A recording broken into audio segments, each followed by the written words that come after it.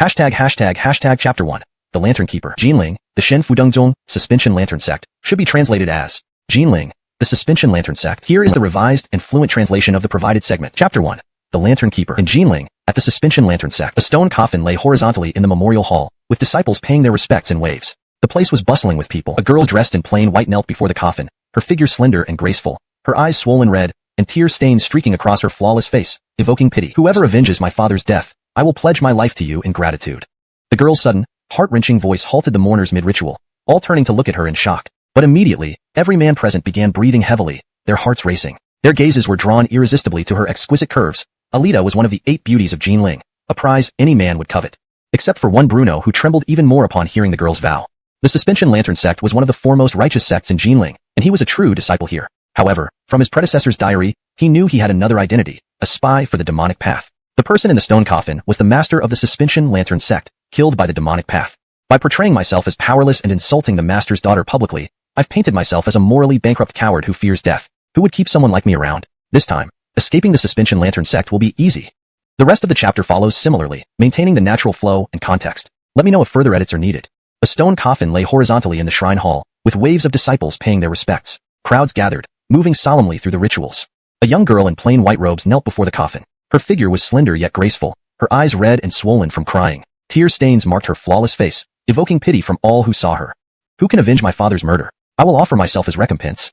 Her sudden and heart-wrenching voice caused everyone to pause mid-ritual, all turning their startled gazes toward the girl in white. Immediately, the men present could not help but breathe faster, hearts pounding. Their gaze fell on her delicate curves. Alita was one of the 8 beauties of Jinling, and which man wouldn't desire her? Except for one Bruno, who upon hearing her promise trembled even more violently. The Suspension Lantern Sect was a major orthodox sect in Jinling, and he was its true disciple. However, from the diary of his former self, he knew he had another identity, that of a spy for the demon path. There is a demon path spy within the sect. Have you suspected anyone during your encounters with them? I wish to find this spy and tear him limb from limb. Heaven forbid. This place became unbearable. He needed to escape. The further, the better. How could he answer that question? Should he admit to being the spy? Alita looked at him with hopeful, clear eyes, and everyone else watched expectantly. After a moment of silence, Kelvin finally spoke. Junior sister Adrian, our family lineage has continued uninterrupted for 3 generations. Oh? Everyone was baffled. They asked about who the spy was, and he answered with this.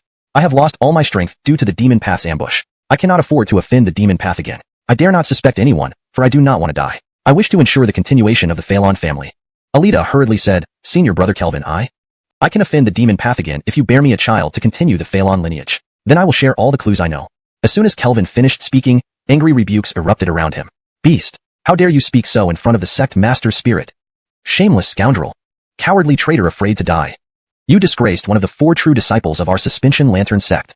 But Kelvin ignored these curses, looking at Alita with a stern expression. That's my stance. If you're unhappy with me, you can request the sect to revoke my status as a true disciple and expel me.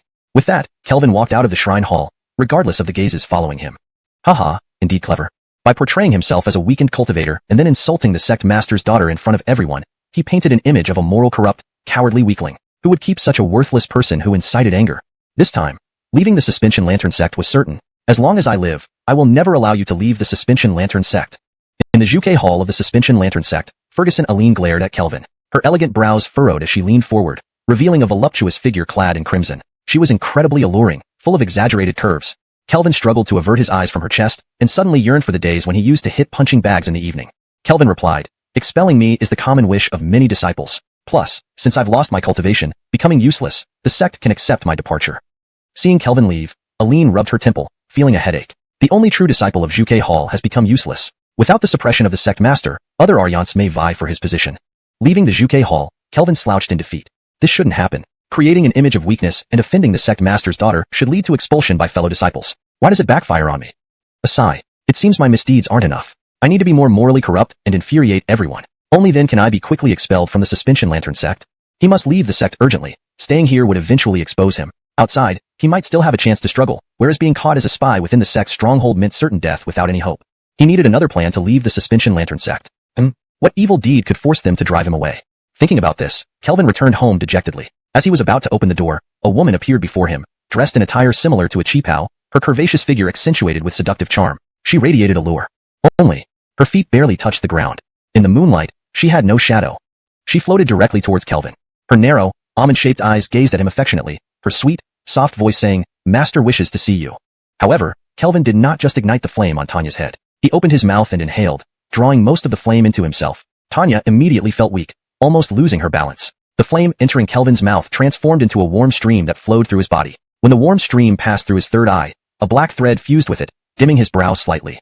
The Tai Chi's secret art. Absorb the essence of all things for one's own use, violating natural harmony and inviting heavenly retribution. Note, Tai Chi Jia is translated as Tai Chi's secret art to better convey the meaning and maintain fluency in English. However, based on the context provided in the original document, it seems more fitting to translate Tai Chi Jia as primal origin secret art or primal origin technique. Please clarify if you want a different translation for this specific term.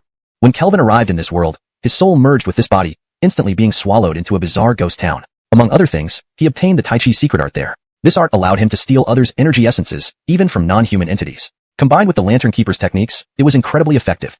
After absorbing the flame, Kelvin felt his strength increase slightly, but it was limited. Not even enough for me to boost my strength a little. You aren't trying hard enough. After so many days, this is all the essence you absorbed? Hearing Kelvin's words, Tanya nearly exploded in anger.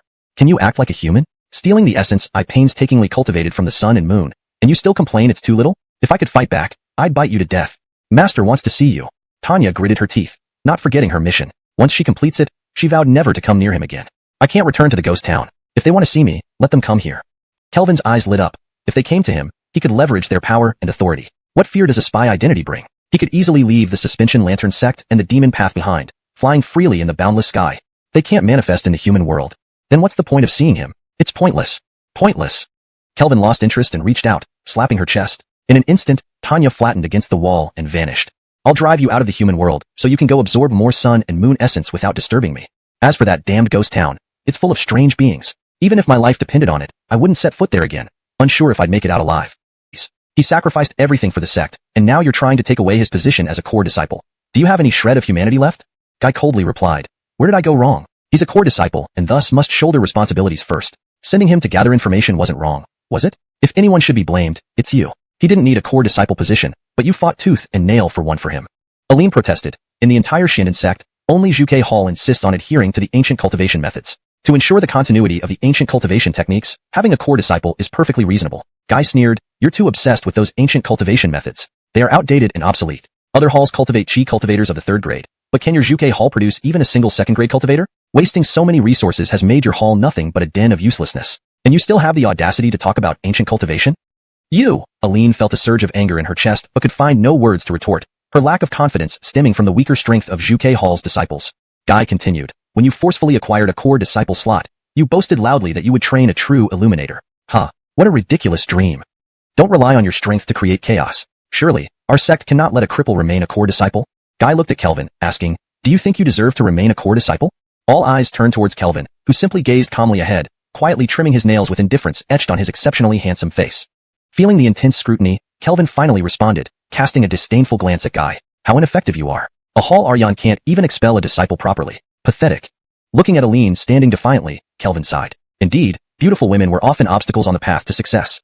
But the current situation sparked a bold idea in his mind, one that might help him escape the Xiuxian sect. However, this idea was rather radical. Could he really pull it off? Seeing Kelvin silent, Guy continued, we've given you opportunities, but you refuse to see reality. Let me show you what reality truly is. Guy added, according to our rules, if there's an unresolvable conflict among disciples, they can resolve it on the life or death arena. Responsibility for survival or death lies solely on themselves. Aline shouted angrily at Frederick, threatening him. Dare you? Guy retorted coldly, Aline, you can kill Frederick or change the sect rules. Otherwise, Frederick's request for a life or death duel is within regulations. There was a sudden commotion in the hall. Zhuge Hall disciples' expressions changed drastically, knowing none of them could match Frederick. With Kelvin stripped of his power, this battle was akin to a death sentence. As Aline and others moved to intervene, they saw Frederick rush forward, delivering a fierce punch aimed directly at Kelvin's temple the instant Kelvin agreed. Frederick's attack clearly revealed the strength of a peak 3rd grade cultivator, his fist encased in thick spiritual chi like a heavy hammer. Frederick, stop! Aline and Zhuge Hall members shouted angrily, rushing to save Kelvin, but it was too late. Frederick anticipated this move, ensuring he reached Kelvin before anyone intervened. The Zhuge Hall crowd turned pale. Kelvin was a cripple facing certain death with such a lethal strike. However, just as Frederick's fist was about to hit, Kelvin sidestepped deftly. The deadly strike missed completely, followed by Kelvin's dismissive sigh, uninteresting. Everyone heard these words and wondered. Moments later, their eyes widened in shock. Suddenly, a massive burst of powerful spiritual chi exploded from Kelvin, spreading out like a tidal wave, forming a small hurricane around him. With ease, Kelvin raised his hand and struck outward at Frederick. Without any suspense, his palm caught Frederick's fist. Combat capabilities differed greatly. Aline's peach blossom eyes widened in disbelief, focusing on the white-robed Bruno in the arena. She felt both incredulous and overwhelmingly excited. Kelvin possessed such formidable combat power, making him number one among disciples of Hanging Lantern Sect. A rightful true disciple of Hanging Lantern Sect. Aline couldn't clearly gauge Kelvin's realm either, but subconsciously, she thought Kelvin should be a third-grade cultivator. The path of an ancient cultivator was too difficult, so challenging that in all Jinling, only the Vermilion Bird Hall persisted on this road, a path ridiculed as outdated. Fourth grade was already the pinnacle among the young talents in Jinling City. For an ancient cultivator to reach fourth grade would be monstrous. But even if he was just third grade, it was enough to make Aline feel supremely proud. She disdainfully glanced at the guy. If you give up competing for the position of true disciple, I can let Kelvin release him now. Hearing Aline's words, Kelvin's expression changed. This woman was trying to ruin things again for him. Releasing him was out of the question. Today, he intended to cause a major incident. Otherwise, how could he escape from Hanging Lantern Sect? So, he moved his foot. A leg fiercely stomped on Frederick's arm, his heel rotating left and right with force. The sound of cracking bones filled the air. Aya! Frederick's screams echoed throughout the arena, causing everyone to shudder in sympathy. That arm was shattered.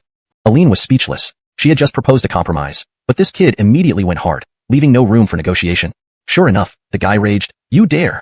Frederick was the strongest disciple of Black Tortoise Hall. How could the guy sit idly by while he was disabled? He lunged at Kelvin, intending to rescue him. As a sixth-grade cultivator, his spirit energy surged like a dragon, heading towards Kelvin with terrifying force. However, before he reached Kelvin, Aline intercepted him.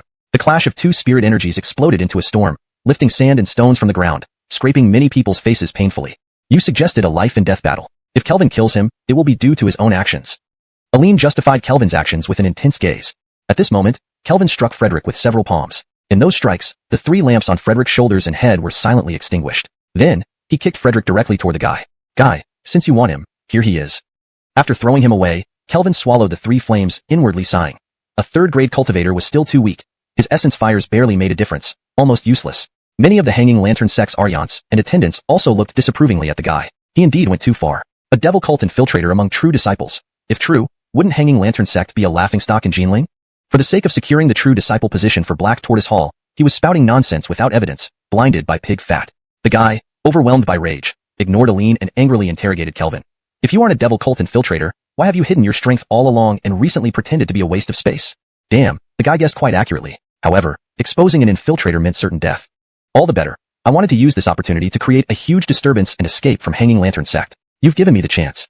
Thus, Kelvin stood there, suddenly bursting into laughter. Ha ha ha. His laughter echoed through the entire Vermilion Bird Hall. Everyone watched in confusion, wondering what he was raving about. Suddenly, the laughter ceased, and Kelvin's gaze swept over everyone, full of ridicule. You ask why I hid my strength and pretended to be a failure? Fine, I'll tell you. Because Hanging Lantern Sect, this hopeless trash sect, dishonors me as its true disciple. It disgusts me, and I'm done with it. A sect or assist disciples. You're merely occupying your position for naught. Shameful. To Ephraim, you oversee White Tiger Hall, which should lead the charge in battle. But what have you done? Acting like a goody-goody every day, smoothing over conflicts, resulting in everyone in White Tiger Hall settling for mediocrity. Truly deplorable. Guy, obsessed with power struggles, cunning and cruel, only concerned with Black Tortoise Hall, not the whole sect. Is there any integrity left in you? Your character is despicable. Both the Maximilian and Ephraim blushed in humiliation. This beast had tremendous audacity. What was he saying, attempting to overturn the world? Their veins bulged with fury, bodies trembling. The guy wouldn't tolerate this, exploding in rage and slapping Kelvin across the face. Silence. Being a sixth-grade cultivator, the slap was incredibly swift, cutting through the air at a sharp angle, powerful enough to split stone. Slap. The palm struck with a loud clap. However, the anticipated scene did not occur. The guy's palm missed, only producing the sound of air being split. Kelvin had somehow dodged at some point. This moment left everyone present stunned. What incredible speed. The guy was a sixth-grade cultivator, yet Kelvin managed to evade him. Just how strong was he? Could it be that he had been hiding his true strength? Kelvin secretly breathed a sigh of relief, thinking that things had gone as expected. He feared that if everyone lost their reason from being insulted and tried to eliminate him, it wouldn't be different from exposing himself as a spy. Since I, Kelvin, have cursed them, I'm not afraid of death. Fergus and Aline, please step aside. Let him kill me. It will also reveal who he truly is and whether I cursed wrongly. Aline's heart trembled. Was this boy out of his mind? Insulting each Aryan one by one.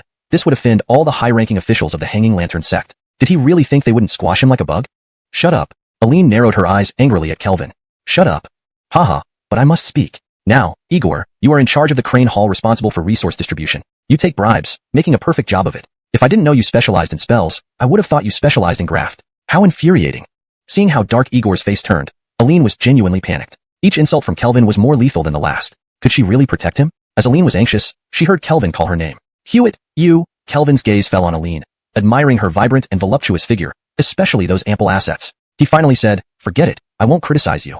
Aline and the many disciples of the Vermilion Bird Hall were utterly numb. Having finished cursing the Aryans, he moved on to the enforcers and disciples, criticizing the entire sect. Offending everyone top to bottom, Kelvin was definitely out of his mind. They might as well let him destroy himself. It was beyond control. An eerie silence fell over the crowd. Even the enraged Callan quieted down. He suddenly recalled an old saying. When heaven wishes to destroy someone, it first makes them mad. His madness meant he no longer needed to be dealt with. Kelvin continued indignantly. Callan, you asked why I concealed my strength before and acted incompetent now. Fine, let me tell you. In the past, I hid my abilities to reserve some trump cards to mislead the demonic cultists, allowing us to better combat evil. And now, why act incompetent? Ha ha ha, a shameful, hateful, detestable, infuriating, pitiful, laughable, and despicable sect, utterly rotten. Is it worth dying for? If so, I might as well play dead and let it rot. Hewitt, yesterday I wanted to leave this sect, but you persuaded me. Yet today, you see what happened. To obtain true transmission, they tried to kill me. The thought chills me. I despise staying in such a sect. Hewitt, please stop persuading me. If you truly care for me, expel me from the Hanging Lantern sect. I can't stay in this decaying place a moment longer. I, Kelvin, refuse to keep company with you. With a sudden turn, Kelvin strode away from the Hanging Lantern sect, his face brimming with resentment. Inside, however, he was extremely anxious. Damn, I must leave quickly. Their faces are livid. If I don't escape, I might be torn apart by public outrage. Watching Kelvin's firm and upright back under the sunlight, Aline felt his silhouette radiate both indignation and loneliness. Recalling his words, she bit her red lips. She never imagined Kelvin harbored such depth. He was a Bruno with ideals and aspirations. Alas, she had misunderstood him, previously thinking he wasn't much different from other disciples, even quieter and more introverted. Giving a signal to a disciple of the Vermilion Bird Hall, she asked him to follow Kelvin, fearing he might become despondent. Turning to the four Fergusons of the halls, Aline saw none of them looked pleased, each harboring rage. Looking at the other disciples, reactions varied. Some were angry, some ashamed, others indifferent. Regardless of these reactions, the outcome was clear. Kelvin's curses offended everyone from the Aryans to the disciples. Who could bear such insults? Even if some felt ashamed, no one wanted to hear such harsh words. Can't be happening again. How many people are there who praise someone after being scolded by them? There can't be too many fools like that. He couldn't let this misunderstanding spread. If many people believed he dared to act for the sect and started petitioning for him, it would complicate matters. This had to be stopped, absolutely prevented. Even the slightest possibility had to be nipped in the bud. It seemed he needed to take further action. He couldn't provoke the Shinning sect anymore, or he might end up dead. He could create a scandal outside to tarnish his image. Let everyone see that he wasn't a brave hero but a hypocritical dog who only knew how to talk tough. That way, they wouldn't have any reason to support him.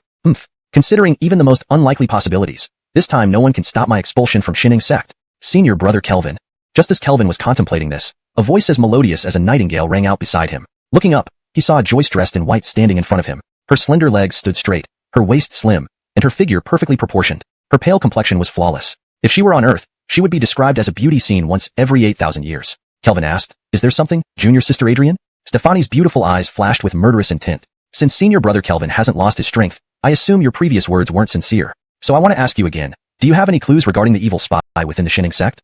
Kelvin paused for a moment before replying, "Junior Sister Adrian, I am the third-generation single descendant of my family." Stefani's fair face flushed with anger. Those words again. Her eyes bulged with rage as she retorted, "So, you want me to bear a child for your Phalon family? You dare to berate the entire Shinning sect, yet don't think twice about what you are?" Stefani's cold gaze bore into Kelvin, furious. "Junior Sister Adrian, choosing someone to continue our lineage is a serious matter. My mother always taught me to be cautious," Kelvin explained. Stefani froze, then her anger flared up even more. What did he mean? Was he implying she was rushing to bear his child and he wouldn't accept her? Clenching her fists tightly, Stefani prepared to slap him but heard Kelvin say, "I am the third-generation single descendant, so I must uphold the integrity and kindness that 3 generations of my family have cherished. My upbringing has taught me not to slander others' honor without solid proof. That's not how a gentleman behaves."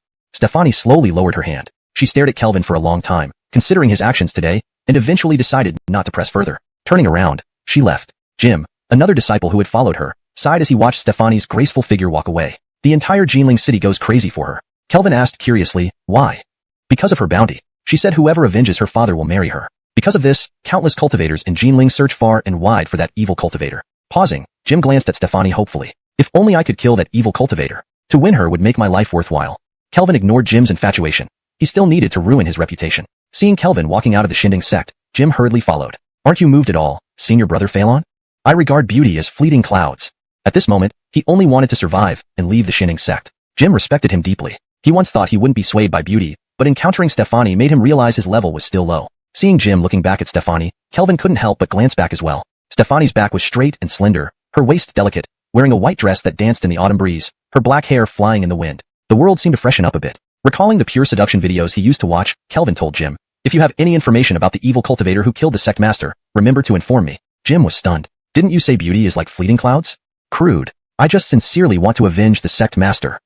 At the Zhuge Hall, someone quietly observed the faces of the Aryans. Each wore a dark expression. Callan, after a brief silence, roared angrily, "What does he think he is? Who gave him the right to scold the entire Xining sect? Aline, such an insolent and foul-mouthed individual cannot be tolerated. If your Zhuge Hall can't discipline him, let my Xuanhuan Hall handle it." Aline, holding a grudge, could no longer contain herself after being scolded by Callan. Her spiritual chi enveloped her like a blazing fire, powerful energy surging toward Callan like a flood. No point wasting words on this old fool. This is the perfect chance to vent my anger. Callan's face changed, his arm blocking in front of him, spiritual chi surging to meet Aline. Boom. Two 6th-rank cultivators collided, sending shockwaves rippling out. Callan staggered back several steps, his face pale. Grinding her teeth, Aline said coldly, "Even if I lose my position as Hall Master, I will kill you today." Callan's spiritual chi surged menacingly. "Who are you trying to intimidate? Afraid of me? Your Zhuge Hall produced such a rogue. If you can't punish him properly, how will you gain respect?" Their fierce confrontation enraged Marcus. They lost face today, and these two still had the nerve to fight? He bellowed, "Old 2, Old 4. Anyone who dares to act, strike them down and bury them." Callan hesitated, not daring to move again. After stopping the two, Marcus remained agitated. How should he handle Kelvin? If he punished him too harshly, others would think poorly of him. Many would accuse him of being intolerant of criticism and retaliating out of narrow-mindedness. Sympathy for Kelvin could lead to dissatisfaction and resentment towards the sect. But if he didn't punish him, where would the dignity of the Xining sect be? He felt stifled, unable to vent his frustration. He pondered aloud to the others, "While our sect has its flaws, we are not as bad as he accused. We remain a prestigious sect in Jinling, which speaks for itself." After explaining Kelvin's behavior, Marcus turned to Aline. "He is your disciple. How you handle this is up to you." Callan was shocked. How could he leave it to Aline, risking partiality? Before he could protest, Marcus yelled, "Silence." Marcus wished he could lash out at Callan. If not for the struggle over the true disciple position, how would this embarrassing scandal have happened? Letting Aline handle it was deliberate. If he handled it himself, he would stir controversy. It might incite the disciples to rally in Kelvin's favor, complicating matters during the critical period of selecting the new sect master. But Aline was different. Known for her care towards Kelvin, any punishment she gave would be seen as biased. This way, the discontent could be diverted. Most importantly, if Aline loses the disciple's support, her chances for the sect master position would diminish. Seeing Marcus toss the issue to her, Aline's expression changed. She also considered these factors. So, how should she handle Kelvin? Enough, let's end this here. Everyone disperse. Marcus dispersed the crowd. Concluding the drama, a few of the Hall Aryans walked to the back. Guy glanced at Aline and said to Amador, when she insisted that the Zhuge Hall should follow the ancient cultivation path, she promised that if Zhuge Hall failed to cultivate a Diandingrun, their resources would be halved. Indeed, just now, their disciple accused your Xinha Hall of unfair resource allocation. So why don't you be fair and just, and follow the agreement? ####Chapter 6, Red Sleeve Invitation. I just want to be alone. Can you please not follow me? Kelvin said as he walked out of Xinding sect, seeing Jim still closely trailing behind him. Ferguson Wu said that I must keep a close watch on you.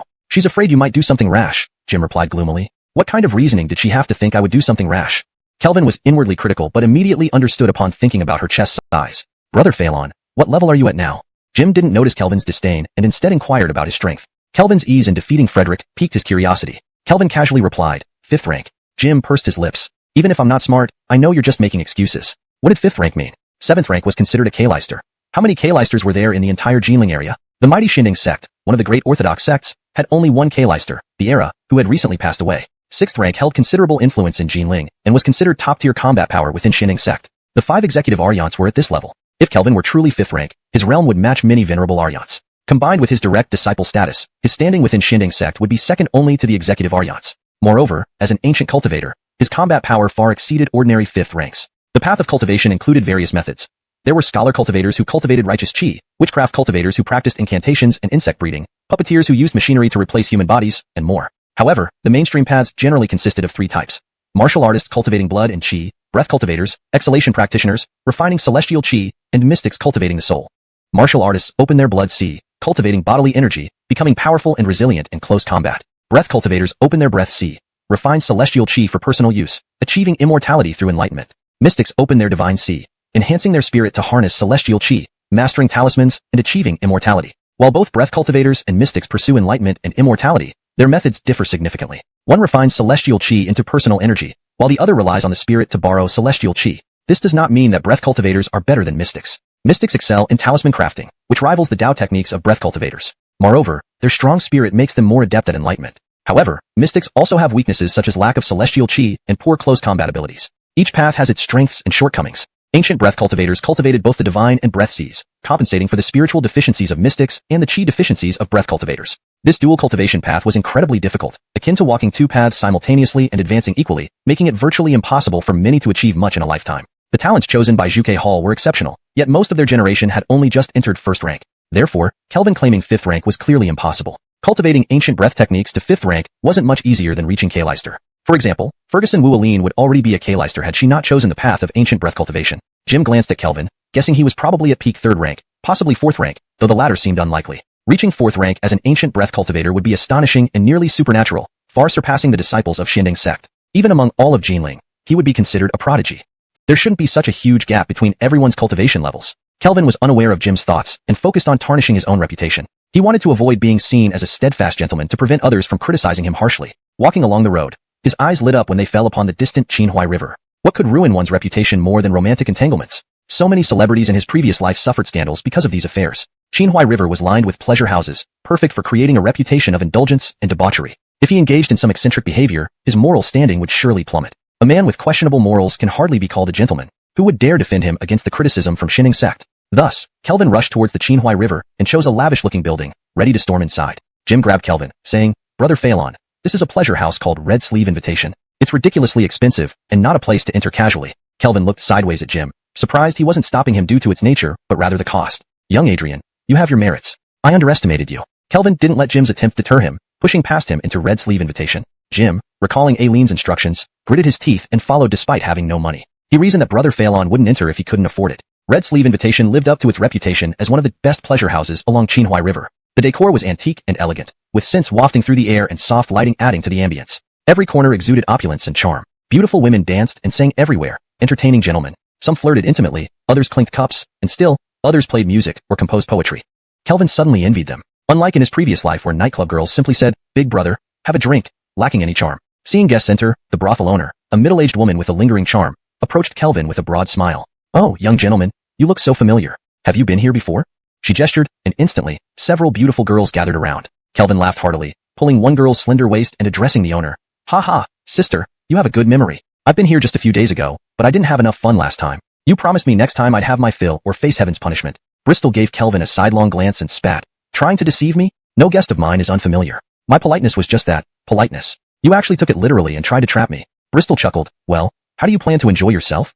Kelvin glanced at Jim, feeling he was hindering his efforts to tarnish his image. He pulled two girls towards Jim, saying, "Take my brother to a room and see to his comfort." "Brother Phelan, I—" Before Jim could finish, Kelvin interrupted. "He likes being submissive." "Understood, sir." The two girls winked at Kelvin and dragged Jim towards a room. Kelvin ignored Jim's protests and turned back to Bristol. "Sister, you asked how I'd enjoy myself. I heard your flower queen is both beautiful and talented. If she can accompany me, I'll certainly have my fill." Thinking he was serious about enjoying himself, he decided to pick the most expensive service. Bristol was taken aback. "Does this kid really think he's important enough for our flower queen? Many people covet her. She's not that easy to secure." She was about to refuse when a mocking voice sounded. "You think you're worthy of Zyra's company? Dream on." ##### Chapter 7. The First Rogue. The sudden provocation filled Kelvin with joy. He had just been contemplating how to ruin his reputation, and now someone was practically handing him the opportunity. Visiting this brothel had indeed been a wise decision. It provided the perfect chance to fight over a courtesan. Kelvin turned to face the man who dared challenge him, glaring as he unleashed a torrent of insults. "Who the hell do you think you are? Daring to compete with me for a woman? I'll break your legs, you scum." As he spoke, Kelvin grabbed a nearby chair and aimed it at the man. Clinton watched the flying chair in shock. He had only advised Kelvin not to daydream. But why would that warrant such an immediate attack? Damn, he was known as Jinling's first rogue, but he hadn't imagined anyone being so reckless as to resort to violence over a mere word. Clinton stepped back hastily to avoid the chair. Seeing that Kelvin was still preparing to throw more objects, he quickly tried to defuse the situation. "Calm down, brother. I didn't mean to compete with you for a woman. I just wanted to remind you that meeting the courtesan isn't easy. Even my substantial offerings couldn't win me an audience with her." Kelvin paused, looking at Clinton with disappointment. He had hoped this man might be the courtesan's lover, offering a chance for a dramatic conflict, but it seemed Clinton was just a failure, incapable even of competing for a woman's affections. How disappointing. Clinton noticed the blatant disappointment in Kelvin's eyes, but couldn't understand why. Could it be because Kelvin was upset about not getting to fight? That must be absurd. The madam, seeing Kelvin halt his actions, let out a sigh of relief and hurriedly said, "Eileen is unwell today and cannot receive guests. Let me select other girls to serve you." Before Kelvin could respond, Clinton sneered, "Bristol, please stop lying. If there were better ones, how could Eileen become the top courtesan?" Bristol's expression faltered, but quickly reverted to a smile. "Eileen is beyond my control. Why don't you choose another girl? I'll ensure she pleases you." Kelvin pondered for a moment before asking Clinton, "Do you have a mistress here at Hongxiao, Adrian? Clinton looked puzzled. "Why do you ask?" "No, I don't." Kelvin felt exasperated. Without a mistress, what choice did he have? There wasn't even a chance for a fight over a woman. A real man should have a mistress in a brothel. What kind of man are you? Clinton didn't understand why having a mistress was so crucial, but the phrase, "what kind of man," stung deeply. Calling him less of a man was unbearable. How dare they insult him like this? Clinton brandished a talisman, ready to strike Kelvin, intent on killing him. Where does this brat come from, daring to humiliate me, Clinton? You'll leave here on your back today. Wait, you're Clinton? Kelvin's eyes lit up. Clinton, born into a powerful family, the infamous first rogue of Jinling, notorious far and wide. How notorious? Even after just a few months in Xuanhuan Sect, Kelvin knew of his ill repute, as everyone there despised and cursed him. But this was good. By befriending a rogue, he could tarnish his own reputation easily enough. Kelvin beamed warmly. Brother you. No wonder I felt such kinship upon meeting you. Forget everything else. Let us become sworn brothers right now. Bristol, prepare yellow paper and a rooster head immediately. Bristol stood frozen. Someone willing to swear brotherhood with the infamous Clinton? Come, let's burn the yellow paper and cut the rooster head. Kelvin quickly walked over to Clinton, placing an arm around his shoulder and dragging him eagerly towards the ritual. Clinton was taken aback. When had he ever received such treatment? Merely mentioning his name usually sent people fleeing in disgust. This new experience brought tears to Clinton's eyes. Finally, someone appreciated him. May I ask your esteemed name, brother? Clinton asked, voice trembling slightly. True disciple of Xuanhuan Sect, Kelvin. A true disciple from a renowned sect? Clinton's heart raced even more. Does Brother Phelan truly wish to swear brotherhood with me? Of course. Haven't you heard of my infamous deeds, betraying teachers and destroying families? That's called fearlessness. I've also been accused of ruining businesses. That's treating money like dirt. People say I bully others. That shows capability. They call me ruthless and rebellious. That means you have principles. Bristol listened in disbelief. Where did this Bruno come from, speaking more smoothly than she ever could? Clinton, too, was bewildered. Had he always been this remarkable? If he had realized this earlier, he wouldn't have been branded the city's top rogue. Clinton felt profoundly moved. Finally, someone appreciated him. A kindred spirit. Emotion overwhelmed him, and he blurted out, Brother Phelan, since we're swearing brotherhood today, I have nothing much to offer. But since you want Eileen, I will risk offending Hongxiao Adrian Yao just for you. Kelvin grinned widely. An unexpected bonus. He had indeed played his cards well. He already had a headline in mind for when the news reached Xuanhuan Sect. Shocking. 2 men storm Hongxiao Adrian Yao to forcibly claim the courtesan, all for a daytime indulgence. His lustful actions would undoubtedly taint his reputation irreparably. Most importantly, despite the commotion, the influential Clinton would vouch for him, protecting him from any retaliation by Hongxiao Adrian Yao. Bristol watched them about to barge into the courtesan's private quarters, and her expression changed. While Hongxiao Adrian Yao had strong backing, even they feared trouble from someone like Clinton. She rushed forward to block their way, but upon facing Clinton, he ominously warned, Bristol, it's been a while since the Xuanhuan River has seen a body. Step aside if you know what's good for you. Clinton's icy glare left no doubt about his intentions. Bristol backed off, chilled to the bone. Suddenly remembering something, she cleverly added, young Master Hal is composing poetry with Eileen. Just informing you. This halted Clinton in his tracks. Curious, Kelvin asked, who's Hal? Don't you know Hal? Clinton sounded surprised but explained, he's Jinling's first scholar, proficient in poetry and revered as a gentleman. Unlike the rogues who curse me, many admire and follow him among the younger generation. Pausing, Clinton continued resentfully, I have the worst reputation, while he has the best. Kelvin's eyes brightened again. The better this man's reputation, the worse it made him look for competing with him. No one would come to his defense, not even Eileen. She wouldn't dare defend him, tarnishing the sect's name. He decided then and there. He had to confront Hal. Chapter 8. Changing Tactics. Seeing Clinton still standing in place, hesitant and not daring to move forward anymore, Kelvin knew that this so-called top scholar of Jinling was someone you was very wary of. This wouldn't do. You needed to live up to his infamous reputation. So, Kelvin taunted, a mere reputation as the top scholar is enough to make brother you lose all your courage and become timid like this. Initially, Kelvin thought Clinton would rise to the challenge, but unexpectedly, he awkwardly replied, this guy has cultivated an imposing righteous aura, which you know, is renowned for being impervious to all kinds of spells and can suppress spiritual energy and Taoist arts. I'm a sorcerer who relies entirely on spells and talismans. Hence, every time I've clashed with him, I never got the upper hand. Having spent several months in this world, Kelvin had absorbed extensive knowledge about it. He knew that while scholars were physically weak, their righteous aura could dispel demons and counter magic, giving many cultivation systems trouble. Scholars believed that any demonic or magical power, regardless of its source, was unorthodox and couldn't taint their righteous path. Therefore, they claimed to be invincible against all sorts of spells. In various cultivation schools, only warriors who cultivated physical prowess could directly punch through these scholars, reducing even great Confucian scholars to nothing more than kneeling figures.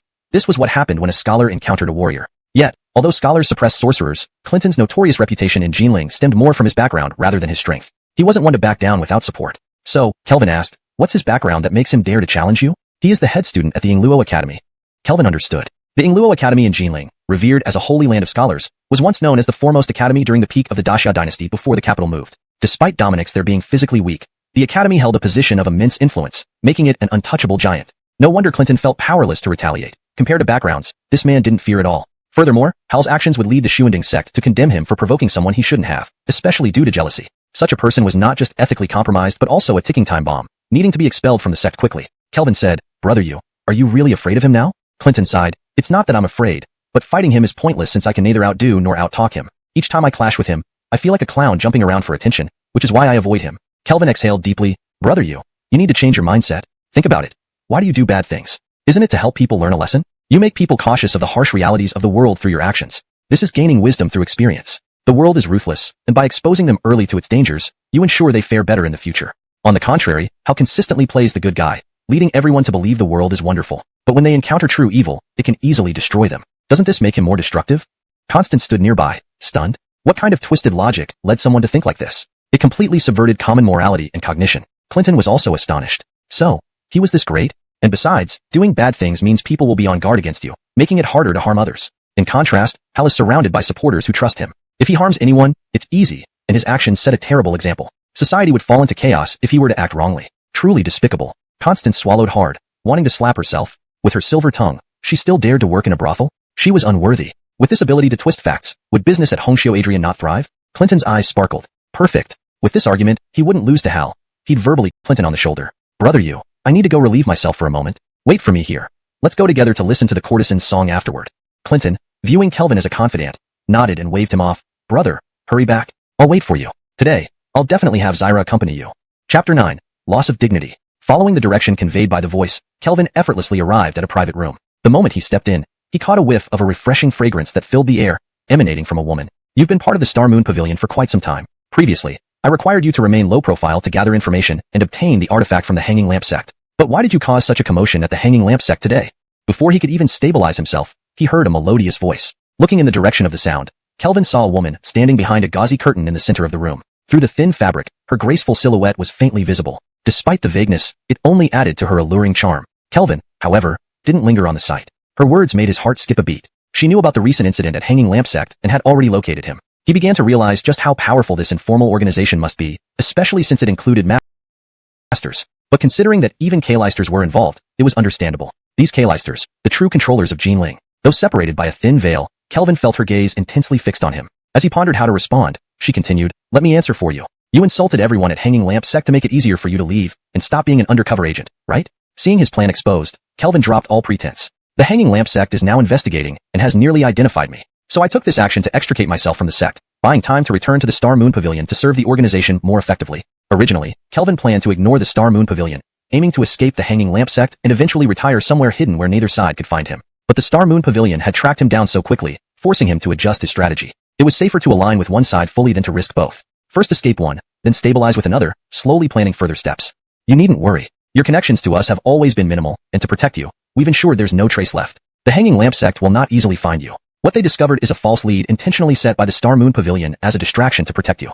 Kelvin was stunned. Did he endure all that worry for nothing? Still, he had no intention of being an undercover agent. It was too dangerous. One mistake and he'd be dead. Humph. As she pressed, Kelvin sighed. Was he destined to survive between her and Aline? Knowing he couldn't evade it, Kelvin responded, such a small matter. Dare I trouble you? KC scoffed. The Star Moon Pavilion spent great effort to establish you as a true disciple in Hanging Lamp Sect. If you leave, Hanging Lamp Sect might kill you. But so will the Star Moon Pavilion, dismembering you. Kelvin immediately affirmed, I will stay loyal to Hanging Lamp Sect, serving the organization wholeheartedly. Her tone softened. We have come with a wonderful opportunity for you. Really? Eve promised herself to whoever avenges her father. We will help you kill the murderer, allowing you to gain Eve. Kelvin shuddered. The demon sect indeed had ruthless methods. Seemingly aware of his thoughts, she explained, not all factions in the demon sect are aligned. Those who killed Master Adrian are enemies of the Star Moon Pavilion. We will assist you in killing them. Then, Eve, one of Jinling's 8 beauties, will become yours. Isn't this wonderful? Kelvin replied. Avenge Master Adrian and win his daughter. My status within Hanging Lamp Sect will skyrocket. She smiled. Smart. The higher your position, the better chance you have of learning where the artifact is hidden. What artifact? Kelvin was bewildered. It wasn't recorded in his predecessor's diary. Damn, another pitfall. I will complete the mission and find the artifact, Kelvin declared resolutely. However, I need the organization's help to accomplish it. She asked, what do you need? I want access to use the Star Moon Pavilion's resources. Kelvin felt exhausted. How else could he cope with the dual threats from the Demon Sect and Hanging Lamp Sect? He had to comply temporarily while trying to secure some rights for survival, should he be exposed. KC frowned. Access to the Star Moon Pavilion's resources was a privilege reserved for Aryans. Did this spy expect Aryan-level privileges? Considering the artifact within Hanging Lamp Sect, she finally agreed, alright, but our primary goal now is to enhance your status within Hanging Lamp Sect. The Star Moon Pavilion has arranged for someone to contact you soon. Kelvin nodded, thinking about Eve's beautiful appearance. This task seemed feasible, not for her beauty, but because his soft-hearted nature couldn't bear seeing Eve consumed by hatred. Yet, he just offended everyone at Hanging Lamp Sect. All plans went awry. Would he be expelled? Clearly, this master intended to leverage his identity in Hanging Lamp Sect. If he lost value, heaven knows what the Demon Sect would do.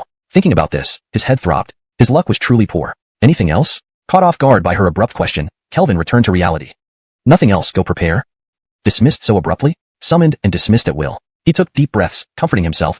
She's a master, a prominent figure in the Star Moon Pavilion. I'm just a lowly spy with no influence. Being summoned and dismissed is normal, no reason to be angry. Today, she threatened, belittled, and forced him into a precarious situation. In due time, he would make her beg for mercy under his control. Chapter 10. The Rampant Demon Head. Plans can never keep up with changes. What a shocking turn of events. After putting so much effort into all these actions, success was just within reach, and now this unforeseen problem arises. Damn it, I hope the Xiuxian sect hasn't expelled him yet. Otherwise, it'll be a disaster. We'd have to face both the demon path and the Xiuxian sect at the same time. No way. There must be a way to reverse this situation. Fortunately, there's still some luck left. Just as Kelvin pondered over these thoughts and walked back into the main hall, his train of thought was interrupted by Clinton's arrogant voice. There stood Clinton, fighting several scholars single-handedly, particularly mocking the elegant scholar in the center. Patrick, you people curse me as a scoundrel and wastrel. I don't blame you because how could you understand my greatness?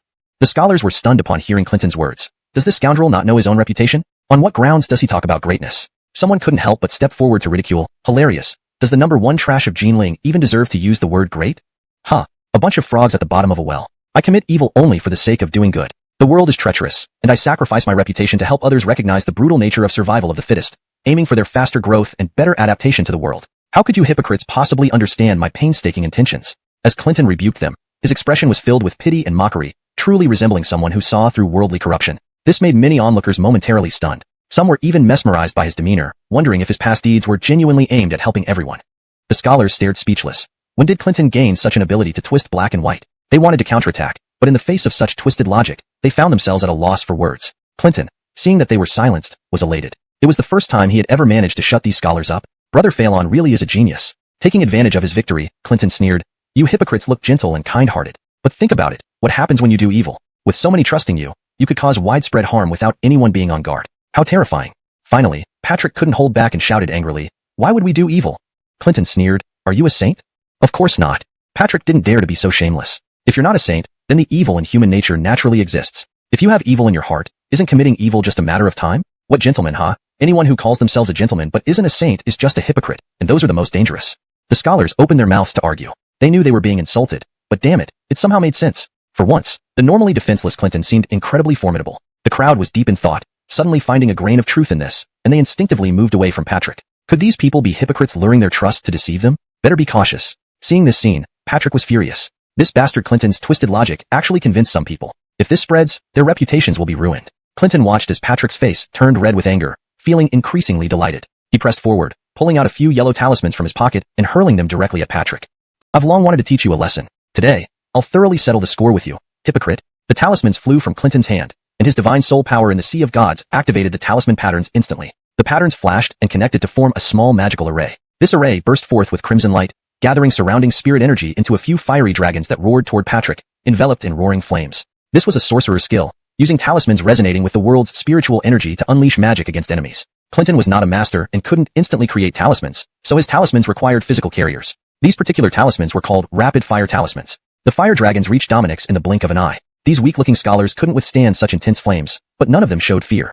They focused their gazes on Patrick. No talking of the strange, forceful, chaotic, or supernatural. Patrick shouted, expelling a breath of righteous chi from his chest. The fire dragons, upon encountering this breath, melted away like ice before a blazing fire, vanishing instantly. The spiritual energy dissipated, the talisman dimmed, and the yellow paper drifted slowly to the ground as if nothing had happened. Kelvin, standing at a distance, witnessed this display of scholar righteous chi for the first time. Watching Patrick stand invincible amidst all this, he couldn't help but marvel. Indeed, the way of scholars is powerful. Just by speaking, one can dispel everything. No talking of the strange, forceful, chaotic, or supernatural means he doesn't believe in these things, thus rendering them non-existent. As long as I say they don't exist, they cease to be real. Any magical or Taoist arts are non-existent. Since they don't exist, they cannot harm me.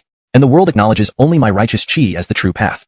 All others are evil paths, incapable of prevailing against righteousness. Therefore, I am immune to all forms of wickedness and untouched by any spell. An ironic explanation for the way of scholars is that its essence lies in self-deception. Even if you are a scoundrel, if you can convince yourself you're a gentleman, reading books can cultivate this righteous chi. The deeper you deceive yourself, the stronger your righteous chi becomes. Only by deceiving oneself can one embrace the vast righteous way of heaven and earth. Right now, Kelvin observed that this seemingly insignificant breath of righteous chi effortlessly dispelled several strong spells, proving the way of scholars could indeed deceive heaven, earth, and oneself. Patrick glanced at the fallen talismans and scorned Clinton. Your mind is clearly not sharp enough. You know very well that magic is ineffective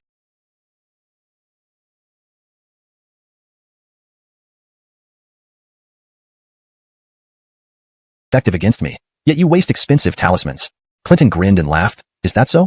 With that, he took 2 steps forward, spat a mouthful of phlegm onto Patrick's handsome face. He had been preparing this phlegm for a long time, and it stuck thickly to Patrick's face. Everyone was dumbfounded at this scene. These were all offspring of noble families, emphasizing grace and propriety. Even though they looked down upon Clinton for his lack of manners, they still retained a noble air in their disputes. Yet spitting in someone's face like a street hooligan. What was this? Clinton paid no heed to their reactions. After releasing this pent-up phlegm, he felt all the humiliation inflicted by Patrick vanish, feeling extremely relieved. At this moment, he caught sight of Kelvin's figure in the corner of his eye and called out joyfully, "Brother Phelan, you arrived just in time." Spit on him too, for a bit of fun. United brothers can achieve great things. Today, they would humiliate Patrick together. Clinton smiled, reaching out to pat Kelvin on the shoulder, confident in having a brother-in-arms to rely on. Vulgar.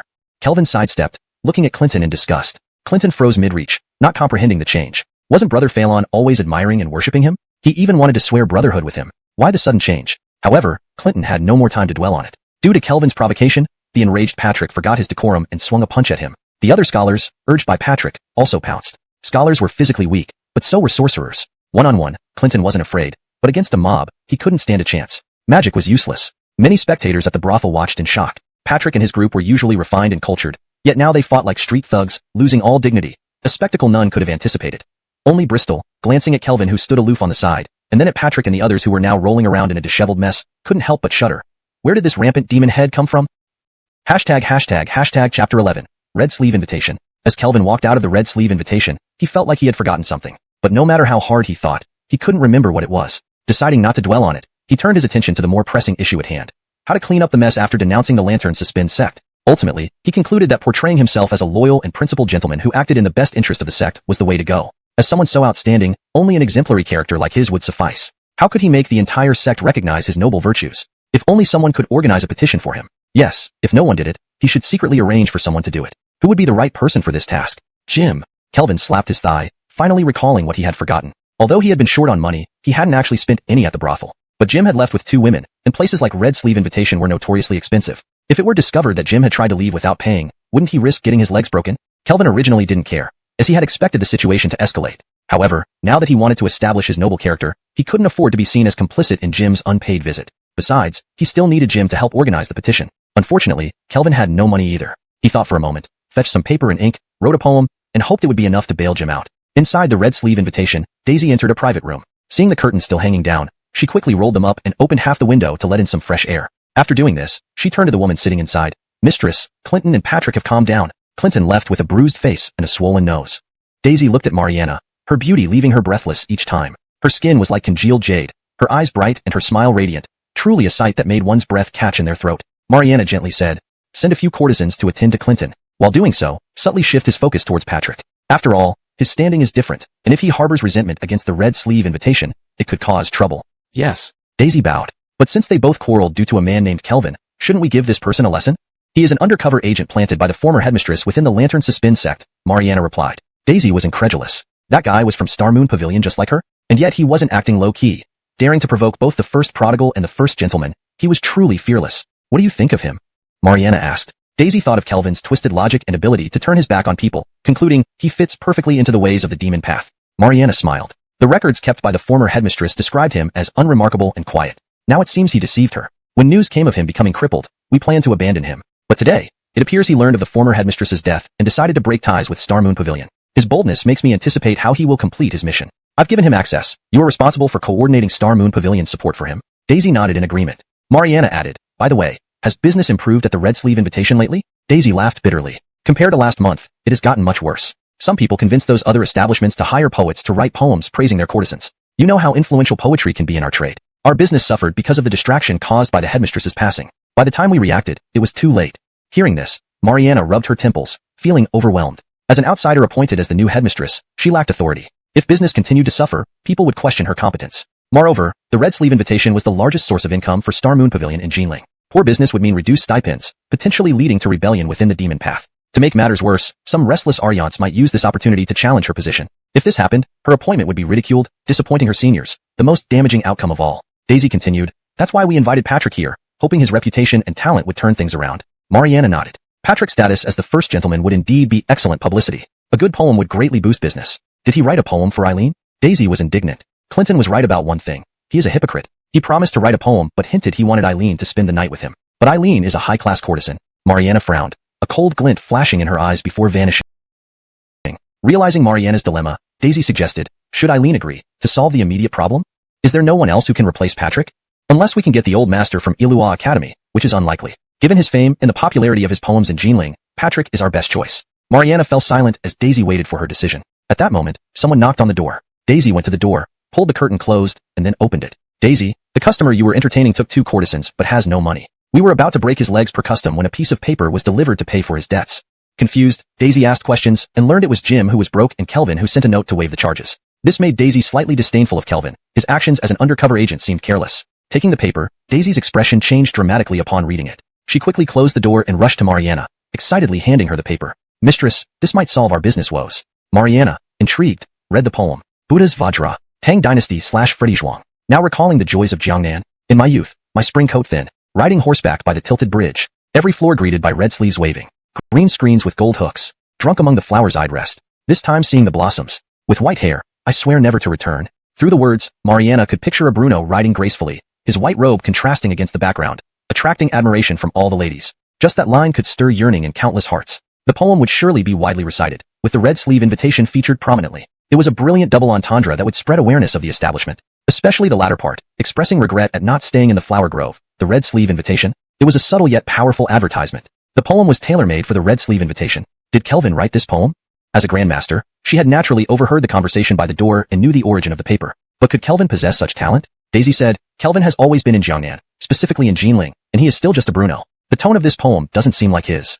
Mariana also felt it was unlikely and muttered, could it be copied from someone else? Daisy speculated, is it possibly written by the Freddy Zhuang mentioned after the poem title? Mariana was puzzled. Then what does Tang Dynasty mean? They exchanged glances, full of confusion. Neither of them realized that when Kelvin memorized Tang poems and song lyrics, he included both the dynasty and the author's name together. He hadn't thought much about it while copying. He simply wrote it down as he remembered. But a poem of this caliber can't be easily copied at random, and it's too perfectly tailored for red sleeve invitation. Either he had someone write it long ago, or he really wrote it on the spot to settle the debt. If he had someone write it beforehand, he must have paid for it, and would surely have an ulterior motive. He wouldn't just hand it over casually to pay off a debt. Daisy agreed with Mariana's analysis but added, still, the tone doesn't seem right for someone his age. Mariana laughed. When writing, one doesn't necessarily follow their own characteristics strictly. Especially for settling debts, it's more about fitting the situation. At this point, Daisy and Mariana fell silent, unable to shake the disbelief that Kelvin could compose such a custom-tailored poem so quickly. Could he truly have such talent? It seemed unbelievable. So, did he write it? Taking a deep breath, she decided not to dwell on the speculation for too long. Testing whether he wrote it would be simple enough. She just needed the right opportunity. But there was something more urgent to address now. Daisy, give this poem to Zyra and let her use it to thoroughly embarrass Patrick. Does he even deserve it? Chapter 12, A Good Man. At Zyra's villa, the decor was tastefully arranged, and a faint scent of agarwood permeated the courtyard. A few songstresses were entertaining Patrick and several scholars. Despite their own beauty, all eyes remained on Zyra. Zyra had earned her title as the Flower Queen for her exquisite beauty. Her graceful demeanor, with eyes like autumn waters, perfectly embodied the delicate charm of a Jiangnan woman. Patrick wiped spit from his face, already seething with rage, but the sight of this tender, watery figure before him stirred an urge within him to unleash his violence on Zyra. He said, if I could have a woman like Eileen to add a touch of elegance to my studies, I believe my thoughts would flow like a river, inspiration would spark, and composing poetry would come effortlessly. Previously, Zyra might have conceded. But just now, Bristol had handed her a piece of paper, which made her inwardly sneer. What first-rate gentleman? His true nature reveals itself in lust. And you think you're worthy of me? Today, I'll humiliate you thoroughly. Zyra smiled gracefully, her charm captivating. Everyone knows that Eileen admires talented people most. There's no need to doubt Yin Gongzi's talents, but to silence the gossips, I'd still like to see you showcase your skills. With that, Zyra waved the paper in her hand. This is a poem I just received. If Yin Gongzi can compose something better, I will listen to you. But if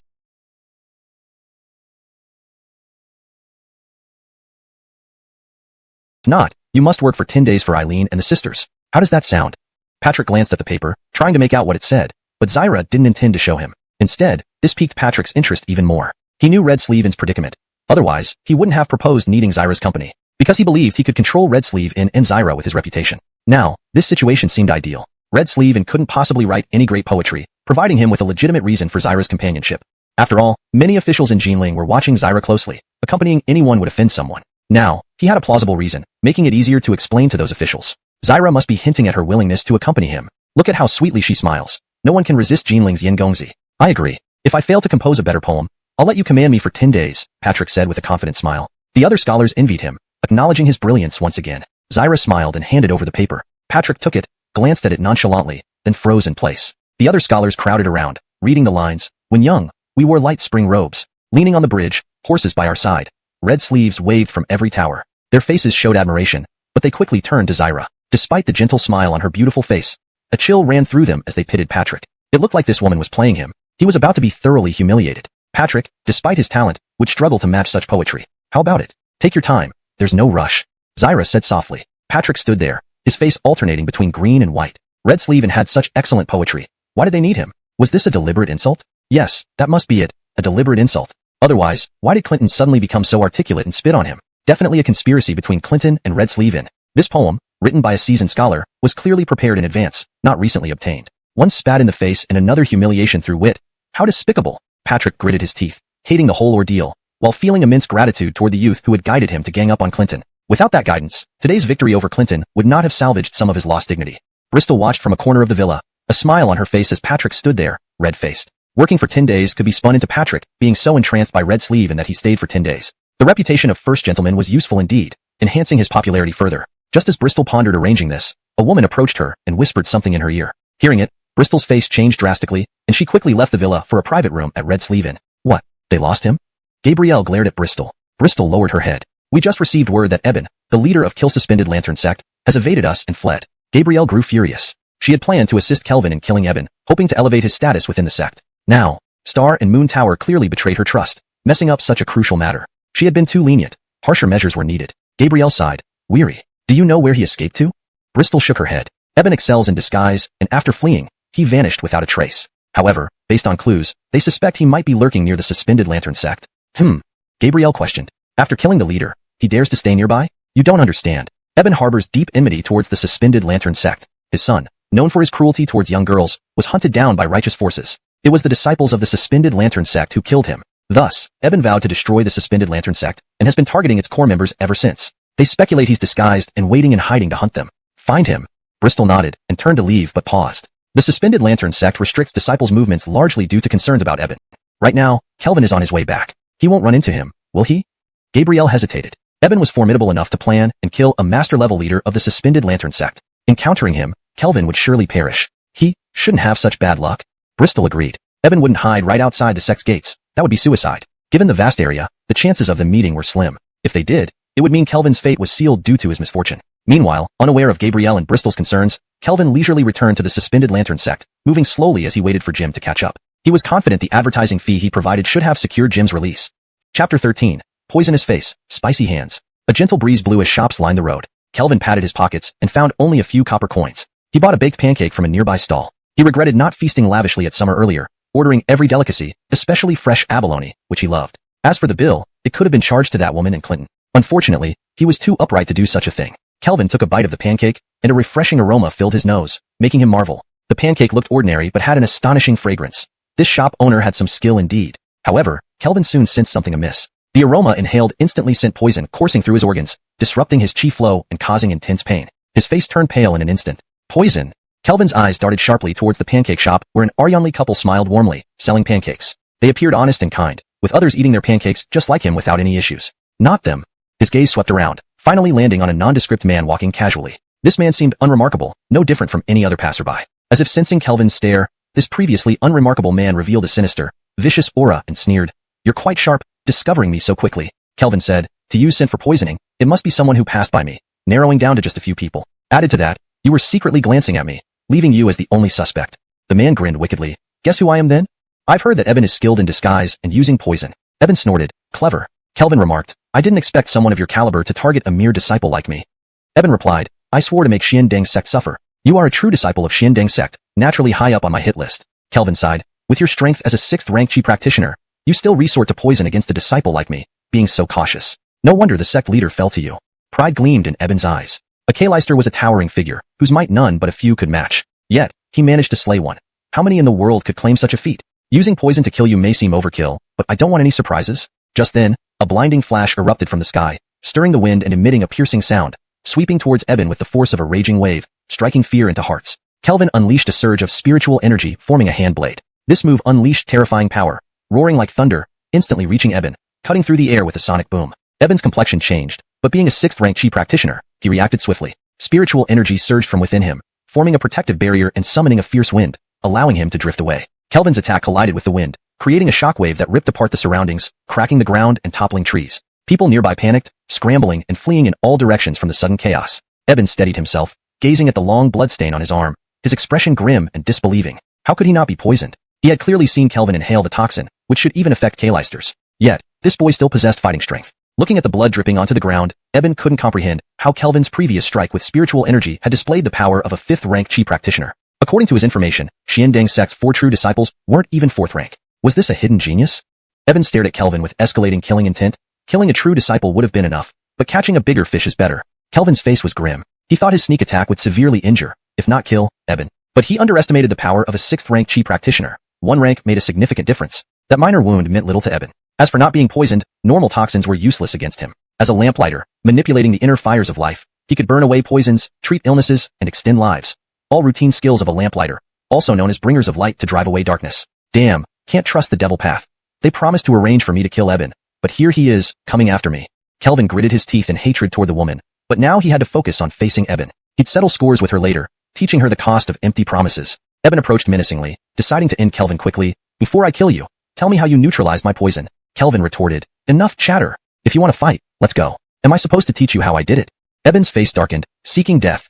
Kelvin didn't reply, instead bursting forth with powerful spiritual energy. Encountering such a formidable opponent, there was no room for leniency.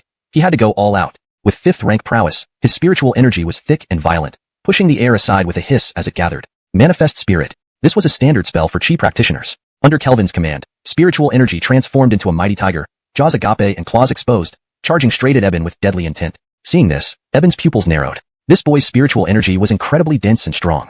Though surprised, he wasn't afraid of a 5th rank. Using the same Manifest Spirit spell, he conjured a giant python, launching it like an arrow toward the tiger. The tiger's claws struck the python, which coiled around the tiger, both entwined in a struggle before exploding in a burst of energy. The impact shattered the ground, raising dust and uprooting trees, crashing into the pancake shop, reducing it to rubble. Everyone who witnessed this scene was filled with fear. This was the power of chi practitioners, tearing earth and felling trees, beyond comprehension. Seeing the python dissipate, Eben called out again, "Wind come!" Spiritual energy surged once more, forming blades of wind that shot directly at Kelvin. Unfazed, Kelvin waved his hand, moving a nearby boulder to block the wind blades. Move rock. The boulder shielded Kelvin from the wind blades, each blade chipping away layer after layer until the rock was reduced to dust. However, Kelvin didn't relax after deflecting the attack because, in the next moment, Eben's palm, brimming with potent spiritual energy, aimed to strike at his chest, a fatal blow if landed. Cloud Rise. Kelvin's spiritual energy formed a spell, lifting him into the air. Though not true cloud rising, it was enough to avoid the strike. Chapter 14. Who is crueler? Eben's strike missed, and he stared at Kelvin with a dark look. He had thought it would be easy to take down this Bruno, but this youth proved to be far stronger than expected, handling his spiritual energy with remarkable skill. Most importantly, his spiritual energy was pure and substantial, allowing him to hold his own in their several confrontations using Taoist techniques. This youth was significantly more powerful than the average 5th rank cultivator. Panic in the youth.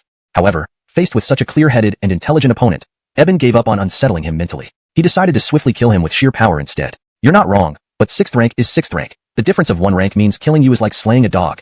Stray dogs love to bark loudly and are annoyingly noisy. With those words, Kelvin stopped evading and charged directly at Eben. Kelvin was very aware of his situation. Although he had made rapid progress with the help of Ghost Town in just a few months, the time was still too short to master advanced Taoist techniques beyond the basics. But Eben, having cultivated for many years, certainly possessed numerous Taoist techniques and even powerful skills. If the fight dragged on, Kelvin would surely be at a disadvantage. Basic Taoist techniques couldn't withstand someone already 1 rank higher. Thus, Kelvin gambled, betting on Eben's severe injuries and the thickness and power of his own 5th rank spiritual energy. By engaging in close combat, he hoped to give himself a fighting chance. He moved incredibly fast, his fist wrapped in spiritual energy, pounding ruthlessly toward Eben without any unnecessary flair. Seeking death. Eben laughed mockingly, thinking Kelvin overestimated himself against 6th rank spiritual energy. Boom. Their fists clashed with tremendous force, causing the ground beneath them to crack. Kelvin felt his chi surge violently. The shock from Eben's blow hadn't been completely neutralized, highlighting the gap between them. Eben initially believed that this single blow would make Kelvin spit blood, but surprisingly, Kelvin had managed to block it. This youth was even stronger than imagined.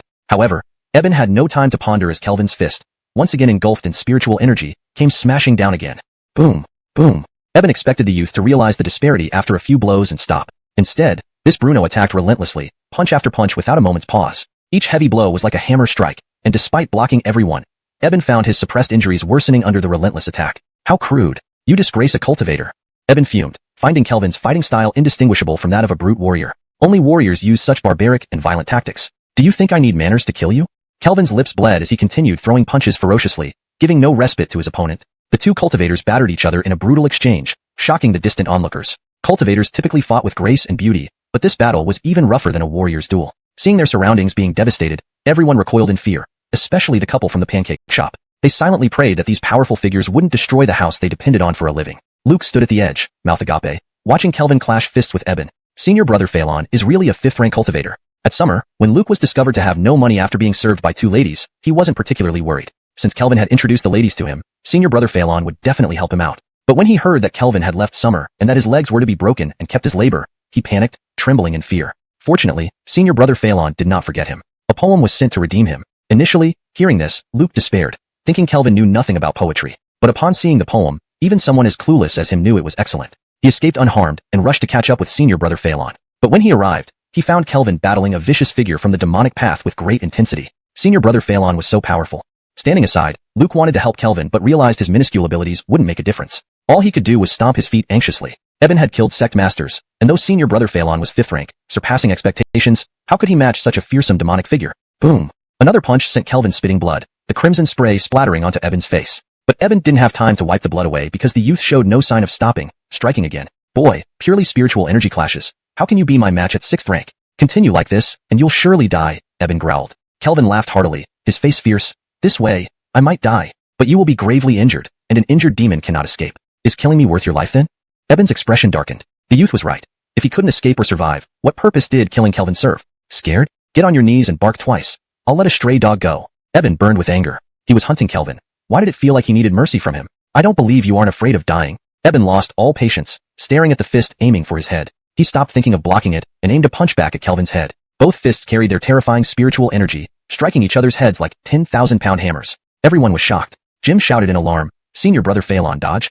Anyone could see that whoever got hit would have their head smashed like a rotten melon, inevitably leading to death. Eben's fist flew toward Kelvin's head, his eyes fixed on the youth. He didn't believe the youth wasn't afraid of dying. As long as he dodged, Eben could catch his breath. Whether to retreat or continue the fight, it would be up to him. His punch broke the sound barrier, almost hitting Kelvin's head, while Kelvin's fist would hit his head simultaneously. But Kelvin's eyes showed no fear, nor did he evade, seemingly ignoring the incoming fist. His fist continued towards Eben, filled only with determination. Watching the impending collision of their heads, Jim's face turned pale. Other onlookers also changed expressions. Wasn't this youth going to avoid and save his life? Was he that ruthless to himself? Then let's die together. Kelvin's spiritual energy surged once more, his fist about to smash into Eben's head, though he would be struck as well. Some onlookers involuntarily closed their eyes, unable to bear witnessing such a gruesome scene. Eben stared at Kelvin, whose eyes were bloodshot. He ultimately wasn't ruthless enough to trade his life for Kelvin's, and twisted his body to avoid the punch. This sudden turn of events left many spectators stunned. Could it be that Eben, the ruthless figure from the demonic path, had been scared off by a mere youth? Retreating came at a cost. As he dodged, Kelvin, who had been prepared for this moment, swung his other hand towards Eben. Eben was struck. Eben spat out blood. The injuries he had been suppressing could no longer be contained, ravaging his body. He staggered back, his face deathly pale, fresh wounds oozing blood that soaked through his clothes, causing him excruciating pain which contorted his expression. Chapter 15. Not acting as a proper descendant. You have lost, Kelvin said, his eyes fixed on the blood-drenched Eben. Eben knelt on one knee, spitting out blood from time to time. His eyes were fierce and locked onto Kelvin. The lantern-hanging sect had indeed produced an outstanding figure. Young but incredibly powerful with exceptional wisdom, willing to take risks and challenge life and death. Given more time, this individual would certainly achieve greatness. Despite continuous coughing and vomiting blood, Eben remained weak yet defiant. The sight of him in such a miserable state made Jim feel parched and speechless. He knew exactly who this person was, Eben, the fearsome poison face with ruthless hands. A true practitioner of demonic arts, ranked as a 6th-rank adept, second only to the patriarchs. After killing the patriarch, he had become the top figure under the patriarchal level among demon cultists. Now, he was going to fall into the hands of Brother Phelan, a mere disciple of the lantern-hanging sect? Am I really awake today, or am I dreaming? Cough, cough. Eben coughed again, expelling another mouthful of blood before struggling to his feet. He stared at Kelvin and said, I initially thought it would be easy to kill you, but it turns out the cost is not much different from what I paid to kill your sect leader. However, you are wrong when you say I've lost. At that moment, Eben's aura surged once more. The power of a 6th-rank cultivator gushed forth like boiling water, impacting the surroundings. The shop behind him finally gave way, crashing down with a thunderous roar. I disregarded my injuries and consequences and unleashed my full power. Wasn't it enough to crush you? As Eben spoke, his aura continued to surge uncontrollably. His wounds grew larger, but he ignored them. As a demon practitioner, did he not know that evading just now would have led to severe blows? Of course he did. But he didn't want to trade lives, because as a 6th-rank adept, He had the ability to overpower his opponent. Exerting all his strength to kill the other side would worsen his injuries, making recovery impossible. But it was still better than dying. The overwhelming pressure of Eben, even while injured, caused Jim, who was far away, to feel immense pressure. His face turned pale. Eben, despite being heavily injured, could still unleash full power. These demon practitioners truly couldn't be judged by ordinary standards. Jim felt an icy chill inside. Brother Phelan, after all, was 5th rank. How could he possibly withstand this? There was no doubt that a 6th rank adept could easily defeat a 5th rank. You have lost. Kelvin looked at him and repeated. Eben approached step by step, each footstep leaving a blood stain. I would like to hear how you plan to deal with me. Kelvin replied. Because you are a demon practitioner? Eben was taken aback, not quite understanding Kelvin's words. Combat strength didn't distinguish between the orthodox and demonic paths. Practitioners cultivate essence, chi, and spirit, which represent yang fire. Orthodox cultivation emphasizes balanced and harmonious nurturing of yang fire. Demon cultivation, however, takes a different path, nurturing yin fire alongside yang fire for transformation and nourishment. Though faster, this method has its drawbacks. Harnessing yin fire isn't easy. Losing control leads to mental breakdown and death. Even if they survive, their personalities can drastically change because yin fire controls emotions. When yin fire becomes unbalanced, it results in emotional instability. An emotionally unstable practitioner is more likely to commit evil deeds. This is why you're called demon practitioners, not because all of you are bad, but because practicing demonic techniques increases the likelihood of developing monstrous tendencies. Eben sneered. This is basic knowledge even a child knows. What's the point of this babble? Kelvin responded. That's why you lost. Nonsense. Eben didn't understand Kelvin's logic and didn't care to. He knew he could, and spirit vanish entirely, barely managing to open his eyes before completely losing consciousness. Suddenly, it hit him. He understood. Then, his eyes widened in terror. A lamplighter. He was actually a lamplighter. Only a lamplighter could control yin and yang fires. His injuries and full exertion had pushed his yin fire to the brink of imbalance. Kelvin used his lamplighter technique to channel yang fire, leading to the breakdown. No wonder he said he had lost because he was a demon practitioner. Lamplighters had methods to counteract demonic techniques. Kelvin lit 3 flames containing Eben's essence and pulled them out as if plucking grass, seamlessly swallowing them whole. Eben fainted and fell heavily to the ground. This sudden turn of events left everyone stunned. Eben's ultimate move lasted barely 3 seconds before fizzling out. This wasn't some illusion. It was real. They saw Kelvin act swiftly and decisively, striking Eben's throat and instantly severing it. Crack! Eben's breath slowly dissipated. Everyone was dumbfounded, then they collectively gasped. A single disciple from the lantern-hanging sect had taken down the foremost demon below patriarch level? Unbelievable! Jim's face flushed red. His fists clenched tightly as he gazed at Kelvin, whose robes fluttered in the wind. He was overwhelmed with excitement. The patriarch's revenge is complete. Brother Phelan is terrifyingly formidable. Has any righteous sect disciple ever killed a 6th-rank demon before? Only our brother Phelan. Seems like Alatah's promise of marriage needs to be honored. No, Alatah, my goddess. Spit. Brother Phelan is despicable and lustful, not acting as a proper descendant. Thinking of Alatah's beauty, Jim's earlier excitement faded. Elsewhere, Gabrielle arrived at the scene, standing on a rooftop. Dressed in white, she was breathtakingly beautiful like a goddess. She observed the area below, her gaze landing on the lifeless body of Eben. She too was somewhat dazed. Her original plan was to severely weaken Eben first, and then coincidentally let Kelvin handle him. But, before she could implement it, he had already resolved the matter on his own strength. 5th rank. He had actually reached 5th rank, and it was within the ancient cultivation system of the chi refinement path, so deeply hidden. It seems you have grand ambitions. Gabrielle's clear eyes focused sharply on Kelvin. This Bruno continually surpassed her expectations. Perhaps, getting that item from the lantern-hanging sect had a real chance. Thinking of this, even her flawless face showed a flicker of hope. Chapter 16. Who will be the era? After killing Steve, Kelvin relaxed slightly but was racked with severe pain in his organs. He circulated the Tai Chu decision to soothe the pain using spirit energy. After a while, he finally exhaled deeply, and with a mouthful of blood coming out, he felt somewhat better. His gaze swept over the area, which was in shambles. Ruined walls, broken stones, grass, and debris scattered everywhere. The original pancake shop had collapsed entirely, leaving the Aryanli couple standing far away with ashen faces. Cultivators, from the moment they enter the ranks of Taoists, possess strength far surpassing ordinary people. Reaching levels 5 or 6, their power is godlike compared to normal humans, easily able to shatter rocks and split the earth. Kelvin rummaged through Steve's body and found many useful items. Several dozen spirit stones and bottles of elixirs that could aid cultivators in their practice. A cultivation technique manual that turned out to be a demonic method, useless to him but potentially sellable on the black market, various poisons, some silver fragments, and a jade pendant. Such gains offered temporary relief to his strained finances. At least he didn't need to rely on selling poems for redemption. Cristobal, take care of this corpse, Kelvin instructed Cristobal, who had just arrived, before walking toward the Aryanli couple by the ruined pancake shop. The old couple and the others were keeping a wide distance, and when they saw Kelvin approach, they retreated several steps in fright. Kelvin understood. He had just killed someone. Even though it was a demonic cultivator, these ordinary people naturally feared him, so he didn't bother explaining. Quickly reaching the Aryanli couple, he handed them the silver fragments and the jade pendant he found on Steve. This jade pendant should be enough to compensate for your pancake shop and the surrounding damages. Exchange it for silver and have this place repaired. The jade pendant was valuable, inscribed with Taoist runes that could calm the mind, a minor rarity. Spirit stones and elixirs were something he, as a cultivator, needed. Conversely, since he already had the Taichu decision, such jade pendants were unnecessary. The damage this time was significant. Houses had been destroyed. In any location, housing is valuable, and those silver fragments wouldn't suffice. Luckily, this jade pendant solved the problem. When the Aryunli man was given the pendant by Kelvin, he initially panicked but froze upon seeing what was placed in his hand, staring blankly at Kelvin's departing back. Others who witnessed this scene were equally stunned. It was unimaginable to them. To ordinary people, every cultivator was someone unapproachable, almost belonging to a different world. They had long accepted that when cultivators fought, they left without addressing the destruction they caused. So, when they saw the pancake shop collapse, they sympathized with the Aryunli couple, who had accepted their fate silently with pale faces, as it represented their sole home and livelihood. However, tears welled up in the Aryunli couple's eyes as they looked at the jade pendant. Watching the distant figure walk away, they fell to their knees and continuously bowed their heads in gratitude. That simple act of kindness meant everything to them. Gabrielle stood atop a roof and observed Kelvin's actions after killing Steve. Seeing this unexpected scene, she was momentarily taken aback because Kelvin did not behave like a person from the demonic path at all. Not just in the demonic path, even among righteous cultivators, their concerns revolved around victory, Tao methods, realms, backgrounds, and grievances, never considering the common folk around them. Gabrielle's beautiful eyes rested on the Aryunli couple, now teary-eyed and trembling after kneeling. She was suddenly moved and muttered to herself, "Perhaps people can truly empathize with each other." Master said that practicing the demonic path requires understanding the myriad aspects of life. Is this one explanation? Suspended Lantern Sect, Central Hall. Currently, the Aryan Council members, Aryans, clerks, true disciples, and core disciples gathered solemnly. The Maximilian scanned the room, addressing the heart of the Suspended Lantern Sect. He exhaled softly, "Have you all received the news?" Seeing no one respond, the Maximilian continued, "Amato received accurate information. The demonic cult will make a significant move on Autumn Equinox Day, also known as the Moon Festival. They may try to seize resources from all factions in Jinling and target the sacred temple. Amato has invited leaders from all factions to his mansion for discussion.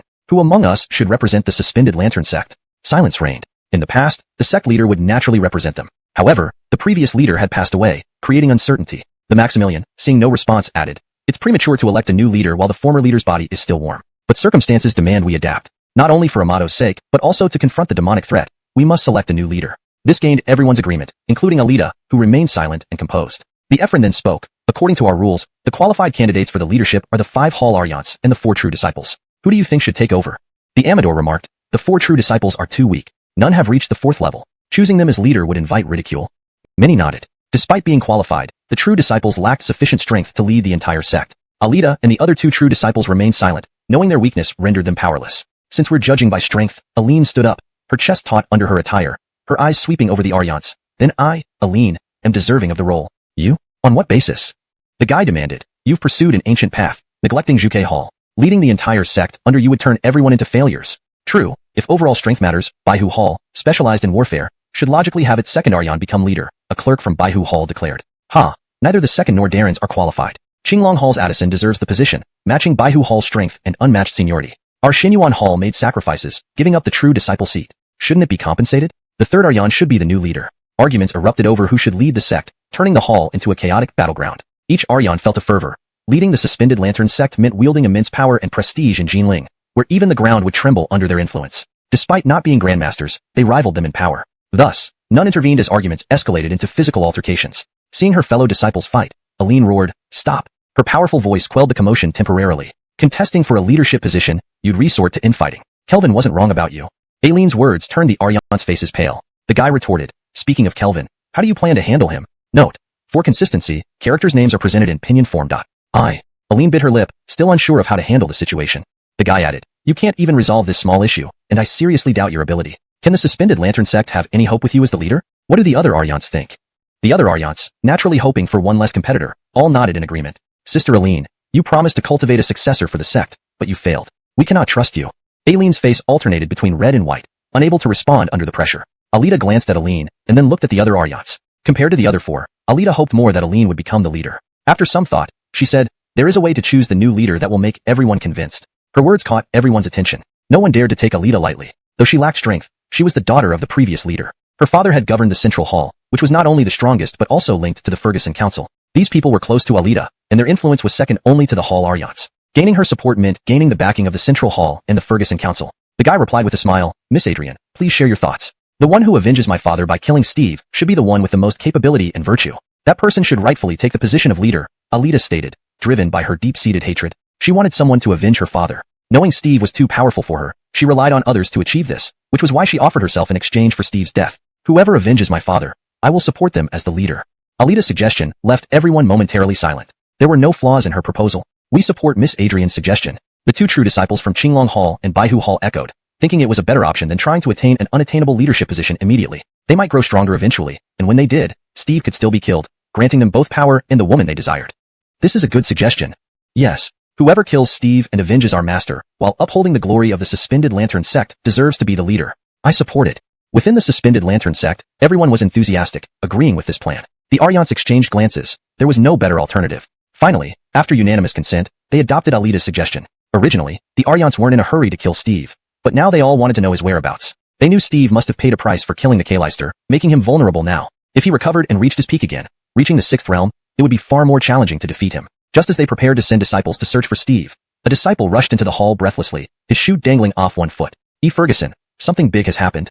Seeing it was just an ordinary disciple, the guy snapped. Who gave you permission to barge in while we are discussing important matters? Ignoring the guy, the disciple looked at Alita with a mix of admiration and envy. Catching his breath, he said, Steve was killed by Kelvin, and his body is outside the Master's Memorial Hall. What? Everyone present suddenly stood up, wide-eyed. Damn, was this some kind of auditory illusion? Translation maintains original tone, structure, and paragraph breaks, ensuring consistency and fluency. ##### Chapter 17. Adverse Fortune. Ezra killed Alaire. His body is now placed before the altar of Ardane's spirit. The disciple repeated this, his not-so-loud voice resounding through the grand hall. The place was utterly silent, everyone as if turned to stone. If this disciple had rushed in to announce this, it must have been confirmed multiple times. It must be true. No one could digest this news immediately. Aline was also stunned. Just moments ago, she was still pondering how to deal with Ezra, and suddenly he committed such a major deed. She swallowed hard, her lips parting slightly as she asked the disciple, how did he kill Alaire? According to Senior Brother Jim, Alaire ambushed from the shadows and attempted to assassinate Senior Brother Ezra, but was instead killed. This news once again left those present dumbfounded. Alaire was a 6th-rank cultivator of the Devil Path. How could an assassination attempt on a disciple of Xinding's sect fail? He was critically injured when he made the attack? Someone asked, suggesting that only in such a condition could Ezra have taken advantage. The disciple replied, although Senior Brother Ezra fought him while bearing injuries left by the Dane, he could still display the power of a 6th-rank cultivator. This can't be. Many shouted in unison. A 6th-rank cultivator's strength would crush Ezra like an ant. How could Ezra have managed to kill him? Senior Brother Ezra is a 5th-rank cultivator, came another response. Everyone's eyes widened, their hearts churning with waves of shock at this revelation. Simultaneously, their gazes shifted sharply towards Aline. Aline, you've hidden your depths well. We didn't think much about your previous victory over Frederick. But looking back now, it's terrifying to consider. A 5th rank, an ancient cultivator who has hidden for so long under your nose? This must have been with your cooperation. What do you intend by hiding so deeply? We thought you were straightforward, but we never imagined you had such scheming. Aline felt all the attention on her and couldn't believe her misfortune. Was she now seen as a cunning woman? But truly, she hadn't known Ezra was 5th rank. She was just as baffled. Alita, upon hearing this news, initially stood in stunned silence. Then the pent-up resentment burst forth. Unable to support herself any longer, she collapsed on the ground, covering her mouth and sobbing bitterly, all the emotions she'd held back spilling out. Finally, the death of her father could be avenged. Father, you can rest in peace now. Aline gestured for 2 female disciples to attend to Alita and reflected on her suggestion. It seems the position of Dane should indeed go to Ezra. These words struck everyone like thunder, sending chills down their spines. Yes, according to the agreement just made, the position of Dane indeed belonged to Ezra. But this person was someone they had never considered, catching everyone off guard. Yet, considering Ezra's qualifications apart from the act of killing Alaire, he was still fit for the role. Firstly, as a true disciple, he had the right to succeed the Dane by rule. Secondly, being 5th rank with the accomplishment of killing a 6th rank devil cultivator, he possessed sufficient strength. Everyone's expressions grew peculiar as they looked toward the various Aryans. Aline urged again, shall we invite Ezra to take over the position of Dane? Ferguson Xavier, without a word, stood up and walked towards the hall's entrance. Aline called out, Guy, the meeting isn't over yet. Where are you going? F***CK the meeting. I'm going back to cultivate. Xavier cursed angrily and stormed off. When the crowd arrived outside the Patriarchal Memorial Hall, they indeed saw a corpse lying there, honoring the memory of the Patriarch. Ezra was holding 3 incense sticks, offering them to the Patriarch's spirit. Seeing the approaching Xinding sect leadership, he inserted the incense into the holder and stepped forward. Devil Path warriors targeted us, trapping our disciples within the sect. I deliberately left the sect as bait, hoping to lure a few devil cultivators to kill and intimidate them, but unexpectedly, it was Alaire who appeared. After great effort and some luck, I managed to kill him, bringing him here to comfort the spirit of our patriarch. Upon hearing this, Jim felt immense respect. He had thought Ezra was visiting brothels, but instead, Ezra had used himself as bait to eliminate demons. Reflecting on his own actions, Jim flushed with shame and guilt. Some disciples, who had been insulted by Ezra earlier, also felt their anger dissipate upon learning of his actions. After examining Alaire's body and confirming its identity, Aline looked at Ezra with a complex expression. A 6th-rank cultivator skilled in poison, even she would find difficult. Yet he died at the hands of one of her Vermilion Bird Hall disciples. She couldn't help but ask, when did you gain such strength? Ezra muttered, didn't the Hallmaster always know? Otherwise, how could you dare make such a promise with the Aryans?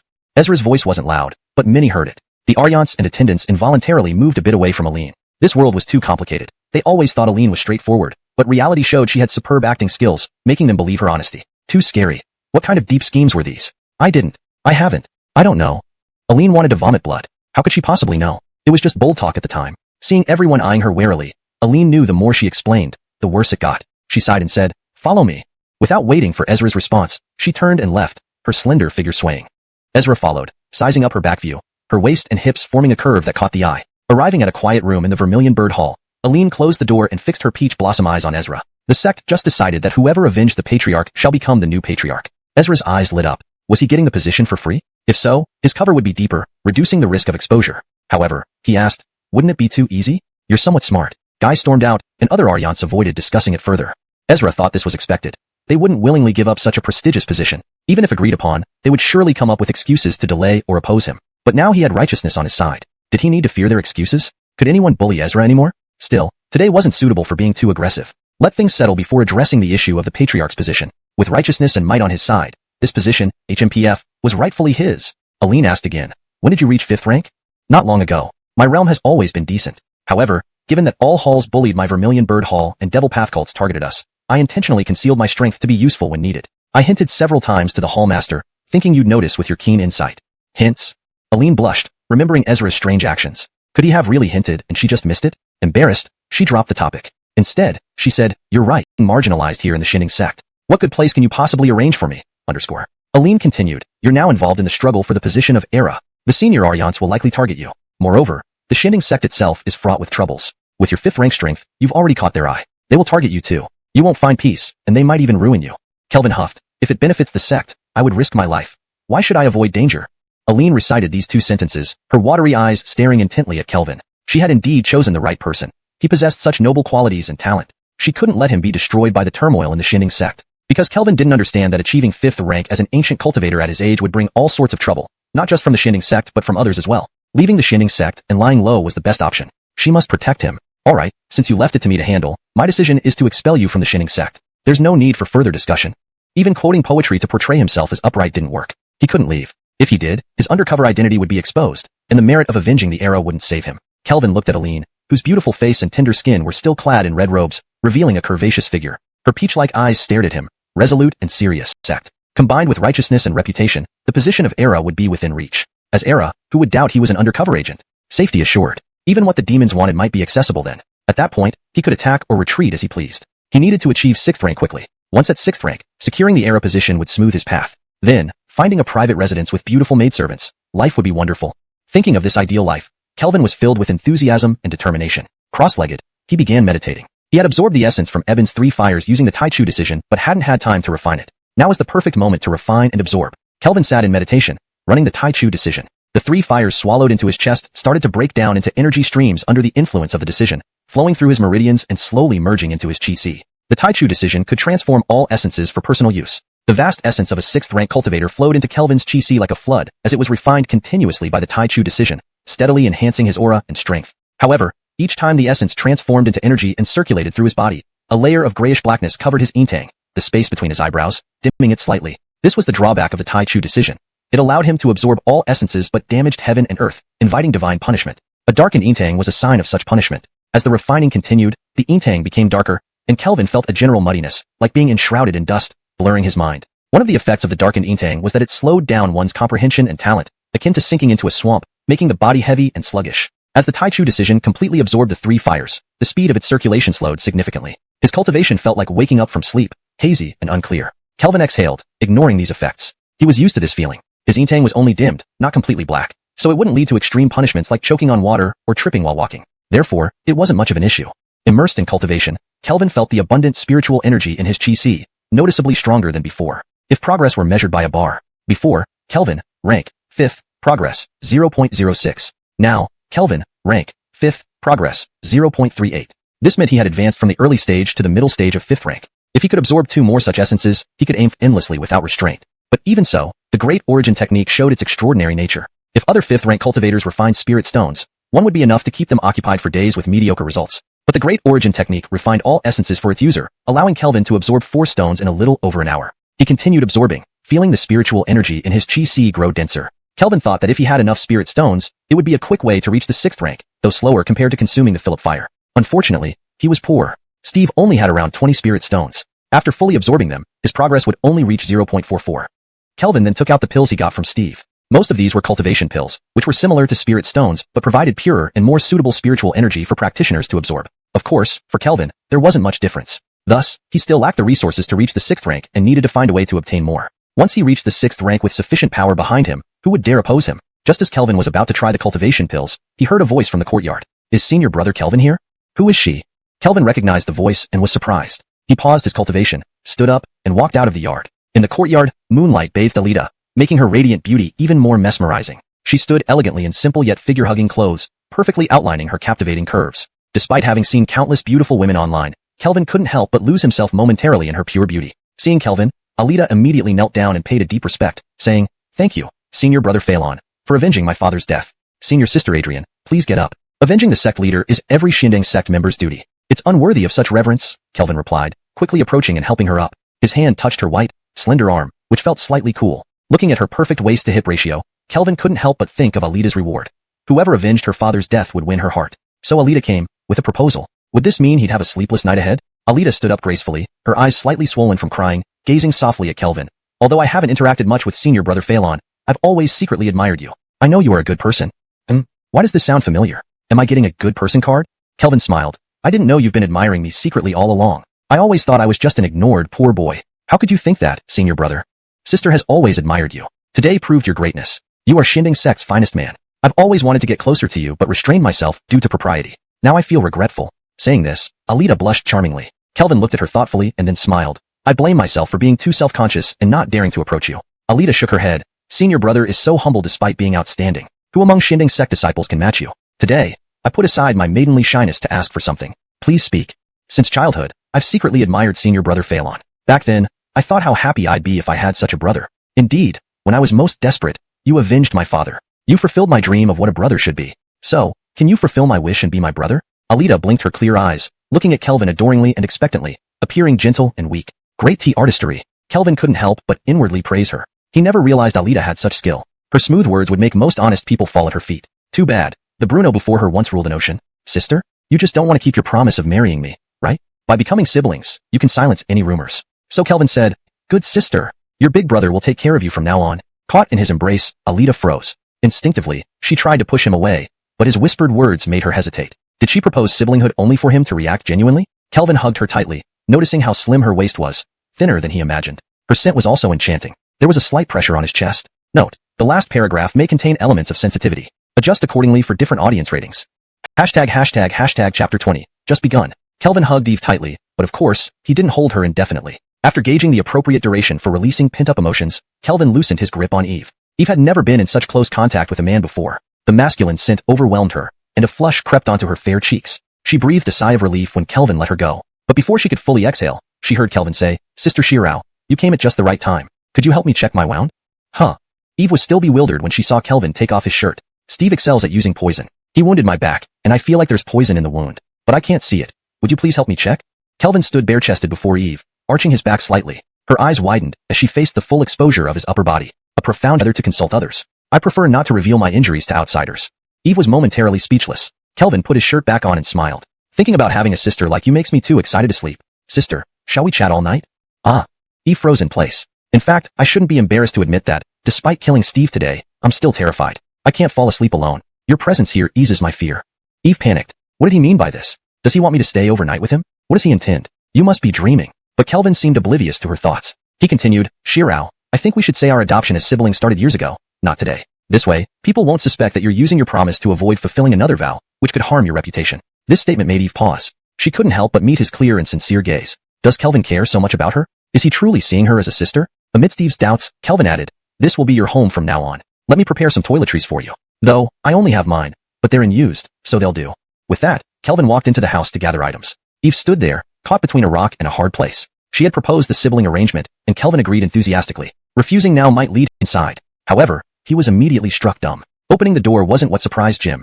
It was who he saw in the yard. Eve stood by a basin, washing her face with water. Her long hair cascaded over her shoulders, flowing like a waterfall. The morning breeze gently lifted strands of her hair, adding a disheveled grace. Jim took a sharp breath. Even if he were blind, he'd know Eve had spent the night here, and she was currently freshening up. Master Kelvin is quite the smooth operator. Has he already charmed Eve? How infuriating. Eve is his goddess, and Master Kelvin is such a scumbag. So early. What do you want? Kelvin looked at Jim somewhat irritably. He had just planned to tell Eve her hair was dirty, and he'd wash it for her. If I wash your hair, wouldn't you owe me one in return? But this perfect move was interrupted by Jim. Jim restrained his urge to bash Kelvin's head and managed to divert his gaze from Eve, saying weakly, the couple who owned the pancake shop are dead. What pancake shop? Kelvin asked, puzzled. The old couple whose shop collapsed during your battle with Steve, Jim clarified. Kelvin paused, recalling the Aryanli and humble couple. How did they die? Someone coveted the jade pendant you gave them. They refused to hand it over and were killed. Chapter 21. Too powerful to offend? The collapsed pancake shop had been tidied up, and the previous mess was now gone. The bricks, stones, and wood that had fallen were neatly stacked on one side, while rubble and garbage were piled on the other. It was clear that the Aryanli couple had cleaned up. In front of the shop, 2 straw mats were laid out. On them lay 2 pale bodies, one of which was a thin girl around 10 years old kneeling in front of the mats, sobbing quietly as her shoulders trembled. The misty rain falling from the sky settled on her withered yellow hair, making her look like weeds growing out of the mud. A few crows hovered above, wanting to land on the mats but too afraid of the people nearby, chirping noisily. Kelvin arrived there, his gaze landing on the 2 corpses on the mats. He noticed the distinct footprints on their chests and the bloodstains still lingering at the corners of their mouths. They were kicked twice. The Aryanli couldn't withstand it due to their frail health, Jim explained briefly to Kelvin. Seeing Kelvin's eyes fall on the thin girl, he whispered, they're her grandparents. Her parents died early, leaving her and the couple depending on each other. She usually worked as a textile apprentice, but once her master learned the couple had offended a powerful person, she was expelled. Kelvin didn't reply, his eyes fixed on the 2 bodies. He still remembered yesterday's scene. Under the smoke from baking pancakes, the couple busily greeted every passerby with humble smiles, striving to earn a living. And in just one passing moment, he smashed their shop and took their lives. Kelvin felt how naive he had been, not yet familiar with this world's rules. His mind was still stuck in modern times, thinking compensation would suffice, completely forgetting the term. A precious jade brings disaster. Kelvin felt an ache in his chest. Looking at the sickly little girl in the light rain, he sighed softly.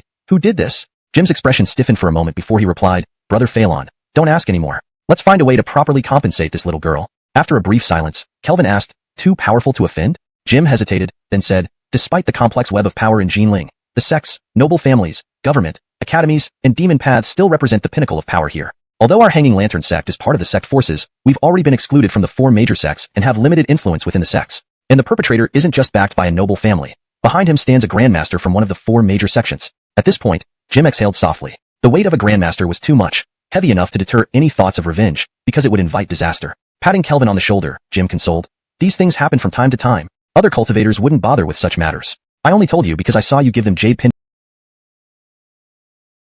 then left without a word. Walking along the Xuanhuan River, the misty rain continued to fall lightly, splashing against his face, cold and uncomfortable. Pooh!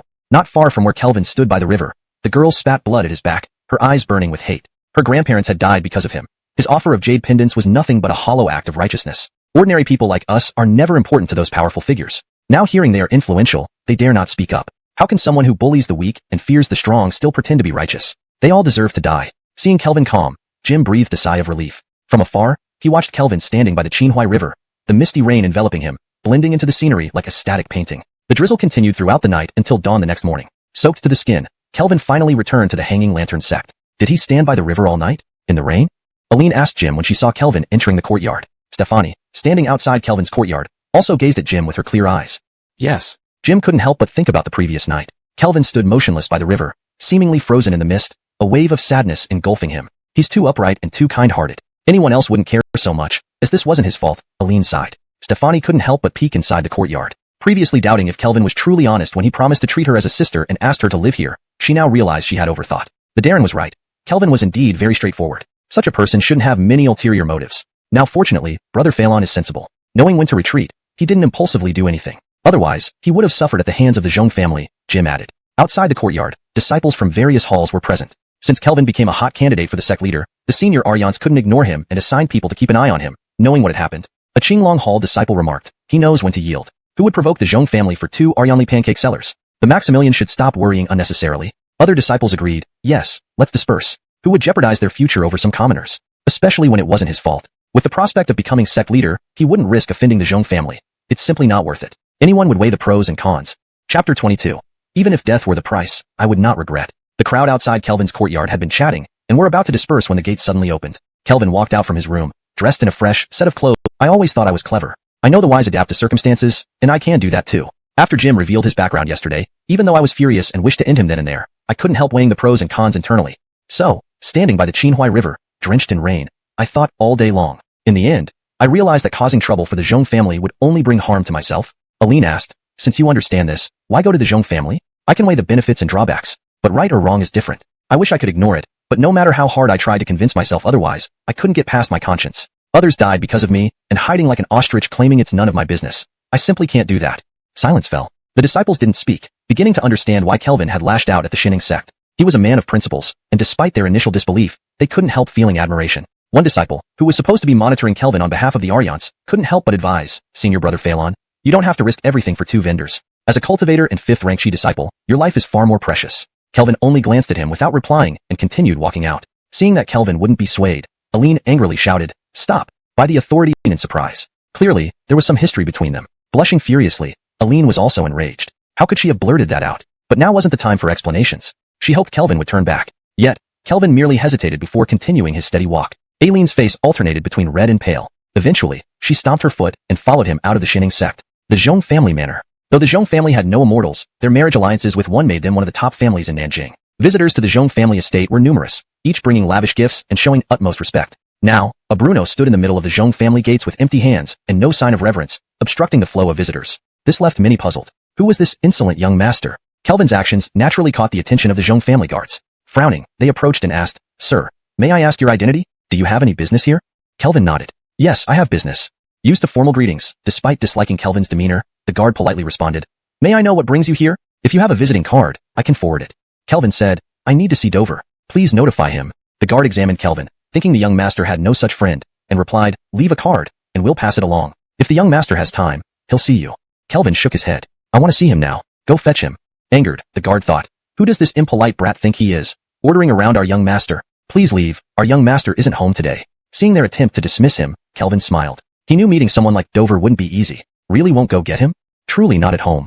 Experienced in turning away unwanted visitors, the guard stuck to his usual lines. He will see me. Kelvin insisted. The guard sneered, daring Kelvin to try forcing entry. Please leave, the guard repeated. Stepping back, Kelvin seemed to reconsider, much to the guard's relief. But suddenly, Kelvin drew his sword, channeling his chi, enveloping the blade in a green glow. With a single swing, a chi-infused slash struck the Zhong family gate. Boom! The red gate shattered instantly, splintering into pieces. The sudden explosion startled everyone. Eyes widened in disbelief at the Bruno who had just destroyed the Zhong family gate. Madness! Who dared to desecrate the Zhong family entrance? Kelvin smiled, revealing a few pearly white teeth, and said to the now stunned gatekeeper, Now, he should be able to see me. Please go and inform him. Chapter 23, Dao Techniques. The guard's eyes widened in disbelief that someone would dare to cause trouble at the Zhong residence. He was momentarily stunned, but soon regained his senses and hurriedly ran into the Zhong residence with quick steps. Soon after, many people from the Zhong family emerged in a steady stream, surrounding Kelvin. A domineering and furious voice rang out immediately after. Where did you come from, scum? You dare to deface the Zhong family's door? Today, I will make sure you pay for it. As the voice faded, a Bruno appeared before Kelvin. He was dressed in luxurious attire, with narrow eyes exuding an intimidating chill. Kelvin stared at him and asked, Are you Dover? Kelvin's arrogant demeanor made Dover frown slightly. Could this person have some significant background if he dared to damage the Zhong family's doorstep so brazenly? Dover tried to suppress his anger and asked Kelvin, Who are you? Instead of answering, Kelvin said, Did you kill an Aryanli couple selling baked buns to steal their jade pendant? Dover froze for a moment before recalling the incident from the previous day. You're talking about that jade pendant that has a calming effect? Oh, they're dead? So fragile. They died after 2 kicks? They were nothing but trash. Hearing Dover's nonchalant response, Kelvin didn't bother arguing with him. What more needed to be said to such a brute? He drew his sword, delivering a single strike directly toward Dover. The sword's energy cut through the air with sharp, crackling sounds. Your Highness, be careful. A Clyde beside Dover suddenly shoved him away forcefully. Dover stumbled, and Kelvin's strike missed, cutting instead where Dover had just been standing. The stone ground where Dover stood was sliced open by a deep crack. Debris exploded outward, with a piece hitting Dover's arm, causing intense pain. Standing there, Dover's face turned pale as he stared at the several-foot-long crack in the stone. A chill rushed to his head. Had he not been pushed away, that strike would have split him in 2. This person was truly trying to kill him. Who the hell are you? Dover gritted his teeth, feeling incredibly sinister. How could someone dare to come to the Zhong family to try to kill him? This person must have a formidable background. Kelvin replied, Do you fear I might be your father? Rest assured, I don't have a disloyal son like you. I came here today just to remind you of a simple principle. Debts must be repaid, lives taken must be compensated. Dover burst into rage, but was also perplexed. You came to stand up for those lowly commoners? He couldn't understand why anyone would care. 2 commoners dying wouldn't amount to much. Even if the authorities intervened, he would merely pay compensation. I have already been expelled from Xiandeng sect. My actions today are my own. If you can, then kill me. But does your Zhong family have the capability to do so? Arrogant. Thatcher sneered. Do you think killing Eben makes you invincible? Just 5th rank, Zhong family can easily destroy you.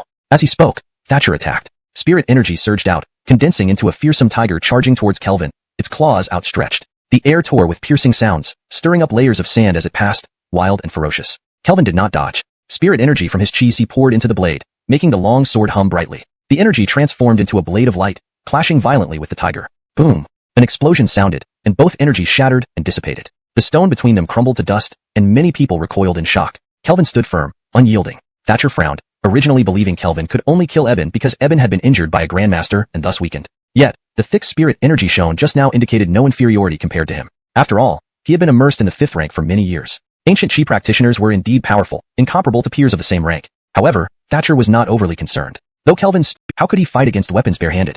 After using his Dao technique, Thatcher was merciless, intending to send Kelvin to his death for his audacity to disrupt the Zhong residence. The Dao technique reached its peak, and spirit energy flooded into the axe, forming intricate patterns inside. The axe grew increasingly cold and menacing, emitting a chilling edge. It slashed towards Kelvin, tearing through everything in its path, even causing sonic booms in the space around it, inducing palpitations. Today, let me teach you a lesson. Don't act impulsively. The axe roared relentlessly, treating Kelvin like fish on the chopping block, seemingly capable of cutting through anything. Thatcher was confident in injuring Kelvin seriously, as victory seemed imminent. A mocking voice from Kelvin interrupted. Do you think you're the only one who knows Dao techniques? Chapter 24. Unfilial Descendant. As Kelvin's words fell, the spiritual energy in his chi surged forth, compressing together until it became scorching. It continuously reformed into intricate patterns, eventually forming several crimson balls of spirit fire. He had acquired quite a few things during his time in the ghost town. Although he didn't have much time to master Dao techniques, he did manage to learn some. 3 elemental flames. Chi practitioners weren't physically strong. Without the support of spiritual energy, they couldn't withstand such violent impacts. This strike left him severely injured, feeling as if his organs had been smashed by a heavy hammer. Crimson blood sprayed onto the ground, startling many present. None of them had anticipated Kelvin's strength to be so overwhelming. Thatcher was an authentic high-rank 5th-level chi practitioner, with spirit-sealing axe being a famous Dao technique. Few outside the older generation 5th levels could match him, yet he was defeated by a Bruno. An unbelievable scenario. Wind rush. Kelvin chanted his spell, creating a gust beneath his feet that propelled him forward at extreme speed toward Dover.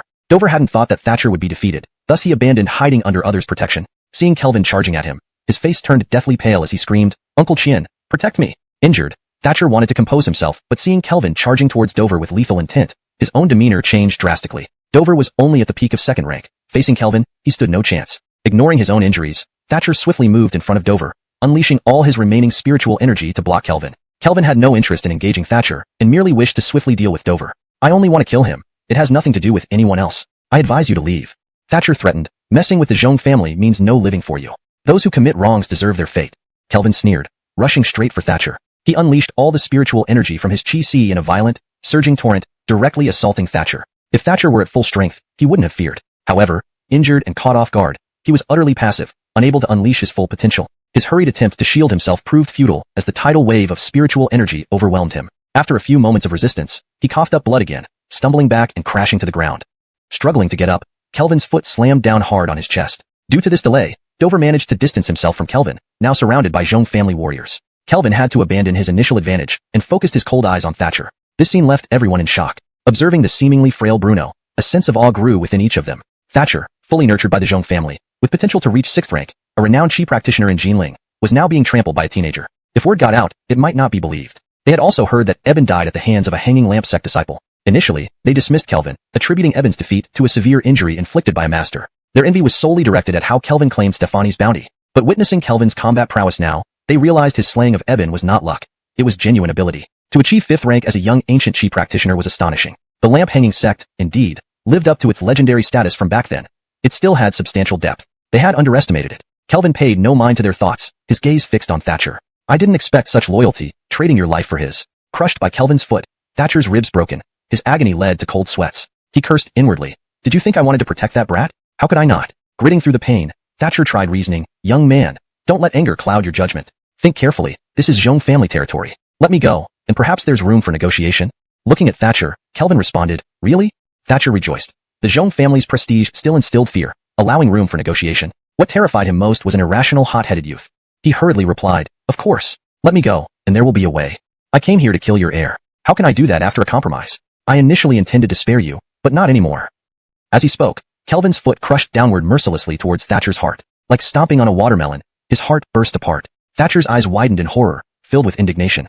What did I say wrong? Offering you a way out isn't better? How could this lead to my death?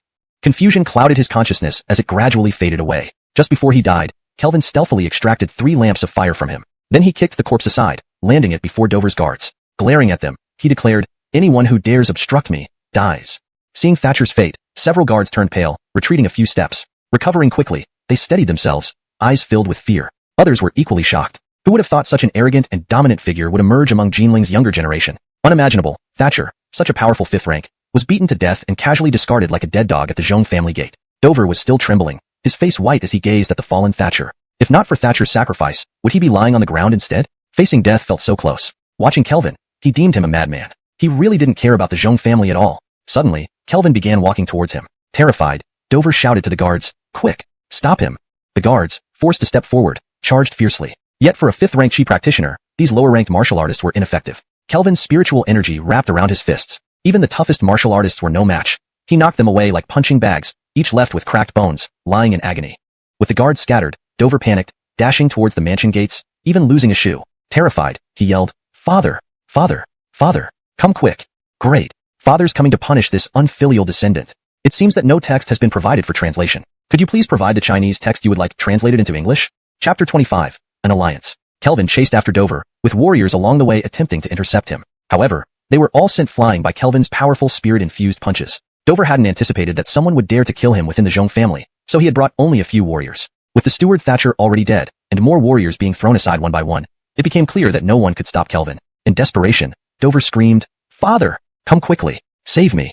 Dover scrambled away as Kelvin closed in on him. Pale with fear, he continued to call out for his father repeatedly. His cries were not in vain. Just as Kelvin was about to catch up to him, a man appeared like a gust of wind, blocking Kelvin's path in front of Dover. Dover, seeing the man, wept profusely and clung to him, saying, "Father, you've finally come." Then, remembering something, he pointed at Kelvin and yelled, "Kill him! Father! Beat him to death!" The man stared intently at Kelvin, glanced around at the chaotic scene, and looked down at Thatcher's lifeless body. His expression darkened ominously, and his fists clenched tightly. Anger and killing intent flashed in his eyes.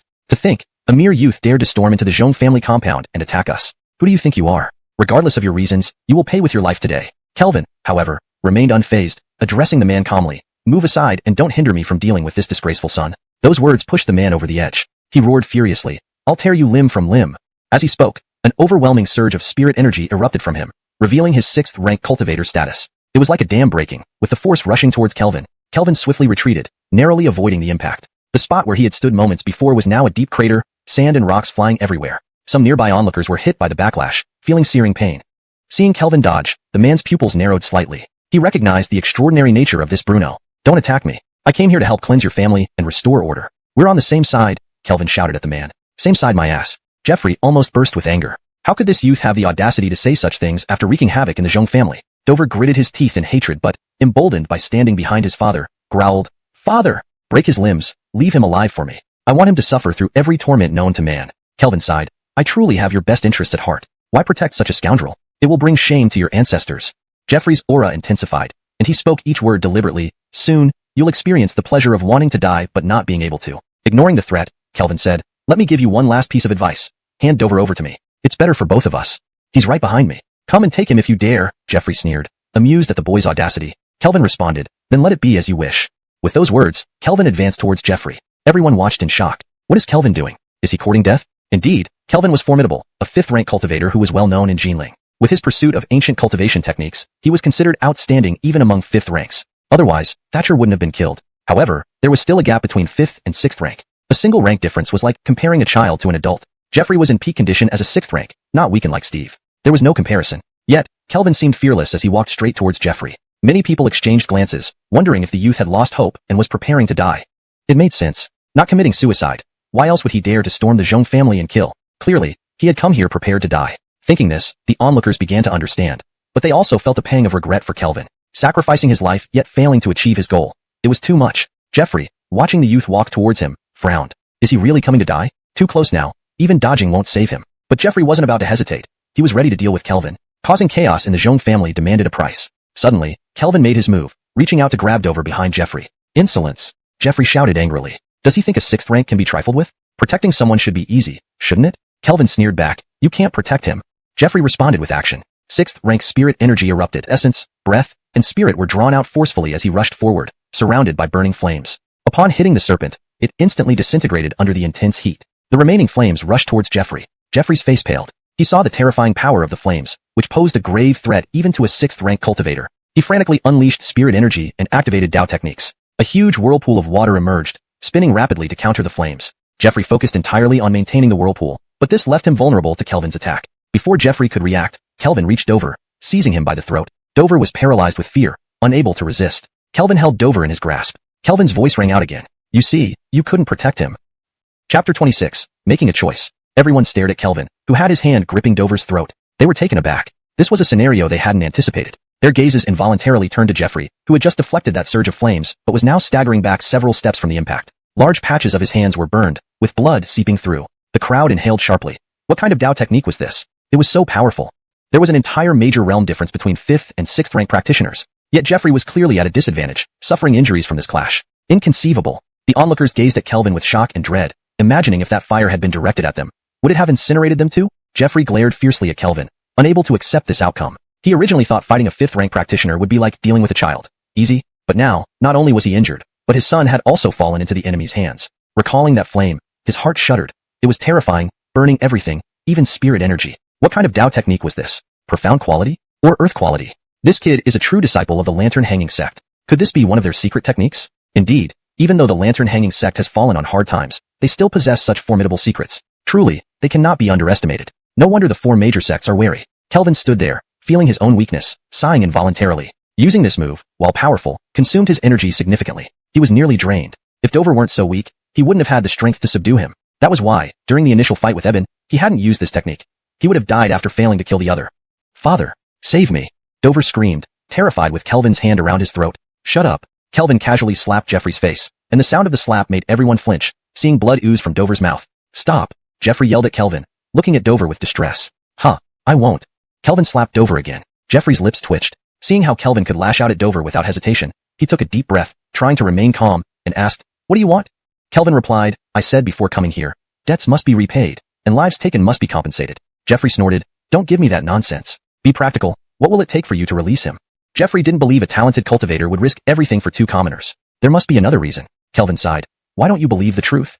Looking at his son in Kelvin's grasp, Jeffrey exhaled, Anything can be negotiated, as long as you don't harm him. This was his only son.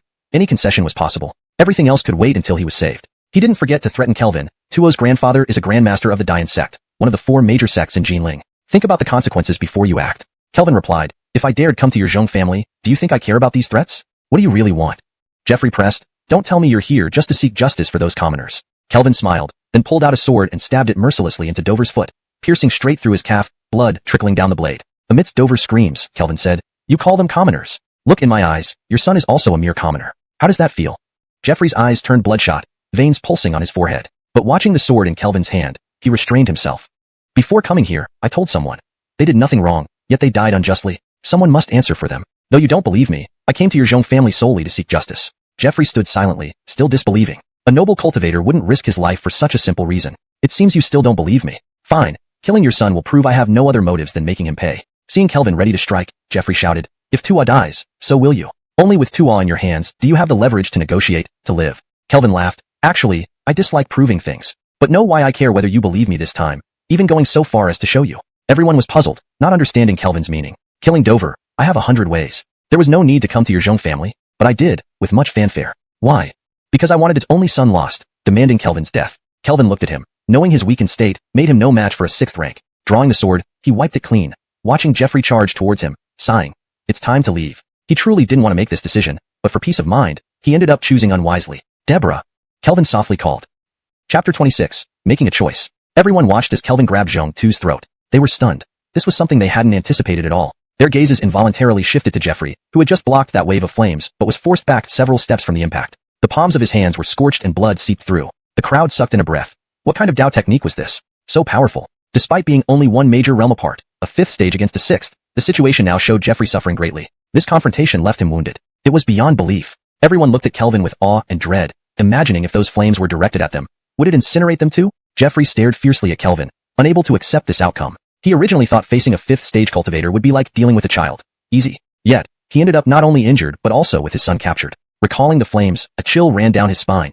It was terrifying, truly capable of burning everything, even spiritual energy. What kind of Dao technique is this, in mystic rank or earth rank? This boy is a true disciple of Lantern Shen Guozong, Could this be one of Lantern Shenguazong's secret arts? Even in its current decline, Lantern Shenguazong still possesses such secrets. Truly, one cannot underestimate them. No wonder the four great sects are cautious. Kelvin stood there, feeling his own weakness, and sighed. This move, though powerful, consumed immense amounts of his essence, energy, and spirit, nearly all of it. If Xiong wasn't such a weakling, he might not have the strength to capture him at all. This was why, during the battle with Eben, he didn't use this technique. Using it meant he'd likely die himself if he couldn't kill the opponent. Father, save me.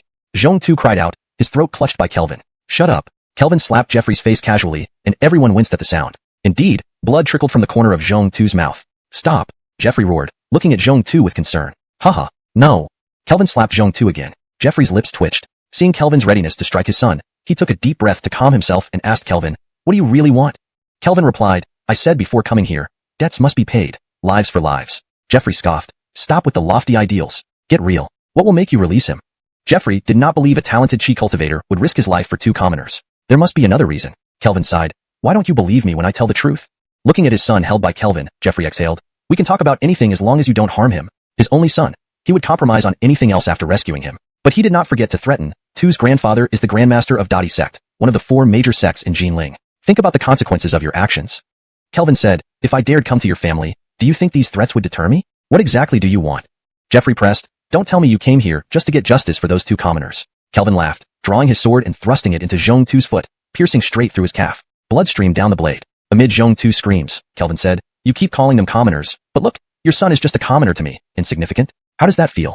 Jeffrey's eyes turned bloodshot, veins popping on his forehead. But seeing Kelvin's sword, he restrained himself. Before coming here, I told someone. They did nothing wrong yet died unjustly. Someone must seek justice for them. Even if you don't believe me, I came here solely for justice. Jeffrey stood silently, still skeptical. A prestigious chi cultivator wouldn't risk death for such a simple reason. It seems you still don't believe me. No matter, if I kill your son, then you'll know my sole purpose is just vengeance. Seeing Kelvin ready to stab, Jeffrey shouted, if Tu dies, so will you. With Tu in your hands, you have leverage. Only then can you live. Kelvin smiled. Honestly, I dislike proving things. But do you know why I care whether you believe me or not? Everyone was puzzled. Killing Xiong has over 100 ways. I didn't need to come here, but I did. Why? Because I want to tell you big shots that you should not only revere the heavens, but also respect the earth beneath your feet. They aren't meant to be trampled upon at will. Sometimes, they can trip you. Like now, your Xiong family tripped over. Jeffrey's face turned greenish-white, using them as a negative example. Such humiliation. Enough nonsense. Lives for lives, but unfortunately, your son has only one life, Kelvin sighed. As he spoke, his sword tip pointed at Xiong's heart.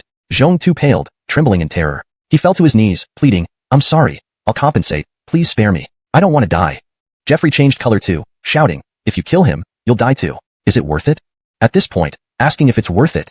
With mockery, Kelvin drove the sword forward, easily piercing through flesh. Blood flowed freely. Xiong's cries ceased abruptly. He hung his head, staring blankly at the ground. He never imagined he'd die for two commoners. If he had another chance, he wouldn't steal the jade pendant, wouldn't kick them, wouldn't bully them. But there's no second chance. 2. Jeffrey's eyes reddened, veins bulging. His spiritual energy raged uncontrollably. I will tear you to pieces. Jeffrey roared, losing control. This was his only son. He wanted Kelvin to pay. Kelvin looked at Jeffrey, knowing he was too weak now to stand against a 6th stage cultivator. Pulling out his sword and wiping it clean, Kelvin sighed. Time to leave. He didn't want to make this decision, but for peace of mind, he made a not-so-wise choice. Tanya. Kelvin softly called. Chapter 27. I'm not leaving. Yes, sir. A soft and alluring voice echoed in Kelvin's ears. I've always been here. Frustrated, Kelvin thought to himself. Who are you trying to act so tender and affectionate with? Do I even need you to answer if you're present or not? I called for you to quickly take me away from this human world, to escape this place. If we don't leave now, we'll be killed. Indeed, Kelvin had certainly not come here to die. As a 5th-rank practitioner unable to shake the Xiong family like this noble lineage, naturally, he came prepared with a way to get out safely. And that way involved entering that ghost town again. If there was another choice, Kelvin really didn't want to enter that ghost town. It was too dangerous, too terrifying, and inside it, he trembled, fearing that one misstep would turn him into a ghost as well. But sometimes people have to make choices. Choosing to stand up for the Aryunli couple to ease his conscience, he had to pay the price. Seeing Jeffrey about to reach him, Kelvin felt exasperated. Paloma. This woman is unreliable at crucial moments. Seeing no movement from Paloma, Kelvin whispered, do you believe me if I drain you dry? Just then, he felt a chill surge through his body. As the coldness was about to envelop him entirely, Kelvin saw a graceful figure dashing towards him. Her spiritual energy erupted wildly, directly lashing out at Jeffrey, forcing him to turn around to counter this force. Boom. 2 surges of spiritual energy clashed, causing a hurricane and cracking the ground. Both parties retreated several steps. Think carefully before you speak. Aline couldn't back down, looking at Jeffrey and said, your son murdered 2 people. According to the sacred canon law, he must atone with his life. Jeffrey sneered, the sacred canon law is an outdated rule. Mentioning it is ridiculous. Aline retorted, the sacred canon law has not been abolished yet. it can still be applied. Jeffrey mocked further. Go ask anyone in Jinling, who still recognizes the sacred canon law, even you, Aline. Aileen's face stiffened. Indeed, she merely needed an appropriate excuse for Kelvin's killing, except for the stubborn old man, who would truly consider it seriously. Aline, without any law to cite, isn't this world ruled by strength? Aline replied, then let's talk about strength. Jeffrey, how many moves would it take for me to defeat you? Jeffrey's expression changed drastically. Is the lantern-hanging sect really determined to fight the Zhong family to the death? Aline said, if it wasn't for the master standing behind your Zhong family, you wouldn't dare say such words. The lantern-hanging sect could easily wipe out your family. But, as I said, today's actions are purely mine. Jeffrey's face turned pale and flushed. He could not give up on avenging his son's death and ordered his servants, command all Zhong family practitioners to form a large formation and kill them. Before he could finish speaking, Aline darted straight at Jeffrey, displaying a Dao skill. The Dao skill transformed into a long spiritual whip. It whipped through the air, producing sharp sounds as sound waves tore through the sky. Jeffrey's face darkened ominously. Aline, known as the top practitioner under the rank of master in Jinling, was extraordinarily powerful. He knew he wouldn't be able to match her. True enough, he forced out his spiritual energy to block Aileen's attack. He felt his blood churn, almost as if he were going to be ripped apart by her spirit whip. Retreating several steps, a bloody scratch appeared on his back. Aline frowned and shouted, whoever dares to step forward, I will beat their patriarch to death. As she spoke, the spiritual whip trembled, ready to strike Jeffrey again. Originally prepared to kill Kelvin, the warriors halted their steps. Aileen's intimidating presence held everyone at bay. Jeffrey, seeing Aline focus on him, turned white and red with anger. He believed that if Aline fully erupted, he wouldn't last many blows. Although both 6th rank, Jeffrey was far inferior to Aline in strength. Go now, Kelvin. Aline shouted to Kelvin. Standing there watching Aline unleash her might, subduing the entire Zhong family, Kelvin was astonished beyond belief. He never imagined that Aline was so strong and had such power. What are you waiting for? Get out of here quickly. Didn't even put the Hanging Lantern sect in high regard. Why wouldn't they dare to kill Aline? Brother Phelan, did you not know? The Hall Master's grandfather was the great-great Kaleister of the Hanging Lantern sect. Kelvin had naturally studied the history of the Hanging Lantern sect to familiarize himself with his identity. Although his knowledge wasn't comprehensive, he knew a bit about the great-great Kaleister. Back then, the Hanging Lantern sect was the first sect in Jinling, boasting so many Kaleisters that one could barely count them on 2 hands. It was securely ranked first among the 4 major sects in Jinling. However, several decades ago, the generation's Kaleister suddenly left Jinling with the sect's powerhouses and only returned decades later as a solitary figure. Rumor had it that everyone else had died. As for what happened after his return, no one knew. Aline, was she his granddaughter? He was considered the strongest in Jinling when he left. Moreover, listening to Jim's tone, it seemed the great-great Kaleister was still alive. Aline actually had such a background? Her grandfather was Jinling's strongest? He finally understood why the Zhong family, despite having a Kaleister, had backed down. However, Kelvin had new doubts. The great Kaleister is still alive? If he's alive, why has the Hanging Lantern sect fallen to this state? Jim urgently said, Brother Phelan, you mustn't call him Great Kaleister. Though we don't know what happened back then, the Hanging Lantern sect's powerhouses were all lost due to him, creating significant resentment towards him. It was only because the Hall Master's parents made great contributions and sacrificed their lives for the Hanging Lantern sect that she wasn't implicated. Moreover, he was discovered practicing demonic cultivation techniques, making him an even more sensitive figure. Listening to Jim, Kelvin was shocked that he was part of the demon path. Another thought struck him. As someone from the demon path, the people of Jinling still let him settle comfortably in Jinling? Jim responded, many righteous individuals in Jinling do want to eliminate evil, but they have to be able to defeat him first. Killing demons isn't like delivering vegetables to their door. Kelvin's eyes lit up. This was a real powerhouse. Being part of the demon path yet living openly in Jinling, truly admirable. Hey, if I had his protection, would I still fear being exposed as a member of the demon path? Suddenly, he recalled that day when Aline mentioned finding a place for him after expelling him from the Hanging Lantern sect. Was it here? Damn, did I miss out on something again? Damn it, am I really this unlucky? What should I do? Suddenly, I find myself really liking Aline, not just because of her grandfather, but because I long for warmth in this cold world. I wonder how Aline felt about my declaration that day. Did she feel moved by my sincere, heartfelt confession? Should I find a time to sing, "The Moon Represents My Heart," outside her window to reaffirm my sincerity and meet my grandfather? Brother Kelvin, the Hall Master told me to have you hide for a while. Avoid the limelight for now. We'll discuss plans later. Jim's voice interrupted Kelvin's thoughts, snapping him back to reality. That makes sense. Although Aline saved him this time, the Zhong family had already made threats and mentioned sending a Kaleister to kill him. Facing a Kaleister would mean certain death. With my grandfather not around, I can't withstand it. Can I really go back to Ghost Town? The thought gave Kelvin goosebumps. He'd rather not. So, how should I resolve the issue with the Zhong family? Aline bought me time, and I can't waste it. Jim added, Brother Kelvin, do you have a place to hide? If not, I have a suitable small house in Jinling. Would you like to stay there? Kelvin glanced at Jim, thinking how could he afford property and still be friends with me? Follow me, I know where to go. Jim hesitantly followed Kelvin until they reached the Red Sleeve house. His eyes widened in surprise. Kelvin wanted to hide in a brothel? Is this serious? Brother Kelvin, this isn't appropriate. Come hide at my place instead. Kelvin retorted, you don't understand. As a 7-foot-tall man, how can I cower in hiding? If I must die, I prefer to live wildly and joyfully before dying. But, Jim tried to interject, but Kelvin cut him off. Think about it. Will the Zhong family think I'd hide in a brothel? Jim paused, thought for a moment, and shook his head. There you go. I neither want to die nor hide. Coming here is perfect. Jim suddenly found the logic compelling. Indeed, Brother Phelan was smart but too principled. Regardless, Kelvin confidently entered the red sleeve house. As soon as he stepped in, a crowd of courtesans swarmed him. Kelvin casually picked 2 women and pushed them towards Jim. Take care of my brother. He likes it passive. Understood, sir. The 2 women winked at Kelvin and dragged Jim towards the rooms.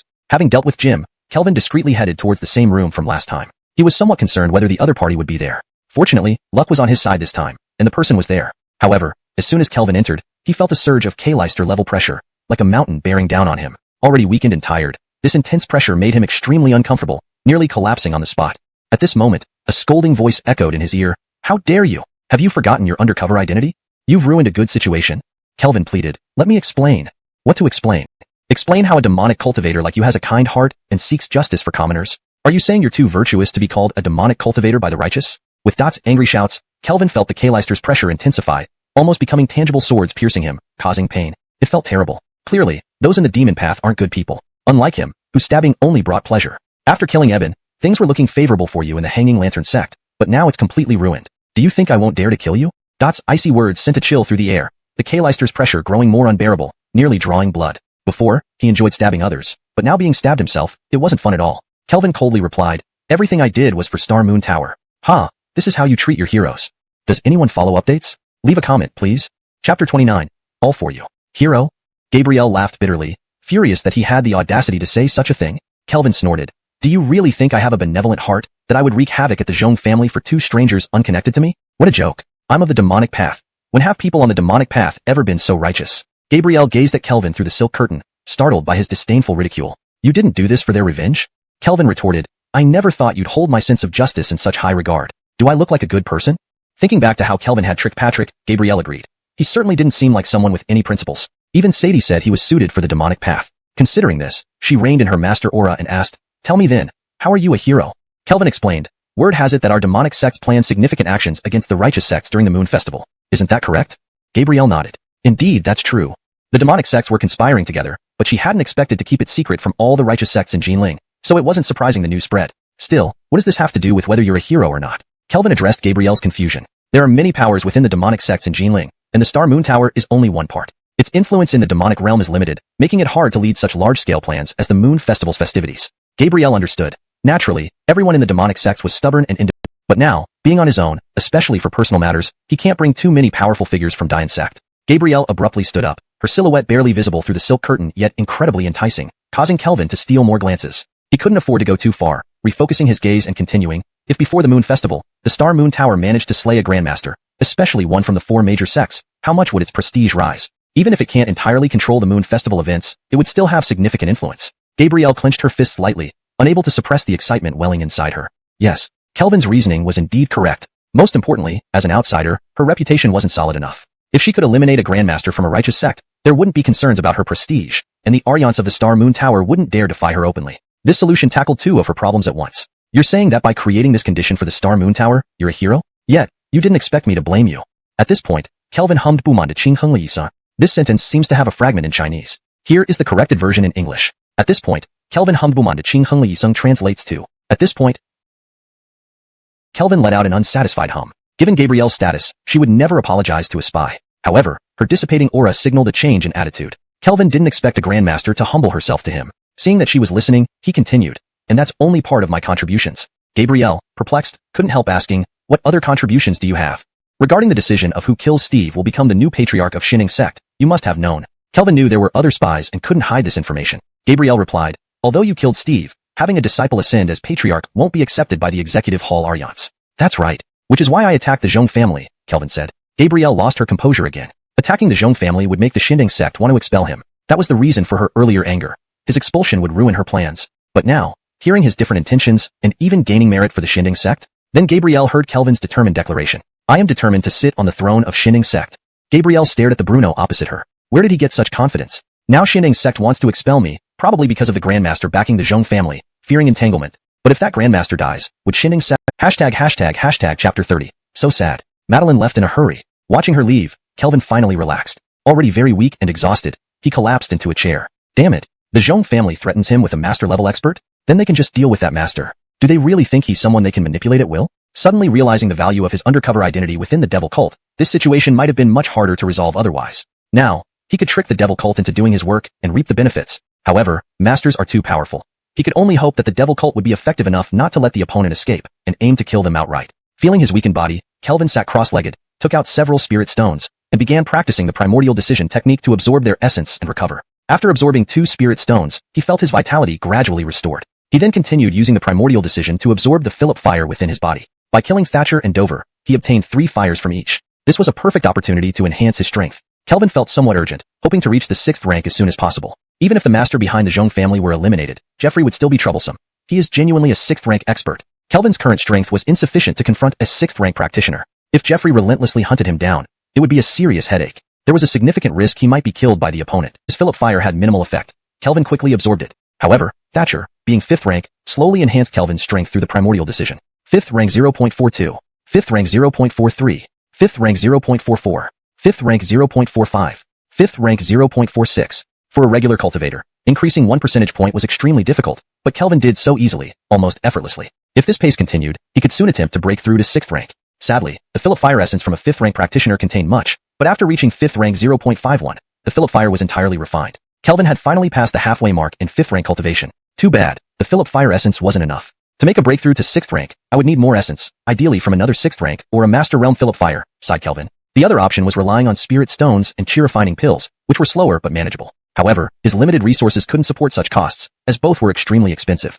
Following a routine cultivation path would take much longer. Sighing softly, Kelvin stood up, but dizziness immediately flooded his mind, nearly causing him to fall. This made Kelvin feel somewhat helpless. The primordial decision was indeed powerful, but it also had adverse effects. Without checking, he knew his forehead must be darkening again, possibly leading to heavenly retribution if it worsened. It seems I must find a way to address this darkening issue. Also, my recent misfortune might be related to it. Having recovered his energy, Kelvin left the room. He thought, coming to summer twice and not doing anything. If this happened in the past, going to the nightclub twice without even touching a girl, his old friends would ridicule him for lacking charm or question his abilities. Sigh, Kelvin often suffered from this. Frequently alone without a girl, drinking in the nightclub got him mocked. But they never understood.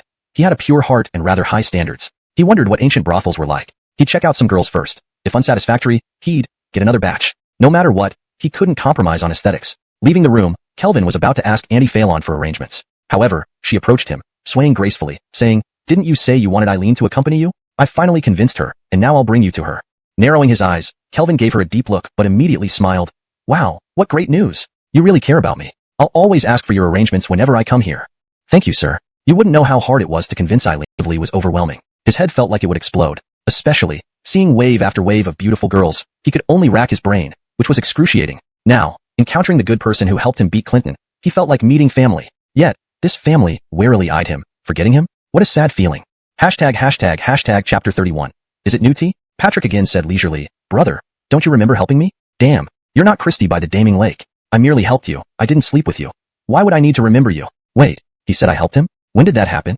"All I remember is making Clinton spit in your face." Patrick glanced at Sadie, then hesitated, as if wanting to say something. Sadie, being a tactful person, said to Kelvin, "Sir, please chat with him for a while. I'll go have Eileen prepare." She waved her hand and led the girls waiting for Patrick to compose customized poems away. Seeing everyone leave, Patrick tearfully recounted how he was tricked by Clinton and Summer, condemning them for their collaboration. He expressed deep gratitude to Kelvin for teaching Clinton a lesson. "If I hadn't beaten him that day to vent my anger, I'd probably still be feeling bitter and depressed." "Brother, thank you." Looking at Patrick's grateful face, Kelvin felt a pang of guilt. He wasn't sure if Patrick would want to kill him once he found out who was behind everything. So, Kelvin indignantly declared, "All right?" Patrick sighed, "My teachers repeatedly warned me, beneath beauty lies danger, but I arrogantly ignored their advice. Now, I finally suffer the consequences." As Patrick lamented his life, he noticed Kelvin heading towards the inner courtyard. Kelvin really didn't want to listen to this, complaining man. Wouldn't spending time with the courtesan be more enjoyable? But Kelvin's actions alarmed Patrick, who hurriedly exclaimed, "Brother, why won't you heed my advice? You know what kind of person she is. Why go to her? Don't let lust cloud your judgment." Kelvin didn't want to argue with Patrick and casually replied, "I view beauty as fleeting clouds. I just can't stand seeing Brother Yin suffer like this. I'll talk things over with Zyra and get her to release you soon." Patrick paused, watching Kelvin walk away. Suddenly, his eyes welled up with tears. What a good person, willing to stick his neck out for me even knowing who Zyra is, a true hero. I forgot to ask his name, but he didn't reveal his identity either. Isn't this what they call doing good deeds anonymously? Truly noble and principled. Kelvin had no idea what Patrick was imagining. He wasn't bothered by Patrick working hard. After all, during their frequent exams, he often studied until he wanted to vomit from exhaustion. Teachers always said, "It's all for your own good." Who doesn't want to be famous? Who doesn't want to stand out? But she hadn't managed to break through. "I'll test him," Zyra agreed. Although she excelled in all four arts, she particularly loved poetry, almost obsessively. Though she lacked poetic inspiration, her appreciation skills were top-notch. She could easily discern Kelvin's true abilities. Go ahead, Sadie nodded, finishing Zyra's makeup and leading her out. The proprietor wanted to learn more about Kelvin, starting by confirming if he composed the poem, Full Building of Red Sleeves, seemed like a good idea. After a short wait, Kelvin saw a woman step out. She wore a thin silk robe that created an alluring, half-revealing allure. Her clear eyes shimmered like tranquil waters, her skin as white as snow, her lips delicate and cherry-like, embodying perfect beauty. Her slender waist made her seem fragile, almost vulnerable, evoking a sympathetic yet admiring gaze. Approaching Kelvin, she sat at a tea table and smiled sweetly, radiating charm. Sir, would you like tea or wine? Kelvin responded. Is it new tea? Chapter 32. Jiang Shang Zyra. New tea? Yes, I have some. There's freshly picked Malfong tea not long ago, Zyra said in a soft voice. She took out the Malfong tea, her fingers as fair as onions. Pleasure of witnessing your talents. Zyra saw that Kelvin avoided mentioning the Bashaman poem. Smiling sweetly, she said, Of course, sir, I will satisfy your request. However, after my performance, you must tell me if you wrote the Bashaman. Haha, we shall see how impressive your skills are, Kelvin laughed. Zyra stood up, her long skirt trailing behind her. Then I shall first play a piece for you. Xiuxian, mistaken original text, should be Kelvin said. I don't want to tire you, Miss Phelan. Just perform a dance, no need for the music. Kelvin thought to himself that seeing her flexibility would suffice. As for music, it was too flowery for his liking. After all, it wasn't a flute. All right. Zyra gently agreed, truly putting her guest first with a radiant smile. Standing on the carpet in the room, Zyra twirled her long sleeves, her slender body spinning with grace, sometimes slow, sometimes fast, like a swallow settling into its nest or a startled magpie flying under the moonlight. Her dance moves were delicate and captivating, each gesture exuding beauty and charm. Even Kelvin, who knew nothing about dancing, could not help but feel moved by her grace, finding her dance absolutely beautiful. Most importantly, her waist. Those curves, that suppleness, they were indeed exquisite and stunning. After the dance ended, found herself unable to contain her excitement. Jiang Shang Zyra. It's about her, written for her. If the second half matched, she would gain immense fame along the Xuanhuan River, standing out among many courtesans. She might even achieve historical recognition because of this poem. Which courtesan could resist such allure? Imagining the possibilities, she eagerly asked, Sir, what's the second half? Kelvin replied, Today I fought someone, and now I'm covered in dirt. Without hesitation, Zyra called out, Sherry, quickly prepare hot water. After shouting, Zyra looked at Kelvin expectantly. Kelvin didn't mind reciting a poem and continued, Lotus fibers, light in autumn hues, the pattern cut unevenly. Hair separated by fragrant reds, jade hairpins swaying in the wind. Upon finishing, Zyra's eyes welled up with tears. A single poem praised her beauty, moving her deeply, depicting the kindness in her heart while lamenting her melancholy and loneliness. Every courtesan harbored such emotions. Gazing at Kelvin, Zyra whispered softly, Sir? She had only followed orders to confirm if Kelvin possessed true talent, but she never expected to receive such a poem. Fame along the Xuanhuan River was within reach, and contemplating if this effort would move her. He thought, indeed, the top courtesans demanded higher prices. So, he recited again. Spring mountains resemble black eyebrows. Zyra dances in the painted pavilion amidst a small utopia. Years of experience in the pleasure quarters told him he never failed with money, regardless of the era. With his comprehensive knowledge spanning ancient and modern times, how could he not know? Chapter 33. Master. Master. Zyra's voice grew increasingly complex and wistful as she bit her lip. I'm just guiding you over. Don't think too much of it, master. All right, Kelvin replied. Kelvin entered the inner room where a steaming tub of warm water awaited him. As he sat down in the water, Zyra's face turned pale, as if she were about to leave. Do you know when one awakens from dreams amidst jade towers, someone laments like Zyra?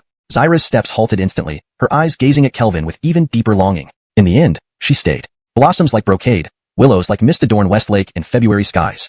Thus, Zyra began to bathe Kelvin's back. The willow mist fills the tower as the flute plays, while blossoms drift on the spring wind. Thus, Zyra, persuaded by the hot weather, shed one layer. Hadn't expected things to progress so quickly either. Step by step, she had been led back by those seductive poems, never expecting Kelvin to be so abrupt, pulling her straight into the tub. Recalling the poems she had received, and looking at the well-built figure before her, she sighed deeply. So be it. She knew she couldn't escape this day in a brothel. If the day came sooner than later, it wasn't too bad. At least, this Bruno wasn't bad-looking, and he truly possessed exceptional talent. Thinking of the brilliant poems that rolled off his tongue, her heart still trembled. Indeed, although Kelvin recited each poem to her line by line, every single one was exquisite. She couldn't imagine anyone in the world having such extraordinary talent. He was simply a prodigy. Even the old scholars at Ilua Academy couldn't match this level. With such talent, why bother being a cultivator? Entering Ilua Academy, becoming a renowned scholar would be a breeze. Zyra didn't doubt that with these poems, she would become famous throughout Xuanhuan River. Her reputation as the top courtesan would be unchallenged. Perhaps, as a brothel woman, she could be remembered in history because of these poems. In this sense, she didn't feel like she had lost anything. However, Kelvin could have won her heart with his talent alone, but now it felt like a transaction. This made Zyra feel even more melancholic. Despite being in a brothel, she still harbored dreams of true love. Her gaze softened as she stared at Kelvin, her eyes brimming with affection. Noticing this, Kelvin felt a sudden panic. You'll see how explosive his talents can be. I think he can hold up for 7 or 8 days. Zyra looked doubtful. Is that so? Your sisters also need poems. You can't keep all these to yourself, Kelvin reminded her warmly. Zyra blushed slightly, feeling as though he was accusing her of selfishness. Alright, make it 8 days. Can you write poems for my sisters as well? But before she finished, Kelvin vanished like smoke.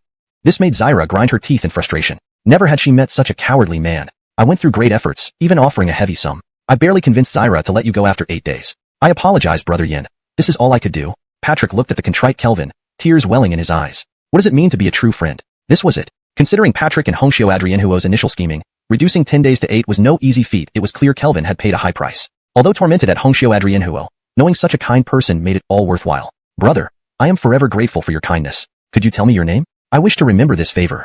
Kelvin waved his hand. There's little I did to help you. Saying this makes me uncomfortable. As for my name, it's not worth mentioning. Brother Yin, please don't worry about it. Now, go stunned. Why was this guy acting so friendly and enthusiastic? Shouldn't he be trying to escape? Does he really think I have no temper? While Clinton was dazed, Kelvin quickly walked up to him, grabbed his shoulder and said, Brother Yu, we didn't get to swear brotherhood last time. Let's do it today since it's a good day. What audacity. How could he bring up brotherhood now? What is it? Brother Yu, you don't want to? Kelvin asked, furrowing his brow. Clinton clenched his teeth angrily. You forgot that you distanced yourself from me and allowed Patrick to gang up on me? Kelvin looked taken aback. Ah, Brother Yu, you're still holding a grudge over that? Blame me. Blame me. I should have explained before acting. I thought you already understood my intentions. Clinton shouted. What intentions could you possibly have? Kelvin asked, Brother Yu, do you think it's easier to confront Patrick openly or deal with him subtly? Clinton was puzzled. What do you mean? If I can infiltrate Patrick's circle and gain his trust, wouldn't it be better for us to work together covertly than to fight him openly? Clinton paused. For someone as cunning as Patrick, playing it dirty would indeed be more effective. So, Kelvin was planning to act as an inside man for him? Brother Yu, surely you understand. As sworn brothers, your problems are my problems. Since Patrick is against you, he's against me too. To take revenge for you, I need a different approach because regular methods won't work. But if I join his camp, everything changes. Clinton thought it made sense, but, you told them to gang up on me?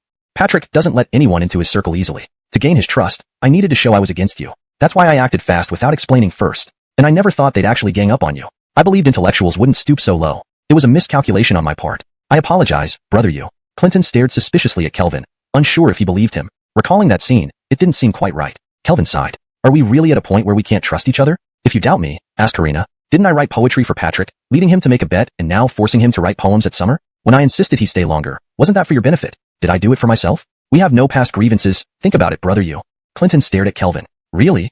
You still doubt me? Fine. All my efforts have been in vain. Without your trust, there's nothing more to say. With that, Kelvin looked dejected and turned to leave, slipping away from Clinton. Clinton stood there, staring at Kelvin's despondent back. Could it be that he was wrong? Seeing Karina coming out of the courtesan's room, he gritted his teeth and walked towards her. He needed to verify if what Kelvin said was true. Karina confirmed everything. Patrick was indeed writing poems for the girls at summer and Zyra had planned to release him tomorrow but suddenly changed it to 8 days. Everything matched. Clinton felt overwhelming guilt. Brother Phelan, I'm sorry. Thinking of Kelvin's sad expression, he felt a pang in his heart. He had treated Kelvin terribly. How could he ever make it up to him?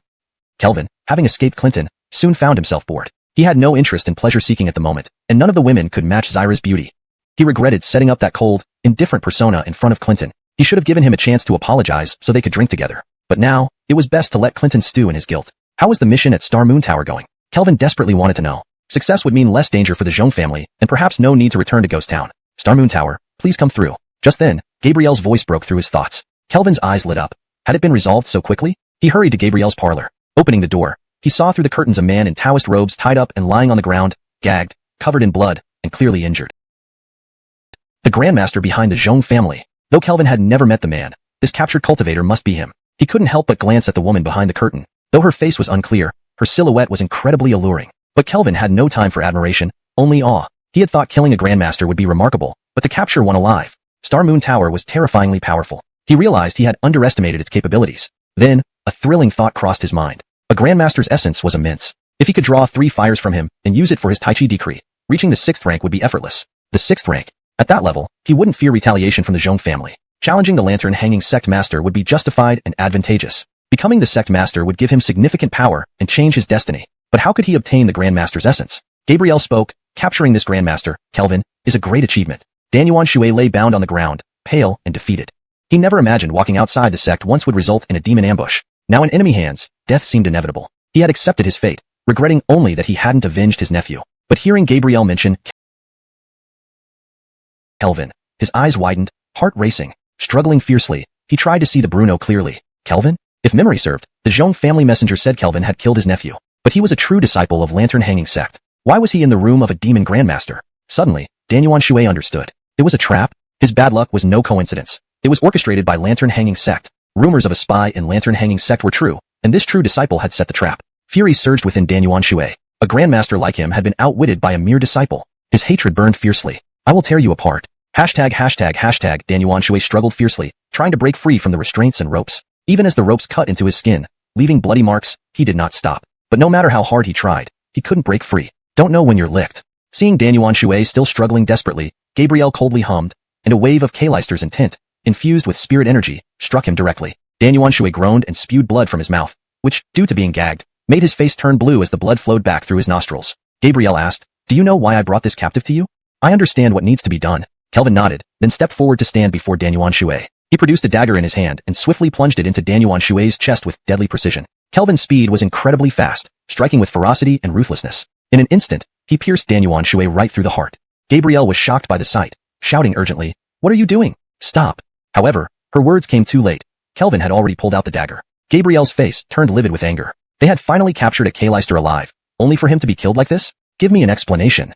Gabriel gritted her teeth, her Kleister's intent pressing down on Kelvin like a mountain. Kelvin secretly ignited the Philip fire within Danyuan Shui while wearing a look of bewilderment and confusion.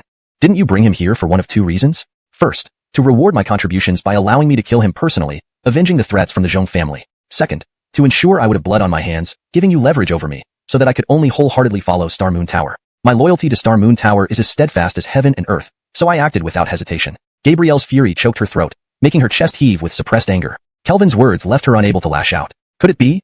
She should blame a subordinate's display of loyalty? If those in power did such things, wasn't it tantamount to acting recklessly? However, she had intended to bring the captured Kleister to Kelvin to warn him. Even a Kleister can be captured by us. Star Moon Tower has immense power. Don't think that because your status has risen within lantern-hanging sect, or you might become the sect master, you can stir up trouble with just a bit of cleverness. Don't dare to entertain second thoughts. But, a Kleister, a rare capture from the righteous path. The potential uses were vast. Now, he was dead. Gabrielle felt immense regret. She took a deep breath, almost gritting her teeth to say, "You did nothing wrong. Your loyalty is clear." What else could be done? He was already dead. There was no point in dwelling on it. She had intended to use this method, typical of the demon path, to warn Kelvin against harboring other intentions. However, Kelvin proved his absolute loyalty through action. The result was the same. Yet, just one Kleister had been killed, and it was a huge loss. Kelvin stealthily extracted the Kleister's Philip fire, his heart pounding with excitement. He had obtained the essence of a Kleister. 6th rank was now within reach. Do you have any other orders? At this moment, all Kelvin wanted was to break through to the 6th rank, so he barely wished to stay. Gabrielle's mood had clearly dampened, but considering Kelvin's significant contribution, she said, "Your accomplishments have been noted by Star Moon Tower. Do your job well, and we will not mistreat you." Kelvin smirked to himself. Promises were common in previous lives. If you truly didn't want to mistreat me, show me some tangible benefits now. Forget it. Since you helped deal with the Kleister, I won't bother arguing with you. Achieving the 6th rank is more important. Chapter 35. The Flaw of the Primordial Decision. Kelvin went to Jim's room and, amidst Jim's grievance, chased away the two women playing games with him. He then solemnly rebuked Jim. "Palace Master Aline must still be worried about us. You're only thinking about enjoyment. Shouldn't you go back and inform her of the situation to reassure her?" Thus, Jim left the red sleeve in. This time, he learned his lesson, charging the expenses to Kelvin upon leaving. Brother Kelvin had slain Eben and acquired a vast wealth from him. Treating his brothers to luxury, he wouldn't care at all. After Jim left, Kelvin closed the door. Suppressing his excitement, he calmed himself, sitting cross-legged. The primordial decision slowly circulated, causing the 3 flames stored in his chi si to flicker. Among the 3 flames, the central one was the most robust and solid. This was normal, as it represented the energy, chi, aspect of essence, energy, and spirit, jing, qi, shun, which is naturally the strongest for cultivators. A Kleister's Philip fire contained an inherent will, which was why Kelvin was extremely cautious. Indeed, worthy of a Kleister. Just one cycle of the primordial decision, absorbing only a strand of his Philip fire, directly increased Kelvin's strength by 0.3 percentage points. With the successful first cycle, everything became much smoother. Thus, the Kleister's Philip fire was continuously refined, nourishing Kelvin's chi si with its essence. The spirit energy within the chi si rapidly increased. One cycle after another of the primordial decision, Kelvin sat cross-legged, surrounded by a faint aura of spirit energy, radiating a soft luster, resembling a jade statue under light. 5th rank 0.52, 5th rank 0.53, 5th rank 0.54, 5th rank 0.65, 5th rank 0.71. Without a doubt, Kelvin's realm skyrocketed. This was the advantage of a cultivator's Philip fire. It was already refined energy. Under the primordial decision, it combined smoothly like water from 2 rivers, facing no significant resistance. Unlike spirit stones, although the refining speed of the primordial decision far exceeded other cultivators, it still fell short when compared to Philip fire, not by a little. Cycle after cycle of the primordial decision, the K-Leister's Philip fire continuously supplied essence. Kelvin had never felt so rich, as streams of spirit energy permeated his chi. Of course, as the cycles of the primordial decision continued, black lines kept merging into Kelvin's forehead, making it increasingly dim. Time lost meaning during cultivation. Kelvin didn't know how long had passed. Regardless, with each cycle, Kelvin's strength soared.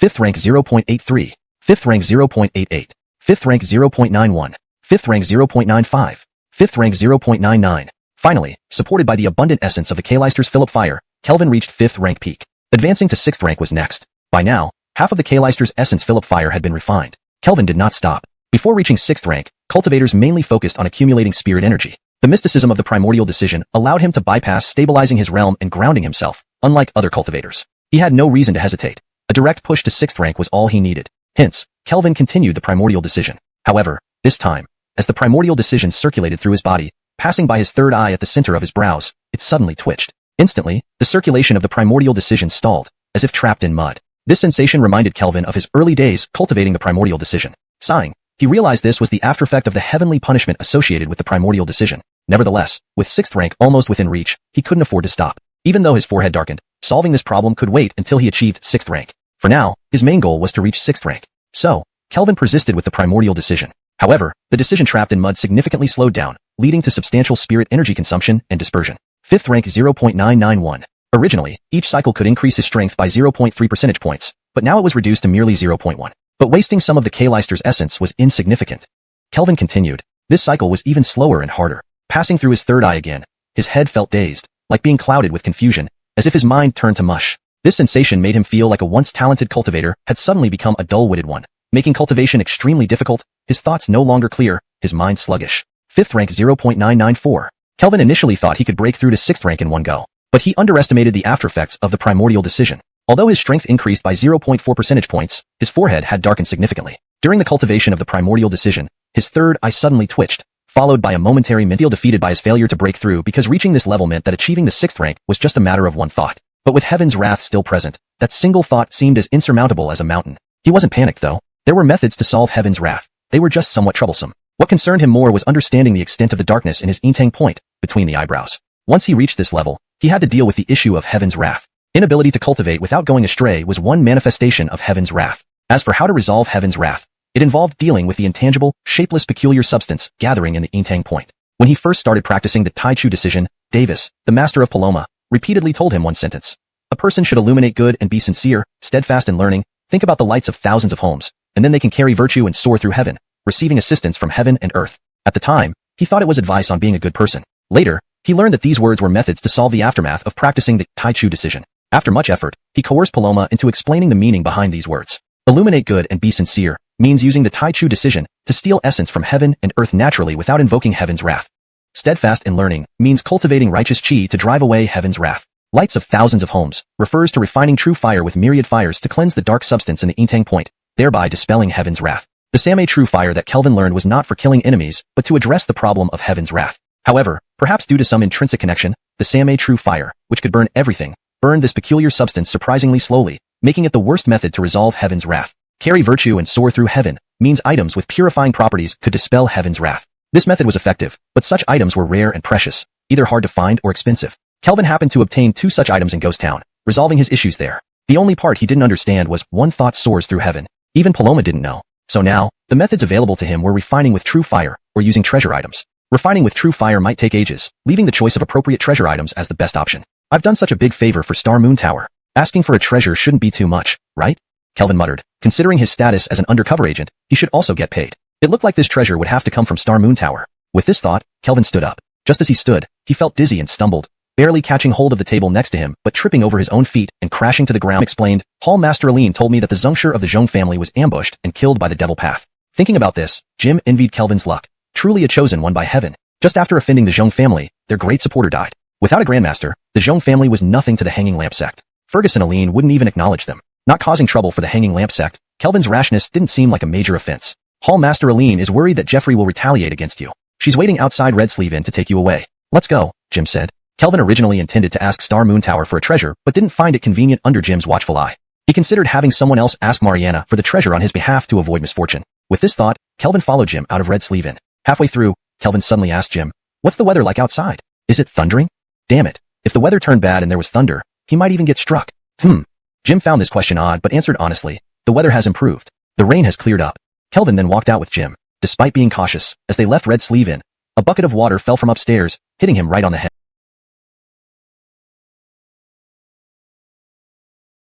Jim, standing beside Kelvin, remained completely dry. Jim expected Kelvin to be furious, but Kelvin didn't even look up, acting as if nothing happened. Following behind, Jim admired Kelvin's detachment and couldn't help feeling even more respectful. Indeed, senior brother Phelan has great temperament and character. If it were me, I'd have already exploded. After Kelvin left Red Sleeve Inn, Bristol arrived at Mariana's room, her face grim. Eileen has lost her mind. She was silently taken advantage of by that boy, and I didn't even notice. At least we should demand a large sum for combing her hair. But she didn't do that. She even spent her own savings to pay for his expenses here. Her head must be filled with water. Mariana didn't respond immediately. She held a stack of poetry Zyra had copied. This kind of talent, why pursue the path of a chi cultivator? Ingluo Academy suits you better. Becoming a great scholar is within reach. How did the former Tower Master make him an undercover agent? Mariana composed herself and instructed Bristol, go, get me all the detailed information about him from Star Moon Tower.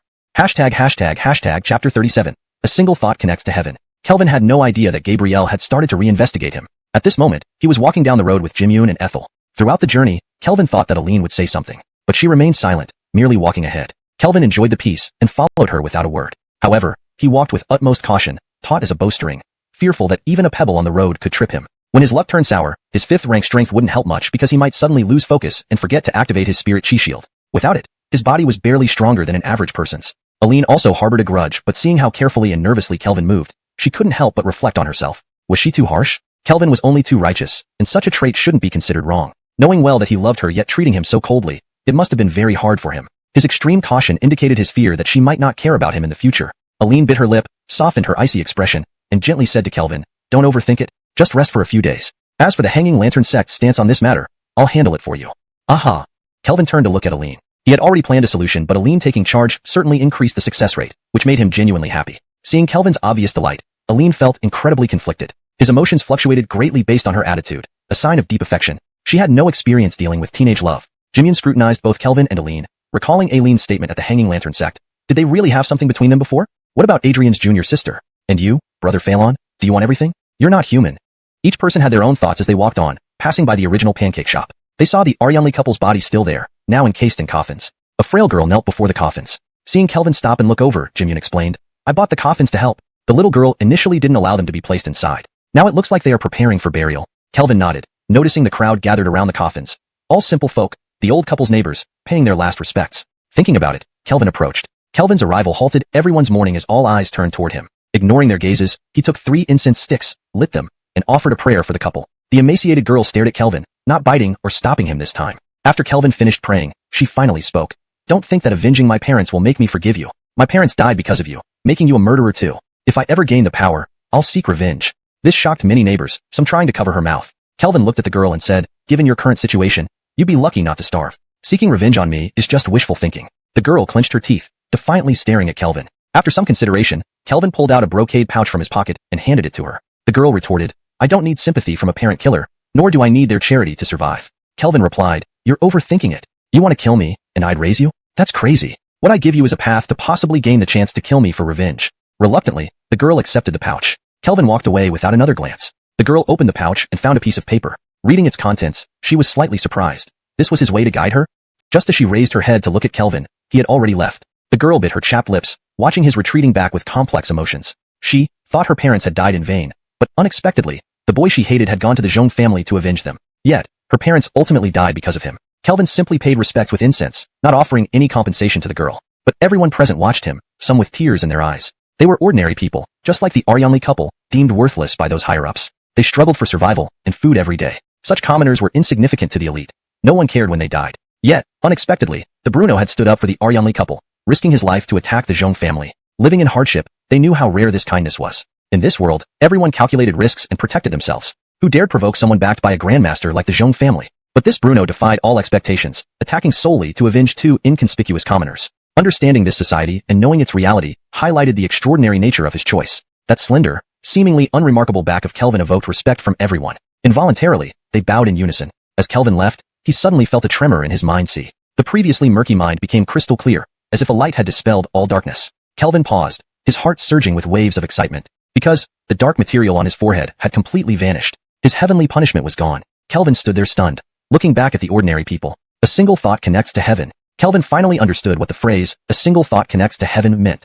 It was the collective willpower of the masses. Practicing Tai Chi decree, drawing essence from heaven and earth, often invited divine punishment. According to Buddhist terminology, this was creating karma. And Buddhism believed that man. Aline said, "Senior brother Phelan, this is Kelvin. He'll be staying here for a few days." Garth scrutinized Kelvin. The assassination of the Kleister had caused a huge uproar in Jinling. While everyone lamented Abram's bad luck, Kelvin had also caught the attention of some people. Garth was one such keen observer. He paid attention to every outstanding ancient Qi cultivator, especially one who could injure a 6th-rank ancient Qi cultivator from the Zhong family. Of course, he also understood what Aline meant by arranging Kelvin's stay here. With Kelvin's remarkable performance, it was inevitable that others would take notice. They absolutely could not allow another Kleister to emerge among the ancient Qi cultivators. This was clearly an attempt to use the old master's authority to deter those who had designs on Kelvin. Garth smiled bitterly. The old master has withdrawn from worldly affairs and might not stand up for him. We cannot count on this plan working out.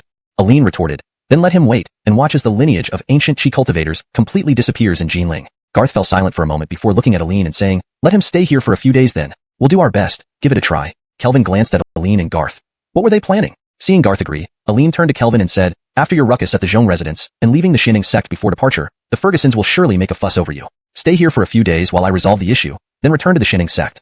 Kelvin understood. Now that he had the righteous claim to succeed as sect master, the Fergusons would undoubtedly use his recent trouble as leverage. If they didn't seize this opportunity, they wouldn't deserve to vie for the position of sect master. Without waiting for Kelvin's response, Aline suddenly added, "In these few days, ignore everything you see. Understand?" Finishing, she looked at Garth again and said, "Brother, I am troubling you." Garth shook his head. If this can get the old master to step forward and rally support, I'd have no regrets even if I die. Aline didn't say anything more. Preparing to return to the Xiuxian sect, she turned but recalled Kelvin's desire to remain there. She finally turned back to him and said, "You said you don't want to leave the Xiuxian sect. Then don't. I don't want you to leave either." As she finished speaking, a blush spread across her exquisite face, and she left hastily as if escaping. Both Garth and Jim stared dumbfounded at Kelvin. Pervert. Both silently cursed him in unison. Jim, in particular, felt aggrieved. Senior brother Adrian was perfect except for being Kelvin's side. "I have deep feelings for the Xiuxian sect and can't bear to leave. However, the Fergusons will surely use this against me, making it difficult for me to stay. Is there anyone willing to speak up and ask the sect to let me stay?" Jim paused but quickly responded, "Don't worry, Senior brother Phelan. I will organize the disciples to petition on your behalf, ensuring the sect doesn't expel you." Kelvin breathed a sigh of relief. Jim wasn't too stupid after all. "I only wish to stay at the Xiuxian sect and have no interest in the position of sect master. If the Fergusons feel threatened, I assure them that once back, I won't seek the sect master's position and hope they don't target me unnecessarily." Jim felt heartache. Senior brother Phelan truly cared for the Xiuxian sect, yet the Fergusons wanted to chase him away due to their own power struggles. He needed to tell everyone in the sect to prevent the Fergusons from having their way. "Senior brother Phelan, rest assured, I'll unite all Hall disciples to petition for your stay." "Ah, thanks for the trouble, junior brother Adrian. I know I'm straightforward, but I sincerely hope the Xiuxian sect prospers and its disciples thrive. That day, I only wanted to awaken everyone, never intending to insult anyone." "Senior brother Phelan, you don't need to explain. We understand," Jim thought. Given how Kelvin risked his life for strangers, they knew his integrity and kindness. Seeing Jim ready to return, Kelvin gave him the remaining pills and spirit stones obtained from Eben. "Everyone is helping me, so I shouldn't let them work for nothing. Distribute these to them." Jim gazed at the considerable wealth. Kelvin was indeed generous. Even for a bit of fairness, they received compensation. Truly considerate. Kelvin thought differently. Without compensation, they'd be a disorganized mob, easily dispersing after a few shouts. Offering money ensured their full commitment. In his past life, even hired online commentators needed payment to post threads. He knew how to manipulate public opinion. This time, he aimed to establish himself as an upright, kind-hearted person dedicated to the sect. If the Fergusons did not oppose, fine. If they stood against him, well, it was all about their lust for power. Guiding opinions would elevate class conflict further. Chapter 39. The Ancient Path and the New Path. Kelvin stayed at the mansion for a few days, during which his injuries from the forced breakthrough healed. He planned to find a suitable time to break through to the 6th rank. Staying here for several days, he had gotten acquainted with many people. From them, he learned who Garth was. He was a named disciple whom Aileen's parents had taken in from outside. After the death of Aileen's parents, he followed Aileen's grandfather. He practiced the path of ancient Qi cultivators and had great talent, but due to the immense effort required to maintain the lineage of the ancient Qi cultivators, he had barely reached the 5th rank. This mansion was the gathering place for independent ancient Qi cultivators in Jinling. Just as Aileen struggled to maintain the sole lineage of the ancient Qi cultivators within her sect, so did Garth struggle to maintain this estate. The mainstream lineage of Qi cultivators in Jinling now was the new path that focused solely on cultivating the Sea of Qi. A faction within this new path had been continuously suppressing the ancient Qi cultivators. As a result, the ancient Qi cultivators were increasingly dwindling. Yet both Aileen and Garth persisted, striving to ensure the ancient lineage did not vanish. During his stay, Kelvin observed Garth tirelessly teaching others, almost giving away everything he knew. Although Kelvin's realm was higher than Garth's, his understanding of the cultivation methods of the ancient Qi cultivators did not match up. These past few days, he benefited greatly, gaining systematic knowledge of the basics. However, starting from yesterday, he noticed wounded individuals being carried into the mansion one after another. From their accounts, he learned that the Qi cultivators from several major clans and families in Jinling had suddenly started provoking trouble, initiating another round of intense oppression. When speaking of this, someone furtively glanced at Kelvin, but quickly averted their gaze under Garth's stern look. Bang! While Garth was examining an injured comrade, a massive explosion was heard outside. His expression changed, and after instructing someone to take care of the wounded, he hurriedly rushed out. Kelvin wanted to follow but was stopped by Garth. Stay here, remember what Sister Yin said. No matter what happens, do not get involved. Kelvin rubbed his nose, looking around at the injured, vaguely sensing what was happening. He wanted to go outside and see what was going on, but remembering Aileen's words, then he should just wait and see the complete extinction of the ancient Qi cultivators in Jinling. He ultimately held back. His eyes involuntarily fell on the deepest part of the mansion. From Garth, he knew that the innermost building housed Aileen's grandfather, the strongest person in Jinling. Not long after Garth left, more injured people were continuously brought in. Some had broken limbs, some were drenched in blood, and others were unconscious. What once was a spacious area was now filled with over 20 wounded people, groaning incessantly. A truly tragic scene. Kelvin's expression grew increasingly grim, but there was still no reaction from the innermost building. At this moment, cries were heard. Ajax, hold on. You must hold on. We will figure out a way to save you.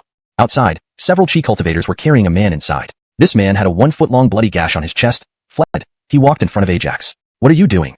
This made the faces of the men carrying Ajax change abruptly. They could not help but scold him. With Ajax on the verge of death and his body being ravaged by the other person's spiritual energy, getting him to the pavilion was his only hope. Ignoring them, Kelvin gathered his spiritual energy, guiding it into Ajax's wound and through his body. His spiritual energy transformed into small flames, flickering throughout Ajax's body. Though hot, the flames did not harm Ajax at all.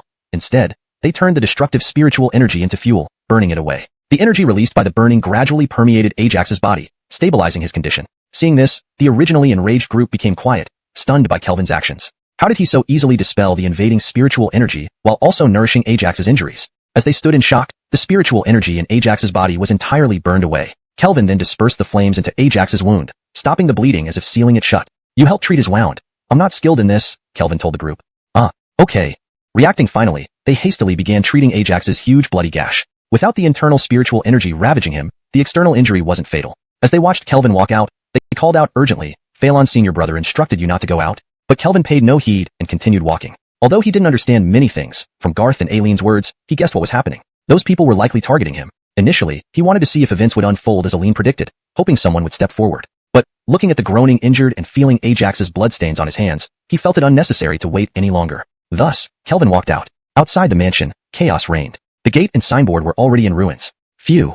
He saw Garth fighting a man holding a folding fan. At that moment, Garth's face was slashed by the fan, leaving a bloody mark. He was thrown against the wall of the mansion, causing it to collapse. I thought your ancient Qi cultivators produced someone of note, but you're just a coward. If he doesn't appear today, I'll cripple all of you.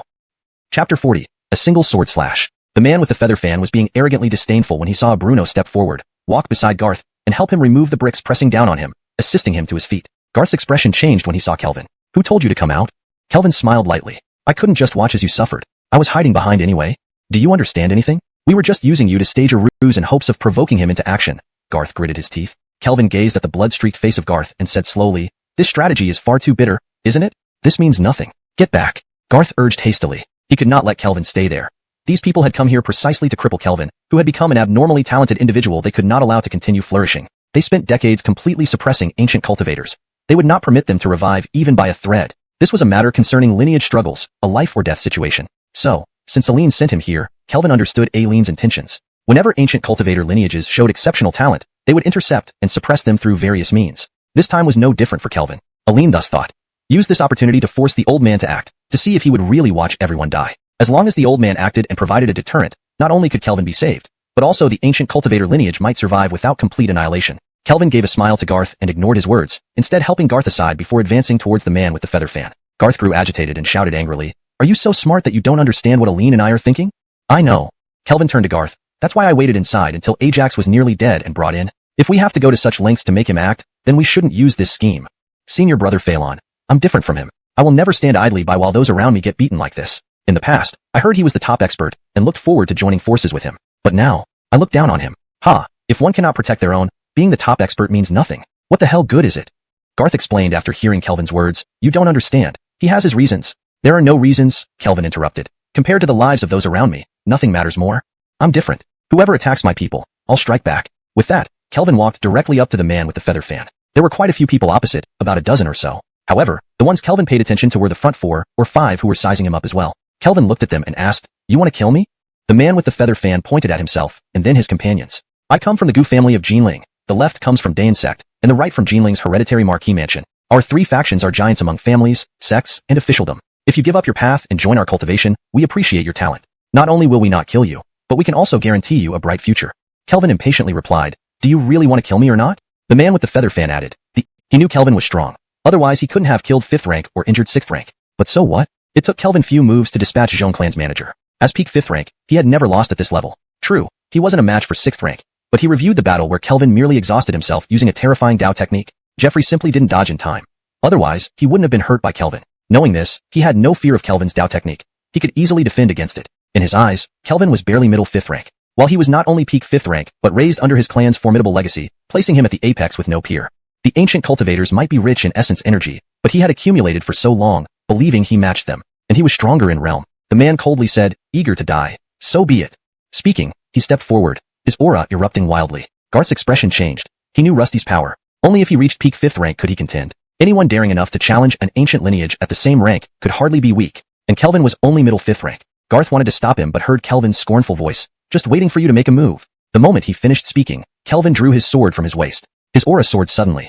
In the next instant, boundless essence energy surged from his body, charging the blade fiercely. The sword resonated ominously, exuding deadly intent. Essence energy, sword, Kelvin. At this moment, they became one. A single sword slash shall end you. Kelvin roared angrily, his voice thunderous. The sword cut straight out. Rusty's face changed dramatically. Not just him. Those beside him also paled. Rusty's feather fan trembled, revealing etchings. Apparently, it was inscribed by scholars, a spirit artifact. The spirit artifact bolstered him while essence energy within him surged wildly, attempting to fend off Kelvin's attack with the fan. Kelvin seemed oblivious to the opponent's spirit artifact, slashing downwards undeterred. He wielded the sword like a cleaver, swift as a gust, strong as Mount Tai. With overwhelming force, the sword struck the fan. Snap. The fan shattered. The sword's momentum remained, slashing into the opponent's body. Rusty's ribs snapped, blood spraying everywhere, his body flying back. Moments later, he crashed onto the ground, shaking it 3 times. Kelvin sheathed his sword, glanced at the blood-soaked Rusty, full of disdain. Worthless scum. Do you qualify to discuss lineage with us? All around, silence prevailed. Chapter 41. Defeat you in one move. Silence filled the entire arena. Rusty, at the peak of 5th rank, had always believed he had reached the pinnacle of the 5th rank and was invincible at this level. One move. Instantly defeated. Everyone found it hard to believe, with some even rubbing their eyes. No one could have imagined such an outcome. They originally thought that the one who would be defeated would certainly be Kelvin, a mid-5th rank cultivator, who wouldn't stand a chance against Rusty. But he was just too strong. So strong that everyone thought they were hallucinating. Garth and the group of ancient breath cultivators were also momentarily stunned, staring at Rusty lying on the ground, uncertain whether he was dead or alive. Each of them felt their mouths dry up. This is the same Kelvin who has been joking around with them these past few days? That Kelvin who is kind to everyone and seems harmless? Terrifying. Truly terrifying. After regaining their composure, each of them turned bright red with excitement. Indeed, the path of the ancient breath cultivators is truly invincible. Peak 5th rank, someone from Rusty's group said, staring at Kelvin, enunciating each word clearly. This voice brought everyone back to their senses, all eyes turning towards Kelvin, including Garth's. Kelvin had moved so quickly just now that no one could discern his cultivation level. But thinking back now, that kind of aura and spiritual energy didn't seem like something a mid-5th rank cultivator could emit. However, it hasn't been long since the disturbance at the Zhong family. Had he directly leaped from mid-5th rank to peak 5th rank? This speed was simply too fast. Could ancient breath cultivators advance so rapidly? Forget ancient breath cultivators, even those who cultivated new techniques in Qi wouldn't achieve this pace. So, is he really at peak 5th rank? Kelvin naturally wasn't going to spend time explaining things to them. Instead, he stared at Rusty's group and asked, who's next? These words made the faces of Rusty's group change abruptly as they took several steps back. Kelvin's gaze fell on the person who had been standing to Rusty's left. He said, if I recall correctly, Rusty mentioned you're from the Dayan Sect. Speaking of which, your sect's patriarch wanted to kill me to avenge his grandson and only got killed by demons because of bad luck. In a way, it's partially my fault. Don't you want to kill me for revenge? Bjorn stared at Kelvin with a face alternately flushed and pale. His strength was on par with Rusty. Could he possibly be a match for Kelvin after seeing Rusty's instant defeat? Fear gripped him, making him hesitant to fight. But being mocked by Kelvin, he couldn't let it go without responding, standing there unsure of what to do. What? Already scared? What happened to your initial superiority? A waste of space is still a waste of space, not worth mentioning. Bjorn and his group's faces grew increasingly ugly. Some clenched their fists, wanting to step forward but cooled down upon seeing Rusty's miserable state. Seeing Kelvin standing alone and suppressing the entire new technique camp, numerous breath cultivators in the courtyard felt vindicated. Pleasant. Comfortable. This was the demeanor of the ancient breath cultivators. The ancient breath cultivators of yesteryears were always unrivaled among their peers. Thinking about the many people lying in the courtyard, Kelvin knew that Rusty alone wasn't enough to settle the score. He disliked suffering losses. Kelvin's eyes locked onto Bjorn, and he said coldly, I won't deny you the opportunity to kill me. If I can't resolve you in one move, I'll surrender and let you kill me. Russell. Kelvin's sudden declaration caused a stir in the crowd. Arrogant. Overbearing. Bjorn. Take his move and see what happens. People in the new technique camp cursed continuously. Yes, Kelvin did severely injure Gu Baekhin with one strike. But his attack was too swift, too fast for Rusty to use Dao techniques or fully demonstrate his fighting prowess. They believed that even if given time, Rusty would still not be a match for Kelvin. However, Kelvin claiming he could defeat Bjorn in one move seemed impossible. Bjorn stepped forward. He wasn't afraid of taking just one blow. If he could win, they could then overwhelm and kill Kelvin, leaving the ancient breath cultivators with no recourse. Stepping forward, Bjorn remained cautious, instantly unleashing his spiritual energy and employing Dao techniques. The surging spiritual energy formed patterns, continuously restructuring into a shield before him. This was his defensive Dao technique, which could transform spiritual energy into a shield to protect his entire body. Though lacking in offensive power, its defensive capabilities were astonishing. So much so that even martial artists renowned for brute force couldn't break through it. Just one move, it was perfectly suited for such a scenario. Bjorn was confident that even if Kelvin unleashed that powerful sword technique again, he could withstand it. Of course, he wouldn't passively defend. The best defense is offense. While defending himself, he would also counterattack, showing his full combat potential. Thus, he mustered all his strength, combining defense and offense in one burst. What could Kelvin do with just one move? Watching the aggressive approach of Bjorn, Kelvin's lips curled in disdain. At the initial 5th rank stage, this move of yours was indeed impressive. But now, he was almost at the 6th rank. So, he moved right into it. Seeing this, Garth and his group's faces changed. They didn't understand why Kelvin would make such a reckless claim, giving the opponent an advantage. How could anyone in the 5th rank be defeated in just one move? Bjorn's attack arrived swiftly, fierce spiritual energy swirling into a storm, kicking up sand and stones from the ground, air resonating with explosive sounds, and sparkling light aimed directly at Kelvin's vital points. 3-element flame. Just as it was about to hit Kelvin, he unleashed his Dao technique. Instantly, spiritual energy restructured densely, compressed into fiery balls due to the immense pressure. The first fireball clashed with Bjorn's powerful Dao technique. Boom. The fiery spiritual energy ball, filled with savage force, rushed forward. It was too violent and powerful. Everything in its path was obliterated, including Bjorn's Dao technique, which crumbled in an instant without a struggle. And this was only the beginning. 3-element flame. 3 consecutive spiritual energy fireballs emerged. The second fireball exploded instantly after the first, rushing towards Bjorn. While the first fireball was temporarily halted by defensive Dao techniques and blocked by Bjorn, the second came ruthlessly. Boom. All defenses shattered. The spiritual energy impacted Bjorn, causing him to scream as Bone Evader. What kind of strength was this? How vast was this spiritual energy? Was this the concentration of spiritual energy a peak 5th rank should possess? At this moment, they already saw it. Kelvin was a peak 5th rank chi cultivator. This made them even less able to accept it. When Kelvin first confronted the Zhong family, he had only just reached mid-5th rank. And now, after only a few days, he was already at peak 5th rank? They dominated mainly because cultivation along the new path was much faster than the ancient path. If cultivating the Sea of Qi on the new path turned out to be slower than the ancient path, it would be a devastating blow to their lineage. Thinking of such consequences, their faces turned pale. Their foundation was built upon the new path's principles. Only by maintaining this lineage could they continuously recruit people and strengthen themselves. Next, is it you from the Marquis Manor? Kelvin asked calmly. For him, dealing with Bjorn in one move didn't give him much satisfaction. With his current robust spiritual energy, there was no need for fancy moves. Just overwhelming spiritual energy was enough to crush the opponent. He scanned the remaining last person with disdain, full of contempt. This person's expression changed. He had no will to fight. Kelvin was too strong, so strong that he didn't even dare to struggle. In the past, if anyone looked at him like this, he would have broken the other person's leg. But now, he lowered his head, not daring to meet Kelvin's eyes. What? Afraid? Didn't you want to cripple all the ancient path cultivators? The new path group blushed with anger, but dared not speak up under Kelvin's gaze. Seeing none of them speak, Kelvin, losing his patience, angrily urged, "Come on, come and cripple me. Hurry up." His reprimand only deepened the silence among the new path group, none daring to reply. So, this is your vaunted new path, where not even one can step forward to defend your lineage. Huh, such a new path might as well not exist.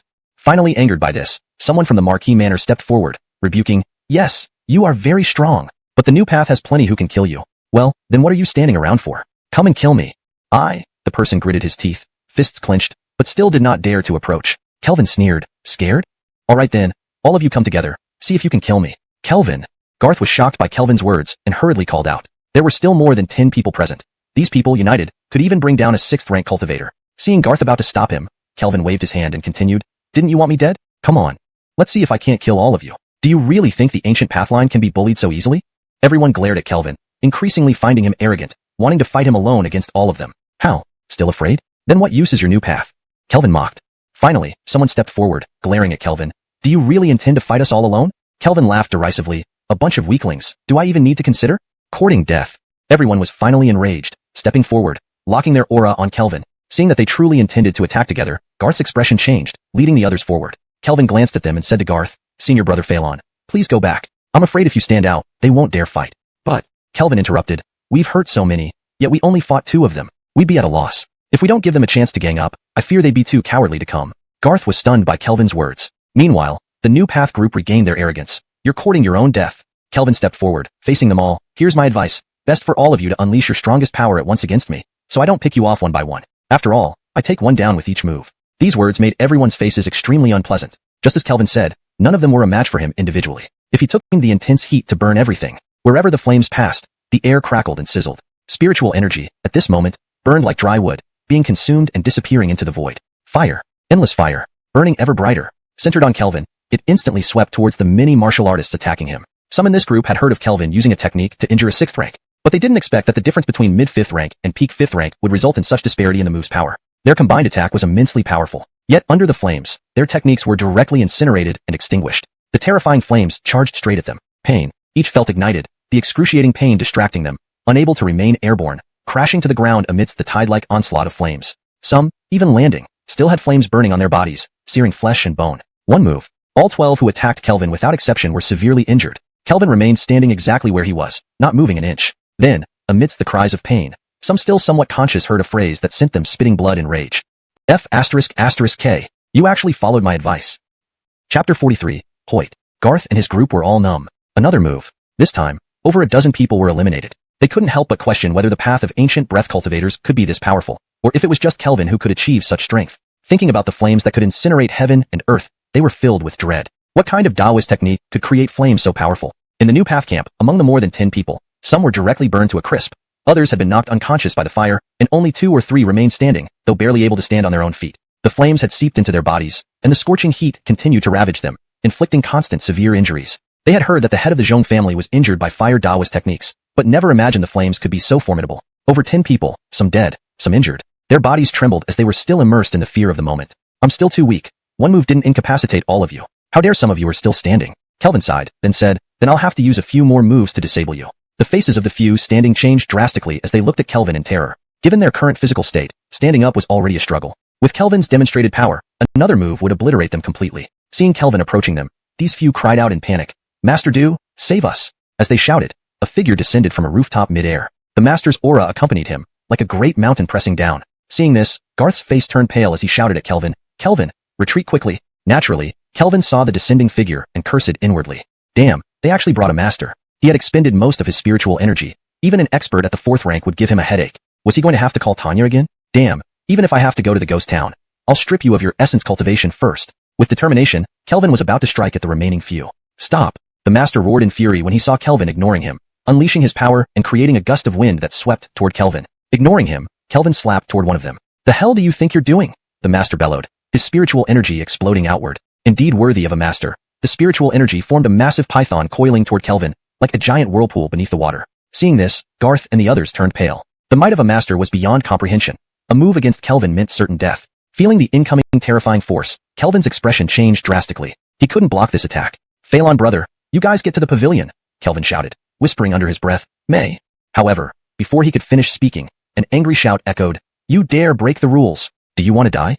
Then, a green light burst forth from the pavilion. This light moved faster than lightning, reaching the scene instantly. Seeing this, the master's expression changed drastically as all of his power erupted. Instantly, boundless spiritual energy exploded across the sky, merging with his aura, resembling a great river surging forward, countering the incoming force. He shouted in panic, Hoyt, I was just trying to save those people, not kill him. But the speed of the emitted green light remained undiminished, instantly reaching the master and shattering his defenses like breaking tofu, striking him squarely in the chest without resistance.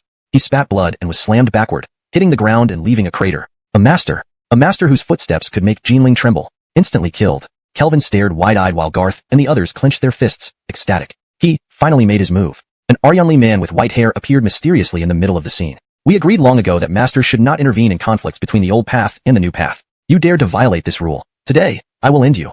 The master's face changed drastically as he hurriedly defended, Hoyt, you can't tell that I used the python swallow technique, a method for moving objects, not attacking. I was only trying to save those people. The old man does not recognize what you did. I only saw you move against the young. You, Francis spluttered angrily. This old fool was lying through his teeth. He sensed being targeted upon arrival. Otherwise, how could he watch Kelvin repeatedly injure Rusty and others? It was because of the presence of this old man. If not for Kelvin intending to cripple all of them after defeating them, he wouldn't have intervened. His goal wasn't to kill Kelvin. Though the python swallow technique looked intimidating, how else could he sweep away so many without using ample spiritual energy? Regardless of Francis's intentions, Hoyt walked forward and grabbed him. Francis's face changed drastically as he tried to escape using cloud summoning Taoist techniques, rising rapidly into the air. But Hoyt's hand was quicker, swiftly grasping Francis's throat and lifting him like a small chick. This left Kelvin staring in disbelief. This was a master who comprehended Taoist intent, now being handled like a chicken, unable to struggle. The first powerhouse, terrifying indeed. Held by Hoyt, Francis felt both fear and rage, threatening, "Hoyt, think about the consequences of your actions. If you proceed rashly, you will surely die." "Surely die?" Hoyt laughed loudly, suddenly turning to look at Kelvin. "Didn't you intend to cripple all of them? Why are you hesitating?" Kelvin rubbed his nose, instinctively wanting to retort, but remembering Ajax, he acted swiftly, striking each opponent's dantian and causing it to crack. He also removed their 3 lamps fire. Watching over 10 people's dantian shattered, Francis's expression darkened. These were outstanding members of the new path, and losing over 10 would be a heavy loss. This made Francis grit his teeth, emitting a hoarse voice due to the grip on his throat. "Hoyt, you will pay for this." "Pay?" Hoyt sneered. "Do you think you're worthy of making me pay? Your confidence comes from the Dayan sect behind you?" Francis remained silent, his expression cold. "In the past, I didn't bother with you useless lot, so you thought I feared you. Do you think the Dayan sect can threaten me? Today, I will show you that even if I destroy your Dayan sect, what can you do to me?" Speaking, Hoyt gripped Francis and turned to Kelvin. "You, come with me to the Dayan sect." Kelvin was about to say something when Hoyt added, "I'll show you what kind of nonsense this is." Kelvin stood speechless.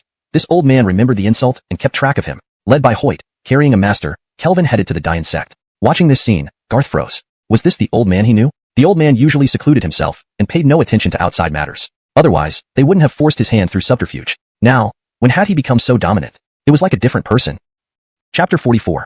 Unmatched Overlord. The Dayan sect, one of the 4 great sects of Jinling, it boasted several K-listers and was a colossal force within Jinling. With its full promotion of solitary cultivation in Qi over recent years and immediate results from its Qi cultivation methods, it attracted countless talents from Jinling to join. Thus, the Dayan sect became even more vibrant and flourishing. In all of Jinling, no matter which force, could not underestimate the Dayan sect. Even Bowen, the ruler of Jinling, treated the Dayan sect with great courtesy. With such a weighty status in Jinling, the sect members were naturally arrogant. However, their long-standing arrogance was shattered today. A man rudely stormed into their mountain gate as if no one else existed, holding Ferguson Francis like a chicken. One of the disciples reacted first, shouting loudly, quickly inform the era."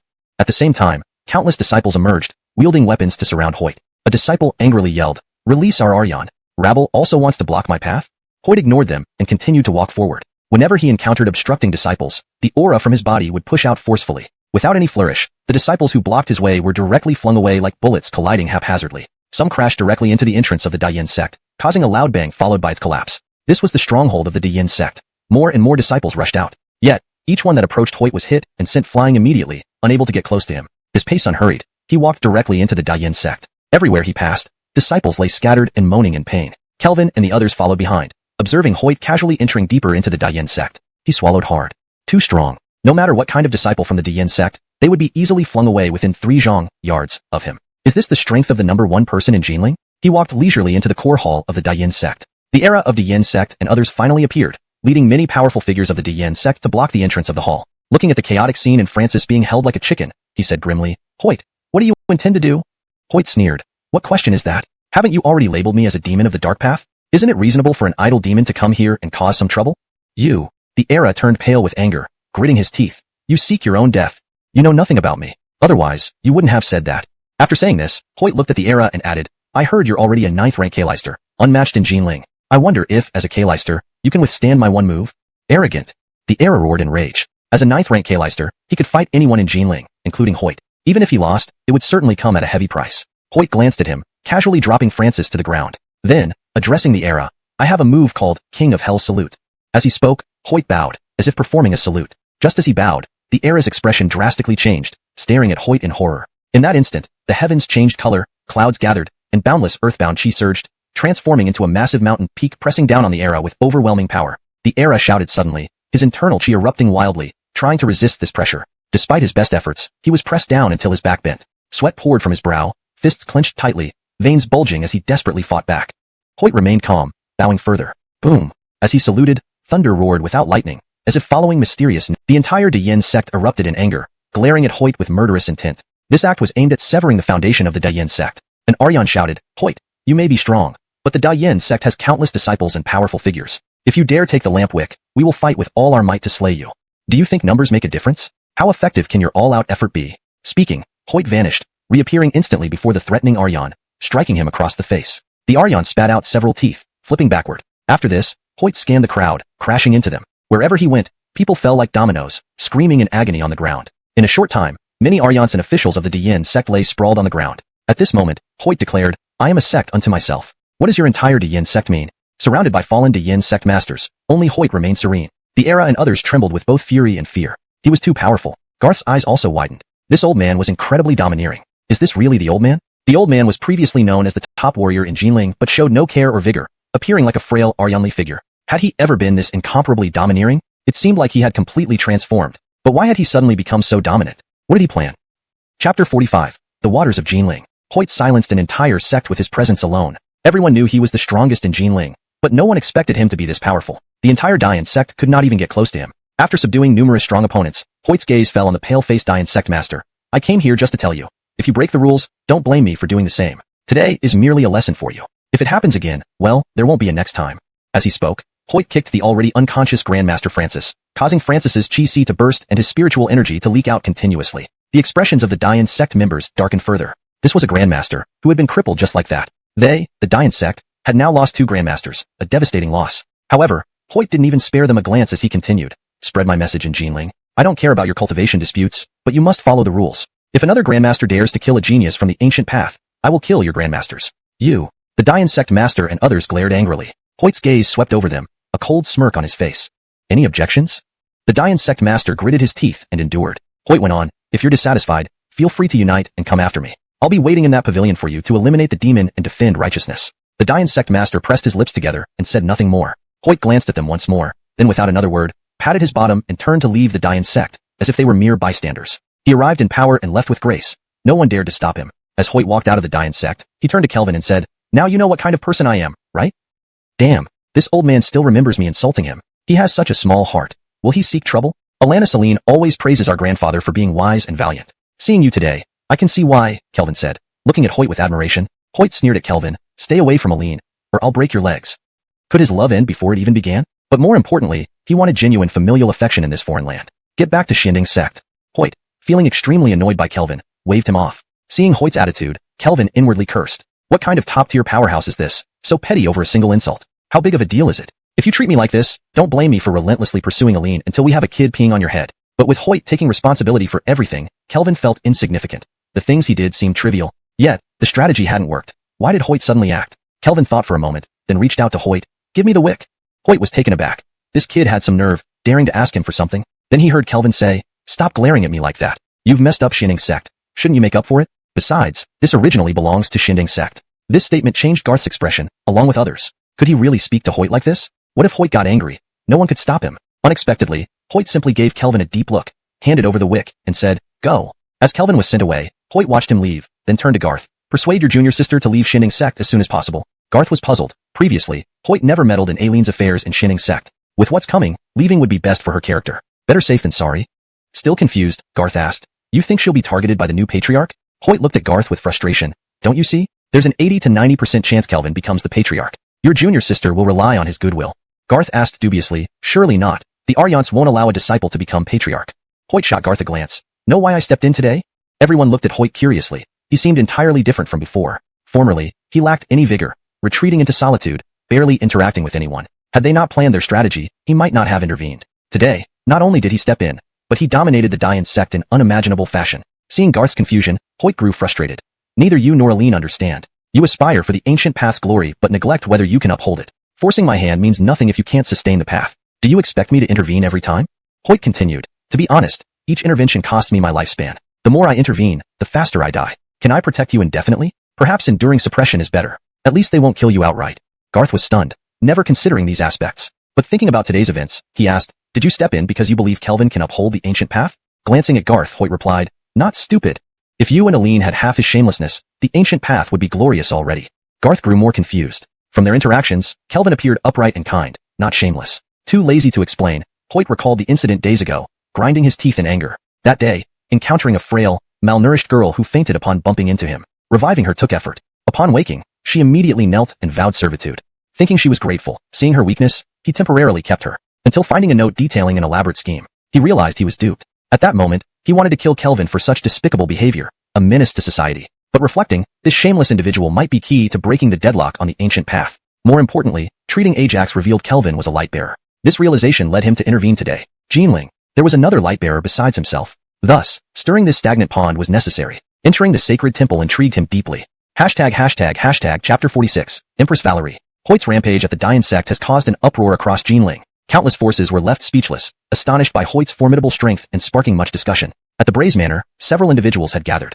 Hoyt secluded himself for decades. Today, he suddenly wreaked havoc at the Dian Sect to show his might. Was he really just standing up for the ancient path? Asked an Aryanli man with white hair, full of doubts. For decades, he didn't care about the ancient path. Now he emerges. How can it be purely for the sake of the ancient path? He's just still thinking about the sacred temple. Someone sneered. The sacred temple has been permanently closed. Who besides the sacred clan can open it? And he still hasn't given up? There are many people in this world who don't give up easily. Isn't that true for the Devil Sect as well? When you mention it, Hoyt is also part of the Devil Sect. Could they truly have a way to open the sacred temple? As they spoke, their gazes involuntarily turned to Amato. If anyone knew most about the sacred temple, it would be Amato of the royal family. Before the capital was moved, his lineage had overseen the sacred temple. Amato, under everyone's scrutiny, said, speaking of which, the Devil Sect does have connections with the sacred clan. It wouldn't be surprising if they found a way to open it. This statement caused several people to slightly narrow their eyes. Could it be that the Devil Sect's chaos during the Moon Festival is aimed at the sacred temple? Your Highness, what exactly is inside the sacred temple? So many people wish to open it and take a look, someone asked curiously. Amato glanced at him and replied, there doesn't need to be anything specific inside the sacred temple. Just being the temple of the sacred clan is enough to draw everyone's interest. Is there anyone who can match him? These words made everyone quiet down. They genuinely couldn't understand how Hoyt could be so powerful, seemingly reaching a level beyond human capabilities. But if he truly reached such a level, wouldn't the curse of Jinling affect him? Amato, seeing no response, turned his gaze toward a woman sitting quietly nearby. She exuded an exceptionally serene aura, her presence gentle and graceful, radiating an intellectual beauty. If Empress comes out, can she handle Hoyt? Amato's words sent a jolt through everyone's hearts. They had already noticed this gentle and graceful woman but assumed she might be Amato's new favorite. They never expected her to be an empress. But why would an empress come to the old capital of Jinling? He is invincible in Jinling. However, every move he makes comes with a cost. The curse of Jinling cannot be escaped. The woman's voice was soft, like warm springs flowing into one's heart. Amato looked at Valerie and thought for a moment before saying, Empress, did you humble yourself to come to Jinling for the sacred temple? Amato was truly surprised. Due to the curse, Jinling felt like an isolated island, and the royal family refused to become involved again. The only thing that could make the royal family interested must be the sacred temple. Valerie glanced at Amato without revealing her purpose. Her visit to Jinling was for transcending tribulations. The Tianjai predicted her emotional tribulation lay in Jinling. As an empress, how could she encounter emotional troubles? The solution from Tianjai was simple. Kill the person causing her tribulation. The sacred temple held no interest for her, nor did other matters. She simply wanted to find the person destined for her tribulation. Amato, seeing Valerie's silence, didn't mind. Claiming to be the lord of Jinling, yet who truly considers him the master? Forget it. Let them squabble and create chaos. If they manage to open the sacred temple, then so be it. Amato also wants to witness its wonders. Unfortunately, none of them are competent. Speaking of which, Hoyt is a waste too. Back then, I secretly helped you. Yet you still failed to open the sacred temple. Hoyt, the lone lamplighter of Jinling, is nothing extraordinary either. His lamplighting skills aren't remarkable. After all, it's not genuine sacred clan legacy. How strong can his skills be? Alas, Jinling lacks another lamplighter. Otherwise, I could do something meaningful. Now, I can only eat and wait to die. Xiandeng Sect is a failure. The direct lineage left by the sacred clan couldn't even cultivate a lamplighter. Failure. The entire Jinling is a failure. How boring. Kelvin returned to Xiandeng Sect, thinking that after so many days, Jim should have organized the disciples to resolve the issues he left behind at Xiandeng Sect. In fact, things went as expected. With the momentum from public opinion and financial support, countless disciples rallied together, loudly proclaiming his innocence. Under intense public pressure, the few Aryans had no choice but to abandon their plans to expel him. However, Kelvin's rising reputation posed a significant threat to the Aryans. Taking advantage of his absence, they decided to settle the position of sect leader. Currently, they were holding a grand meeting in the main hall. The senior Aryan presiding over the meeting began. Although we agreed that whoever avenged the former sect leader would assume the leadership role, the position of sect leader carries great significance. Kelvin, despite avenging the former sect leader, is young and lacks sufficient strength. Simply claiming leadership based on killing Eben alone may not win the approval of others. The senior Aryan was about to continue when he noticed unrest outside the main hall. This puzzled him. He had arranged for disciples to maintain control and prevent further public upheaval. What was going on? He was about to scold them to quiet down when waves of excited shouts came from the disciples. Senior brother Kelvin retrieved the purple gold lamp core, the greatest treasure of Xiandeng Sect. With the help of pure spirit energy emitted by the purple gold lamp core, I have a chance to break through my cultivation bottleneck. A great feat. Senior brother Kelvin has achieved a monumental achievement. The purple gold lamp core has returned to our sect after decades. Oh, tears of joy filled the crowd, turning the once orderly assembly into chaos. The Aryans exchanged glances, unsure of what to say. Chapter 47. Middle Hall Ferguson. The Aryan in charge and his party gazed at Kelvin, who stood in the center surrounded by others. In his hand was the purple gold wick. For a moment, they were speechless. With this wick and using spirit liquid as lamp oil, countless disciples could benefit from it. Just a while ago, they had mentioned that one achievement by Kelvin wasn't enough. Now he had achieved such a significant success again, leaving them in a quandary on how to continue. Indeed, some disciples exclaimed, "Brother Kelvin has avenged our former leader, and now he retrieves this precious treasure lost outside. I have no objection if he takes over as the new leader." Right. We trust Brother Kelvin's character. His taking up the role as leader is acceptable. According to the initial agreement, Brother Kelvin should be the rightful successor. Many disciples looked at the wick, their enthusiasm surging, all voicing support for Kelvin. Several Aryans noticed this, with unpleasant expressions. The guy stepped forward and shouted, "Quiet! This chaos undermines our decorum." Under the guy's stern command, the noisy disciples finally quieted down. However, they still gazed fervently at Kelvin. After all, it hadn't been long since they petitioned for Kelvin, and the excitement had not fully dissipated. Now that Kelvin had achieved another great feat, their emotions flared once more. The Maximilian also sensed the collective sentiment, but was resolute not to let Kelvin become the new leader. Yet, this situation forced him to speak tactfully. Kelvin has made multiple remarkable contributions. The sect will undoubtedly recognize these achievements, but appointing him as the head of the sect right away would be too frivolous. A leader's strength is paramount. Our suspension lamp sect has already faced criticism for lacking a master. If we appoint a 5th rank practitioner as the leader, wouldn't it make us a laughingstock? This translation ensures that the meaning of the original text is accurately conveyed, reads naturally in English, and maintains consistency in terminology and style. The guy chimed in, "Absolutely. While Kelvin meets the qualifications, his strength falls short, which would embarrass our suspension lamp sect." The Ephraim added, "Indeed. Kelvin is young and lacks power. No major family from Jinling would ever make a 5th rank practitioner their leader." The Maximilian and others resolved that regardless of Kelvin's achievements, they would focus on his lack of strength and refuse him the position of the leader. Kelvin stood there, hearing the Aryans' criticism. He said, "Fergusons, I have no interest in the leadership position, but there's something I need to tell you." The Maximilian asked, "What is it?"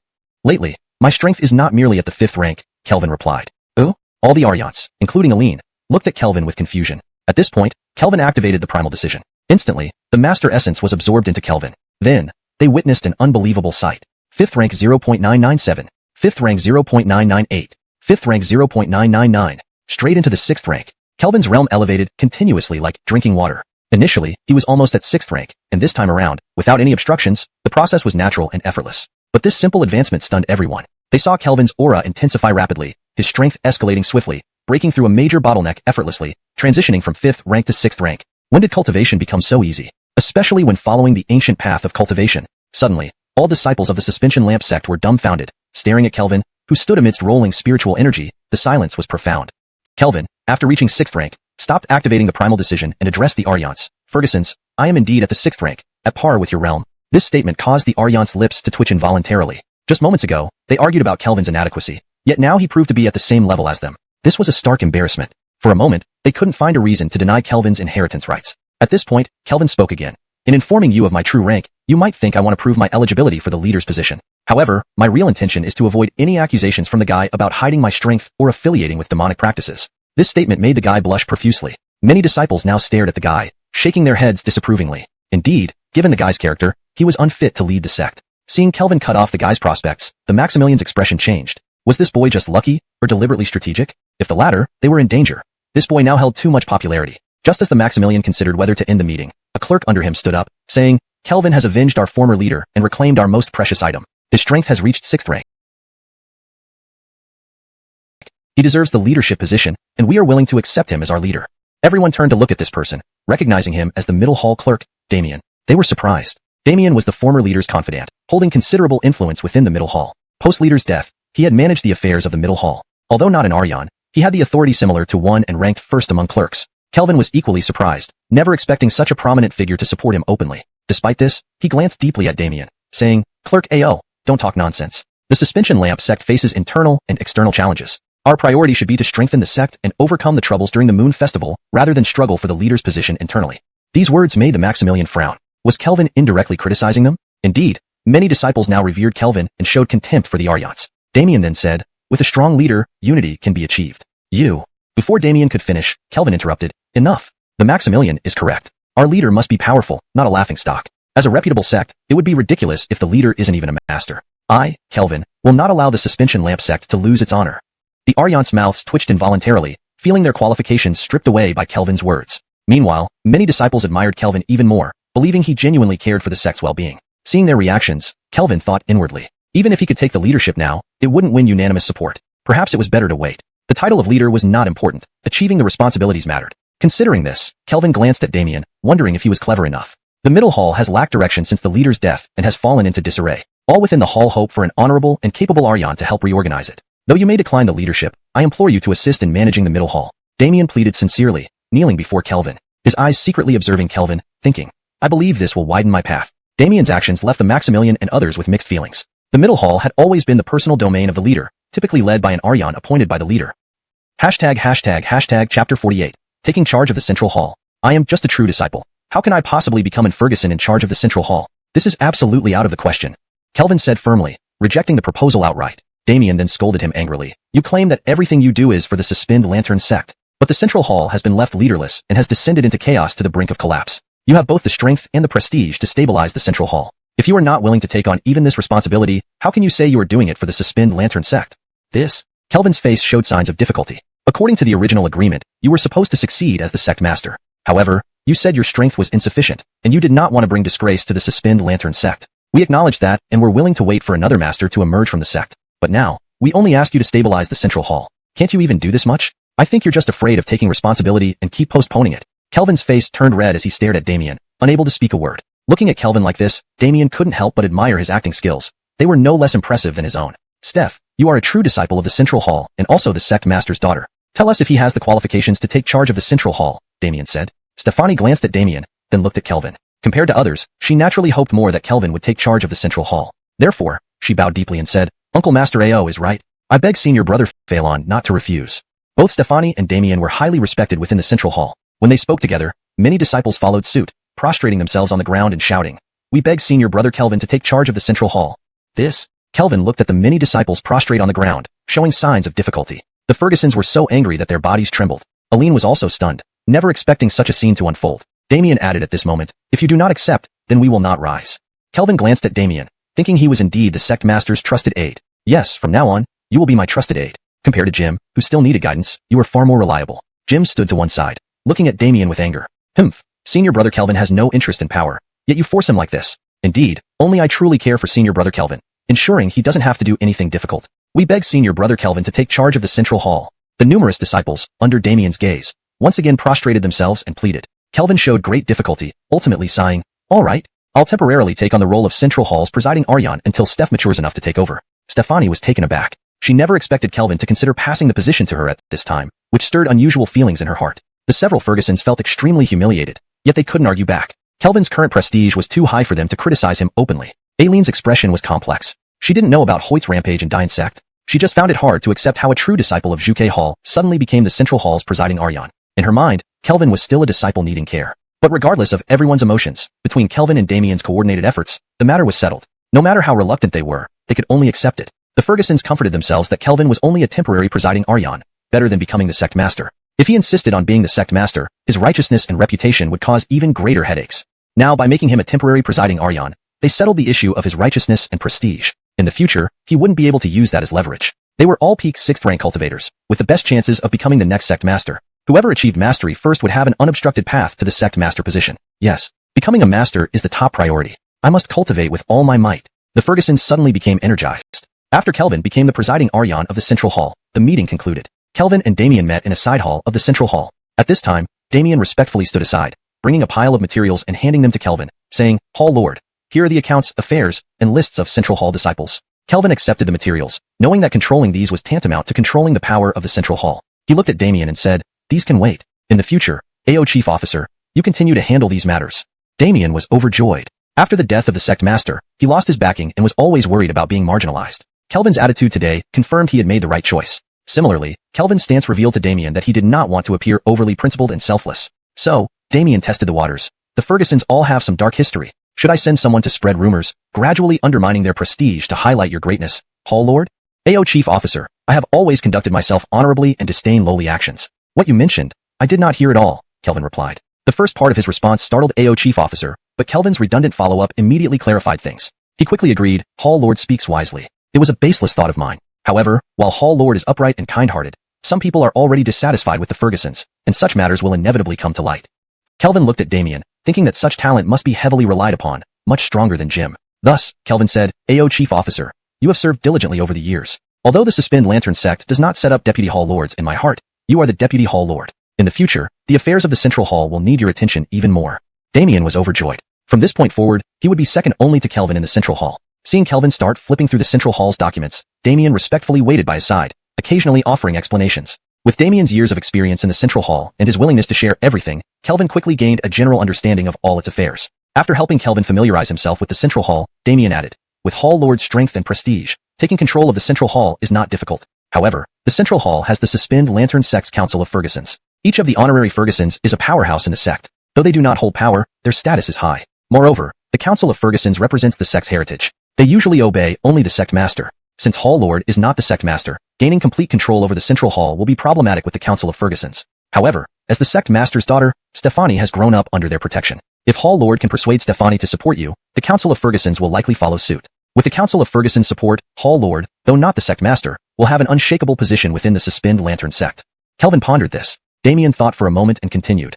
In avenging the sect master, Stephanie should offer herself in marriage to Hall Lord. If Hall Lord takes her as your wife, the council of Fergusons would likely acknowledge you. Recently, however, there have been some discussions that you were adopted as the sect master's son many years ago, making you siblings.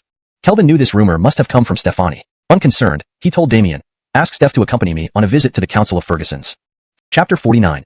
Aura of Kingship. Alita approached and said to Kelvin, brother, you went to the Phelan family and didn't send any news for days. I was really worried about you. As she spoke, her bright eyes gazed intently at Kelvin, her long eyelashes fluttering slightly, with worry and vulnerability concentrated on her delicate and beautiful face. Not sending word back to my sister was my mistake, Kelvin replied. How could I blame my brother?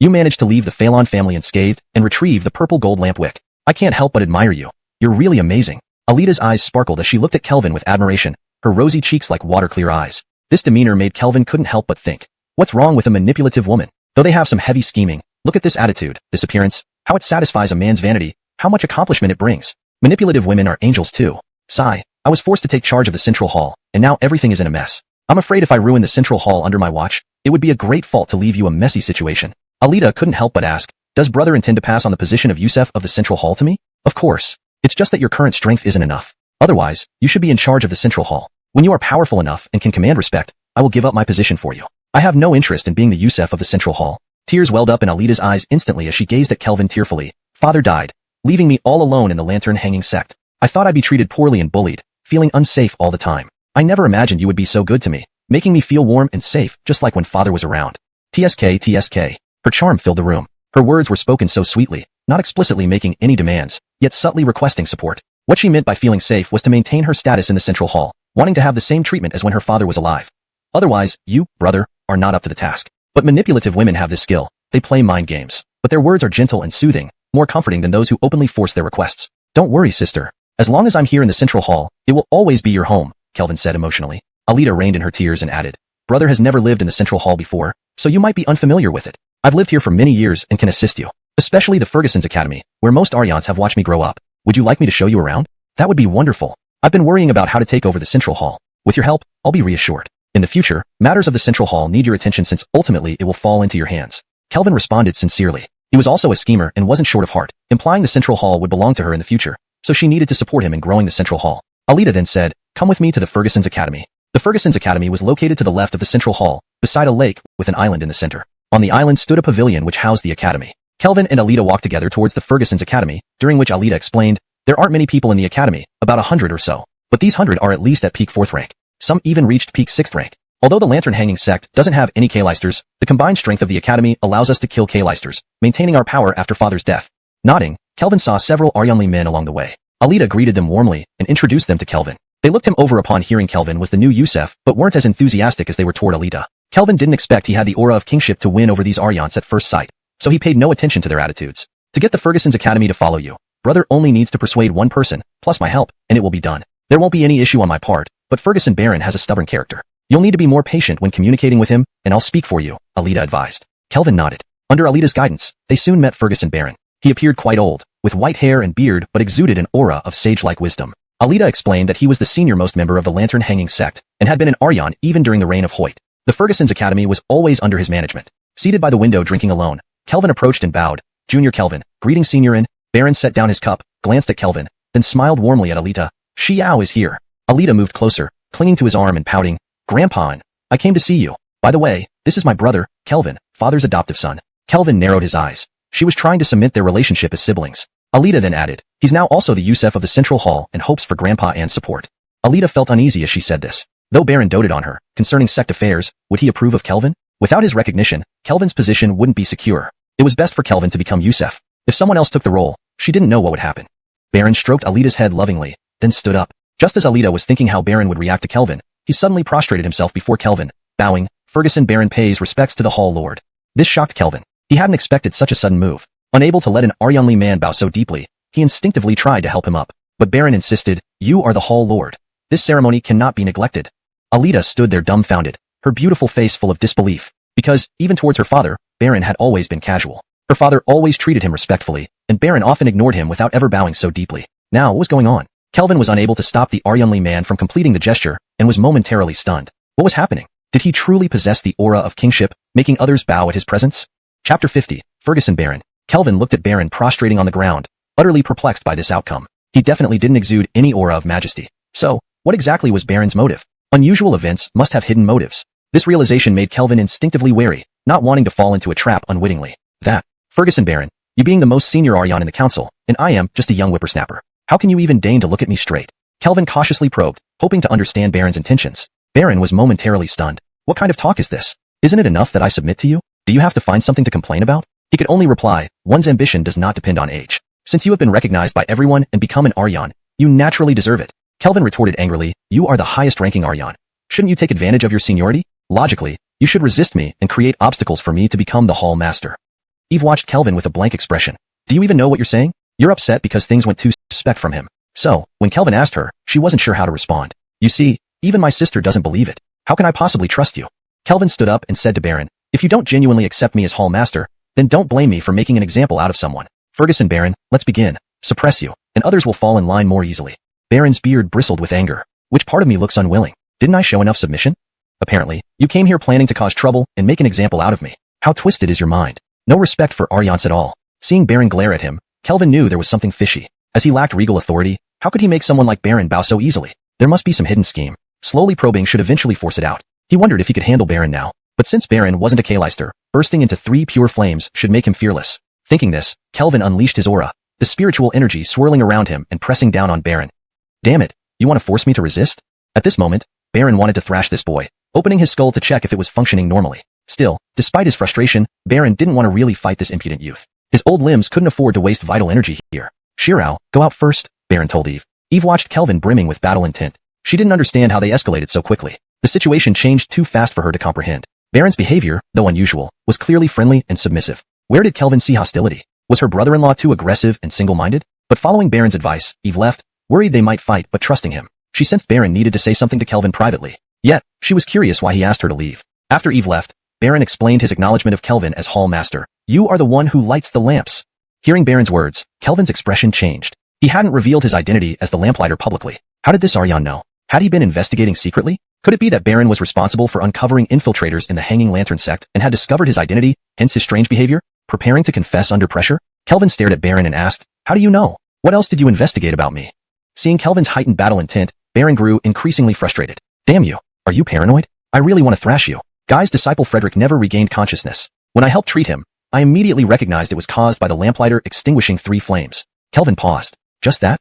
Not because he uncovered my identity. The Hanging Lantern Sect has had no lamplighter since he left. Since you are the lamplighter, it makes sense for you to lead the Central Hall. Kelvin looked at Baron. So, knowing I'm the lamplighter is what made you submit? You should have said that earlier. Now this awkwardness is unbearable. Though Kelvin didn't fully trust Baron, he reined in his aura. Laughing heartily, he remarked, did my spiritual energy burst look pretty? Ha ha ha, why isn't spiritual energy colorful and romantic? Baron watched as Kelvin seemed completely unfazed by his previous fierce demeanor. He couldn't help but remark, such shameless behavior fits perfectly for an official. Noticing Baron's silence, Kelvin sat opposite him, poured a cup of wine, and said familiarly, good wine. By the way, Ferguson Baron, tell me why, being the lamplighter, you're willing to lead the Ferguson Council to support me? Baron watched his precious wine being poured away glass after glass and rushed forward to grab the bottle, saying, how much do you know about the Hanging Lantern Sect? Chapter 51. The Treasure Vault. What the hell do I know? My understanding of the Xinding Sect is limited to what I researched just enough to keep my cover as an undercover agent. It's quite rudimentary. Kelvin grumbled inwardly but said aloud, I understand everything about the Xinding Sect that can be known, but after all, I am just a disciple and have not been exposed to many things. Edits made, corrected Shen Fudongzhong to Xinding Sect, for consistency, adjusted sentence structure for fluency. Baron nodded, looking at Kelvin and said, Most disciples of the Xinning sect today have forgotten its origins. The founder of the Xinning sect was once a lamplighter of the Holy Clan. Under him were numerous lighters who, in that era, spread the light of the world on behalf of the Holy Clan. However, when the Holy Clan was destroyed and the ancestor passed away, the lineage of the lighters withered. Hoyt was considered the last lighter of the Xinning sect, but he had lofty ambitions and took away the last wave of geniuses from the Xinning sect for his elusive dream, leading to its ultimate decline. Due to this, the Xinning sect can no longer cultivate lighters and has deteriorated to a point where it must find new ways to sustain itself. In reality, since the day Hoyt left, the Xinning sect's heritage was effectively severed. The Xinning sect was no longer the Xinning sect. Considering this, do you now understand why I recognized you as the Hall Master? Kelvin was silent for a moment before looking at Baron and asking, what is the Holy Clan? What is a lamplighter? Baron felt exasperated. Is this the main point? The main point is that you are a lighter. As for the Holy Clan and lamplighters from 1,000 years ago, that is so long ago, not the main focus. Mentioning them is merely to explain the origin of the lighter role, emphasizing that the Xinning sect established itself around lighters, and your identity as a lighter is important and precious. Reluctantly, Baron had to bring up old matters. The Holy Clan was the most extraordinary race in human history. The Holy Clan had mysterious origins and very few members, but each one possessed earth-shattering abilities. They brought about profound changes in this world. In those days, the Holy Clan stood at the pinnacle of the world, guiding the tide of thought. Even today, many of the rituals and ideas in this world originated from the Holy Clan. The leader of the Holy Clan once said, I am only a lighter, hoping that what I've learned can bring a glimmer of light and hope to the world. Thus, people referred to him as a lighter, and his various miraculous abilities were called lighter techniques. Sadly, the Holy Clan was entirely wiped out, leaving not a single member. As for the lamplighter, he was initially the disciple of the Holy Clan leader, learning directly from the Holy Clan. Although he only learned a fraction of what the leader knew, he was unparalleled in his time. His lighter techniques created wonders, establishing the Xinning sect, which once led the righteous path, not just in Jinling but across the land, second only to the sacred temple. Do you want to go into the treasure vault? Baron asked Kelvin. Kelvin looked suspiciously at Baron, wondering if there was any deception. It wasn't paranoia. Having a demonic identity and being in this world for only a few months, he didn't fully understand the Xinning sect or Baron. Thus, trust was not something he easily extended. Moreover, why did he separate Eve? With these thoughts in mind, Kelvin said to Baron, please lead the way, Ferguson Baron. Let's go to the treasure vault. Baron was taken aback, having expected to spend some time persuading Kelvin to open the vault. Yet he agreed so quickly. How about Shirao? Let her accompany me. Her strength is still low. If there's something in the vault that can enhance her power, she should use it first. With demonic troubles on the horizon, her enhanced strength would give me peace of mind. Baron couldn't help but glance deeply at Kelvin. This kid is quite cautious, indeed fearing that Kelvin wasn't truly loyal and might suspect him of using the vault to trick him, hence bringing Shirao as a hostage. Nonetheless, Baron harbored no ill feelings.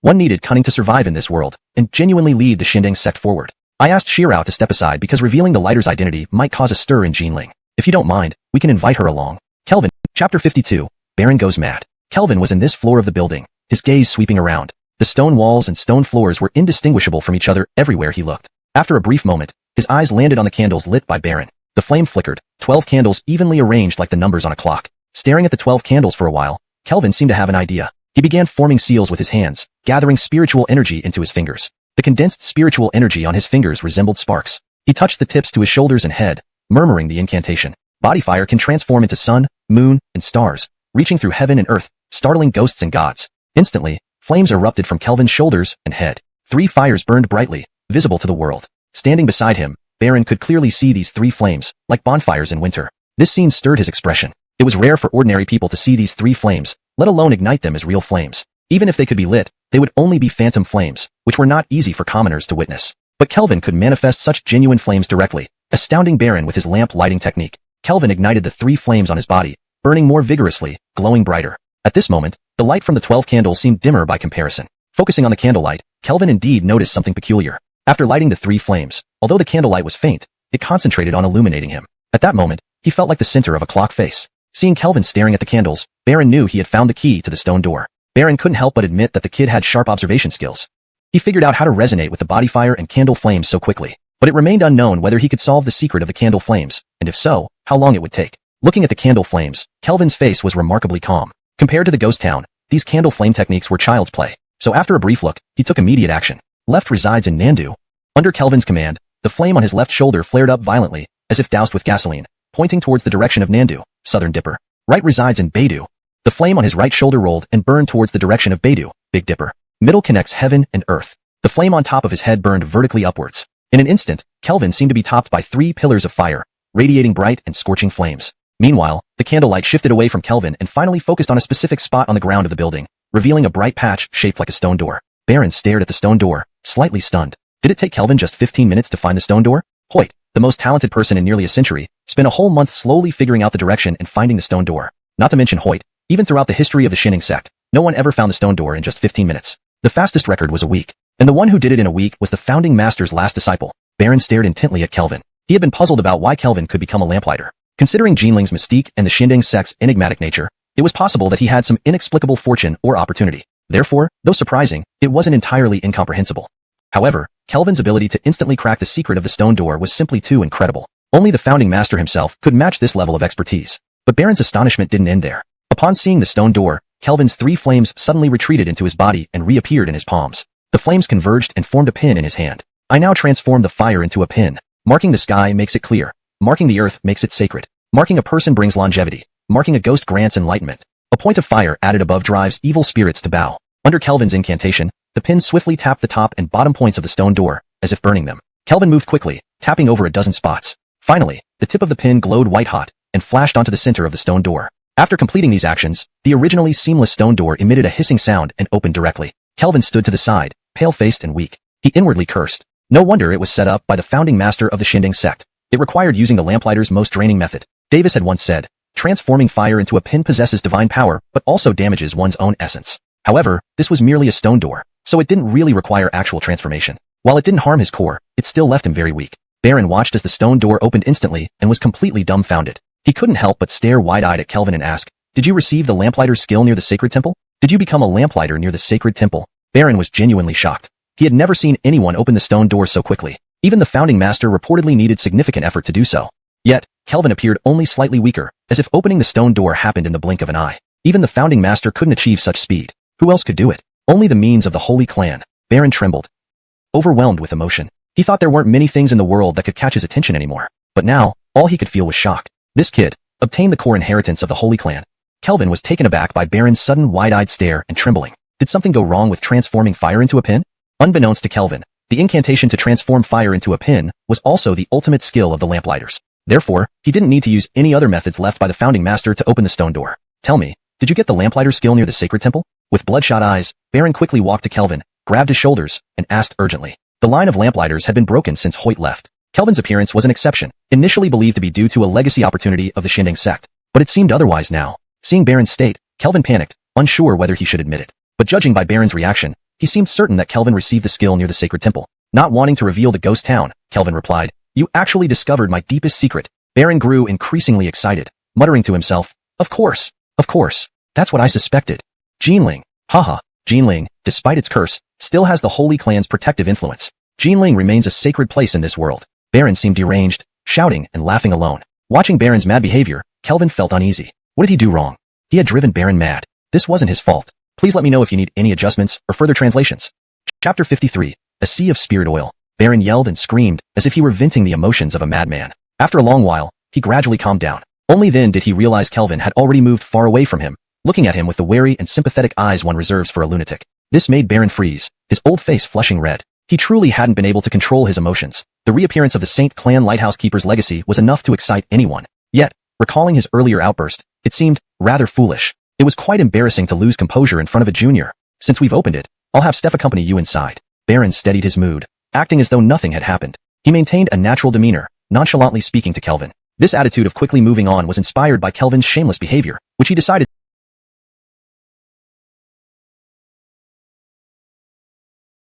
Who else should I be thinking of? Any valuable things will definitely be considered for you. However, just now, I argued with Ferguson Baron over this. He insisted only the hall master, which is me, can enter, not you. He claimed it was a rule. He watched you grow up yet isn't considering your well-being at all. You are bound to inherit my position as hall master someday. Alita's expression stiffened. No wonder Ferguson Baron refused to come down despite her request. It turned out he had argued with Kelvin because of this matter, but I always thought Grandpa treated me best. Seeing Alita's somewhat somber expression, Kelvin felt he had played his card just right. Come with me inside, sister. Watch your step. Kelvin walked to the stone door, leading Alita, and both jumped down. After they jumped, Baron appeared on this floor, gazing at the stone door. His gaze was deep. The suspend lamp sect treasury was also one of Jinling's mysteries. The treasury held enigmas, as recorded by past sect masters, but none of them ever truly uncovered its secrets. Now that Kelvin had inherited the Saint Clan Lighthouse Keeper legacy, would he have the chance? Unveiling the suspend lamp sect treasury's secrets was something every generation of sect master wanted to do, including Baron. Kelvin and Alita soon landed in pitch darkness. Just as Kelvin was preparing to cast a spell to create a fireball, Alita lit a tinder next to her. Before their eyes lay a spacious tunnel with oil lamps lining the walls. Alita approached one lamp and tried lighting it experimentally, and surprisingly, it ignited. The flames spread like a thread of fire, quickly igniting all other lamps. This made Kelvin curious. Having remained unlit for decades, these lamps still worked, indicating the lamp oil wasn't ordinary. All spirit oil. Under the lamplight illuminating the passage, Alita saw the lamp oil and couldn't hide her surprise and excitement. Spirit oil could only be found in places rich in spirit stones. Containing pure spirit energy, it was very expensive. Purple gold wicks needed such spirit oil to burn, releasing and purifying its essence. The return of the purple gold wick to the suspend lamp sect was worth celebrating, but there was an issue. The sect couldn't afford the constant burning of the wick. Seeing the immense oil reservoir beneath the lamps, filled with enough spirit oil to sustain the wick for 2 or 3 years, Alita realized this was just a part of it. The reservoir extended deeper into the passage, unknown how long it went. How many forces in Jinling could provide such wealth? With the purple gold wick burning for 2 or 3 years, the entire sect's spirit energy would become immensely dense, especially near the wick, where it would be palpably concentrated. For cultivators, this was a fatal temptation, doubling cultivation efficiency and making breakthroughs easier. Alita couldn't help but look at Kelvin. Providing so much spirit oil to keep the wick burning would earn him great merit, earning gratitude from countless disciples. Kelvin approached, equally astonished by the sheer volume of spirit oil. He now understood why the suspend lamp sect had easily cultivated dozens of masters decades ago. Looking at Alita's flawless profile, he said, "Little sister, when the time comes, these will be handed over to you. You'll supply the spirit oil for the purple gold wick. After all, as the future hall master, you'll need merit and prestige. This fits perfectly." Oh?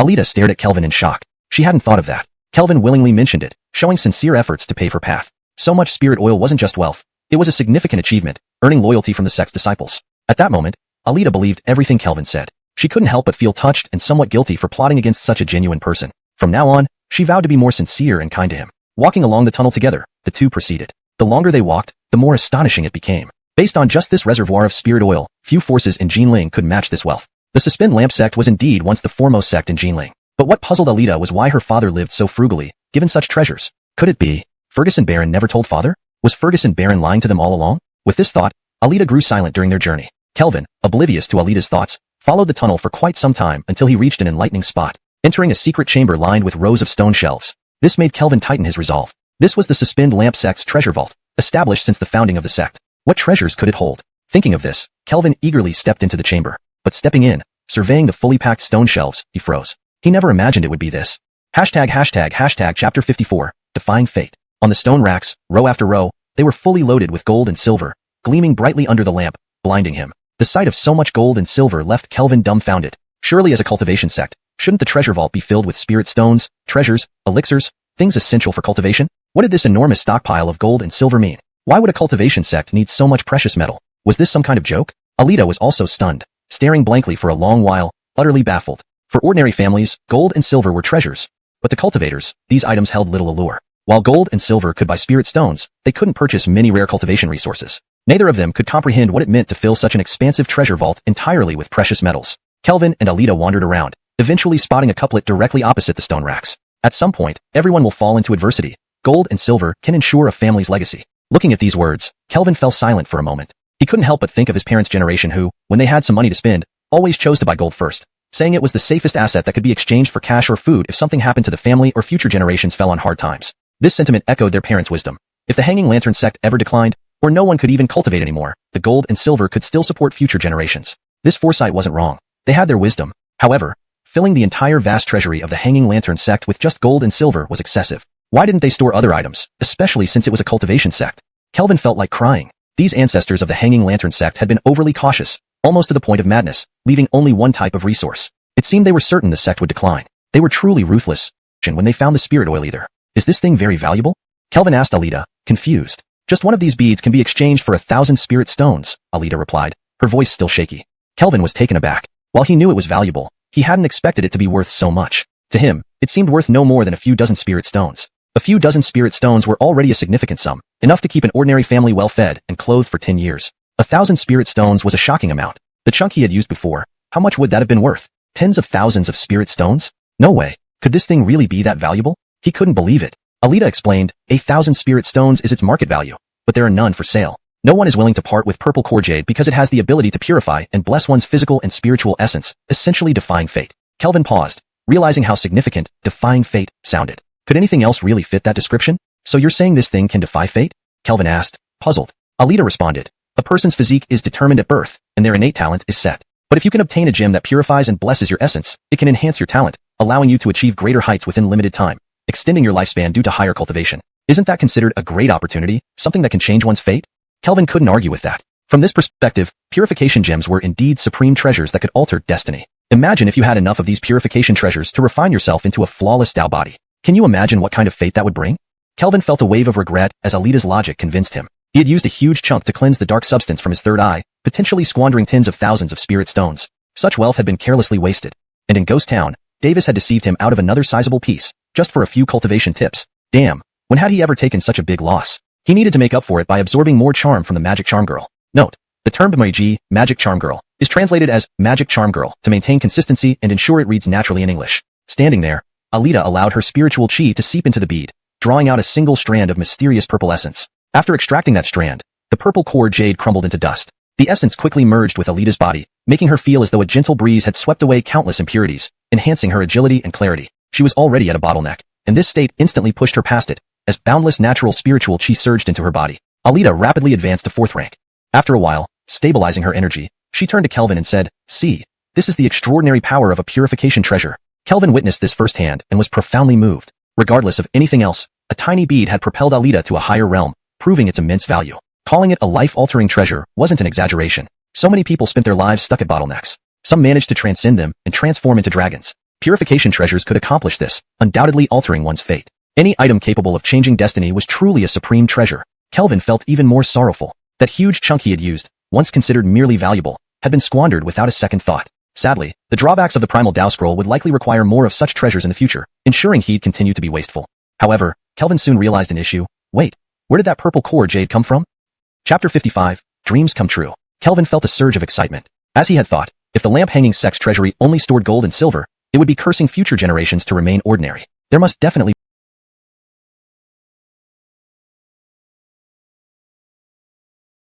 With this thought, Alita exclaimed, "I want spirit-enhancing elixirs." Drip. An elixir rolled to Alita's feet. Primordial Spirit Pill. Alita stared wide-eyed at the pill. The Primordial Spirit Pill contained an immense amount of spiritual energy. One pill's worth was equivalent to the spiritual energy of hundreds of spirit stones. However, unlike spirit stones which were somewhat difficult to refine, the Primordial Spirit Pill was perfect for accumulating spiritual energy, being extremely suitable for practitioners. Alita could no longer keep her composure. Her face flushed even more brightly. With an endless supply of Primordial Spirit Pills, she was confident she could advance rapidly toward becoming a master. However, when Alita picked up the pill, disappointment set in. Because this Primordial Spirit Pill had almost no medicinal potency left. Kelvin noticed this too. It wasn't surprising because all pills had a shelf life. The longer they were kept, the more potency was lost. This pill couldn't possibly belong to Hoyt, so it had likely been stored in the treasury for several decades at least. For it to still retain any effectiveness after such a long time was astonishing. Kelvin understood Alita's disappointment, but was even more amazed by the treasury. This treasury actually fulfilled wishes. They were about to hit it big. Kelvin signaled Alita to continue. Suppressing her emotions, Alita repeated, "I want a purple core jade." But this time, nothing fell. Alita frowned slightly and asked, puzzled, "Could it only be used 5 times?" This explanation made Kelvin ponder. It seemed plausible. The treasury couldn't allow unrestricted access, or what if someone squandered everything? Setting a limit wasn't unreasonable either. Alita suddenly worried. Is it a lifetime limit of 5 times, or can we get 5 attempts periodically? The latter would be better. The former would be too wasteful. Kelvin believed it should be the latter. Not everyone could enter this treasury, and a lifetime limit of 5 uses wouldn't yield much. Brother, you should try it too, and see what happens. Kelvin nodded and declared, "I want a purple core jade." Nothing happened. Nothing fell. Alita saw this and remarked, "Did I use up all the chances?" But Kelvin's expression turned grim. He recalled how he wished for different treasures when he saw the gold and silver. And when Alita received the purple core jade, he also wished for it. Yet none of his wishes came true, and Alita didn't reach the limit of 5 wishes either. In other words, this wish-fulfilling treasury didn't recognize him. What the hell? He was the lamplighter. He opened the treasury. Why grant wishes to an outsider while giving him nothing? Damn it, are you teasing me? Kelvin tried again, but still got no response. Checking his intang, the point between the eyebrows, Kelvin found it slightly darkened due to using the primordial decree after achieving connection with heaven. Yet, now, the darkness was minimal, negligible. Looking at the few purple core jades in Alita's hand, Kelvin grew hopeful. Could clearing the black substance from his intang gain recognition from the treasury? Thus, Kelvin asked Alita, "Can I have one?" Alita hesitated little before passing him one. Kelvin refined his spiritual energy, extracting a purple mysterious factor from the purple core jade. This purple mysterious factor entered Kelvin's body, heading straight for his forehead. Instantly, the mysterious factor and the black substance began neutralizing each other. The purple factor was exhausted, leaving half of the black substance intact. Kelvin frowned. Though both were threads, the black substance was clearly stronger. Having started, Kelvin wouldn't stop halfway and asked Alita for another. Though cautious, Alita readily gave him another one, surprising Kelvin who expected her to hesitate. With this, Kelvin hoped to finally cleanse the black substance. Would he, purified, be recognized by this treasury?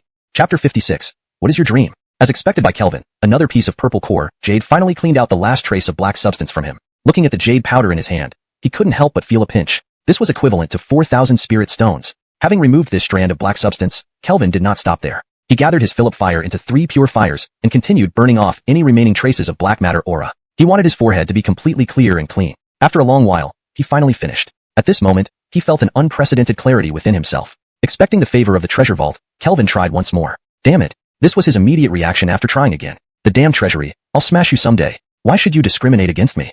Fuming with rage, Kelvin could not bear to stay in here for another moment. He thought about Baron. Did he know everything and then took advantage of the situation to let Alita snatch his chance? Damn it. Doesn't Baron know that left is honored? There's no sense of respect for hierarchy towards me, the palace master. I must teach him a lesson. Extremely agitated, Kelvin suddenly froze when his gaze shifted. He rubbed his eyes hard, ensuring what he saw was not a hallucination. Just now, there was nothing. Yet now a stone door appeared. Excitement surged through Kelvin. Could this stone door lead to the spatial treasury? Without further ado, Kelvin approached the stone door. Alita had been watching him all along, seeing how Kelvin's expression changed constantly before he walked straight toward a wall. Puzzled, she still followed him. Not minding Alita tagging along, Kelvin pushed open the stone door and stepped inside. Just as he entered, Kelvin was stunned. Before him lay a purple coffin made entirely of purple core jade. It was deeper in color than the one Alita had obtained, indicating a higher concentration of mysterious purple factors. A single piece allowed Alita to break a major realm directly. How valuable would such a large, high-quality purple coffin be? Staring at the 3-meter-long purple coffin, Kelvin's eyes went wide. If he got this, who in Jinling could rival his wealth? More importantly, obtaining such a precious treasure would allow him to recruit many powerful figures for his use. In Jinling, he could walk around with impunity. Kelvin quickly moved closer, but before he could get near, a light barrier blocked him. A faint purple screen isolated Kelvin on the outside, impervious to any effort he made to breach it. He noticed countless ancient and mystical runes carved into the purple jade coffin, extremely profound and complex. Even from outside, Kelvin could see the transparent crystal layer above the coffin. Despite being unable to discern its material, its patterns were even more enigmatic. Through the crystal, Kelvin saw a woman lying inside, dressed in a phoenix crown and bridal veil, her hair glossy and adorned with a gold phoenix hairpin, her face hidden under the red veil, only her fair and delicate neck visible, resembling a sleeping fairy in her elaborate attire, which accentuated her elegant figure. While examining the woman in the coffin, Kelvin suddenly heard a distant voice asking, "What is your dream?" Reacting instinctively, Kelvin began. "When I was young, life was harsh. My grandmother and I barely got by on recycled bottles." Realizing where he was, he stopped abruptly. This wasn't a TV show set from his past life. Turning sharply to the source of the voice, Kelvin's eyes widened. Beside him stood a woman in a phoenix crown and bridal attire, identical to the one in the coffin. She wore a blood-red dress, shoes, and veil, looking as if they dripped with blood. What's happening? Is this a ghost apparition? Looking back at the coffin, the woman inside remained motionless. Damn it, why can't he escape these things? Would he forever be entangled with ghosts? Tanya, Kelvin whispered. For the first time, Tanya did not respond. This stunned Kelvin. Tanya had always responded instantly to his call, never failing him before. Why not this time? Could the ghost have scared her away? Considering Tanya's weak nature, fearing ghosts was quite reasonable. KC in the blood-red dress slowly approached Kelvin, her feet making swift contact with the ground until she was almost nose-to-nose with him. "What is your dream?" her voice echoed softly. "You're no mentor. Dreams are my ancestors." Fuming with anger, Kelvin reached out to tear off her veil. He wanted to see who dared play tricks before him. Previously, he might have feared, but after his baptism in Ghost Town, this was child's play. Moreover, as a robust youth brimming with Philip energy, he wasn't afraid of female ghosts. One accidental burst of Philip energy could incinerate her. Unstoppable, he tore off her veil, revealing a delicate face. Upon seeing her face, he was utterly dumbfounded. Alita? Indeed, it was none other than Alita herself. Now in bridal makeup, with a hint of rouge on her lips, Alita looked stunningly beautiful. But Kelvin felt goosebumps. Didn't Alita stay outside? Was this ghost possession? Unbothered by the veil being pulled off, the woman's beautiful eyes gazed intensely at Kelvin and asked again, "What is your dream?" Infuriated, Kelvin summoned the lamp ignition technique, unleashing Philip fire to burn the female ghost. Hot and scorching, this method had proven effective against ghost creatures in Ghost Town, except for those like Davis. Yet, this fire seemed to leave the female ghost unscathed, evoking no reaction whatsoever. Kelvin's eyes widened in disbelief. Even in Ghost Town, encountering fierce ghost kings resulted in some reaction upon contact with Philip fire. Only a few like Davis were immune. Could this ghost be on par with Davis's level? A chill ran down Kelvin's spine. Damn it, he was merely a toy in Davis's hands. Which meant, in front of this female ghost, he was also just a toy. Chapter 57. The female ghost's cause and effect. What is your dream? The female ghost approached Kelvin once more, asking this soul-searching question. The hell I have a dream. Kelvin cursed in his heart, yearning to retort. But when faced with such a powerful ghost, Kelvin really didn't dare. He feared that an unsatisfactory answer would lead to her killing him with a single strike. What is your dream? The female ghost asked again, getting closer until she was less than 5 centimeters from Kelvin, forcing him to step back several paces. Being pressed like this, Kelvin looked at the bride dressed as Eve, his mind racing. He thought about what kind of answer could satisfy this female ghost, but he knew nothing about her and had no idea from which angle to approach it. What is your dream? The female ghost urged, closing in on him. Her face now less than 2 centimeters from his, close enough for him, stared at the black hole torn in the sky, eyes wide. Sacred temple. After 1,000 years, it showed signs of anomaly once more. Countless people who were monitoring the temple were momentarily stunned by the huge, purple lightning. Hoyt, sipping tea brewed by his Aryangli couple's granddaughter in the pavilion, saw the purple lightning and stood up abruptly, disbelief plastered all over his trembling face. Kelvin was unaware of everything happening outside. After uttering those words, the female ghost, who had been approaching him, stopped. Her beautiful, liquid eyes intensely stared at Kelvin as if trying to memorize him. Kelvin felt his scalp tingle. Would these words actually cause problems? Remember your dream.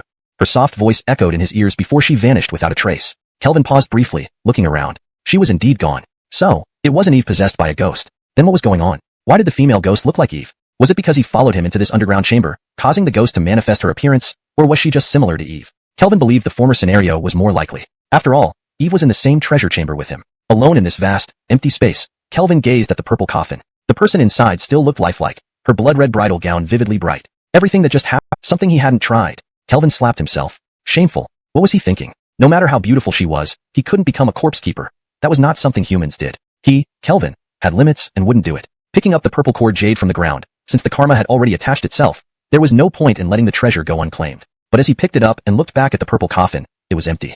Kelvin paused slightly. It disappeared too? However, Kelvin noticed several footprints where the coffin had been placed earlier. Without the coffin blocking his view, Kelvin stepped closer to inspect. Next to the footprints, there were several small characters. Dragon and snake steps, close yet distant, space under control. Moving like a shadow, wandering free. Kelvin paused, his eyes involuntarily drawn to the footprints. From the words, this appeared to be a set of movements that could touch the principles of space. Kelvin wondered, if this movement truly allowed one to master spatial rules, it would undoubtedly be an extraordinary skill. Controlling space was as awe-inspiring as divine power. He couldn't help but look at the footprints again, thinking could this be true just by these few marks? As Kelvin immersed himself in observing, he soon felt moved. Because as his spirit merged with the markings, instantly, figures appeared before him. Walking on the prints, moving faster and faster until they were as swift as lightning. Such speed was beyond imagination. If the movements were graded by Dao Technique's quality, she responded, "Isn't it a wall?" Kelvin thought that perhaps it was because he was the lamplighter that he could see the stone door. "Hadn't you followed me?" Alita was confused by this question. "Didn't you know whether I followed you or not?" "I was following brother, but when I got to the wall, I saw you pass through it, while I was stopped by the wall. Then it couldn't be a ghost possession." But Kelvin didn't understand why she would appear as Alita. Kelvin didn't want to delve deeper into this issue, so he simply explained to Alita, "I can see a stone door." "Really?" Alita blinked her eyes and tried hard to look but saw nothing. However, as a clever and charming person, despite her curiosity, she didn't want to irritate anyone by probing too deeply. Instead of questioning what Kelvin saw beyond the wall, she said, "Seeing brother pass through the wall, I was so scared all alone in this empty treasure vault, worried if brother had encountered any danger." Alita blinked her eyes, appearing frail and pitiful. "That's exactly how it should be." Kelvin replied with ease, "I shouldn't have left my sister here alone. It was my mistake. Here, let me give you a bag. Some gold for consolation." With that, Kelvin took some gold from the stone shelves. While many cultivation resources couldn't be directly purchased with gold, it was still valuable currency for those who couldn't cultivate. With these items, one could still live luxuriously. Since it wasn't his money, Kelvin didn't feel the pain of parting with it. He casually threw a package to Alita and tucked 2 bars into his own pocket. Since he could come in any time, there was no need to take too much at once. Looking at her large package and Kelvin's 2 bars, Baron stood dumbfounded, thinking about his age. No one in the Lantern Suspend sect was older than him. Was he being treated like a child? This kid must be out of his mind, suddenly targeting him. Watching Kelvin leave, Baron slapped his thigh. He forgot to ask if anything strange happened in the treasure vault. Kelvin came out of the Ferguson pavilion and casually mentioned to Alita, "If you were allowed into the treasure vault earlier, you might have already attempted to reach the Master Realm. Given his attitude towards you, I suspected his acknowledgement of me as the Hall Master had ulterior motives. So, I probed him to find out his true intentions." Alita thought about the treasure vault and Baron's strange attitude towards Kelvin. Indeed, it felt odd. Could Kelvin be telling the truth? "Grandfather Baron, after so many years in Lantern Suspend sect, does he have his own agenda?" "Sister, where do you stay in the Central Hall?" Kelvin asked. "I don't have a residence in the Central Hall, so I thought of staying with you." "Ah." Alita looked at Kelvin, ready to refuse but couldn't find a reason. Regardless of their current relationship, what mattered most now was that Kelvin was the maiden and unable to sleep. "How soon can I become a master with such assistance?" Kelvin gazed at the clear and exquisite Alita, her eyes shimmering with hope. He knew this woman was playing a small game, hoping to use the vault resources to quickly make her a master. Kelvin smiled. "I believe with your talent and support from the vault's resources, you should become a master very soon." Hearing Kelvin's words, Alita beamed, her smile stunningly beautiful. Looking at Kelvin, she asked, "What is your dream?" This simple question made Kelvin's body stiffen, a chill running down his spine as he stared at Alita dumbfounded. Alita repeated the same words as the female ghost. Chapter 59. Achieving Immortality. Seeing Kelvin staring blankly at her without saying a word, Alita couldn't help but ask curiously, "Father's lifelong dream was to see the Lantern Shenga sect regain its former glory. Now that he's gone, I want to strive for his dream and become a Kleister. Brother, with your extraordinary talent, becoming a Kleister is just a matter of time. Don't you have any special dreams?" Upon hearing Alita's words, Kelvin let out a sigh of relief. Fortunately, it's just a coincidence. Scared the wits out of me. Damn. I thought that female ghost had followed Alita out. My dream is actually very simple. I want to cultivate enough power to silently protect the Lantern Sect, sweep away the darkness of Demon Dao, and defend against evil, Kelvin replied, staying true to his persona. Sure enough. What a straightforward person. Even his dreams are so plain and unremarkable, Alita thought inwardly. But then again, such a mundane dream isn't bad. Protecting the Lantern Sect aligns with her goal. However, she lost interest in continuing the conversation. Brother, I'm a bit tired. I'll go to sleep now. Alita walked towards her room, turning back to give Kelvin a smile before closing the door. I hope you can always remember your initial aspiration. Remember your dream. With that, Alita closed the door. But Kelvin was taken aback. The bride version of Alita had also ended with remember your dream. This gave him the creeps. It can't be this eerie, right? Coincidence. It must be a coincidence. Kelvin took a few deep breaths, recalling Alita's appearance and their conversation. Everything seemed natural, with no abnormalities. Deborah. Yes, master. Deborah appeared in front of Kelvin, her qipao accentuating her curvaceous figure and long, fair legs. Why didn't you appear when I called you in the treasure vault? Master, I can't enter the treasure vault. Kelvin was taken aback, but then recalled that the vault was established by the Lantern Keeper, so it wasn't surprising Deborah couldn't enter. Is there anyone else like you here? Any inhuman aura? Deborah shook her head. Only me. Relieved, Kelvin knew Deborah, despite being weak, was an expert in these matters, as proven in Ghost Town. So, Alita's words were likely coincidental. Why bring up such topics anyhow? Master wants to see you. Deborah, rarely summoned proactively by Kelvin, didn't forget her mission. Without thinking, Kelvin slapped Deborah's chest. Deborah, realizing she was about to be dismissed, quickly shouted, Master, do you want to waste your life in Jinling? Kelvin slapped Deborah into the wall, but her words made him pause. Do you want to waste your life in Jinling? What is your dream? Her words finally made Kelvin reflect on this question. He had been in this world for a few months. Initially, he spent time getting familiar with it and struggling to survive. Whether in Ghost Town or the Lantern Sect, survival was his priority. Now, with the immediate danger past and more familiarity with the world, it was time to think about how to live in it. If he came here, he needed to adapt. What was his current dream? In his past life, like many others, he pursued financial freedom, but unlike most, he was passionate about life, good at finding beauty, and helping others grow. He didn't have grand ambitions, not seeking to make the universe shine for him or gain divine understanding. He simply wanted to live. His newfound resolve matched this path perfectly. Although he was only at the 6th rank, he felt half a step into Kleister territory. What realm was this? Feeling the combined energy of spirit and chi, he knew it far surpassed simple chi. With this power, he felt confident facing any 6th rank. Even if he couldn't win, he could retreat gracefully. Standing still for a while, Kelvin noticed the lights in the neighboring room turned off. Realizing it was late, he thought of Alita's beautiful form and, after some consideration, ran out. Soon, he returned, stealthily poking a hole in Alita's paper window and letting 7 or 8 mosquitoes fly in.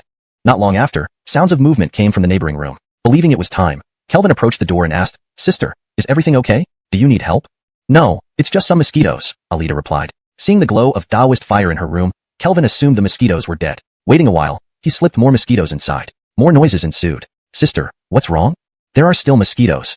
Alita answered. How strange, I don't have any in my room. Maybe we should switch rooms? Kelvin proposed, resorting to an old trick. Kelvin heaved a sigh of relief upon hearing Alita's words. Fortunately, it was just a coincidence. I was scared out of my wits. Damn, I thought that female ghost had followed Alita. My dream is actually very simple, to cultivate to a sufficient level where I can protect the Xiandeng sect in silence and cleanse the shadow of evil paths while eliminating demons and defending the righteous path. Kelvin didn't forget his character setting and spoke these lines quite naturally. Indeed, such a straightforward person. Even his dreams are so bland and uninteresting. Alita inwardly sighed. However, thinking about it, a mundane dream like this was fine since protecting the Xiandeng sect aligned with her own aspirations. But it also took away her desire to continue chatting with Kelvin. Brother, I'm a bit tired. I'm going to sleep. Alita walked towards her room. Before closing the door, she smiled at Kelvin and said, I hope brother always stays true to your original aspiration. Remember your dream? After saying that, Alita closed the door. However, Kelvin was momentarily stunned. The Alita in the bridal gown had also ended with remember your dream, making Kelvin feel a bit uneasy. This can't be so bizarre, right? It's just a coincidence. It must be a coincidence. Kelvin took a few deep breaths, recalling Alita's appearance and their conversation. Everything seemed natural, with no signs of anything unusual. Deborah. Yes, master. Deborah, dressed in a qipao that accentuated her curvaceous figure and long, slender legs, appeared before Kelvin. Why didn't you appear when I called you in the treasure vault? Master, I can't enter the treasure vault. Kelvin paused, but then realized that since it was created by a lamplighter, it made sense that Deborah couldn't enter. Is there anyone like you here? Any non-human presence? Deborah shook her head. Only me. Kelvin felt a wave of relief. Although Deborah was weak, she was an expert in detecting such matters, as proven during their time in the ghost town. So, Alita's words were likely just coincidental. Still, why would Alita bring up this topic out of nowhere? Master wants to see you. Deborah spoke up, appreciating the rare moment when Kelvin summoned her proactively. She hadn't forgotten her mission. Without hesitation, Kelvin slapped Deborah's ample chest. Seeing she was about to be banished again, Deborah quickly shouted, Master, do you really want to waste your life in Jinling? Kelvin slapped Deborah into the wall, causing her to slowly vanish. But her words lingered, making him pause. Do you really want to waste your life in Jinling? What is your dream? Her words finally made Kelvin reflect on this question. He had been in this world for several months. Previously, he had been getting accustomed to this new reality while constantly striving to survive. Whether in the ghost town or at Xinding Sect, his efforts were all geared towards staying alive. Now that he was temporarily safe and more familiar with this world, it was time to think about how to live in it. Since he was here, he should integrate into it. So, what was his dream now? In his past life, like most people, he sought financial freedom. Unlike others, he had a profound passion for life, skilled at finding beauty and helping others grow. Back then, he had no grand ambitions. He didn't wish for the universe to revolve around him or for deities to understand his intentions. He never aimed to shock the world, only to occasionally amuse it. He simply wanted a fulfilling and comfortable life. But in this new world, everything from his previous life was gone. This was a completely different realm. Davis from the ghost town once mentioned that cultivation could lead to immortality, transforming one into a god or Buddha. Immortality, how enviable. In his past life, many people only dreamed of such a concept. Yet, in this world, it was possible. Why shouldn't he cherish this opportunity? He didn't desire the universe to shine for him. Instead, he wanted to traverse the cosmos. He didn't seek divine comprehension. He aimed to achieve immortality and become a deity himself. This was his dream, even if it seemed distant. But without distance, how could it be called a dream? A gleam of only then did he realize how late it had become. Thinking of Alita's striking beauty, Kelvin pondered for a while before suddenly running out. Soon, he returned, subtly poking a hole in Alita's paper window. Then, he released about 7 or 8 mosquitoes through the hole into her room. Kelvin lay back in bed, and soon enough, he heard sounds coming from the next room. Deciding the timing was right, he approached the door to Alita's room and called out, "Sister, is everything okay? Do you need help?" "It's fine." Alita's voice came through. "There are just a few mosquitoes." Seeing the faint glow of a talisman flame in her room, Kelvin figured the mosquitoes were likely dealt with. Ignoring the matter, he waited until he felt Alita should be ready to sleep again. Then, skillfully, he introduced a few more mosquitoes. Immediately, more sounds emerged. "Sister, what's happening?" "There are still mosquitoes." Alita's voice echoed again. "How strange. There are none in my room. Should we switch rooms?" Kelvin asked, pushing forward with his old trick. After saying this, Alita closed her door. But Kelvin was taken aback. The last words from Alita in her wedding dress were also "remember your dream." This made Kelvin feel somewhat uneasy. It can't be this bizarre, right? Just once. Before, he was busy acclimating to this world and striving to survive. Whether in Ghost Town or the Xinding Sect, his efforts were all about survival. Now that he was temporarily free from danger and more familiar with this world, it was time to think about how to live here. He needed to integrate into this place. So, what was his current dream? In his previous life, like most people, he pursued financial freedom. Unlike others, he was incredibly passionate about life, adept at finding beauty and helping others grow. He didn't have grand ambitions, not seeking the universe to shine for him or wishing deities to understand his intentions. He didn't aim to stun the world. He simply sought a fulfilling and pleasant life. But in this world, everything from his past was gone. This was a completely different realm. Davis from Ghost Town once said that cultivation could lead to immortality and transformation into a deity. Immortality, it was truly enviable. In his past life, countless people dared only dream of it. Here, it was real. Why shouldn't he cherish this opportunity? He didn't seek the universe to revolve around him. He wanted to traverse the cosmos alone. He didn't need deities to comprehend his will. He desired immortality and to become one of them. This was his dream, though distant. If it weren't far off, how could it be called a dream? Kelvin's eyes sparkled with light, his initial confusion replaced by firm determination. Boom! Suddenly, Kelvin's divine sea surged with activity. The spiritual energy within boiled vigorously, surging out to blend with the essence energy in his chi sea, forming a special energy bridge between the two seas. Kelvin froze, absorbing the scene. He hadn't expected that clarifying his heart and finding his goal would cause such a profound change in his cultivation. For ancient cultivators to achieve K-Leister status, the first step was connecting the divine sea and chi sea, merging spiritual energy with essence energy. Understanding one's path and enlightenment of one's Tao was necessary to become a K-Leister. Recalling the descriptions of K-Leisters, Kelvin reflected on his dream. The path he intended to walk, his sincerest aspiration. It truly aligned with the path of a K-Leister. Though he was only a 6th rank initiate, half a step already into the K-Leister realm, what kind of cultivation stage was this? Feeling the energy generated by the combination of spiritual and essence energies, Kelvin realized it was much more potent than plain essence energy. He now felt confident facing any 6th rank practitioner. Even if he couldn't prevail, he could retreat calmly. Standing still, Kelvin noted the neighboring room's lights went off. He then realized it was getting late. Think were the suspended lamp sect to its former glory. Now that father is gone, I want to work hard for his dream, so I aspire to become a K-Leister. You have extraordinary talent, and for you, becoming a K-Leister might just be a matter of time. Don't you have any special dreams? Kelvin let out a sigh of relief after hearing Alita's words. Fortunately, it was just a coincidence. He was scared stiff. Damn, he thought that ghost had come with Alita. My dream is actually very simple. I want to cultivate enough strength to silently protect the suspended lamp sect, to sweep away the shadows of the demon path, and to eliminate demons and uphold justice. Kelvin did not forget his persona and naturally spoke these words. Indeed, such a righteous person. Even his dreams were so bland. Alita inwardly sighed. But then she thought, having such a bland dream wasn't bad either. Protecting the suspended lamp sect aligned with her goals. However, she lost interest in continuing the conversation with Kelvin. Brother, I'm a bit tired. I'll go to sleep. Alita walked towards her room, and before closing the door, she smiled at Kelvin. I hope brother can always stay true to your original aspirations.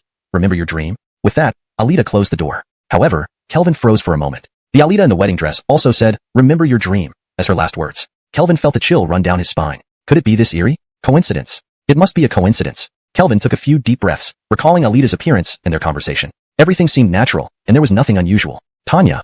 Yes, young master. Tanya appeared in front of Kelvin, her chi-pow accentuating her curves and revealing long, fair legs. Why didn't you appear when I called you in the treasure vault? Master, I can't enter the treasure vault. Kelvin was puzzled but remembered that the treasure vault was established by the lamplighters, so Tanya's inability to enter wasn't surprising. Are there any of your kind here? Any non-human presence? Tanya shook her head. Just me. Kelvin breathed a sigh of relief. Although Tanya was weak, she was an expert in such matters, as proven in Ghost Town. So, Alita's words were likely just coincidental. Why would Alita talk about this? Lord wants to see you. Tanya hadn't forgotten her mission, even if she was rarely summoned by Kelvin. Without thinking, Kelvin slapped her ample chest. Tanya, realizing she was about to be sent back, quickly shouted, Master, do you want to waste your life in Jinling? Kelvin slapped Tanya into the wall, where she slowly disappeared. But her words made him pause. Do you want to waste your life in Jinling? What is your dream? Their words finally made Kelvin reflect on this question. He had been in this world for several months. Before, he was busy familiarizing himself with this new environment and constantly striving to survive. Whether in Ghost Town or the suspended lamp sect, he was always working hard to stay alive. Now, he was temporarily free from danger and more familiar with this world. It was time to think about how to live in this world. Since he had come here, he needed to integrate into it. What was his current dream? In his previous life, like most people, he pursued financial freedom. Unlike others, he was incredibly passionate about life, skilled at finding beauty, and dedicated to teaching and helping others grow. In his past life, he didn't have grand ambitions. He didn't seek for the universe to shimmer for him, nor did he wish for deities to understand him. He never dreamed of stunning the world, but only occasionally stirred people's hearts. He merely wished to live comfortably and contentedly. But in this world, everything he once knew was gone. This was an entirely different realm. King Liang of Ghost Town once said that cultivation could lead to immortality, transforming oneself into a deity. Immortality, how enviable. In his past life, many people only dared to dream about it. But in this world, it was a real possibility. Why wouldn't he cherish such an opportunity? He didn't seek for the universe to shimmer for him. He wanted to traverse the cosmos. He didn't seek for deities to understand him. He wanted to attain immortality and become one. This was his dream, though distant. If it weren't distant, it wouldn't be a dream. Kelvin's eyes sparkled, dispelling the confusion that initially clouded his arrival in this world. His determination grew stronger. Boom. Suddenly, his divine sea burst into activity, with the spiritual energy within churning like boiling water, surging out and combining with the chi energy in his chi sea to form a special energy. A bridge connecting the two seas was constructed between the divine sea and the chi sea. Kelvin stood dumbfounded, sensing this change. He didn't expect that focusing his mind and finding his goal would cause such a transformation in his cultivation. For ancient cultivators to achieve K-Leister status, the first step was to connect the divine sea with the chi sea, merging spiritual energy with chi energy. Understanding one's path and comprehending the Tao allowed one to become a K-Leister. Recalling the description of K-Leisters, Kelvin thought of his recent realization about his dream. That was the path he intended to walk and the most sincere aspiration he had, fitting perfectly with the path of a K-Leister. However, he was only at the initial 6th rank, yet now half a step into K-Leister territory. What realm was this? Feeling the power generated by the combination of spiritual energy and chi energy, Kelvin gained confidence to face any 6th rank cultivator. Even if he couldn't defeat them, he could retreat gracefully.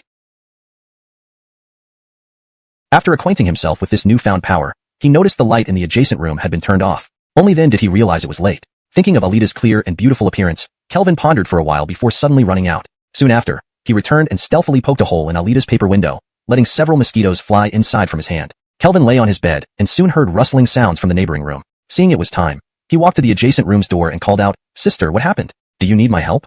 "It's fine," Alita replied, "just some mosquitoes." Kelvin saw Taoist flames in Alita's room, assuming the mosquitoes were dealt with. Not caring further, he waited until he thought Alita should be sleepy again, then skillfully released a few more mosquitoes inside. Soon, another round of rustling sounds occurred. "Sister, what's wrong?" "There are still mosquitoes." Alita's voice came again. "How can that be? There aren't any in my room. Should we switch rooms?" Kelvin pushed forward with his old trick. Note, terms like divine sea and chi sea were retained due to their specialized nature related to the cultivation practices in this novel. Chapter 60. Extermination of Mosquitoes. A person skilled in the art of tea naturally wouldn't agree to switch rooms. Doing so would make her appear selfish and self-serving. Thus, the final compromise was for the two to stay together in one room. In the past, this approach had never failed. However, this time Kelvin's strategy did not work. After all, it wasn't like modern society where people could become extremely close within an hour. Eve, though proficient in the art of tea, was not someone who was so open-minded. This choice resulted in her waking up the next day with visible dark circles under her eyes. Her delicate, fair face now had 5 or 6 red, swollen bumps. Looking at the weary and haggard Eve, Kelvin remarked that the last wave of autumn mosquitoes indeed packed a stronger punch. "Little sister, why do you look so tired? Are these bites on your face from last night's mosquitoes?" Kelvin asked with concern when he saw Eve come out. "I don't know why, but there were so many mosquitoes last night. I couldn't get rid of them no matter what," Eve replied. Kelvin said, "I originally planned to go to the treasure vault today to see if we could still obtain treasures. Since you didn't rest well last night, maybe we shouldn't go to the treasure vault today. Why don't you rest first? Ah. Eve naturally didn't want to miss the chance to visit the treasure vault. Quickly she said, it's fine. I can hold on. Important matters should take precedence. Kelvin hesitated slightly, but agreed reluctantly due to Eve's firm insistence. As they approached the Ferguson Hall, Kelvin saw Ferguson Baron frowning and throwing several sheets of paper at him. Here's my written apology. Stunned in place, Kelvin looked at the papers, each densely filled with words, truly containing a 3,000-word apology. Ferguson Baron tossed the paper to Kelvin and strode off, habitually trying to step forward with his right foot, but quickly corrected himself to step with his left foot. Eve was also completely dumbfounded. Ferguson Baron actually wrote a 3,000-word apology? I'll check for any typos. Every extra typo means a penalty rewrite, Kelvin shouted to Ferguson Baron after coming back to his senses. Ferguson Baron, mid-stride, almost fell over. His face turned green. Be reasonable, Kelvin. If you weren't the lamp igniter, I would have slapped you dead long ago. Revisiting the treasure vault, Kelvin let Eve attempt to retrieve items. As expected, she succeeded whenever she tried. But this time fewer times than before, only 3 attempts. This treasure vault seems accessible daily, but the number of attempts is random, Kelvin guessed aloud, then told Eve. Since the vault remains open, you should visit here daily from now on. If I need something, I'll write it down for you. As for the remaining attempts, choose whatever you desire. Kelvin thought that since his visits were futile, he might as well be lazy and use Eve as a courier.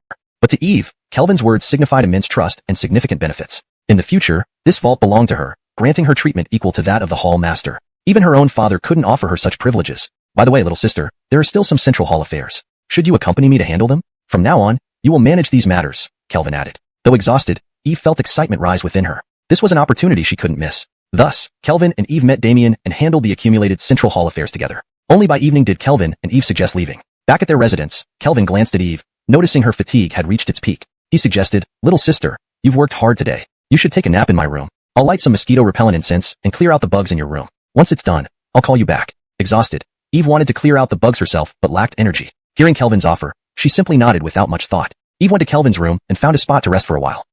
She slept until dawn. Upon waking fully refreshed, she realized she was still in Kelvin's room, lying on his bamboo bed. Her expression changed drastically as she checked her condition urgently. Finding nothing unusual, he became fearless of anyone below the master level. At this point, he wished the Donovan would challenge him again. Of course, during this life, there were small interruptions. For instance, Eve complained about mosquitoes still infesting her room despite her efforts. Kelvin empathetically explained, little sister, it might be because there's a mosquito egg nest in your room, leading to more mosquitoes. How about you sleep here tonight and clean your room thoroughly tomorrow? What? Clean again? Instead, let's buy a mosquito net tomorrow. You can stay here tonight. Isn't a mosquito net ugly and uncomfortable? Still, it's better than being bitten by mosquitoes. I'll send someone to buy it tomorrow. Oh, today was so busy, I forgot to ask someone to buy a mosquito net. For now, stay here. Initially, Eve felt awkward sharing a room with Kelvin, but as it happened more frequently, she gradually got used to it. However, she increasingly despised mosquitoes. Autumn had arrived, yet mosquitoes were still plentiful. One day, when her cultivation improved, she vowed to exterminate all mosquitoes in the Lantern Ignition sect. Chapter 61. A Single Voice. Unusual activities at the Holy Temple have led to frequent movements from the demonic path recently. Amato will invite representatives from all Orthodox sects tomorrow to discuss this matter. Our suspended Lantern sect must also send a representative. The Palace Master of the Central Hall is renowned for both his reputation and strength. I suggest he should be the one to represent us. Damien stood up passionately in the Great Hall of the Central Hall as the meeting of the suspended Lantern sect just began. His words caused several Aryans to look extremely displeased. Whoever represented the suspended Lantern sect would, in a certain sense, indicate who would be the next patriarch. All major Aryans naturally wished to go themselves. However, recently they had been striving relentlessly in their cultivation, seeking to break through to the level of a Grandmaster. Meanwhile, within the suspended Lantern sect, rumors about their past misdeeds were spreading, greatly tarnishing their reputations. By the time they noticed, these rumors were already rampant. Unbeknownst to them, disciples of the suspended Lantern sect had gradually turned their hearts towards Kelvin. They felt an unbearable indignation. If this continued, even if they managed to break through to become Grandmasters and Patriarchs, it might all be in name only. Kelvin's prestige within the suspended Lantern sect was unmatched. If he were allowed to represent the sect once more, it would signal to everyone that Kelvin was equivalent to the Patriarch. No matter what, they could not accept such an outcome. They needed to suppress Kelvin, absolutely. So, the third Aryan gave a discreet, if they wouldn't yield, he would make them. From now on, only one voice should be heard within the suspended Lantern sect, his voice. Preparing to integrate into this world in pursuit of immortality, the identity of the suspended Lantern sect Patriarch suited him well. But Kelvin's attitude left everyone within the sect stunned. It seemed like Kelvin had changed, becoming arrogant and overconfident, as if becoming the Palace Master had made him swell with pride. The Aryans couldn't believe Kelvin had confronted the third Aryan so directly. Was it the position of Palace Master giving him this courage? Kelvin, do you know what you're saying? Don't you think? Before the third Aryan could finish, Kelvin interrupted. Do you think you can subdue me? Let me remind you that in the past, you were the third Aryan, so I respected you and made concessions. Now, as the Palace Master of the Central Hall, I carry the trust of the entire suspended Lantern sect. In this position, I aim to promote unity and development. I will not compromise on matters that are detrimental to our sect. In this position, I have one goal, to bring the suspended lantern sect back to its former glory. Adrian Xia listened intently to Kelvin, her gaze shining brightly as she stared at him. Kelvin continued, if the guy wants to challenge me, feel free to engage in combat. If I fail to make you spit blood within 10 moves, I admit defeat. There was a clamor in the hall, including Aline, making the third Aryan spit blood within 10 moves, something she herself found challenging. Where did Kelvin get such confidence? The third Aryan's face turned blue with anger. Did Kelvin take him for a grandmaster? Even a grandmaster might struggle to last 10 moves. He possessed peak 6th rank strength. Only Aline could definitely outmatch him in the entire suspended lantern sect. Fine. Let's see you force me to spit blood in 10 moves.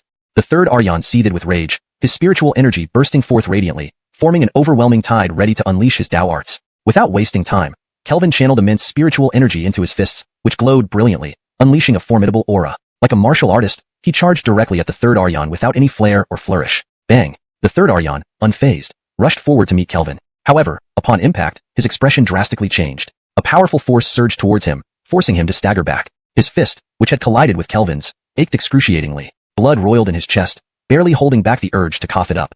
One strike. Kelvin held the upper hand. This is impossible.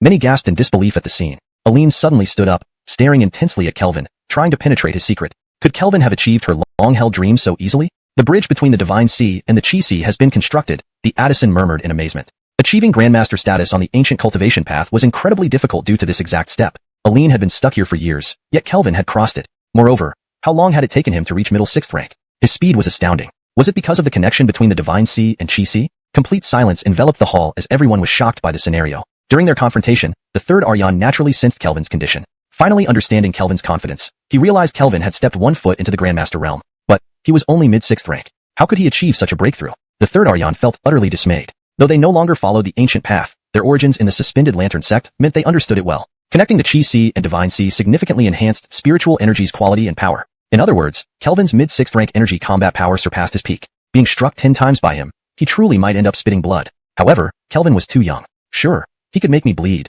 but would I allow it? Would I not run? Like a grandmaster, I might die if I withstand 10 moves, but avoiding them means I can endure 20. Combat prowess isn't just about the power of spiritual energy.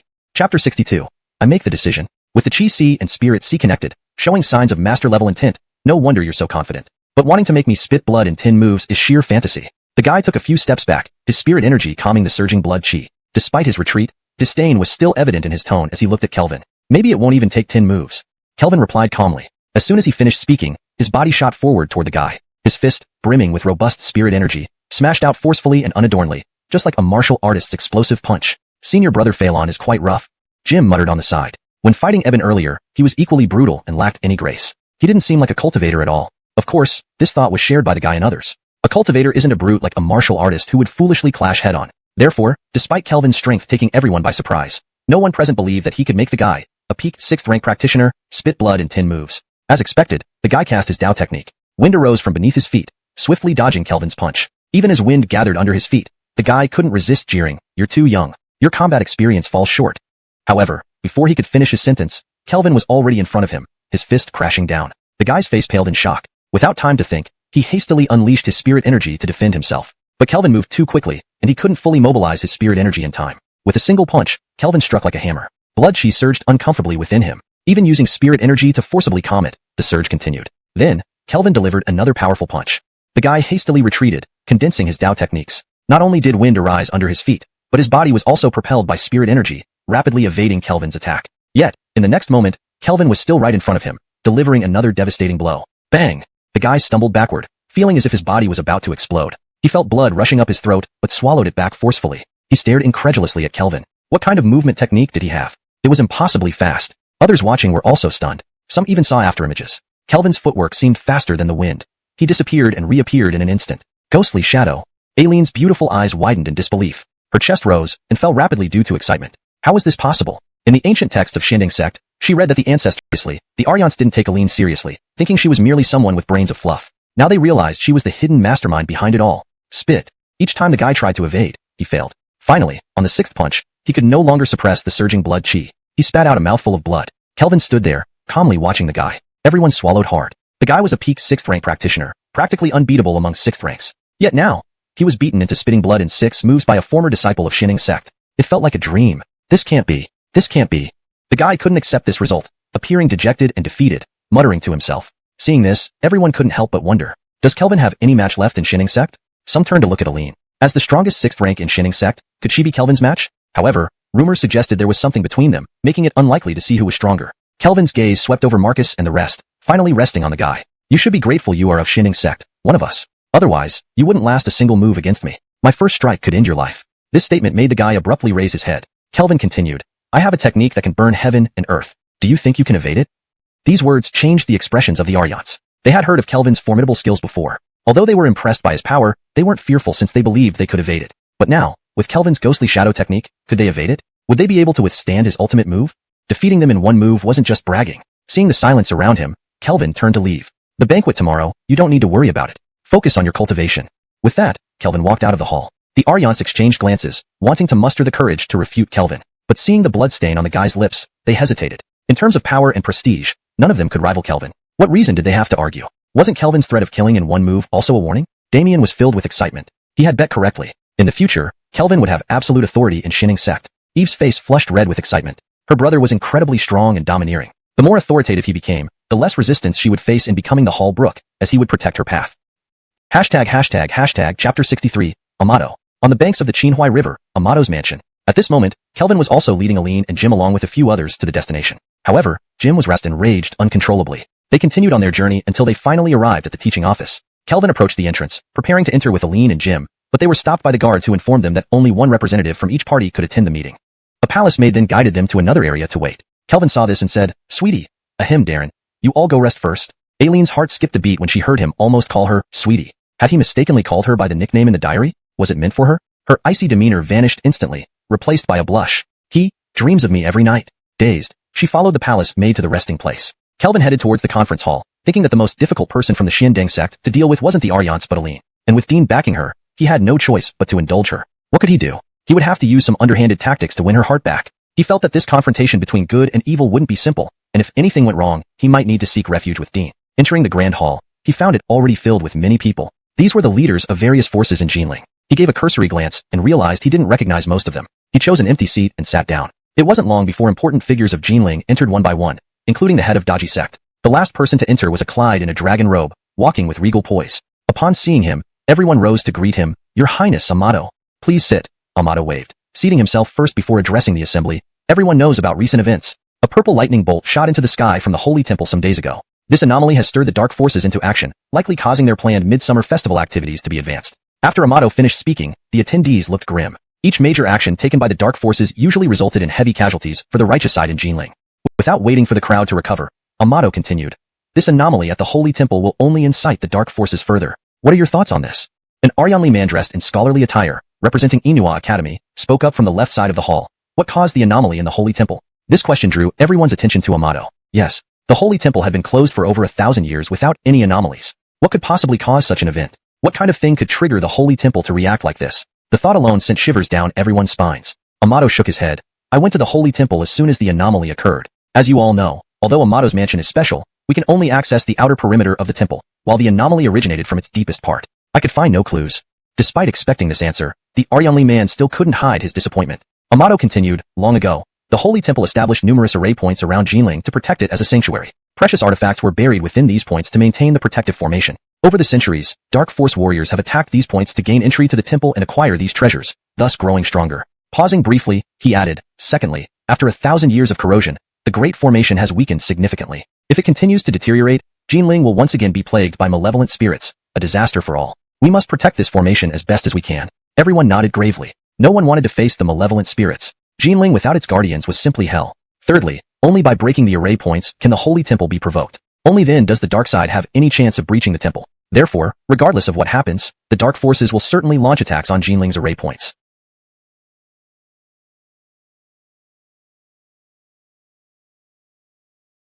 So, our task is to protect the Holy Temple and safeguard Jinling's array points. Protecting the Holy Temple, you don't need to worry. Our mansion will invite several masters to defend it to the death. As for protecting Jinling's array points, we need your assistance to prevent them from being destroyed. Amato concluded, prompting many to stand and respond in unison. We will do everything we can. Amato smiled. We are aware of over 100 array points, which the dark side probably knows as well. Thus, the purpose of this gathering is to discuss which array points each of you will protect. With those words, everyone tensed up. Array points varied in importance and size. Protecting smaller or less crucial points was naturally easier. During previous large-scale attacks by the dark side, the main targets were the primary array points. Not only did they contain precious treasures, but they also triggered significant reactions from the Holy Temple. Seeing everyone look at him, Amato waved. An attendant emerged, carrying documents, distributing them one by one. What you have received are the areas you are to protect. Please review them and let us know if there are any objections. If none, tasks will be assigned accordingly. Listening to Amato, Kelvin slightly froze. He held nothing in his hands. As this is still a new book, I haven't done much promotion yet, so I took a bit of a break during the holidays. From now on,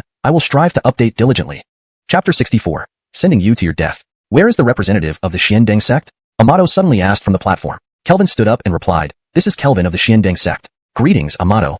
It was the first time Amato had met Kelvin, but due to Hoyt's chaos at the Dian sect, he had also paid attention to Kelvin. He didn't expect this Bruno to represent the Xiandeng sect at the anti-demon conference. Xingshan Hall in Jinling is an important point in the great array of Jinling. Someone suggested that your sect should guard it. What do you think?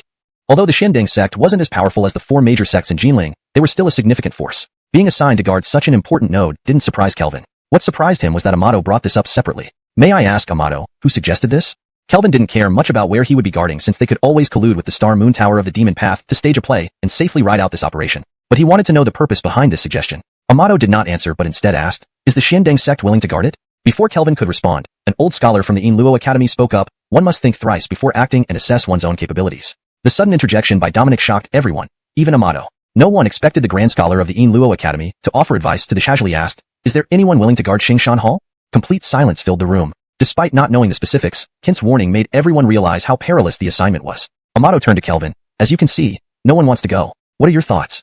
After a moment of silence, Kelvin said, "The Xiandeng sect is willing to guard Xingshan Hall." These words caught everyone's attention. Kent frowned. Wasn't his warning obvious enough? Thinking about what his disciple had said about Kelvin, Kent added, "Amato isn't forcing you. Speak your mind.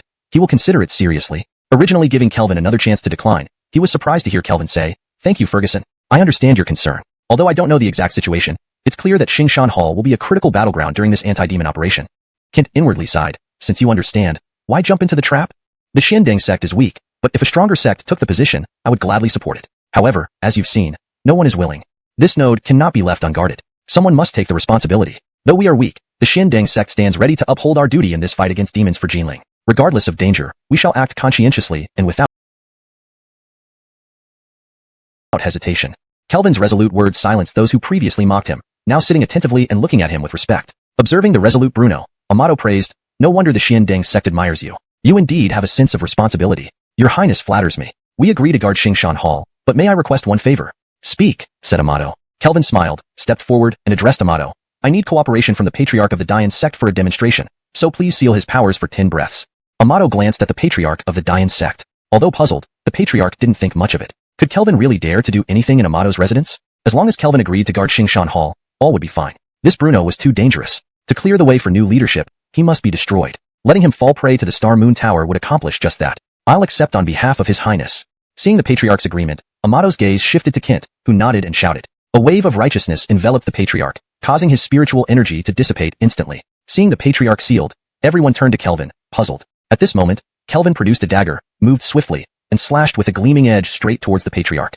"Damn it, trying to trick me. I'll send you to your death." Kelvin's move was sudden and unexpected. Everyone froze. No one thought he would dare attack in Amato's mansion, especially with premeditation. Approaching Amato actually brought him closer to the Patriarch, and with his swift speed, the dagger reached the Patriarch in mere moments. The Patriarch's face turned pale, trying to unleash power, but Kent's righteous energy had stripped him of all strength. Watching the dagger approach his heart, he pushed the table in front of him, but Kelvin was too quick. Blocking the table with one hand, he deftly angled the dagger and thrust it into the Patriarch's body. Thrust. The sound of the dagger piercing flesh finally broke through some people shocked. Kent yelled, "Stop!" His righteous energy engulfed Kelvin, who felt his spiritual energy vanish instantly, losing all cultivation. But Kelvin didn't stop despite losing his powers. Unable to pull the dagger out, he used all his strength to push it deeper. Though now just a mortal, so was his opponent. The dagger slid further into the body, blood gushing out in torrents, staining everything red. Chapter 65. Unsettled Grievance. An eerie silence fell over the area, as everyone stood stunned. They looked at the Supreme Master of Taiyan's sect, who now had a dagger embedded deep into his chest. Blood pooled around him in shocking red hues. Everyone gasped in unison. This was a 9th-rank K-Leister. Surely he wouldn't just be eliminated? All eyes turned to Kelvin, fear welling up inside them. To strike and kill without a word. This guy must be insane. Who wouldn't fear a madman? Amato rose to his feet, casting a cold glance at Kelvin, his voice chilling. "Do you know where you are? How dare you commit violence here?" Kelvin stood upright despite being restrained by several men, meeting Amato's gaze levelly. "I reported this to your highness beforehand." Amato retorted, "You said there was something you needed to demonstrate. Is this what you meant?" "Yes," Kelvin replied. "What I wanted to demonstrate was killing. Would you please check if he's dead? If not, it means my demonstration failed, and I'm sorry for that. This statement drew furious glares from many who were close to Taiyan's sect, some reacting with extreme anger. Your Highness, please execute this traitor. He tricked your Highness and harmed a fellow cultivator. His death would be justified. Please uphold justice for the Supreme Master of Taiyan's sect. Public outrage grew, demanding his execution. But then, Kelvin laughed, his gaze sweeping over the crowd before landing on Amato. Wouldn't your Highness want to know why I did this? Amato maintained his cold expression. Then tell me why you did it. Recalling the hardships faced by the Xianding sect over the years, especially the loss of their only Kleister, many couldn't help feeling sympathy. Amato remained silent. Then Kelvin continued, Xianding sect has wholeheartedly prepared for the anti-demon war, striving for the prosperity of the righteous path. But while Jinling's righteous forces unite to combat demons, the Taiyan sect seeks only to eliminate rivals. Ha, truly laughable. Your Highness, tell me, does Xianding sect still have reason to hold on to its beliefs? We fear dying not at the hands of demons, but at the hands of fellow practitioners. These words caused a shift in Amato's expression. How piercing. One wrong move could lead to discord among the righteous forces, affecting the united effort against demons. Indeed, he saw many who originally glared at Kelvin now sympathized with him, viewing Taiyan's sect with resentment. Amato rubbed his temples, intending to stand and speak, but a weak yet furious voice interrupted. Clever tongue. Everyone turned to see the Supreme Master of Taiyan's sect, who had been lying in a pool of blood, rise under the aid of others after stopping the bleeding. Seeing this, Kelvin inwardly sighed at the missed opportunity. It was expected, though. As a 9th-rank Kleister, he wouldn't be so easily killed. Despite the pain, the supreme conflict between the new and old paths wasn't a secret, and the Supreme Master led the new path. Kelvin having personal grievances against him wasn't surprising. Kelvin smiled, turning to Amato. Please inform everyone of the real reason behind the reluctance to guard the Xiuxian Hall. Everyone turned to Amato, curious about the cause. Amato hesitated, aware of the implications of revealing the truth. However, Isaac of Yueluo Academy spoke up. We received intelligence that the Star Moon Tower's main target is the array point of Xiuxian Hall. The Supreme Master suggested the Xianding sect go there. Without more, those wavering now aligned with Kelvin. Are you kidding me? What was the Star Moon Tower? The Xianding sect didn't even have a Kleister. Sending them there was like sending them to their deaths. Thus, Kelvin's anger leading to violence was entirely understandable. The Supreme Master glared at Isaac, his expression unbearable. Did this old fool know what he was saying? Could he really say such things? Even Amato didn't speak up, yet you dare to meddle. Taiyan sect and Yueluo Academy had no grudges. Why help Xianding sect against us? Many looked at Amato, wondering how he'd handle this. At such a critical moment for demon resistance, Taiyan sect stabbing comrades in the back. If not properly addressed, it would leave everyone unsettled. Today it's Xianding sect, tomorrow it could be any of them. Chapter 65. Unsettled feelings. An eerie silence enveloped the room as everyone froze in place. They turned their gaze to the Dane of Taiyan sect, who now had a dagger lodged deep into his chest, its hilt almost entirely buried. Blood pooled around him, its crimson hue glaringly obvious. Everyone gasped involuntarily. This was a 9th-rank Kleister. Could he really be killed so easily? All eyes then shifted to Kelvin, and fear spread through them. To strike without warning, to kill, this was insane. Who wouldn't be terrified of such madness? Amato stood up, his cold eyes fixed on Kelvin. His voice was icy. Do you know where you are? How dare you commit murder here? Though restrained by several people, Kelvin remained upright, meeting Amato's gaze unflinchingly. I did report this to your Highness. Amato asked, you said there was something to demonstrate. Is this what you meant? Kelvin replied, yes. What I wanted to demonstrate is killing. Could your Highness please check if he's dead? If not, I apologize. It means my demonstration failed. His words drew angry glares from many supporters of Taiyan sect, and some were infuriated. Your Highness, please punish this traitor. He betrayed your Highness and harmed fellow practitioners. His death would be justified. Please uphold justice for the Dane of Taiyan sect. Public sentiment surged, demanding his execution. But at that moment, Kelvin laughed. His gaze swept over them before landing on Amato. Doesn't your Highness want to know why I did this? Amato's face remained cold. Then tell me why you did it. Kelvin's expression darkened. If I'm not mistaken, those who recommended that Xianding sect guard Xiuxian Hall were led by the Dane of Taiyan sect. His intentions don't need much guessing, right? He just wants to use the demonic forces to get rid of me and the Xianding sect. Wasn't it just now that someone from the Gu family of Jinling said that harming fellow practitioners is justified by death? Well, I'm following your lead. Hearing Kelvin's words, the head of the Gu family shouted, nonsense. I didn't. But Kelvin cut him off, turning to Amato. Exterminating demons and protecting Jinling have always been our principles in the Xianding sect. So even knowing that guarding Xiuxian Hall was like jumping into a tiger's den, we still accepted the task because we never betray our beliefs. The Xianding sect has lived up to our beliefs and our status as a righteous sect. How many of us have died fighting demons? Even our only patriarch fell to them. But did we ever complain? No, because everything is for Jinling, for cleansing the city of demons. Yet, now, when everyone in Jinling is united against the demons, someone stabs us in the back. We can die on the front lines without fear, but to be betrayed by our own? Does this seem right to you, your Highness? Kelvin's tirade left everyone momentarily stunned. Thinking about the Xianding sect's suffering, especially with their only master killed, many felt sympathy. Amato remained silent. Kelvin continued, the Xianding sect dedicates itself to fighting demons and supporting righteousness. But while everyone is united, Taiyan sect only thinks of eliminating rivals. Laughable. Your Highness, should we even keep our faith if our allies plot against us instead of the demons? This made Amato visibly shaken. Such a statement struck at the heart of the matter. A poor handling of this situation would cause divisions among the righteous factions and undermine their collective efforts against the demons. Indeed, he saw many who had initially glared at Kelvin now showing sympathy and looking unfavorably at the Taiyin sect members. Amato rubbed his temples, wanting to stand and speak, but then came a weak but fierce shout, sharp-tongued. Everyone looked over to see the Dane of Taiyin sect, who had been lying in blood, now standing after being treated by others.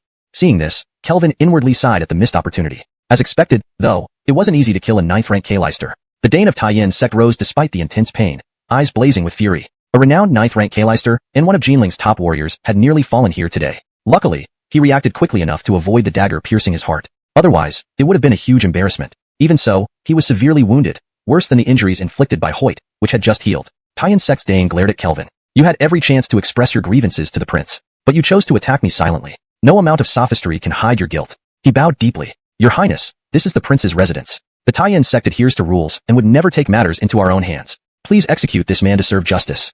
Before Amato could respond, Kelvin spoke up. Though the Xiandeng sect is weaker, we're not pushovers. We also have pride. If you try to destroy us, killing you seems fair. As for attacking you unexpectedly, well, you're a 9th-rank Kleister. It's the only way to get to you. See, even so, you're still alive. The Taiyin sect's Dane turned pale. Kelvin, you merely hold grudges against Taiyin sect. This is personal revenge. We're all smart people here. None reads naturally in English while maintaining the essence and style of the original Chinese text. Character and sect names have been transliterated using pinyin standards for consistency. ##### Chapter 66. Ornament. TMD. I just wanted to be a ceremonial prince. Why is there so much trouble? This brat sure knows how to stir up things. The 4 great sects already had the right to recommend, and although recommending Taiyin sect this time was indeed with ulterior motives, didn't Isaac give you a way out? Why has such a minor issue escalated to this extent? It's not enough that you almost killed a 9th-rank expert. Now you've stirred the anger and dissatisfaction of the entire Orthodox faction in Jinling, who at the princely residence is responsible for investigating Kelvin's background. They said he is straightforward. He considers these tactics as straightforward? Looks like the person managing the princely residence needs to be replaced. Now I understand why Xiandeng sect inexplicably appointed him as the leader. Bowen's thoughts raced through his mind before he fixed his gaze on Kelvin. What do you think should be done? Are you a little fox? Does that mean this prince will fall into your trap? Their disputes have nothing to do with me. Why should I get involved? No matter what I do, someone will be dissatisfied. You solve it yourselves, then no one can say anything, right? Upon seeing Bowen ask Kelvin for advice, the Burke was furious. His face turned green with anger. Old man nearly got stabbed to death. Suffering falls on me. Why do people now think I am guilty and he is the embodiment of justice? Seeing everyone's attention focused on him, Kelvin spoke. Do unto others as you would have them do unto you. The best solution is to let Taiyin sect take charge of Xingshan Hall. After hearing this, everyone nodded, agreeing that this was indeed a feasible solution. If a place is dangerous, then they should handle it themselves. Bowen nodded, ready to resolve this troublesome matter when he heard Kelvin add, however, since I promised to guard Xingshan Pavilion earlier, my Xiandeng sect always keeps its word. Therefore, we will guard it. These words left everyone, including Bowen, momentarily stunned. Is this brat really as upright as he seems?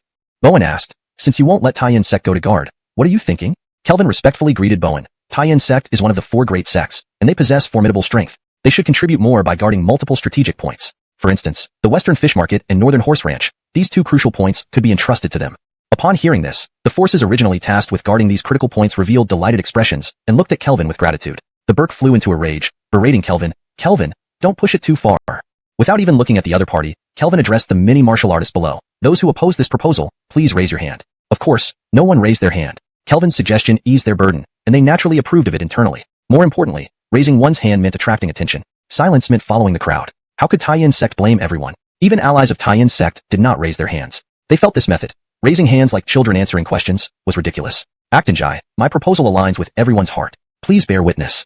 Bowen narrowed his eyes watching Kelvin. Since he entered, the entire meeting hall had been following his rhythm. His control of the scene was astonishing. One might think this boy was actually Bowen. Though Bowen was annoyed inside, he didn't want to stir further trouble. Despite knowing that those who oppose raised their hand was a trap, no one could deny that it aligned with the public sentiment. Therefore, Bowen stated, handle it as such. This prince hopes everyone can set aside past grievances at this critical juncture. Safeguarding Jinling together is the most important thing. None of us want it to fall under the dominion of evil forces. At this point, Bowen's gaze shifted to Kelvin and the Burke. With a cold face, the Burke had no choice but to accept this injustice despite inner resentment after Bowen spoke. There is something I must reiterate. I never intended to harm fellow practitioners at this moment. My recommendation aimed to utilize our power as one of the 4 great sects. Everything here is just a frame-up by Kelvin. However, today's near killing was witnessed by everyone. The prince suggested putting aside all grievances at this time. I can agree to that, but this enmity from today, your Xiandeng sect must provide an explanation after this matter is resolved. These words elicited sympathy for Kelvin from everyone. For the Burke to say this in front of all Jinling forces demonstrated his determination. This signified Taiyin sect's intention to openly suppress and target Xiandeng sect. Given Xiandeng sect's current situation, facing off against Taiyin sect would be futile. Then, the Burke stared intently at Kelvin, saying each word deliberately, you will die.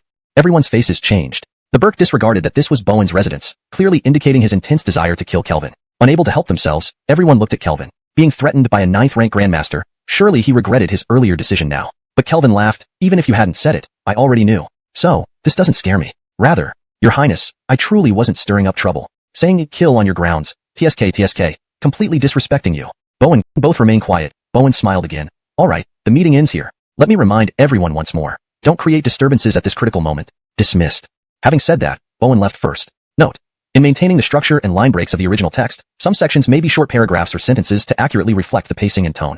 Chapter 67. The Calamity of Bloodlight. The Bray left the scene. One by one, everyone began to disperse as well. The Finian was escorted out by the Dane of the Gu family and Emil when they encountered Kelvin. You are so arrogant. You won't last long, said the Dane of the Gu family, looking at Kelvin. Kelvin sneered, replying, if I were to admit defeat, would you let me off? These days, there have been many chi cultivators loitering outside Xiuxian Sect. They're here to monitor me, aren't they? Silence descended upon them. They certainly had no intentions of letting Kelvin go. With such a genius from the ancient path, he had to die. If not for Anise, he wouldn't be alive today. But concern was one thing. They'd always find a way to kill Kelvin, such as this plot, which involved using the hands of demon cultists. They didn't expect this Bruno to be so daring, directly causing a killing spree in the prince's mansion, leading to their significant loss. However, one good thing did come out of it. Today Kelvin provided them with an excuse. The Finian spoke up. Today, you disregarded righteousness, ambushing and attempting to assassinate this old man, nearly ending my life. This is a deep enmity unrelated to the dispute between the new and ancient paths. In the future, this old man will seek vengeance, and even Anise cannot justify this by rules. After dealing with the anti-demon affair,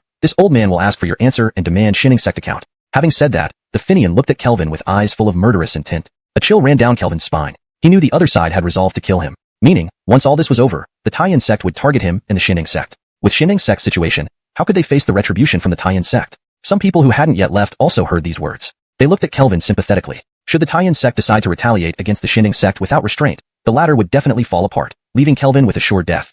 At this moment, the Dane of the Gu family said with a sneer, you'd better pray to die honorably in Xingshan Hall, then at least you'll leave a legacy behind. Kelvin narrowed his eyes and asked, is this a threat? Just telling you a fact, replied the Dane of the Gu family. After some silence, Kelvin seriously asked the Finian, isn't it great for various schools to flourish together? Must you kill everyone on the ancient path? Must I die? The Finian scoffed, now you know to beg for mercy. Too late. You chose the wrong path, and the price must be paid accordingly. Staring intently at the Kaleister, Kelvin firmly said, don't push me. The Kaleister and the Dane of the Gu family snickered. If it weren't for Anise protecting you a bit, you'd be dead already. What can pushing do now? Their mission in Jinling was to ensure that the ancient path could never be revived. Seeing their murderous intents, Kelvin sighed, leaned forward, and whispered into the Kaleister's ear, Xiuxian Sect will continue to exist, but Taiyan Sect might not. Then Kelvin turned and left without hesitation. He had hesitated before, but now he no longer needed to. The Finian was momentarily stunned by Kelvin's words. What did Kelvin mean? A threat? On what grounds could a sect like Xianding, which didn't even have a grandmaster, threaten him? It was ridiculous. Just the impotent rage of a boy. True, aside from tough talk, what else could he do? What did he say? The Dane of the Gu family, having not heard what Kelvin whispered, asked the Kaleister. Before the Kaleister could respond, Kelvin suddenly turned back and, looking straight at him, said, Dane of the Gu family, I noticed your forehead was dark earlier, so I calculated your fate. There will be blood-like calamity at your residence tonight. Be careful. The Dane of the Gu family was taken aback. What did this kid mean? Planning to create chaos at his house tonight? If he dared, the Bray wouldn't blame him for being killed. The Finian also laughed, ignoring Kelvin's supposed threat. Indeed, unable to act directly, he could only vent his anger through mere words. Kelvin left the venue with a gloomy expression. Damien had told him about the increased surveillance by chi cultivators around Xiuxian Sect recently. Clearly, the Taiyan Sect and the Gu family were behind it. Obviously, those on the new path still had the heart to kill him. So, when someone suggested sending him to guard Xingshan Hall, Kelvin immediately understood their ulterior motives. Considering their fear of Anise, they were undoubtedly trying to use him to kill indirectly without breaking any rules. Naturally, Kelvin wouldn't tolerate their scheming silently, thus his attempt to ambush and assassinate the Finian. He had released a lot of pent-up anger, but a stark reality faced him now. Despite Anise's deterrent effect, they still went out of their way to get rid of him, with unwavering resolve. Perhaps due to caution, they might appear restrained on the surface, but their hidden schemes would be hard to predict or prevent. An old saying went, 1,000 days of vigilance don't match 1 day of prevention. Though Kelvin didn't want things to escalate, raised in a peaceful environment, he really didn't wish to see bloodshed and death. But some people forced him into it. Spotting Jim and Aline walking towards him, Kelvin muttered, let's start with the bloodlight calamity at the Gu family. He strode toward Aline, his face filled with frustration and anger.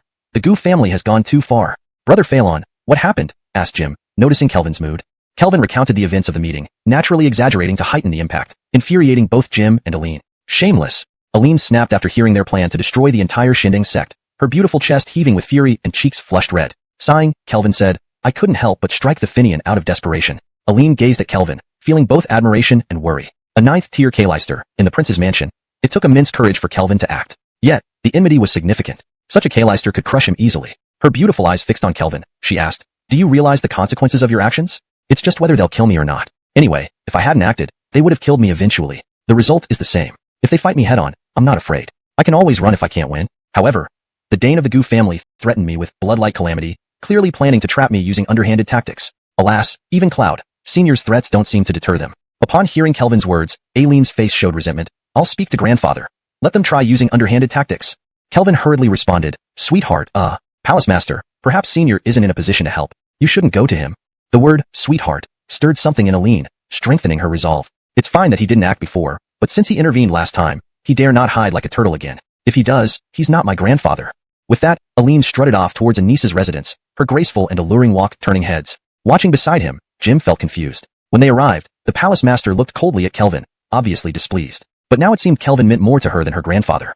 Noticing Jim's confusion, Kelvin couldn't help but kick him lightly. "Damn. Compared to Damien, you lack perceptiveness. Right now, you should follow Aileen." If Anise refused to listen to Aileen's plea out of pride, you should whisper suggestions to persuade Aileen to challenge the Gu family directly. Would Anise allow Aileen to take such risks? Taking the hint, Jim quickly caught up with Aileen. Admiring Aileen's swaying figure and elegant curves, Kelvin murmured to himself, "The Gu family's bloodlight calamity is set. Now it's time to deal with that thief from the Taiyan sect. I've warned them, don't push me." Chapter 68. A Stirred Heart. Red Sleeve Summon. Kelvin directly entered the room where Anton had gone, and sure enough, saw a graceful silhouette behind the curtain. After so many interactions, he knew this was the Star Moon Lodge leader. Kelvin quickly approached, speaking in an urgent tone. "Congratulations to the Lodge leader. Today I have accomplished a great deed unprecedented in history, which will propel Star Moon Lodge skyward. I wonder how you plan to reward me." Gabrielle was originally meditating when she heard Kelvin's excited voice. She paused momentarily, puzzled. She wondered what kind of achievement he had made that would lead him to behave so uncharacteristically, describing it as a feat for the ages and brazenly demanding a reward. "What achievement have you made?" "Eliminating the Taiyan sect and causing a tremor at the Holy Temple. Doesn't that count as a feat for the ages?" This statement stunned Gabrielle. Does he know what he's talking about? Causing a tremor at the Holy Temple is something they wanted to achieve with the combined strength of all devilish forces. You, Kelvin, accomplished it on your own? And along the way,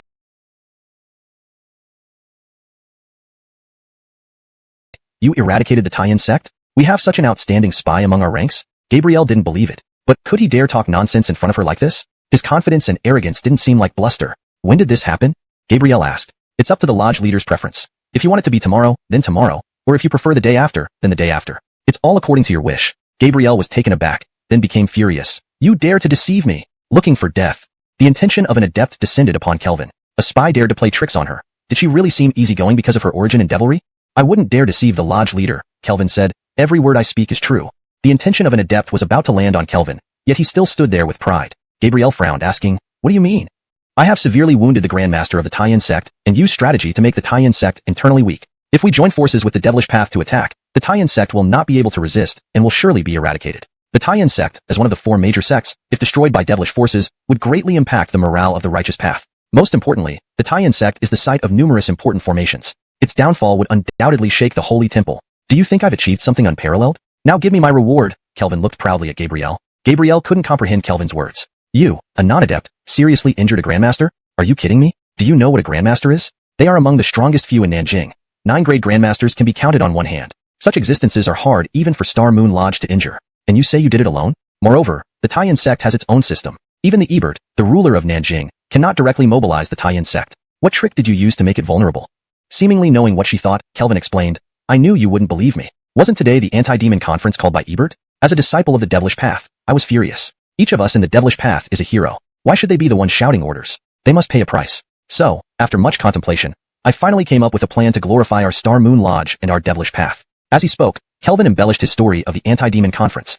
Listening to him, Gabrielle was astonished. This is actually true. This kid really is. Gabrielle wasn't sure how to evaluate it. "Lodge leader, for this plan, you can't imagine how dangerous it was. But for our Star Moon Lodge and the devilish path, I risked life and death to complete it. Who would believe you?" Gabrielle inwardly ridiculed but couldn't help following Kelvin's words. With the Taiyan sect's Grandmaster critically injured and disciples scattered suppressing multiple formation points, could it truly be destroyed? But thinking about it, Gabrielle shook her head. After all, it's the stronghold of the Taiyan sect. Capturing it won't be easy, especially given the internal support systems within the Taiyan sect. "Lodge leader, when are we launching the attack on the Taiyan sect?" While this does count as an achievement, it's not a significant one. "Just a minor wound to the Taiyan sect master," Gabrielle remarked. "And the supposed destruction of the Taiyan sect and the shaking of the Holy Temple haven't happened. What punishment should be meted out for deceiving me?" Feeling the intent of an adept press down on him, Kelvin felt suffocated. He stared wide-eyed at Gabrielle in disbelief. My loyalty to you is unwavering. How could I deceive you? Everything I've said is true. Humph. The Taiyan sect is one of the 4 major sections. While Star Moon Lodge isn't afraid of them, even if their stronghold is weak, attacking and annihilating it is extremely difficult. Kelvin sighed in relief, smiling. So the lodge leader worries about this. There's no need to worry. Perhaps you didn't hear me clearly. I mentioned the entire devilish path working together to destroy the Taiyan sect, not just our Star Moon Lodge. Tell me, combining the strength of the entire devilish path, the devilish path will gain immense resources from the Taiyan sect, strengthening our forces. Wouldn't this be more effective than storming the holy temple now? After saying this, Kelvin paused, looking at Gabrielle, lodge leader. This is an opportunity we must seize. This situation was created through my efforts and risks for you. Gabrielle frowned slightly. This sentence felt oddly familiar. Hadn't Kelvin said something similar when urging them to slay the Taiyan sect master? Staring at Kelvin, she understood that his reasons weren't as lofty as he claimed. Yet, damn. Why did his words stir her heart so deeply? Chapter 69. Fulfillment. Chapter 69. Seeing Gabrielle still hesitating, Kelvin added, Brooke, do you remember the reason I became a spy within the Xinding sect? Behind the curtain, Gabrielle asked, what do you mean? After becoming the hall master of the Xinding sect, I've also been investigating the whereabouts of that object, but still haven't found it. So I wonder if it's possible that the Taiyan sect also took that item from the Xinding sect along with other treasures like the purple gold lamp Xin, Kelvin speculated. Note, purple gold lamp Xin seems to be a specific item and Xin might refer to wick. Without further context, it is hard to determine if this should be translated differently. If Xin refers to wick, then purple gold lamp wick would be more appropriate. For better fluency and clarity, we can adjust as follows. After becoming the hall master of the Xinding sect, I've also been investigating the whereabouts of that object, but still haven't found it. So I wonder if it's possible that the Taiyan sect also took that item from the Xinding sect along with other treasures like the purple gold lamp wick, Kelvin speculated. Gabrielle abruptly stood up, her beautiful eyes locking onto Kelvin as she demanded, are you sure? The original purpose for establishing the Star and Moon Pavilion was to acquire that item. She had sacrificed much to become its leader, in large part because of that object. Hearing Kelvin's words now, how could she remain calm? Kelvin gazed at the woman, whose curvaceous figure resembled those of an exceptionally alluring anime character from his past life, every curve stirring excitement. It was unfortunate that the curtain obscured her features, revealing only her silhouette. Sigh, perhaps her face is unattractive, hence why she always stays behind the curtain. But, who cares when the lights are off, right? Many thoughts raced through Kelvin's mind, but he quickly responded, I'm not certain, just suspecting. But isn't this whole setup meant to verify my suspicions? Better wrong than missed. These words tipped the scales for Gabrielle. Kelvin was right. It's better to err than miss out. If it weren't for the strange and unpredictable nature of the Xinding sect, preventing a direct assault, she would have already taken drastic action to retrieve the object. However, while he knew it was a pretense, but he couldn't risk it. What if she really went through with it? If she died, he'd have nowhere to cry. So, when questioned by the Gu family, Hoyt glanced back at Aline and asked, what's the reason?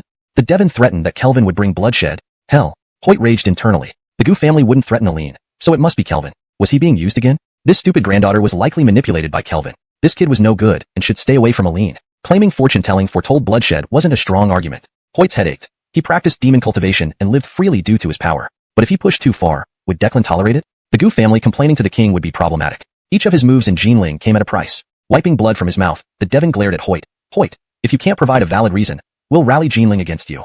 Hoyt felt vexed. Concocting reasons was exhausting. Lazily, he said, I'm annoyed by your inaccurate fortune-telling. If it's inaccurate, why shouldn't I smash your stand?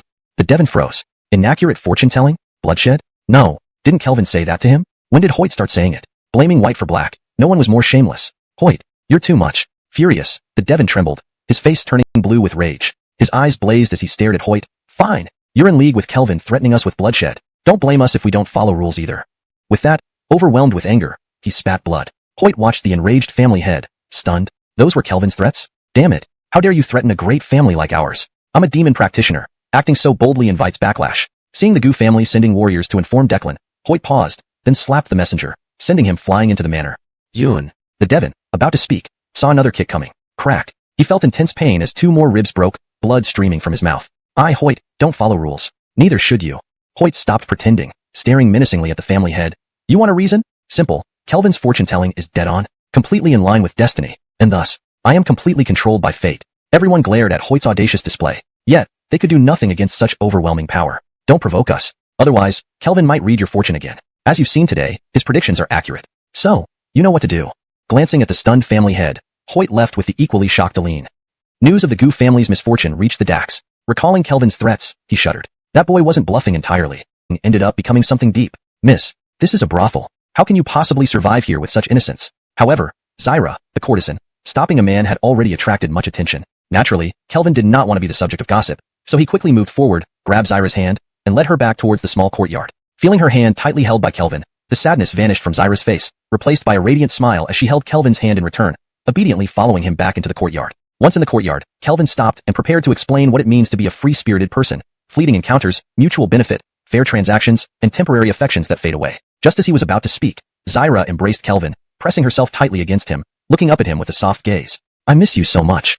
Surrounded by tenderness, Kelvin, standing above her, saw her delicate face flushed and clear, her eyes reflecting only him, especially her cherry lips, small yet full and inviting. Kelvin momentarily forgot what he wanted to say. The situation was too tempting, so he couldn't help but lean down towards her lustrous lips. Zyra did not refuse, but Kelvin clearly wasn't satisfied. His hands easily untied the waistband. Zyra held on.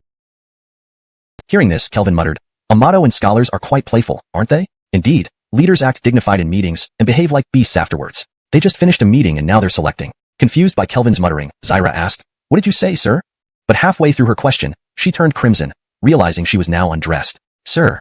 Zyra looked at Kelvin, their eyes locked, then sighed deeply. "My tormentor. Fine, let's just indulge this one time. Late or not, it doesn't matter anymore. Even if she loses the title, it was his doing." Having made up her mind, Zyra no longer resisted, allowing Kelvin to proceed. In the small courtyard, cries akin to a cat's wails echoed continuously. It went on for a long time. Kelvin leaned against the headboard, glancing at the beauty in his arms, her porcelain-like skin still flushed from their encounter. Instinctively reaching for a cigarette, he realized there was no cigarette box in this world. Sighing heavily, he reflected on himself. He used to have principles, never sleeping with nightclub women more than once. He didn't have many principles to begin with, but losing another one made him feel truly sad. However, seeing Zyra's stunning beauty, Kelvin grumbled, "Why do you have to be so beautiful? It makes my standards drop again." Initially catching her breath, Zyra froze upon hearing this, her beautiful eyes widening in disbelief. Was this human behavior? Blaming her after taking advantage? Beautifulness is also a crime? Kelvin added sorrowfully, "You didn't know how to reject me either."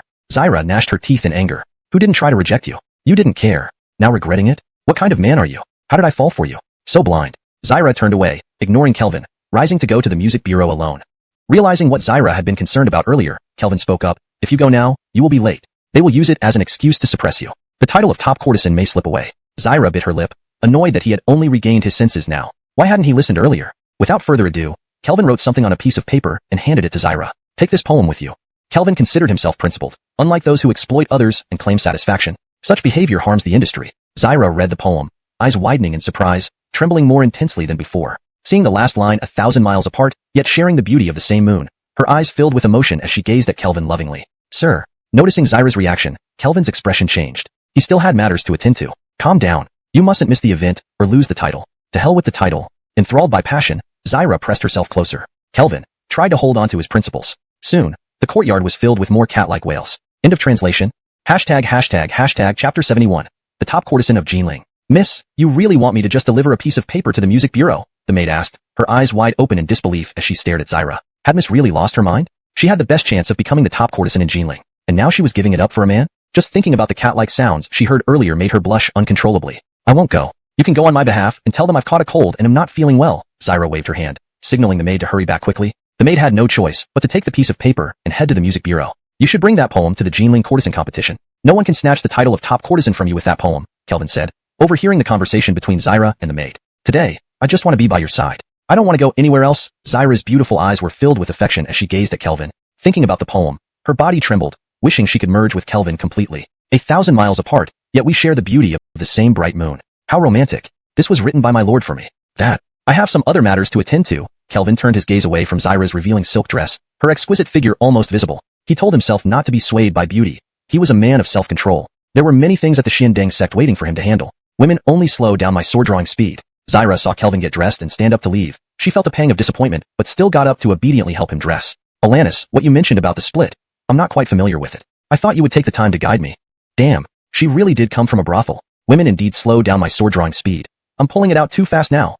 Music bureau. All the top courtesans of Jinling gathered here, each more beautiful than the last. From plump beauties to slender ones, they were truly a feast for the eyes. Alongside these lovely ladies, many distinguished figures of Jinling were present as well. Among them were judges like Amato Isaac, as well as young aristocrats like Patrick and Clinton. This was a grand event in Jinling's entertainment scene, and it was nearing its conclusion. The numerous courtesans all looked at Amato and Dominic's from Luo Academy, hoping to be chosen as Jinling's top courtesan. Is there a courtesan in Jinling named Zyra? Her name has been attached to over a dozen poems spread throughout the Qinhuai River. Who might this person be? A scholar sitting beside Prince Isaac scanned the room, smiling. The maid who had just entered quickly stood up upon hearing her mistress's name. However, her simple appearance disappointed the crowd who had expected someone more stunning. What a pity, such beautiful poetry doesn't match her plain looks. Despite this, Dominic respected the poetry and politely asked, "Are you Zyra?" The maid hurriedly waved her hands. "No, I'm just the lady's maid. My lady caught a cold today and couldn't make it, so she sent me to apologize." Upon hearing this, many of the courtesans couldn't help but feel relieved. Zyra was their biggest rival. They had hoped she wouldn't come. Without her, their chances of becoming Jinling's top courtesan increased significantly. However, they thought Zyra must be a fool to miss such an opportunity over a common cold. They would have attended even if death was looming. Patrick, glaring at the maid, thought of how Zyra had tricked him before. Hatred welled up inside him, and he couldn't resist saying, "Is your lady really sick? Could she be avoiding us intentionally to create a unique image and attract attention?"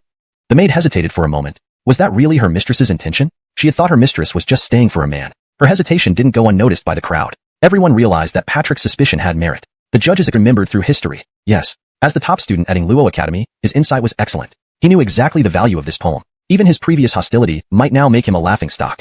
He hated it. What right did she have? Patrick clutched the paper tightly, his face turning pale. Everyone noticed his strange behavior, and Prince Isaac scolded, "A true scholar should remain calm even when Mount Tai collapses before him." But Patrick remained motionless, seemingly deaf to the words. Prince Isaac's fellow scholar frowned. What was wrong with his junior? His teacher had already reprimanded him. He approached and glanced at the paper, his eyes widening. They turned bloodshot. What shook a scholar the most wasn't terrifying power but talent. That was what drove scholars to madness. So, he went mad. Snatching the paper from Patrick without care, his demeanor was far from scholarly.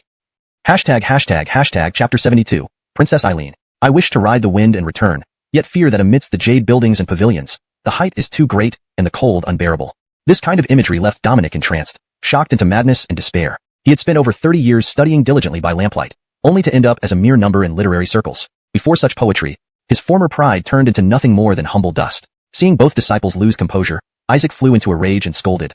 "I've told you before, scholars must remain unmoved even if Mount Tai were to crumble before them. Look at yourselves now." Before Dominic could finish explaining, Isaac interrupted again. "Enough! Patrick can be excused. He's young and hasn't fully cultivated himself, but you being this unsteady truly disappoints me." As he spoke, Isaac casually took the paper from him, curious about what Lu Eileen had sent that caused such reactions. There are partings and reunions in human life, just as there are waxing and waning phases of the moon. This has been hard to reconcile since ancient times. May we all live long and share the beauty of the full moon together. Isaac's eyes widened as he read and reread the words. His blood pressure surged. What a masterpiece. With this piece, no other mid-autumn poetry would ever compare. Isaac swallowed hard. What was one of the greatest dreams of any scholar? To leave a name in history, of course, and as a grand scholar himself, he could see instantly that this poem would surely be immortalized for millennia, its fame etched in history. Which scholar could bear such stimulation? Thus, Isaac began to tremble. Seeing their stern teacher even more agitated than they were, Patrick and the other scholar exchanged glances, their hearts filled with frustration. "Is this what you call composure, teacher?" The reactions of Isaac and his disciples left the onlookers speechless. It was just a piece of paper. Was it worth all this? So, the judges, including Amato, leaned in to look. Most of the judges were scholars after all. Discussions of elegance and culture were their forte, and poets' works could enhance the reputation of courtesans, making scholars natural judges. When these learned men saw the text on the paper, they finally understood why Isaac and his disciples lost composure. They too were struck by it. This mid-autumn poetry will stand above all others. Previously, I thought mid-autumn moon was supreme. Ha, how laughable. A tiny glow cannot contend with the bright moon. To see this piece is enough for a lifetime. What virtue do I have to judge Lu Eileen?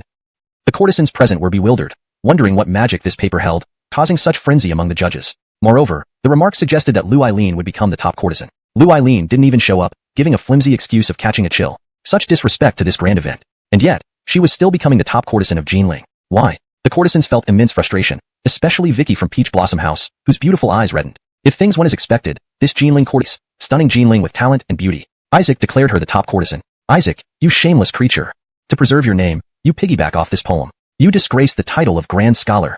I've always admired your knowledge and respected your character. You were both my teacher and friend. Never did I expect this level of shamelessness. How dare you declare Lu Eileen the top courtesan yourself? We must be included. That's right. We all declare her the top courtesan. It must include us. The scholars' flushed faces left the courtesans stunned. Were these the graceful scholars? They seemed like thugs, even grabbing for the paper. Amato watched in disbelief. Had Isaac stooped this low for eternal fame? Seeing the chaos, Amato couldn't help but rebuke. This is outrageous. All of you, stop immediately. His shout silenced Dominic's. Amato stepped forward, addressing Isaac. You're a grand scholar, a leader of scholars. How can you behave so dishonorably? Isaac blushed. He felt ashamed too, but the allure of eternal fame was irresistible. Taking the paper back from him, Amato added some lines. On the eve of the Mid-Autumn Festival, at Jinling's elegant gathering, the Princess Eileen, adopted daughter of Amato Haoji, brought this piece, stunning Jinling with talent and beauty. All declared her the top courtesan. After adding this, Amato announced, I forgot to mention, Lu Eileen is actually my adopted daughter. Isaac glared. Though noble, he was a grand scholar and unafraid of Amato. He couldn't contain his anger and shouted, You shameless man. He lunged for the paper, But Amato swiftly pulled it into his chest and declared to the audience, "This year's top courtesan of Jinling is my adopted daughter, Lu Eileen." The courtesans were stunned. Could a common courtesan become a princess overnight without showing her face? They found it hard to accept. Clinton had come along with Aryans, hoping to take home a courtesan for a brush during his ritual. Instead, he witnessed this drama unfold. Those detested scholars were driven mad by a single poem. TSK, if he had such poetry, wouldn't these people bow to him? Hey, did Brother Kelvin give this poem to Lu Eileen? Could it be that behind Brother Kelvin stands a grand scholar? ####Chapter 73. Everything under control. Throughout history, talent has always had a lethal appeal to courtesans. After all, a single poem could make them famous far and wide. However, Kelvin underestimated the impact of poetry on these women. Especially for a timeless masterpiece, it was nothing short of a paradigm shift. The result was that when Kelvin walked out of the Hongxiu Lodge, his legs felt weak. Of course, he didn't fare well in other ways either. His voice was hoarse. When Kelvin returned to Xinning Sect, Jim and Aline were already waiting for him. Seeing Kelvin approaching from afar, Jim couldn't help but ask, "Senior brother Phelan, what happened to you? Why are you walking so unsteadily?" Aileen's beautiful eyes fell upon Kelvin. They had been back from the Gu family for quite some time, and she was starting to lose her patience waiting for him. "I was just scouting the terrain around Xingshan Pavilion, since we'll be guarding it. I didn't want to miss any details, so I circled the area many times," Kelvin answered calmly. Hearing this, Aileen's originally impatient expression turned into one of guilt. How much must he have walked to end up so exhausted? Noticing Aileen's gaze on Kelvin, Jim remembered the instructions from Hoyt and said, "Senior brother Phelan, Senior Yuan asked me to convey a message to you." Kelvin replied, "Enough. I heard it." "Oh?" Jim looked puzzled at Kelvin. He hadn't even spoken yet. What did he hear? Seeing Jim about to speak again, Aileen waved him off. "Jim, go rest first. Kelvin and I need to discuss the defense of Xingshan Pavilion." Her grandfather had spoken poorly of Kelvin countless times in front of her, portraying him as a deceitful person. What good words could Hoyt possibly send through Jim? Thus, she didn't want Jim to say anything more. "Thank you, Ferguson Wu. Having you is wonderful," Kelvin said emotionally. Aileen's face flushed crimson. She didn't know how to face Kelvin's admiration and quickly changed the subject. "The Aryans know about the attack on Xingshan Hall by Star Moon Tower during the Harvest Moon Festival. They're blaming you for taking on such a difficult mission. Think about how to respond." Kelvin replied, "I don't care what they think. I only care what Ferguson Wu thinks. Do you blame me?" Aileen's face heated up again. She tried to maintain a calm tone. "I understand the difficulty you face there, so naturally, I won't blame you. But the concerns of the Aryans are reasonable. Given our current strength, there's no chance we can defend against an attack by Star Moon Tower. Everyone in Xinning Sect is anxious." Kelvin said, "Please inform the Aryans that for this mission, only the Central Hall and Vermilion Bird Hall disciples will guard Xingshan Pavilion. The rest will stay at Xinning Sect. This way, they have no reason to fuss." Aline was taken aback by Kelvin's decision, which was entirely unexpected. During large-scale demonic operations, Xinning Sect always dispatched forces to various locations. In the past, at least 3 halls would be sent, and now Kelvin was sending only 2. Moreover, taking too many forces away would leave Xinning Sect vulnerable, unable to activate crucial defenses. This could lead to their downfall. Therefore, Kelvin needed to keep the majority of the Sect's strength behind. Upon hearing Kelvin's decision, fate befell Xingshan Hall. After the Holy Clan was exterminated and the Holy Temple closed down, it gradually lost its original function, and naturally, no one came to repair it anymore. Once a landmark in Jinling, it is now a dilapidated place. The only structure still standing relatively intact at its core is Xingshan Pavilion, though it too is drafty and leaks during rain. Kelvin took a glance and noticed many homeless beggars living there. These beggars looked panicked when they saw so many people arriving. A disciple beside Kelvin surveyed the surroundings and found that only Xingshan Pavilion was suitable for setting up camp. Thus, he asked, "Hall Lord, should we have them leave here to make room for us?" Kelvin glanced at him and replied, "Sure, take them to your home and let them stay there." This disciple smiled awkwardly and quickly stepped back. Ignoring the disciple, Kelvin asked Damien, "Have you completed everything I assigned you?" Damien hurriedly approached, respectfully replying, "Hall Lord, all done?" As Damien spoke, his legs trembled. He truly couldn't comprehend what Kelvin wanted him to do. First, he was told to understand the surroundings of Xingshan Hall, and thus was required to map out Xingshan Hall. Mapping was extremely difficult. If a single spot was forgotten, they had to revisit it, which made his group of disciples feet sore from walking. Damien inwardly cursed, thinking to himself that if Kelvin wanted to understand it, he could have just walked through it himself, relying on their maps for understanding. Did Kelvin know how much work it entailed? Next, he was sent to hang lanterns. Along the streets surrounding Xingshan Hall, many places were adorned with lanterns. When asked why, he replied, "It's almost Mid-Autumn Festival. Hanging lanterns sets the atmosphere." That would be fine, but the lanterns were burning with spirit oil instead of regular oil. When he received the spirit oil, his eyes turned red with shock. Spirit oil was incredibly precious, yet it was being burned away street by street, which was nothing short of extravagance. Though Damien felt pain by the waist, he had a good habit.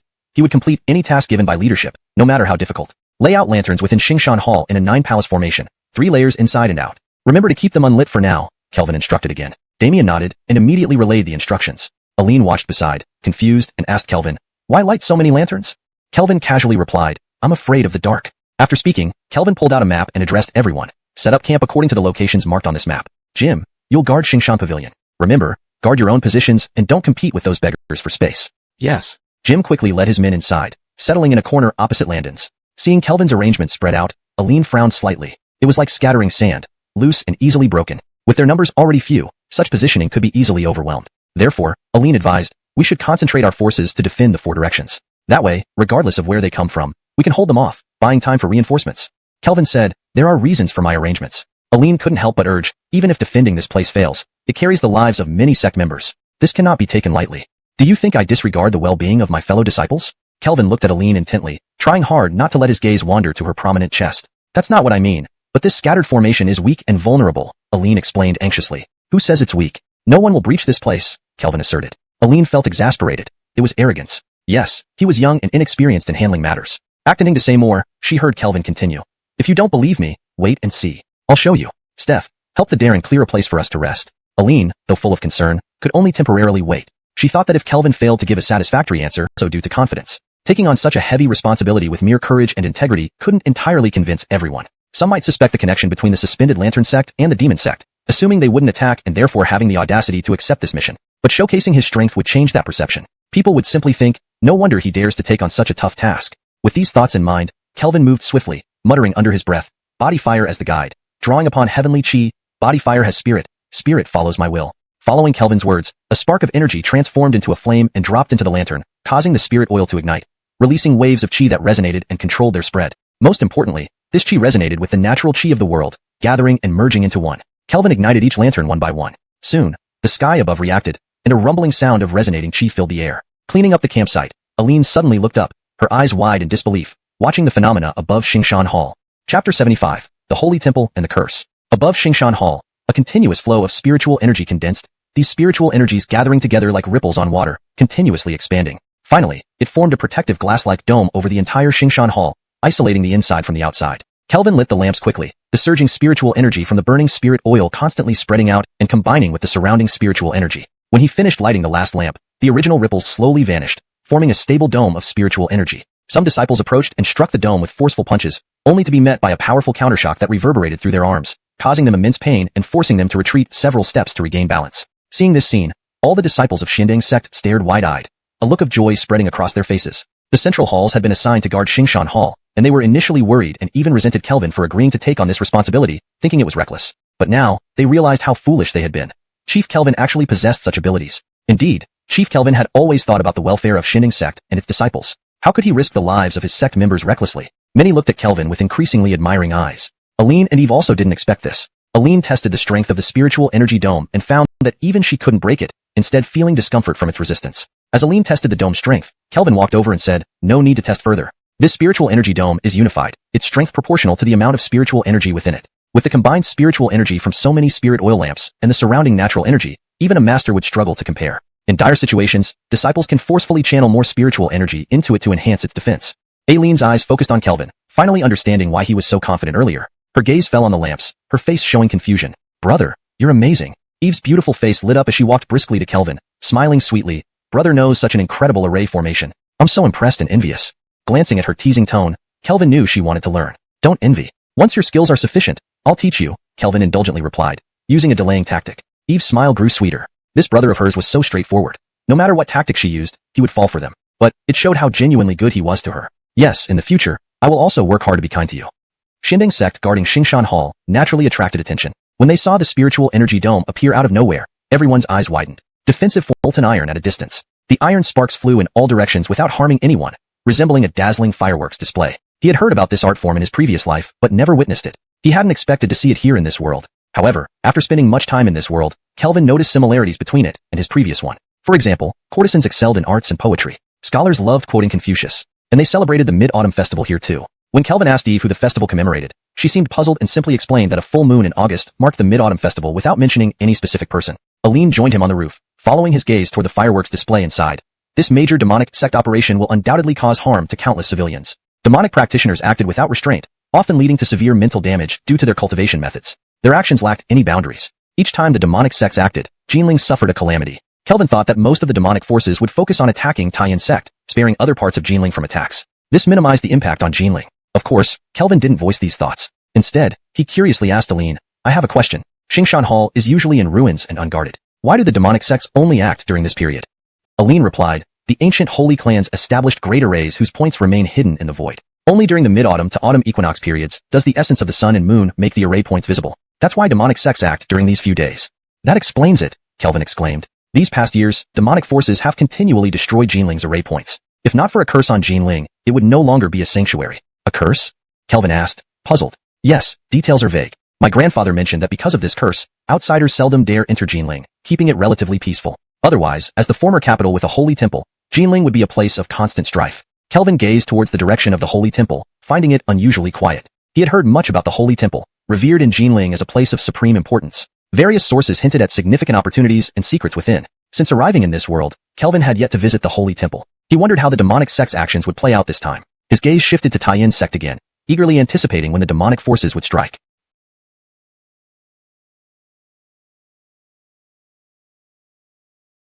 ##### Chapter 76, Gathering of the Devil Cults. #### Taiyin sect. The Dane of Taiyin sect asked Francis to change his bandages. The excruciating pain from the wound made him hate Kelvin with a burning passion. That slash had almost hit his vital spot. Though he was a 9th-rank great master, he was still a cultivator, not a martial artist, and his constitution was only marginally stronger than an ordinary person's. This injury was severely debilitating and left him seriously wounded. Master, I have already arranged as you instructed. More than half of our sect members are stationed at various array points, Francis said while changing the bandages. The Dane nodded and replied, being forced to guard multiple array points is not entirely bad for Taiyin sect. After all, with one sect guarding so many points, it's reasonable if one or two encounter problems. We can use this opportunity to let the devil cults break through a couple of these points and obtain the formation treasures left by the Holy Clan. Francis nodded and said, I've already arranged that. 2 of the array points will be breached by the devil cults. Once they acquire the treasures, we'll stage a fearless counterattack. This way, we can demonstrate our determination in eradicating demons and also obtain the treasures. The Dane smiled contentedly. As a reputable sect, they couldn't take down array points themselves, but if the devil cults did it, it wouldn't be their problem. The treasures would come from the devil cult's hands after all. Who wouldn't want the treasures left by the Holy Clan? Taiyin sect needed some form of reward for sending the majority of its disciples to guard these points. Recalling something else, the Dane added, by the way, I heard that Xiandeng sect has set up a large array in Xingshan Pavilion. Have you looked into it? Francis replied, yes, I checked. Xiandeng sect has indeed established a powerful defensive array there. Removing him using the devil cults might not be easy. The Dane's face darkened as he sternly stated, this person must die. Another ancient genius like Alfonso cannot appear in Jinling. Francis, still thinking about how Hoyt had gravely injured Lawrence, replied worriedly, with such an array, Star and Moon Tower may not go all out against him. In that case, he might escape unscathed. After pondering for a moment, the Dane said, if Star and Moon Tower really retreats, he'll lower his guard. Perhaps there will be an opportunity then. You can pretend to be a member of the devil cults and eliminate him. Francis hesitated. If this is discovered, it could create huge trouble for our sect. The Dane retorted, as a Kaleister, killing a 6th rank should be easy, and it won't be easily traced back to you. Besides, with all the chaos caused by the devil cults, it's hard for them to investigate thoroughly. Logically sound, but Francis was still hesitant. If caught, he doubted the Dane would protect him, likely blaming it all on him. So, Francis found an excuse. Most of Taiyin sect's disciples are guarding various points, leaving only you and me here. If I leave, wouldn't our forces become too weak? What if someone attacks us? The Dane naturally understood his concerns and coldly stared at Francis. Taiyin sect is one of the 4 major sects in Jinling. Even with fewer disciples inside now, this is our stronghold. There are too many methods we can use. Even if Star and Moon Tower attacks with full force, they won't conquer Taiyin sect quickly. Instead, they might get stuck here, buying time for reinforcements from other forces to arrive. Do you think the devil cults dare attack? Francis awkwardly laughed, knowing well the devil cults wouldn't dare attack their base. However, the threat from Hoyt was real, and he really didn't want to do this. Do you not wish to go? The Dane's eyes pierced into Francis. Francis hurriedly responded, no, I follow your instructions. I was just concerned and reminding you. The Dane sneered, this old man must see Kelvin dead. Understood. Francis promised, I will bring back his head soon.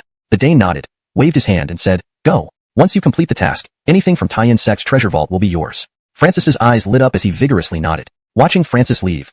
And once word spread, reinforcements from other forces would swarm to annihilate Star and Moon Tower. Move. At all costs, hold Star and Moon Tower until they can't return, the Dane ordered as he strode out. Yes. Francis followed suit, oddly feeling relieved. Being in Taiyin sect was at least safer compared to impersonating a devil cult master with immense risks. Together, they rallied the disciples to resist Star and Moon Tower. Their arrays activated, and various treasure weapons engraved with patterns were placed strategically around. Disciples continuously infused them with spirit chi, merging their strength with the items, showcasing intense spirit chi fluctuations. Though surprised, the disciples remained calm, confident in Taiyin sect's strength. Engaged in fierce combat with Star and Moon Tower's disciples, they shouted, Master has spirit, hold Star and Moon Tower. Standing in the central hall, precisely at the array's heart, the Dane saw a woman leading the assault. Her figure was flawless, covered in a veil, commanding her followers, rapid victory within half an hour. Capture Taiyin sect. The Dane scoffed. Half an hour? Ha, I'll ensure none of you return. To Dane of Taiyin sect, if you're wise, leave with your disciples now. We give you this chance, she said in a hoarse voice. Ha ha ha ha, preposterous. Disciples, attack? The Dane barked angrily, disregarding his injuries and activating a key artifact at the array's heart. Immediately, the array erupted with spirit chi arrows assaulting Star and Moon Tower's warriors. "You seek your own demise," the woman sneered. The Dane smirked. The 4 major sects of Jinling weren't to be trifled with, but his expression abruptly changed when he heard her command. "Set off fireworks, signal the others." A firework shot skyward. Next, from all directions, numerous devil cult forces converged on Taiyan's sect. Seeing this, Francis exclaimed in terror, "Devil cults gathering." Incredibly, the entire devil cult alliance was attacking Taiyan's sect. Chapter 77. This place is the Immortal Palace. Kill. From all directions, countless demonic cultivators of the Taiyan sect surged forward, charging directly at the Taiyan sect disciples. The moment the two sides clashed, the battle became ferociously intense, with blood splattering everywhere. Boom.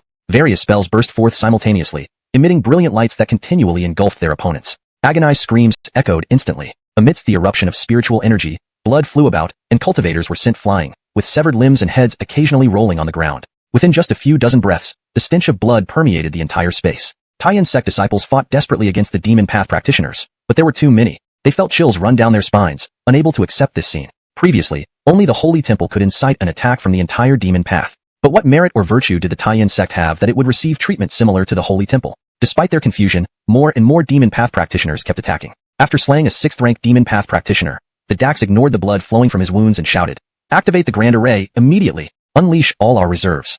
Roaring angrily, he urged everyone to mobilize everything the Taiyan sect had to fight back. At the same time, he yelled, "Francis, send the signal quickly. Inform the righteous sects in Jinling and request reinforcements." "Yes." Without waiting for instructions, Francis had already sent the signal. His face was pale because he saw more demon path cultivators continuously rushing towards them. "Now's your chance to escape. Otherwise, you will all die." Gabriel led several demon path masters rushed forward, forcing him to abandon the attempt. And then Star Moon Pavilion's lord attacked from the side, transforming a Daoist spell into a sword chi, slashing directly at him. The Dax, terrified, quickly retreated. Just as the demon path was about to charge again, the grand array of the Taiyan sect finally activated. 108 war spears. Appear. With the roar of numerous disciples, 108 war spears emerged from the ground, each reaching toward the sky, radiating brilliant light. The runes on the spears flashed, emitting formidable killing intent, turning to strike the demon path practitioners. This offensive was terrifying, possessing immense destructive power. The war spears swept across, their points slicing through the air with piercing sounds, impaling several demon path cultivators at the front instantaneously. The large war spears were stained with crimson blood, dripping onto the ground. Other Taiyan sect experts driving the war spears also threw caution to the wind, working together to relentlessly strike the demon path cultivators. One by one, the demon path cultivators were thrown back. What had been a lopsided situation for the Taiyan sect suddenly turned around. The Dax stood in the center of the formation and sternly declared, "The Taiyan sect has this grand array from known. It was him. All because of him. Otherwise, the Taiyan sect wouldn't have so many people dispatched to guard key points, leaving it vulnerable. How hateful. Back then, they should have spared nothing and slapped him dead despite the Roland King's punishment. But, how could a mere 6th-rank practitioner influence the demon path? There was no time to think further as more demon path cultivators approached, reducing half of the 108 war spears to rubble. The other defensive measures and reserves were unleashed intermittently, but with insufficient manpower, their effectiveness was greatly reduced. The Taiyan sect was gradually pushed back. In this situation, holding out for an hour seemed impossible. Was it, perhaps, heaven's will to destroy the Taiyan sect? The Xiandeng sect members sat in meditation at the Xingshan Hall. Spirit oil burned, filling the area with thick spiritual energy. They naturally wouldn't miss such an opportunity. Aline sat on the roof, gazing at the full moon hanging in the sky. She sighed, "I wonder what year it is in the Celestial Palace. Do you think there truly are palaces up there?" Kelvin retracted his gaze from the direction of the Taiyan sect, looking bewildered at the extremely attractive woman beside him. He didn't understand why she suddenly said this. Recently, there's a poem circulating in Jinling that I love very much. Especially this line makes one feel nostalgic in sect who wants to eliminate them. It definitely isn't for this reason, Aline countered with concern. In the past, the actions of the demon sect always involved attacking the Holy Temple collectively. This time, they act so unusually. I wonder what sinister plot they have. There probably isn't any plot. Perhaps they simply can't stand the Taiyan sect and covet its resources and treasures. Aline glanced at Kelvin, thinking how simplistic his thoughts were. How ridiculous. Such a grand operation to eliminate one of Jinling's 4 major sects wouldn't be this simple. Whatever their plots are, we mustn't let them succeed. According to regulations, when the demon sect attacks righteous large sects, we should send reinforcements. You stay here and guard the array point while I lead people to provide support. Ideally, if Taiyan's sect can stall them, we will encircle them and wipe out the demon sect. Hearing Aline's words, Kelvin inwardly ridiculed. What plots do they have? They're all my close comrades in arms, hardworking under my command. Reinforcing them now would only hamper my plans. Some delays might be manageable, but certainly not the final setbacks. Therefore, Kelvin said, "Sweet, Ferguson Wu. I think the demon sect is feigning an attack on Taiyan sect to draw righteous practitioners to reinforce it, thereby leaving other critical array points defenseless. Hence, we Taiyan sect before reinforcements arrived. Logically, there shouldn't be a problem. With many great masters severely injured, Taiyan sect is weakened. His only concern was the unknown depth and means hidden within their headquarters. Kelvin jumped down from the roof, and Eve quickly approached, asking, should we arrange reinforcements for Taiyan Sect being attacked by the demon sect? Kelvin waved his hand, saying, let's wait and see. Additionally, send someone to Xinning Sect to remind Ferguson that no matter what happens outside, they cannot leave and must fully guard Xinning Sect. Eve's eyebrows slightly furrowed, worried Ferguson wouldn't heed the order. Send my message through Ferguson Xiuxian, they'll understand who ultimately controls Xinning Sect. Eve was taken aback. Kelvin could instruct Xiuxian directly? However, she didn't think much and quickly dispatched disciples to inform them. Kelvin left an opening and watched the departing disciples back. This moment required caution. Star Moon Tower had to be wary. Xinning Sect couldn't afford any lapses. Otherwise, what value did he hold before Star Moon Tower? Soon after sending the disciple, a loud explosion was heard, followed by intense ground vibrations akin to an earthquake. This sudden change made everyone turn their attention towards Taiyan Sect. Sure enough, a terrifying energy wave surged towards the sky like an explosion, forming a transparent mushroom cloud. That's a spiritual explosion. One of Taiyan Sect's array points has been destroyed. All 108 war spears of Taiyan Sect completely shattered, along with much of their hidden strength and formations. Taiyan Sect members struggled to resist the continuous influx of Demon Sect elites, leading to a swift collapse. Defeat came crashing down. Within Taiyan Sect, Demon Sect members rampaged, looting, setting fires, and causing chaos. In a short time, the once glorious Taiyan Sect lay in ruins. Yet, the Demon Sect's rampage continued, plundering every corner. Taiyan Sect's treasure vaults were opened, and everyone scrambled for loot. Mariana stood aside, scanning the area, searching for something specific. Miss, we haven't found that item, a servant beside Mariana whispered. Not there? Could it still be in Xinning Sect? Mariana frowned, glancing towards Xinning Sect, contemplating whether to capitalize on victory and besiege Xinning Sect. The servant shook her head. While Xinning Sect lacks impressive strength, it's founded by the Holy Clan's disciple and a lamplighter, leaving exceptional methods. Most residents are currently guarding inside, making it difficult for us to breach. Mariana frowned. He only took 2 halls, including the weakest Juke Hall? As a trusted confidant of Mariana, the servant was one of the few knowing Kelvin's identity. Sensing Mariana's dissatisfaction, recalling Kelvin's contribution to the Central Hall someday. How can I gain the trust of the people by hiding from danger? Only by achieving something can I smoothly inherit the Central Hall, or even the Xinning Sect. However, she did not reveal her true thoughts and instead gazed tenderly at Kelvin, saying softly, wherever brother is, that's where I'll be. I'm not afraid of danger. Kelvin's expression softened as he replied, I'll protect you. Alita smiled broadly, nodding vigorously. I believe in you. I really don't understand why Ferguson Aline doesn't appreciate someone as good as you. Kelvin narrowed his eyes, then sighed, let's not talk about this. Matters of the heart cannot be forced. Alita said sympathetically, indeed, Ferguson Aline is too domineering and ambitious. Unlike me, who only wants to do my best. Sister Xiao, your sweet talk works on Jim but means nothing to me. Just as Kelvin was about to play along with Alita's sweet talk, Jim ran up to him and asked, Senior Brother Phelan, aren't we moving too slowly? At this speed, we might not reach Taiyuan Sect in time to fight against the demons. Who is this idiot? I don't know him. Kelvin responded sarcastically before saying earnestly, Jim, one must remain calm and composed when dealing with matters. Don't rush. The demon path is treacherous. We must be cautious and alert at all times. Who knows if they've set an ambush for us on the way? Even if not, it's better to be safe. 5 demon followers, already injured. Seeing this, Damien and others rushed in to help, quickly dispatching the demon followers who were not very strong. However, despite resolving this small group, the cries of agony continued from within the civilian residences along the street. Meanwhile, terrified civilians were fleeing their homes in panic. Upon being rescued, Jim explained, Senior Brother Phelan, many demon followers have been looting and robbing. I tried to stop them but was ambushed. As he spoke, dozens of civilians fled out of the houses, chased by several armed demon followers yelling, hand over all your valuables or I'll cut you down. One of the fleeing civilians at the back was hacked to the ground, blood splattering everywhere as he screamed in agony. They ransacked his body, pulling out hidden gold and silver. After plundering this man, their gaze turned to the remaining civilians. With cruel grins and bloody swords, they threatened again. Hand over all your valuables. Some terrified civilians scattered money on the ground and fled in terror, while others who spotted Kelvin and his group cried out desperately, help, help. Seeing the demon followers targeting more civilians, Kelvin ordered Damien, take care of them. The Xinning Sect disciples charged in, rescuing the civilians. The rescued civilians, breathing sighs of relief, bowed deeply in gratitude to Kelvin's group. But this was just the beginning. Everywhere there were marauding demon followers, countless civilians fleeing in panic. Kelvin's group occasionally saved some, but many demon followers simply turned and left upon seeing Kelvin's party. Ah! Cries of pain echoed continuously from various residences. Walking down the street, Kelvin saw increasing scenes of civilian suffering, the once bustling street now in ruins. The common people were utterly powerless against the demon followers. Alita, after saving a mother and daughter from being robbed and violated, lost her usual composure and lamented. In every demonic incursion, the common people suffer the most. Noticing Kelvin's darkening expression, Damien agreed, it's inevitable. Not all demon followers are interested in the Holy Temple. Many take advantage of the righteous forces guarding it and target ordinary people to loot and rape. While the righteous forces defend the temple each time, the civilians endure great calamity. Of course, compared to defending the Holy Temple, this seems less significant. Winning is what ultimately matters for the righteous forces. Kelvin's gaze fell on the mother and daughter Alita had saved. The mother, half naked with torn clothes, clung tightly to her terrified daughter, trying to comfort her, though the fear in the daughter's eyes never subsided. He sneered, each time the righteous forces win, they hold grand celebrations afterward. Damien nodded, acknowledging the truth. Kelvin sighed. Prosperity brings suffering to the common people. Decline brings suffering to the common people. Alida and Damien exchanged glances, pondering this statement, finding it profoundly true. Unfortunately, some personal issues have arisen, making it difficult to focus on writing lately. I managed to squeeze out some time today. Regular updates may take a few more days. I'll try my best not to miss any updates in the meantime. Sorry for the inconvenience.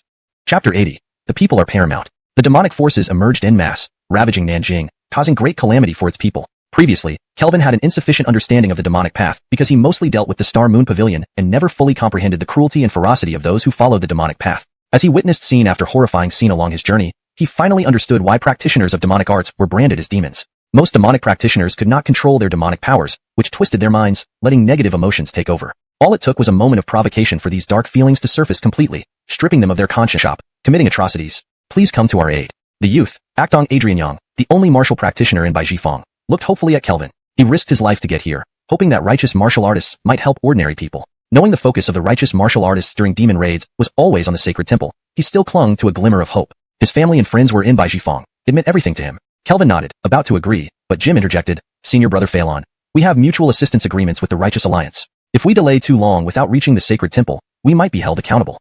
Damien sympathized with the youth but added, not only Baijifang is suffering, other districts are also under attack. We can't save everyone. Actong Adrianyang's face fell. He knew the sacred temple was the top priority for these famous righteous sections. Hearing Jim and Damien's words, his hopes dimmed. Of course, he shouldn't have hoped. They would help commoners casually on the way but wouldn't go out of their way to assist them. Take a force to Baijifang and slay the demonic fiends, Kelvin stated, ignoring Jim and Damien. Startled, Actong Adrianyang looked up at Kelvin, filled with disbelief and gratitude. A righteous faction was willing to save them, ordinary people. Jim, despite wanting to save lives, was worried. If we do this, we might be held accountable by the Righteous Alliance. Kelvin glanced at Jim and said to Damien, what accountability? Tell Roland Wong Palace that our Xiandeng sect is ambushed and needs support from fellow righteous practitioners. Jim gaped at Kelvin, astounded. After issuing the orders, Kelvin disregarded Jim's thoughts and added, Stefani, Damien, lead teams from both sides to eliminate the demonic forces and protect Nanjing citizens. Stefani and Damien exchanged looks. Although Kelvin provided an excuse, it might not work. Risking everything for the sake of ordinary people. Had he really thought this through? Why are you hesitating? Time waits for no one, hurry. Kelvin urged. Seeing Kelvin's resolve, they knew he was committed. Admiration welled up within them, recalling an old saying from the sacred temple. The people are paramount, the state comes second, the ruler is least important. This sentiment was implemented by the sacred clan, but after its destruction, few remembered it. Ordinary people couldn't compare to lofty cultivators. This world respected the sacred clan for its selflessness, but true equality wasn't achievable. Xiandeng sect redirected efforts from Treacherous sect to helping the commoners. Kelvin led his group to Baijifang with Actong Adrianyang, arriving quickly. Before them lay dozens of demonic fiends committing atrocities. Blood stained many areas, bodies littered the ground, including Aryanli and children. Show no mercy. Kelvin ordered the Xiandeng sect disciples. Caught unawares by the sudden arrival of cultivators, the demonic fiends suffered immediate casualties, over 10 dead in seconds. The leader, recognizing Kelvin, paused. You, Xiandeng sect's Kelvin. Kelvin focused on the man, whose blood-red eyes revealed he was overwhelmed by fire. Surprised that the man knew him. Dead end. Upon Kelvin's arrival, numerous citizens fled behind him, protected by Xiandeng sect disciples, attacking the demonic cultivators. The latter weren't very powerful compared to Xiandeng sect's elite members. Quickly, more than 10 were eliminated.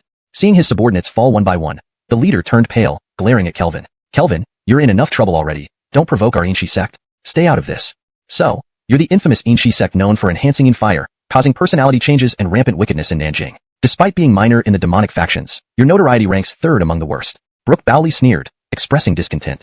Inshi sect's weakness lay only in lacking grandmasters. But the number of 5th and 6th rank powerhouses in our Insha sect isn't necessarily fewer than those in your Lantern Shenga sect. Moreover, our Insha sect has a large number of members. Although many are just at the first rank, in terms of numbers alone, we firmly rank first among the demonic factions in Nanjing. Your Lantern sect doesn't have any K-listers either, so how much stronger could you be compared to us? What qualifies you to mock us? A prestigious demonic sect like ours dares not even challenge the sacred temple and only dares to attack ordinary civilians. Truly, you bring shame upon us. Disciples of the Lantern sect, obey my command. Show no mercy. Kelvin couldn't resist taunting them again as he led the charge against these people. His spiritual energy erupted into Dao techniques, transforming into gusts of wind blades that shot out rapidly.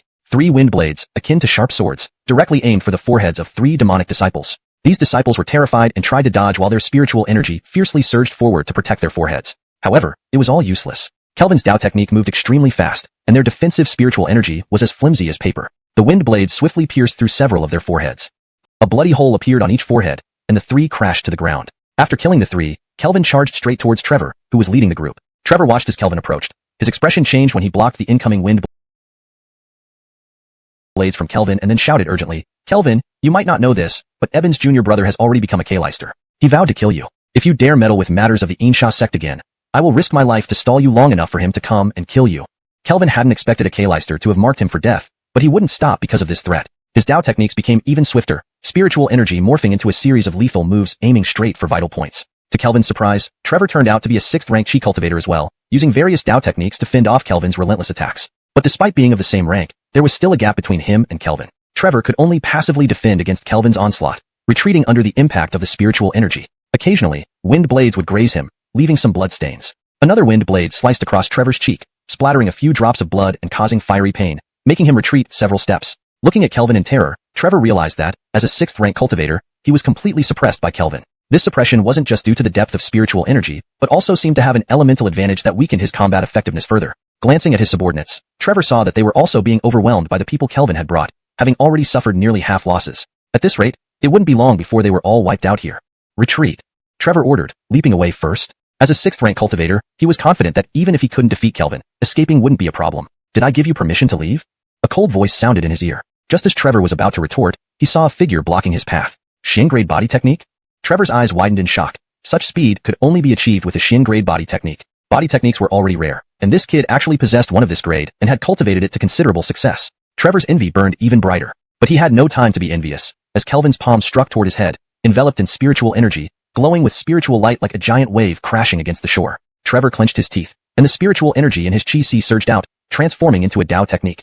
A ferocious tiger charging toward Kelvin. The palm met the tiger without hesitation, and the fierce tiger exploded, dissipating into space along with the spiritual energy. Blood trickled from the corner of Trevor's mouth as he staggered back dozens of steps before regaining his footing. Seeing Kelvin about to launch another attack, Trevor's eyes reddened, and he prepared to use a secret technique to unleash his full potential to desperately fight back. Suddenly, loud bell sounds rang out. Clang, clang, clang.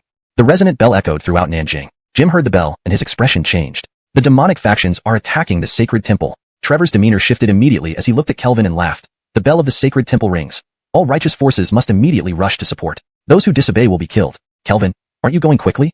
Surprised, Trevor reflected that in previous demonic faction actions, the sacred temple's bell rarely rang. He didn't expect that after wiping out the Taiyan sect, the demonic faction's attack on the sacred temple would actually cause the bell to ring, signifying extreme danger for the sacred temple. Kelvin paid no attention to the bell, and seeing the lantern sect disciples halt, he shouted, "Why are you stopping? Kill the enemy."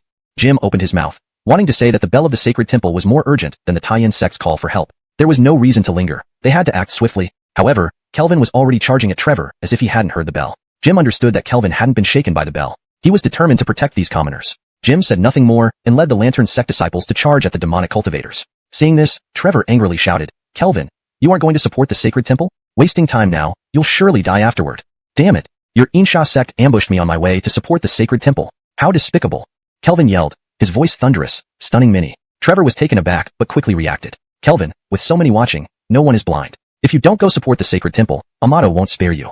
You talk too much." Kelvin muttered, then shouted, "Evil scoundrel, you can't stop me. No one can stop me from supporting the sacred temple." Dao technique, 3 elemental flames. Furious, Kelvin unleashed his powerful Dao technique. Spiritual energy from his chi-si gushed out, forming 3 fireballs that shot toward Trevor, crackling through the air and drawing many gazes. "Damn, you really want to take my life." Trevor was furious. This bastard, for a bunch of worthless civilians, actually disregards Nanjing's rules. If that's the case, then it's all or nothing. You may be strong, but I am a demonic practitioner with unique means. His face hardened, his entire demeanor shifting as he transformed into Insha. Instantly, the 3 flames on his shoulders extinguished, replaced by an unknown dark fire burning wildly within him.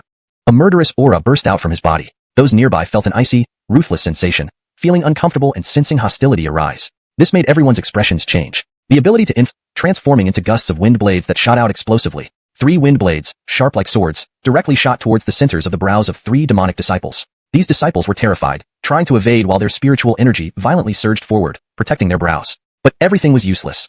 Kelvin's Daoist spell was incredibly fast, and their resisting spiritual energy was like paper. The wind blades swiftly pierced through several of their brows. A bloody hole appeared on their brows, and the 3 collapsed with a thud. After killing 3 people, Kelvin charged straight towards Trevor, who was leading them. As Trevor saw Kelvin charging at him, his expression changed. After blocking the wind blades shot by Kelvin, he shouted urgently, "Kelvin, you may not know that Eben's junior brother has already achieved the title of Kleister. He vows to kill you. If you dare meddle in our Insha sect's affairs again, I'll hold you back until he arrives to kill you." Kelvin didn't expect there was actually a Kleister who wanted him dead, but he wouldn't stop because of the threat. His Daoist spells were cast even more rapidly, spiritual energy turning into deadly strikes, rushing straight for Trevor's vital points. However, to Kelvin's surprise, Trevor turned out to be a 6th-rank Qi practitioner too. With various Daoist spells, he managed to block Kelvin's continuous attacks. Although both were 6th rank, there was still a gap between Trevor and Kelvin. He could only passively defend against Kelvin's onslaught, being pushed back continuously by the spiritual energy impact, occasionally being grazed by wind blades and leaving bloodstains. Trevor was cut by another wind blade transformed from spiritual energy across his cheek, blood droplets splattering out, the fiery pain making him retreat several steps. Looking at Kelvin with terror, he, a 6th-rank cultivator, was completely suppressed in front of him. This suppression wasn't just due to the opponent's more profound spiritual energy, but also a kind of attribute-based suppression, further weakening his combat power. He glanced at his subordinates, who were also suppressed by the people Kelvin brought along, having lost nearly half of them. At this rate, it wouldn't take long for all of them to perish here. Retreat. Trevor ordered and leaped outward first, confident that even if he couldn't defeat Kelvin, escaping was no problem as a 6th-rank cultivator. Did I let you go? A cold voice echoed in his ear. Just as Trevor was about to retort, he saw a figure blocking his way. Xian-class movement technique? Trevor widened his eyes in shock. Such speed could only be achieved within Xian-class movement technique. Movement techniques were hard to come by, and this kid actually possessed one of such quality and had cultivated it successfully. Trevor's envy made his eyes turn redder. But he had no time for envy because Kelvin's palm was slapping towards his head. The palm wrapped in spiritual energy, glowing with spiritual light, was like a giant wave crashing onto the shore. Trevor clenched his teeth, spiritual energy from his Qi Si surging out fiercely, evolving into a Daoist spell. A fierce tiger pounced towards Kelvin with its fangs bared. The palm and the tiger collided without a doubt. The fierce tiger exploded, and the spiritual energy dissipated into space. Blood overflowed from Trevor's mouth as he retreated dozens of steps before steadying himself. Seeing Kelvin about to attack again, his eyes turned bloodshot, preparing to unleash secret techniques to stimulate his potential, fighting Kelvin to the death. But at this moment, a loud bell suddenly rang out. Ding ding ding. The lingering sound spread throughout Jinling City. Jim's expression changed upon hearing the bell. The demon sect is attacking the sacred temple. Trevor wiped away his previous demeanor, looking at Kelvin and laughing loudly. With the sacred temple's bell ringing, all righteous forces must immediately rush to aid. Those who disobey orders will be killed. Kelvin, aren't you going quickly? Trevor was surprised. Usually when the demon sect acted, the sacred temple's bell rarely rang. Unexpectedly, this time after exterminating Tai-Yin sect and attacking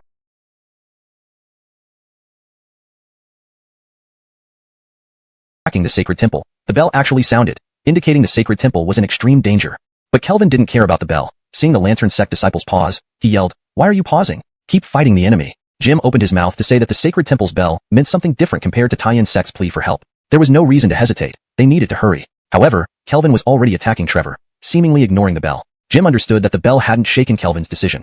He insisted on protecting these commoners. Jim said nothing more and led the lantern sect disciples to attack the demon cultivators. Seeing this, Trevor, furious and desperate, shouted, "Kelvin, aren't you aiding the sacred temple yet? Wasting time now means certain death later. Damn, your Insha sect ambushed me on my way to assist the sacred temple. Despicable."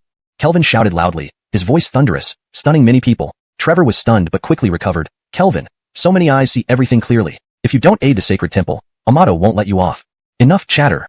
Kelvin muttered and shouted loudly, "Traitor, you can't stop me. No one can prevent me from aiding the sacred temple. Dao technique, xuanhuan flame." Furious Kelvin unleashed his powerful Dao technique, confident of victory, letting his anger surge. His Qi Si's spiritual energy gushed out, forming 3 fireballs that rushed towards Trevor, leaving a crackling sound in the air, catching everyone's attention. Damn, this guy is really risking his life. Trevor was infuriated. For a bunch of commoners, this guy truly disregarded the rules of Jinling. Since that's the case, I have no choice but to fight to the death. You're strong, but I am of the demon sect and have some demonic methods up my sleeve. His face flashed with ferocity, and his entire presence shifted, becoming filled with dark energy.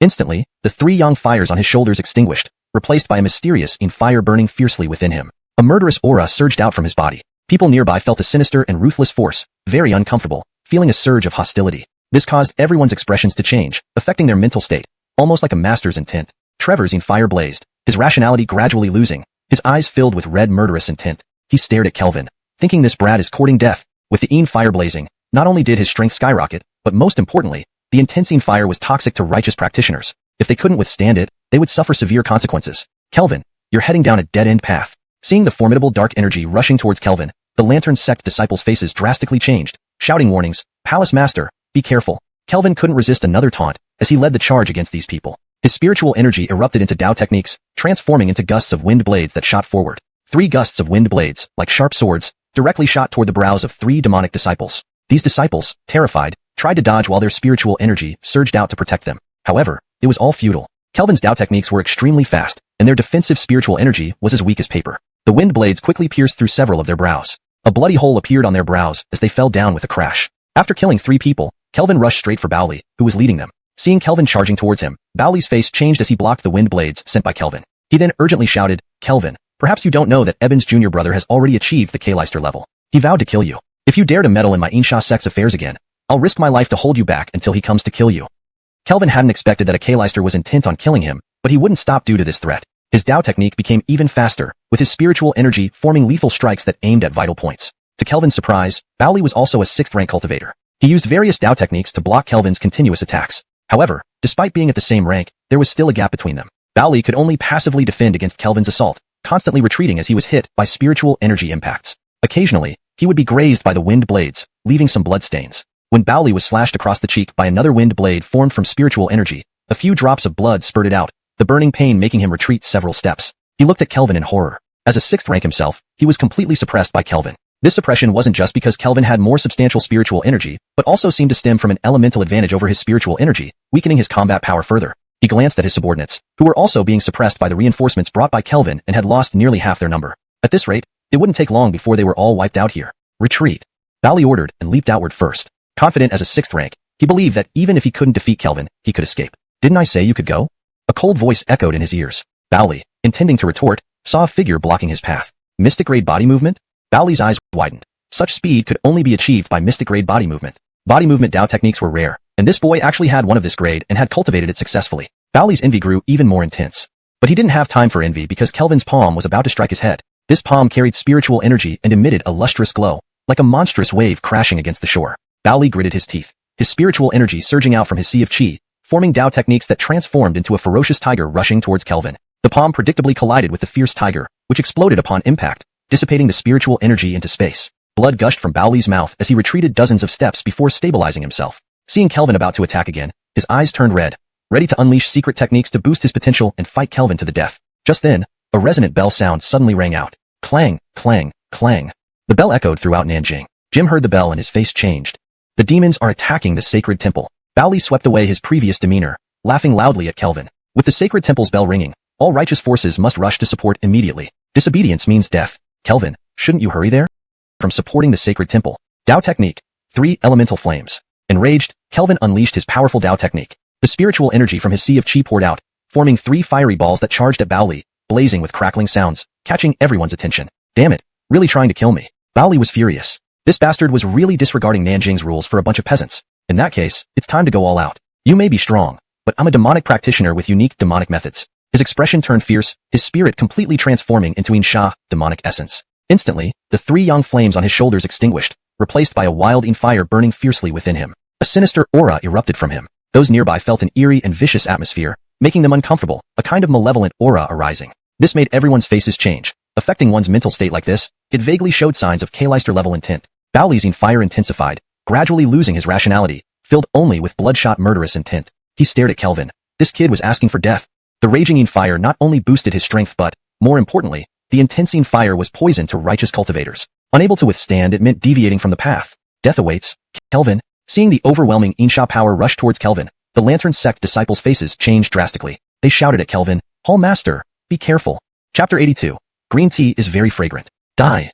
Trevor shouted with a killing intent. His body radiated a sinister, dark glow as dark flames erupted from his internal organs. His veins bulged and his face twisted in rage and ferocity. He charged at Kelvin, the ground cracking underfoot, an eerie sensation sweeping towards Kelvin, who was enveloped by the dark force. The disciples of the lantern-hanging sect were alarmed. The dark force was extremely harmful to righteous martial artists. If Kelvin was struck, even if he didn't die, he would be gravely injured. Just as the sect members were about to rush forward to resist the dark force, they saw the dark force crackle and emit smoke as if it was burning, producing a pungent odor. Meanwhile, Kelvin emerged unscathed and, amid everyone's disbelief, slapped Trevor's chest. Crack!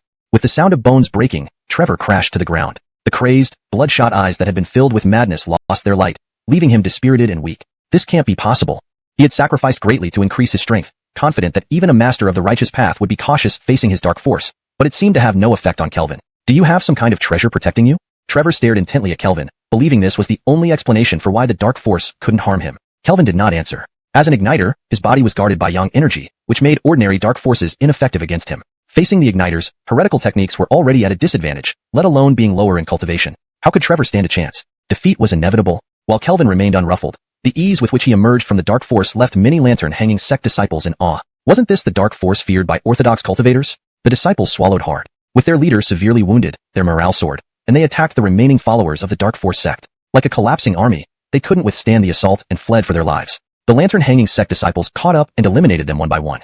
Seeing this, Trevor panicked, trying desperately to escape. But how could he get away now when he couldn't before? Kelvin stepped on him, pinning him down. Trevor, recognizing the situation, pleaded, "Kelvin, if you spare me, I will tell you about a secret stronghold of the Star Moon Pavilion. The righteous path can use this to strike a heavy blow against them." Damn, isn't that red sleeve recruiting?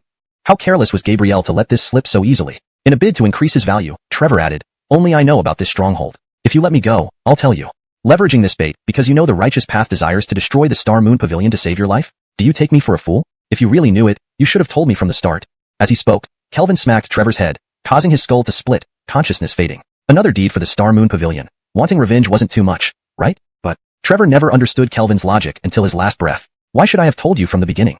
What if I won? Now that I'm fighting for my life, it makes more sense, doesn't it? Before killing Trevor, Kelvin skillfully extracted 3 rays of young fire. However, due to the secret technique, these rays were weakened, far inferior even to 4th grade young fire. Better than nothing. After resolving this group, the lantern-hanging sect disciples looked toward the direction of the Holy Temple, assuming Kelvin would head there. However, they saw Kelvin survey the surviving civilians, many of whom embraced each other in joy, while others knelt and continuously kowtowed to Kelvin. Kelvin sighed. Cultivators were seen as superior beings, often believed to be worlds apart from common folk. Yet, without these people serving their needs, tending to resources, or searching for cultivation materials, how could they survive? It was the people who raised them to esteemed positions, and they ought to protect them. Yet, the safety of the Holy Temple was all that mattered to cultivators. Considering this, Kelvin looked at Actong Adrian Yang, who had begged him to save the white paper workshop. Can you hold up? If you can, come with us to clear out the demonic cultivators harassing the people. Your guidance can save time and more lives. Actong Adrian Yang excitedly replied, I can. Kelvin nodded and turned to Jim. Return to the lantern-hanging sect and have Ferguson Baron convince the other Aryans to send 2 hall disciples to assist the people of Jinling. Jim, hearing this, realized Kelvin was disregarding aiding the Holy Temple. He sighed, knowing this decision might bring trouble later. Still, he said nothing and rushed back to the sect. Kelvin watched Jim leave, aware that even with reinforcements, they couldn't save all the people of Jinling. They would try to save as many as possible. It was because the numerous heretical forces were targeting the Holy Temple now.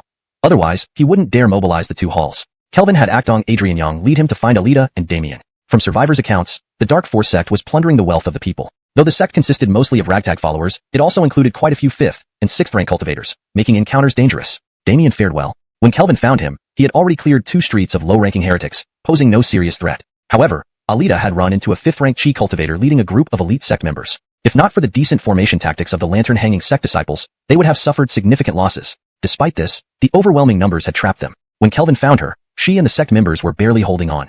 Damien led reinforcements, swiftly turning the tide. Kelvin then dispatched the 5th rank chi cultivator. Rescued, tears streamed down Alita's beautiful face. Her sorrowful expression touched everyone, and she sniffled, red-eyed, saying, I thought I'd never see brother again. Brother, I'm so scared. Her vulnerable, delicate demeanor, usually so strong when facing a 5th rank opponent, showed genuine fear. Amidst the chaos, she still managed to prepare green tea, proving her potential to Kelvin, certainly more promising than the great-chested hall master. Kelvin comforted her tactfully, but after just a few words, Alita quickly said, Brother, I'm sorry. I shouldn't be so weak and delay you. Please tend to your duties. I'll follow you obediently, and I won't be afraid with you by my side. She stood meekly behind Kelvin as she spoke. Hashtag Chapter 83, the Kaleisters' arrival. A great upheaval struck Jinling. First, the Tai-Yin sect was annihilated, with its leader severely injured and fleeing. Then came a tumultuous disturbance at the Holy Temple. Countless demonic cultivators stormed the Holy Temple, seizing the resources that the demonic sects had looted from the Tai-Yin sect, which, due to their ample supplies, significantly increased pressure on the Holy Temple. This also triggered continuous ringing of the temple bells, prompting more righteous cultivators to rush to support the Holy Temple. The Holy Temple found itself amidst fierce clashes between the righteous and the demonic forces. Amidst this chaos, the citizens of Jinling suffered greatly. Opportunists proliferated, demonic cultivators as well as those masquerading as demons. In this turmoil, Kelvin led the Xiandang sect disciples in ferocious crackdowns to restore order, offering a rare solace to the grieving citizens. More and more people turned to them for help. However, despite their best efforts, even Kelvin and his group could only protect the immediate vicinity around the Xingshan Hall. Continuous battles left Kelvin and his companions utterly exhausted. Even someone as powerful as Kelvin now trembled while holding his sword. Palace Master, everyone is exhausted. We heard that they took a few steps back from Kelvin. Just imagining the scene described by Kelvin made him shudder. Master, please be reasonable. If you do this, how can the 2 Aryans face anyone? Just imagine how insane the Xiandang sect disciples would go seeing this. Master, you wouldn't really do this, right? No, it must be my imagination. After all, as hall leaders, Ferguson's 3 and 4 can't be made to do something like that just by you. Upon returning to the Xingshan Hall, Aline noticed the condition of the defenders, and her expression changed, thinking they had suffered heavy injuries. Upon learning it was only extreme exhaustion, she breathed a sigh of relief. Let's gather near the spirit oil lamps to rest and recover, Kelvin instructed everyone and then told Aline. The Insa sect might come to trouble us. You hold down the fort at the xiuxian pavilion without worrying about them. Wait until I've recovered before taking action. Exhausted from relentless efforts, Kelvin sat down in meditation, cultivating the Tai Chu decree to replenish his vital energy. Aline watched beside him, noticing how the surrounding spirit chi flowed into Kelvin's body like water, astonishing her by its speed and volume. What cultivation technique does Kelvin practice? Not even an advanced method should have such an effect. Is it of the earth grade? Impossible. Not only are earth grade methods exceedingly rare, but even if available, they are incredibly difficult to cultivate without reaching the grandmaster level. As Aline pondered, her expression shifted again. Because of the vast amount of spirit chi Kelvin absorbed, the nearby spirit oil lamps dimmed, creating a gap in the protective shield. Aline was about to say something when she saw Kelvin reduce his absorption rate, becoming indistinguishable from a normal 6th rank cultivator. Aline sighed in relief, her bosom trembling. Scared me half to death. I thought it was some bizarre technique. It seems it only bursts out momentarily, though still quite extraordinary. Immersed in recovery, Kelvin didn't hear Aline's murmurs. His Tai Chu decree naturally didn't just burst out once. After realizing it could extinguish the spirit oil lamps by rapidly draining their chi, he stopped using it excessively to maintain the array's integrity. Instead, he restored himself at a normal pace, as their safety within the array was assured, and there was no need to rush. Xuanhuan, the head of the Insa sect, was a peak 6th rank cultivator. He wasn't incapable of advancing to the grandmaster stage, but dared not do so. Using Yin fire for cultivation meant risking insanity upon advancement, leading to almost certain calamity. While demonic techniques had advantages, nurturing Yin fire was particularly perilous. Especially potent Yin fire from Yin spirits made suppressing it to retain sanity much harder. Already affected by this, becoming a grandmaster would make it impossible to suppress. Therefore, Xuanhuan had abandoned thoughts of becoming a grandmaster. Rather than heading to the holy temple, he desired wealth and luxury, living a life of opulence. Every time, he exploited demonic actions to plunder immense wealth from civilians. Previously smooth, this time, things went awry. The Insa sect's numerous Aryans, administrators, and disciples were wiped out by the Xiandeng sect. Not only did he lose many subordinates, but his plundered wealth was also drastically reduced. Enraged, furious, he ordered all disciples plundering elsewhere to converge on the xiuxian hall, and dispatched someone to seek Eben's junior brother. Daring to ruin his plans? Death is your reward. Shortly after Kelvin returned to the xiuxian hall, Aline noticed the gathering of Insa sect members around it, starting with dozens and swelling to hundreds. Among them, tens of 5th and 6th rank cultivators were present. This formation altered Aline's perception. Initially, she considered the Insa sect notorious yet weak. Now, it appeared far stronger than imagined. Even excluding the council, the Xiandeng sect might not surpass the Insa sect. Especially now, with only 2 hall's disciples present and most exhausted, the Insa sect's overwhelming strength posed a crushing threat. But what truly startled Aline was the emergence of a black-robed figure radiating a chilling aura. Kalister. Aline's expression changed dramatically. Chapter 84 Struggle. Several hundred members of the Insha sect, each carrying a malevolent aura, approached in force. The leader of the Insha sect, Eben, and his senior brother Eldon stood before the xiuxian hall, causing every member of the Xining sect to tense up. Brooke Eben scanned the group from the Xining sect and said, I heard that the Star Moon Tower had once shown interest in the treasure hidden within this array point. Since they were interested, it must be a decent artifact. Since you have ruined my plans, I will take the treasure that suppresses this array point, as well as your lives as compensation. Aline shouted back, a bunch of rats scurrying through the streets, only daring to take advantage of us when we're down. Brooke Eben chuckled sinisterly, even rats can bite you to death. It seems you are even worse than rats. You. Aline's face flushed with anger. Unable to think of proper retorts, she could only shout furiously, you rats do not deserve such attention. Eben looked at the protective spiritual barrier enveloping the xiuxian hall and mocked. Does your confidence come from this great array? Can a single formation withstand all of the Insha sect? Hold the formation steady. She took the lead, her spiritual energy pouring into the formation. Other disciples also poured their energy into it. Boom. The combined power of hundreds crashed onto the barrier, causing a deafening explosion. The xiuxian hall shook violently, and the recovering disciples were awakened in alarm. Seeing the dark swarm of attacking Insha sect members outside, their expressions changed drastically. They tried to stand up to stabilize the formation but then heard a voice. Stay calm. Continue recovering. As Kelvin's words fell, the previously shaking earth steadied itself. The formation remained intact, though slightly weaker. Brooke Eben and Master Eldon's pupils contracted as they stared at the barrier, eyes filled with surprise. Despite the combined force of hundreds, the formation only shook. Aline sighed in relief. The formation's barrier was stronger than she expected. This is quite unexpected, but don't get cocky. How many times can you hold us off? Let's break this formation together, Master Zhang. Rest assured, Kelvin's life is yours. Brooke Eben told Eldon. Eldon nodded and stepped forward.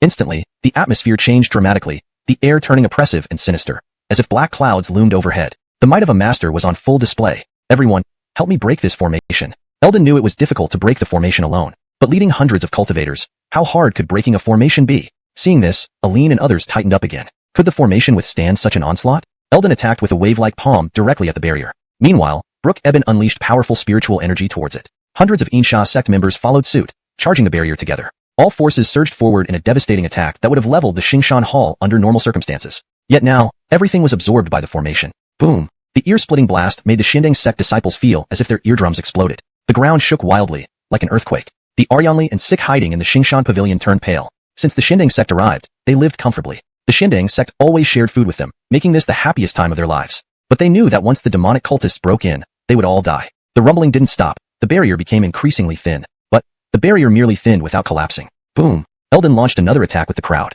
Just as the barrier seemed about to collapse, the lights in the xiuxian hall suddenly blazed brighter, consuming much of the spirit oil. The burning spirit oil naturally released thick, spearing it would break at any moment. After dozens of attacks, Brooke, Eben, and Eldon began to tire. Yet, the barrier still stood before them. Eldon smiled and urged the others, keep going, the formation is strong, but their spirit oil is running low. Once it runs out, the formation will collapse. The Insha sect members nodded, noticing that each attack caused the lamps to blaze fiercely, with little spirit oil remaining.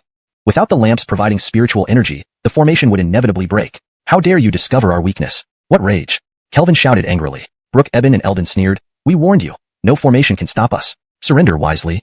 I still want to struggle a bit more. Kelvin sighed. In the contempt of Brooke, Eben, he said to Alatayo, Steph, keep it up. Alatayo had been waiting for this moment. Hearing Kelvin's words, she responded with a firm, yes. Then, from a ruined room in the xiuxian hall, she carried out several buckets of spirit oil. Damn! Brooke, Eben, and Eldon's faces turned green. What the hell? Was this real? Spirit oil worth hundreds of gold. Several buckets at a time? When did your Xinding sect become so wealthy?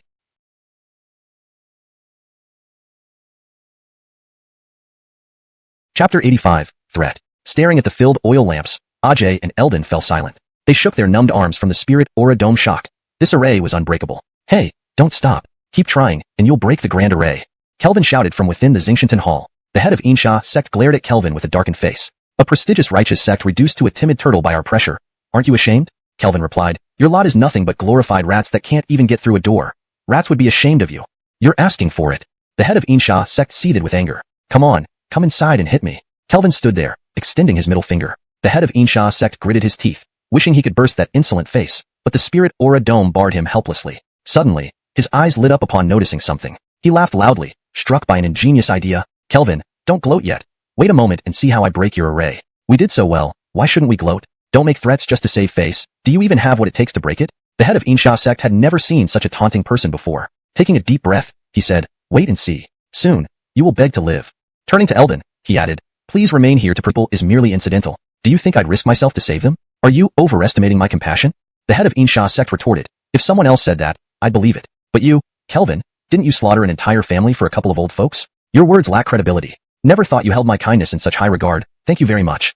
The head of Insha sect chuckled. No need for gratitude. Just tell me, will you save them? Save them, let them in. Otherwise, I'll kill them one by one right in front of you. Go ahead and kill then. Kelvin sneered. See if I flinch. The head of Insha sect was unfazed, telling the civilians, don't blame me. Blame Xinding sect for not saving you. Civilians wailed in anguish, some kneeling and begging, Sir, please save us. Sir, you saved me before, don't abandon us now. Please, my child is so young, I don't want him to die like this. The head of Insha sect watched Kelvin coldly, knife poised above a civilian's head. Aline and Stefani's eyes reddened with fury, fists clenched, wishing they could rush out and kill them. Yet, they knew rushing out would mean certain death. The head of Insha sect, seeing Kelvin standing calmly, sneered, Kelvin, do you really watch them die? Would you rather I send myself to die? Kelvin countered. The head of Insha sect nodded. Don't gamble. Kelvin turned to them, saying, to negotiate, sincerity is key. I offer my life for theirs. They must see my sincerity. This statement made countless eyes of Xinding sect redden. The sobbing civilians gazed tearfully at the figure walking towards the head of Insha sect and Eldon, their savior. This world indeed had people who valued others' lives over their own. Chapter 86, The Lantern Lighter. Kelvin walked out of the great formation, making his way through the crowd of civilians who watched him with tears streaming down their faces. Some even knelt on the ground, paying homage to him. His steps were steady until he stood opposite the Nathaniel and Eldon. In front of him were a group of demonic cultists. Behind him, countless unarmed civilians. Your purpose has been achieved. You won't need to make things difficult for these civilians anymore, right? Kelvin waved his hand, signaling Aline and the others to open up the formation and let these civilians enter Xingshan Hall. The Nathaniel did not stop them as he allowed the civilians to enter Xingshan Hall. Looking at the Bruno in front of him, he couldn't help but feel a certain admiration. Although he tried to use the civilians to pressure Kelvin, he wasn't entirely confident it would succeed. After all, he had seen too many so-called righteous individuals who could talk big about morals yet place their own lives above everything else, especially common civilians. His attempt was also partly revenge. Didn't Kelvin call them street rats? Well, now he would become one himself. Satisfactory response. The Nathaniel frowned, finding the youth somewhat puzzling. What was he trying to achieve by talking like this? Wasn't he hoping for a quick death? The Nathaniel lost his patience and shouted, I have no more patience. If you don't give me an answer, bear the consequences yourself. Sigh, only you too. Somewhat disappointing.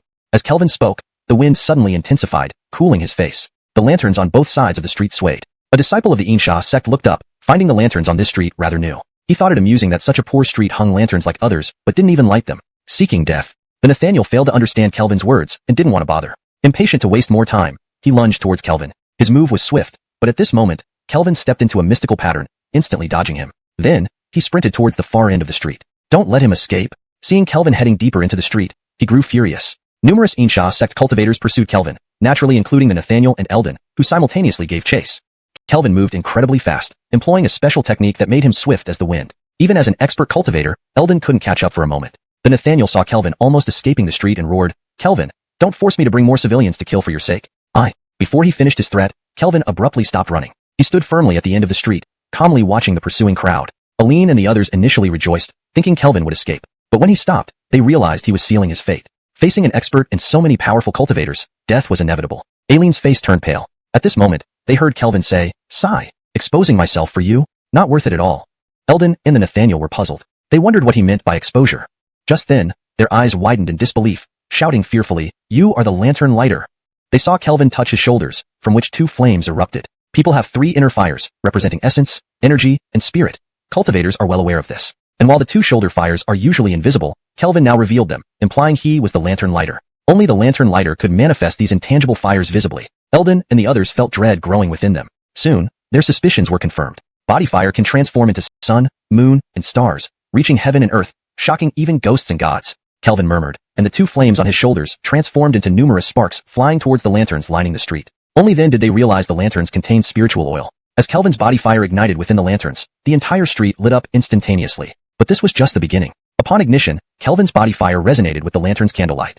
Boom! The candlelight flared intensely, erupting like a dragon of fire. Command the fire dragon. Under Kelvin's command, the flames came alive, bursting out of the lanterns with intense heat and the spiritual energy from burning oil, converging into a blazing dragon. A fiery dragon emerged in an instant, raging with flames and potent spiritual energy, swinging its tail rapidly. Like autumn winds sweeping leaves, it surged along the entire street. Dragon battling in the wild. Fire dragon sweeps the tail. In a moment, the entire street was engulfed in fire. A massive fiery dragon rampaged, leaving nothing but destruction. Endless screams echoed as fire figures rolled in the streets. The street was devoured by the fire dragon. All gazes shifted to Aline, whose eyes reflected shock. The lantern lighter. Truly the lantern lighter. Fergus and Aline promised to cultivate a lantern lighter. Indeed, he deceived us all, hiding it so well.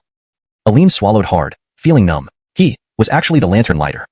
Chapter 87. Unfavorable Years. A fire dragon carrying a sea of spiritual energy rampaged through the area, leaving only flames on the vast street. Everyone inside Xiuxian Pavilion was dazed. Damien was in charge of hanging lanterns. Despite having speculated about many possible reasons for hanging lanterns, seeing the devouring fire dragon now left him with a parched mouth and dry throat. Insha Sect. Finished. Eldon. Finished. Though he was a grandmaster, what difference did that make against such a fire dragon? The fire dragon's rampage was swift and didn't last long. When the flames finally subsided, many of the Insha Sect disciples lying in the street had already lost their lives, turning into blackened corpses. Occasionally, a few who hadn't died lay on the ground wailing pitifully, completely unable to bully the people anymore. Even the leader of the Insha Sect lay on the ground, severely injured, with several parts of his body charred black. After struggling multiple times, he managed to prop himself up against a wall. In the scene, the only one still standing was Eldon, but even he didn't look good. His hair had been entirely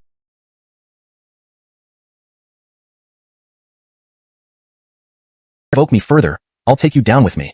Kelvin stared at Eldon mockingly. You think you're worthy of dying with me? You. The mockery infuriated him, yet facing Kelvin's renewed assault, he could only fight defensively. K-Leister was indeed Grandmaster. Despite being heavily injured, his combat prowess remained formidable. Kelvin unleashed continuous strikes, but Eldon kept blocking them wave after wave. However, with his Grandmaster aura destroyed, how could he be a match for Kelvin? Kelvin's Dao techniques poured forth continuously, causing Eldon to cough blood repeatedly, his injuries worsening. Frustration surged within Eldon. If he were in his prime, what would a mere 6th rank be? But now, the 6th rank entrapped him in this deadly situation. With a furious roar, Eldon charged at Kelvin, attempting to gain the upper hand. However, his injuries were too severe, and the youth before him was exceedingly powerful. Despite his reluctance, Eldon was ultimately blasted to the ground by Kelvin's xuanhuan flame, his body scorched and blackened. Struggling to rise, Eldon was instantly beside him as Kelvin used the mysterious shadow step. A powerful slap landed on his shoulder, sending intense pain prepared for the worst.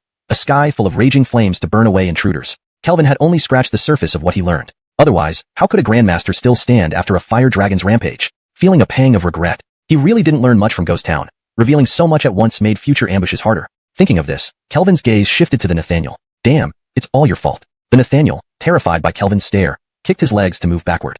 After using body fire to cast the lantern spell and battling a Grandmaster, Kelvin had exhausted most of his spiritual energy. Weakened, he signaled for the lantern hanging sect members to finish off the Insha Sect remnants. Not all Insha Sect disciples entered the street. Some escaped the fire dragon's rampage. But without their grandmaster and sect master, they couldn't withstand the lantern-hanging sect disciples. Today, the cancer that is the Insha sect in Jinling would be eradicated. Yes, shouted the lantern-hanging sect members in unison as they rushed out to kill the remaining Insha sect survivors. The civilians watched this scene, clapping and cheering in joy. As Kelvin waved for Damien to deal with the Nathaniel, a voice suddenly sounded. Truly a demonic cult fiend. Impressive means. Though not loud, the voice reached everyone's ears. This statement alarmed many, who couldn't help but turn to its source. From one location, several figures slowly emerged. Seeing these individuals, faces like Damien and Aline paled. It's truly laughable. Your lantern-hanging sect listens to orders from a demon spy. The newcomer snorted, walking toward Kelvin with clear murderous intent. Kelvin's expression changed as well, not expecting such an unexpected development. How did he manage to come here? Damn, things are getting dangerous. Chapter 88. Let's be civilized. Kleister Phalon Chongnan of Taiyin Sect. His appearance drew the attention of everyone present. He looked quite disheveled, with a lot of bloodstains on him. The few Aryans and enforcers following him also bore various injuries. Seeing his state, everyone knew they had fought their way out from the encirclement of the demon cultists. How in the world did he manage to escape? Ezra gritted his teeth in frustration. Mobilizing the power of the demon cult couldn't even kill an injured 9th rank master? Were the people of the demon cult all useless? Taiyin Kleister was clearly heavily wounded. Approaching Ezra, his face turned even paler. Sensing the intense pain in his body, he stared at Ezra with full murderous intent. Taiyin Sect had built up such a substantial foundation and finally became one of the 4 great sects of Jinling. Yet everything was destroyed in a single night. All because of the Bruno before him. Therefore, despite risking his life to escape, he disregarded everything to come here and kill this Bruno. What surprised him was that this Bruno turned out to be a lighthouse keeper. Apart from Hoyt, Jinling had another lighthouse keeper. Unbelievable. Thinking of that fire dragon just now, Taiyin Kleister felt somewhat fortunate that Insha Sect and Elden acted first, exposing this kid's hidden cards. Otherwise, it would have been a disaster. Seeing Taiyin Kleister approaching Ezra with killing intent, Aline scolded furiously. You dare to kill a fellow cultivator today? Taiyin Kleister glanced at Aline and said, I'm doing you a favor by eliminating this threat for Xiandeng Sect. He is a demon cult spy. If you're smart, you should join me in dealing with the enemy. Staring at Ezra, Taiyin Kleister hadn't thought about this possibility before. But after recalling that Bruno's threats and some reactions from Xingyue Tower, he knew this person was definitely a demon cult spy. Xingyue Tower was indeed powerful, burying such a thorn in the righteous path, and it was even a lighthouse keeper. Just thinking about it made him shiver. But seeing Aline and others sneering, Taiyin Kleister added, Don't believe me? It's fine. Once I subdue him, I'll prove it to you. Aline found it utterly ridiculous. If Ezra were a demon cult spy, she, Aline, would strip naked right there. Adrian Xia, with her innocent face, also showed mockery. To use such a clumsy lie to drive a wedge between them? For Ezra, so kind and righteous, to be a demon cult spy, she would gladly fulfill her promise to give herself to the devil. Why would you defame me when you just want to kill me? Ezra snorted disdainfully, inwardly feeling incredibly frustrated. Initially, he made those threats to Taiyin Kleister precisely so that after Taiyin Sect faced issues, someone might suspect him as a demon cult spy and accuse him. He did this because he believed being a demon cult spy was like a ticking bomb, ready to explode at any moment. Since it could happen, why not take the initiative to create confusion beforehand? Then, even if others accused him, it would reduce credibility and provide him room to maneuver. But while his purpose was achieved, the timing and place were wrong. Who would have thought that Taiyin Kleister would personally come to accuse him? As a 9th rank master, even severely injured, he was terrifying and not someone Ezra, a 6th rank, could handle. Ezra, don't act here. I was very puzzled earlier about why a mere 6th rank could make the entire demon cult attack Taiyin Sect. There was suspicion, but once I saw you were a lighthouse keeper, everything made sense. Your identity as a lighthouse keeper is enough to earn you great importance from the demon cult. Ezra. Others hated Ezra to the bone too. Regardless of whether he was a demon cult spy, if he hadn't gravely injured the Grandmaster and weakened the sect, the situation wouldn't be like this today. So, they wanted Ezra dead as well. Ezra watched Taiyin Kleister approach and said, I think we have a misunderstanding. Why don't we sit down and talk it out? Now admitting defeat is too late, Taiyin Kleister continued to advance. I disagree. Admitting defeat is an attitude, not bound by time. It's about sincerity. Am I not sincere now? Do you feel it? Feel your ancestors. Apologizing now without regard for your honor? The destruction of our sect cannot be forgiven. You're badly injured, so don't waste time with me. Wouldn't you want to avoid aggravating your wounds? I'm actually concerned for your well-being. Ezra looked worriedly at Taiyin Kleister. Taiyin Kleister scoffed. Just a 6th rank, even if I can barely walk, killing you isn't difficult. Moreover, how much strength do you have left?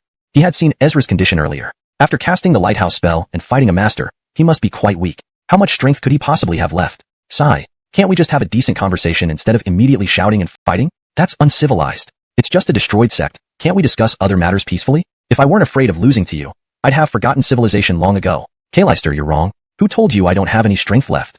Ezra spoke as he activated the Tai Chi decision. The yang fire pulled from the master was now being absorbed crazily by the Tai Chi decision. A master's essence, Qi, and spirit were immensely vast. In an instant, Ezra's essence, Qi, and spirit surged, rapidly restoring his vitality. Everyone's eyes widened in shock. What kind of technique was this? But that was only the beginning. After Ezra's essence, Qi, and spirit recovered, his strength began to surge. From mid-6th rank, directly towards higher 6th rank.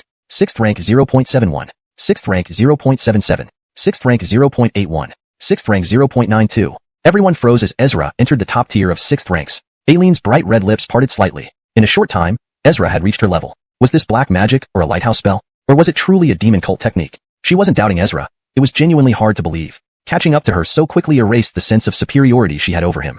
Adrian Xia and others were equally parched, wondering when cultivation could become as simple as drinking water. Taiyan Kleister's pupils constricted slightly. Mid-6th rank versus top 6th rank held little significance to him. But the scene, their faces changing dramatically. They wanted to help Kelvin, but other members of Taiyan's sect blocked them, leaving them to watch helplessly as Kelvin faced Rahim alone.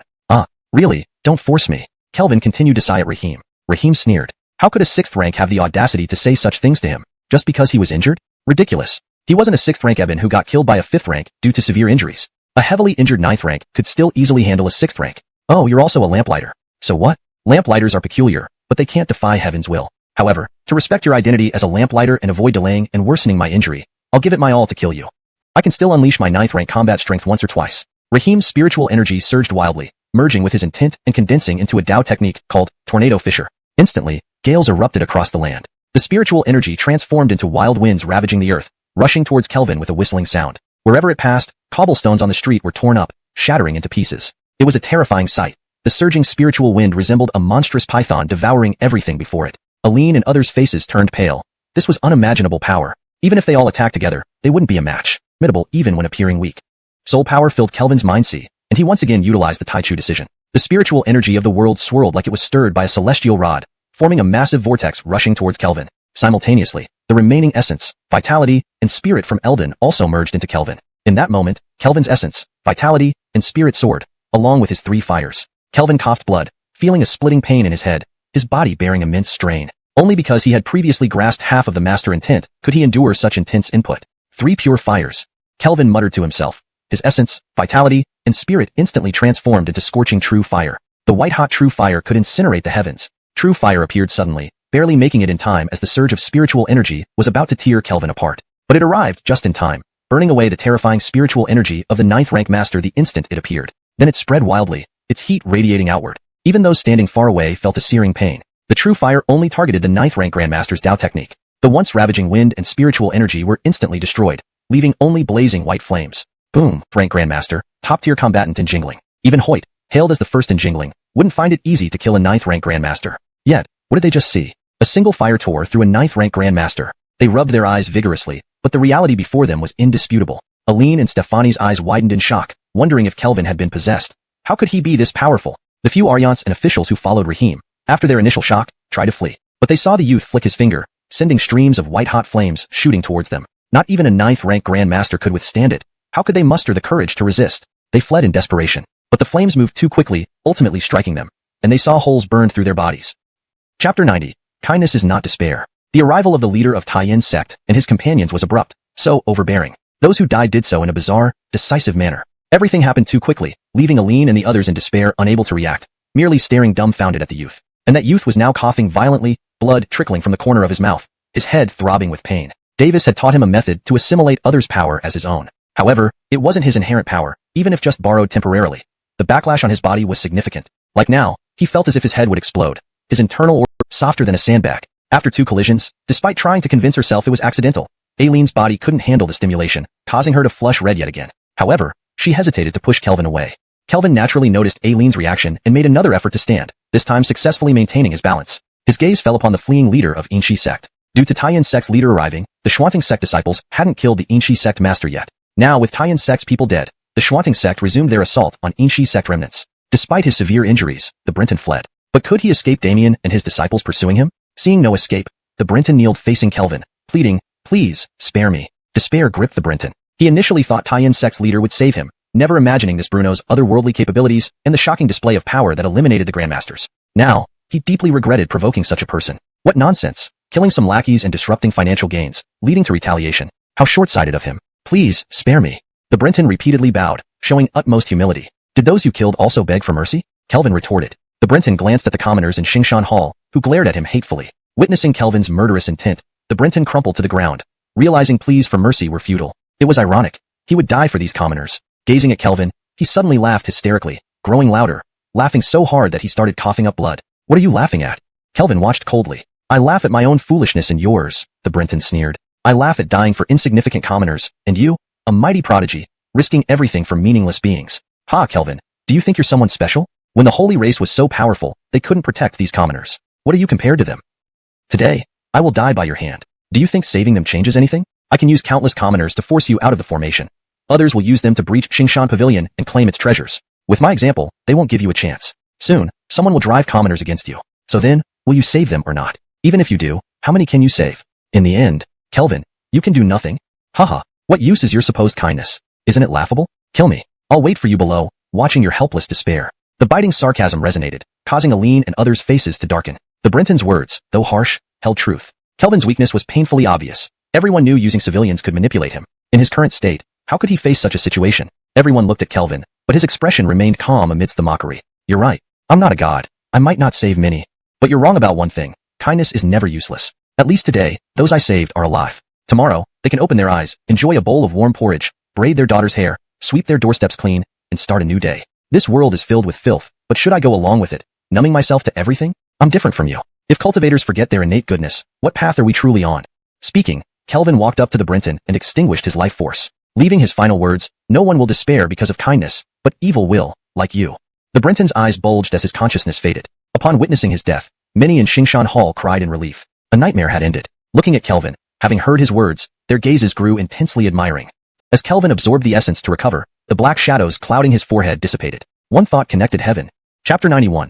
Let me try. Mental power gathered within himself. Instantly, his spiritual mind became clear and his third eye pure. Prior to this, Kelvin had thought he would have to use the purple jade that fell from the purple coffin to eliminate the darkness. After practicing Tai Chugia multiple times and refining the essence of a master and the leader of Yinsha Sect, his third eye had become quite dark. Note: for better fluency, it might be improved as follows. After practicing the Tai Chu decision multiple times and refining the essence of a master and the leader of the Yinsha Sect, his third eye had become quite dark. But now, the gloom was swept away completely. Kelvin found a trace of purple condensing within his spiritual mind. The purple was formless and shapeless, identical to the blackness of heavenly punishment. Is this a residue left behind after mental power drove out the blackness? Kelvin muttered to himself, roughly knowing what it was. The mental power of one thought connecting heaven seemed not entirely spent, hence leaving residual energy within his third eye and spiritual mind. Immersing his mind slightly, Kelvin felt an exceptional clarity.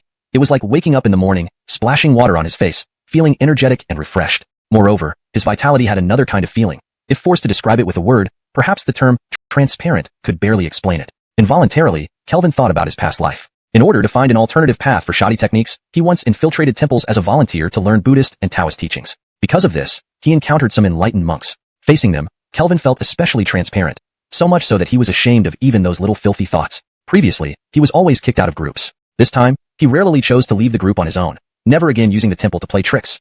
Could the transparency of those enlightened monks be due to mental power?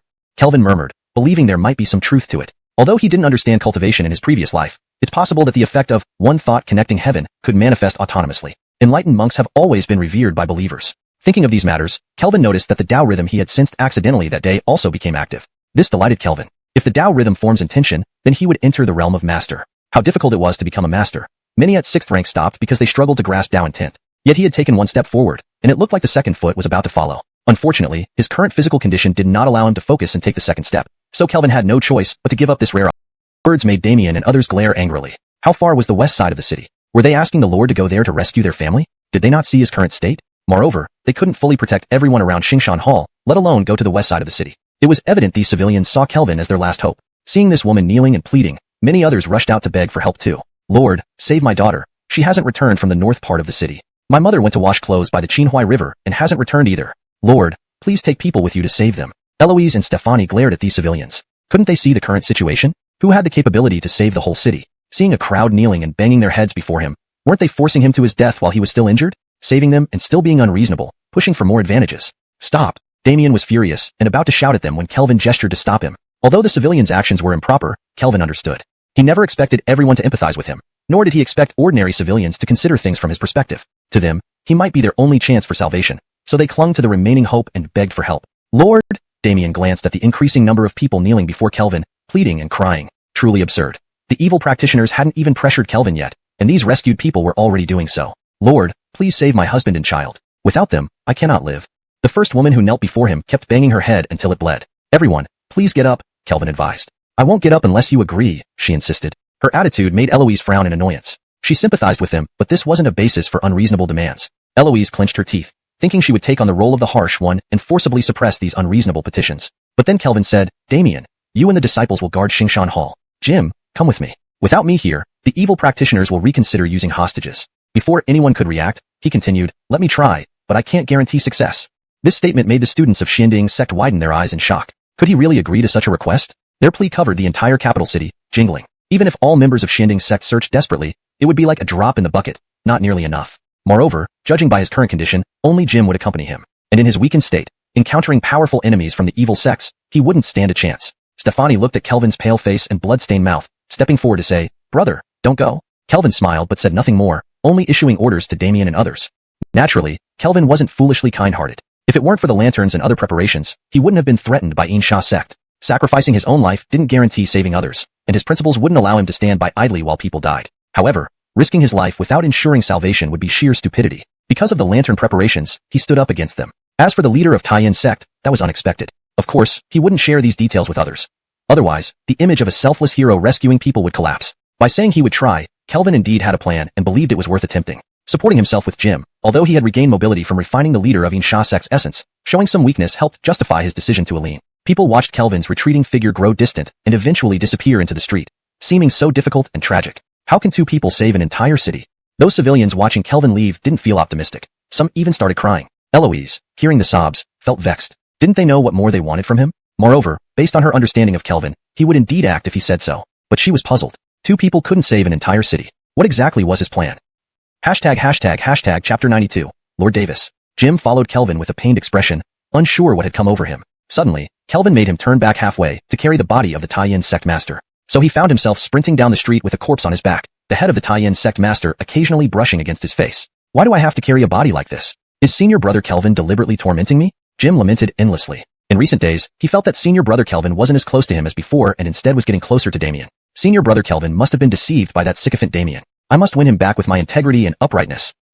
Damien can only gain favor for a while. Senior brother Kelvin and I belong to different kinds of people. He will ultimately stand by my side. Kelvin had no idea what Jim was thinking. At that moment, he was communicating with Tanya. Young master, you promised me to let me use your divine soul spirit. Now follow me to meet the Lord.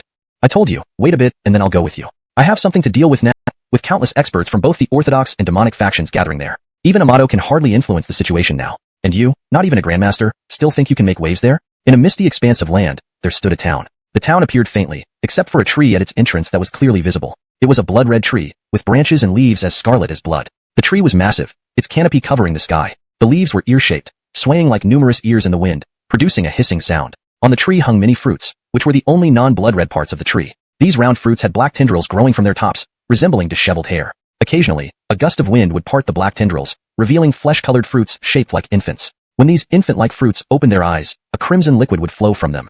The fruits swung on the tree silently, looking as if they were struggling. Their disheveled hair-like tendrils created a suffocating atmosphere. Beneath this tree sat a stone table and a stone bench. On the table was an oil lamp, whose flame flickered as if about to extinguish any moment. Sitting on the stone bench was a Clyde, somewhat handsome, flipping through a book. If one looked closely, they'd see that the book was filled with colorful illustrations of scandalous actions between men and women. Lord! Tanya appeared before him out of nowhere. Startled by the voice, the Clyde hastily covered the book, causing the images to vanish instantly and replaced by paragraphs of upright and righteous text. Why did you come back? Where's Kelvin?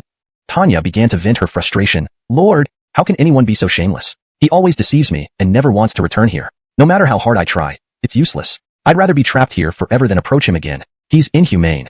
If Kelvin were here, he would absolutely demand Tanya retract those words. Though he had been criticized similarly by others, Tanya lacked the standing to say such things. With no physical form, what gave her the right to judge him? Davis thought of that Bruno's actions in the ghost town and looked at Tanya. Indeed, it was difficult for her. However, few could travel back and forth between this world and the ghost town. If she didn't do it, who would? It's fine, wait until he returns, and I'll take care of it for you, Davis said to Tanya. Go try again. No way. Tanya complained again. Every time I absorb some essence of the sun and moon, he takes it away and cheats my divine soul. Following him brings no benefits. Instead, he almost drains me dry. I feel nothing good and I won't go again.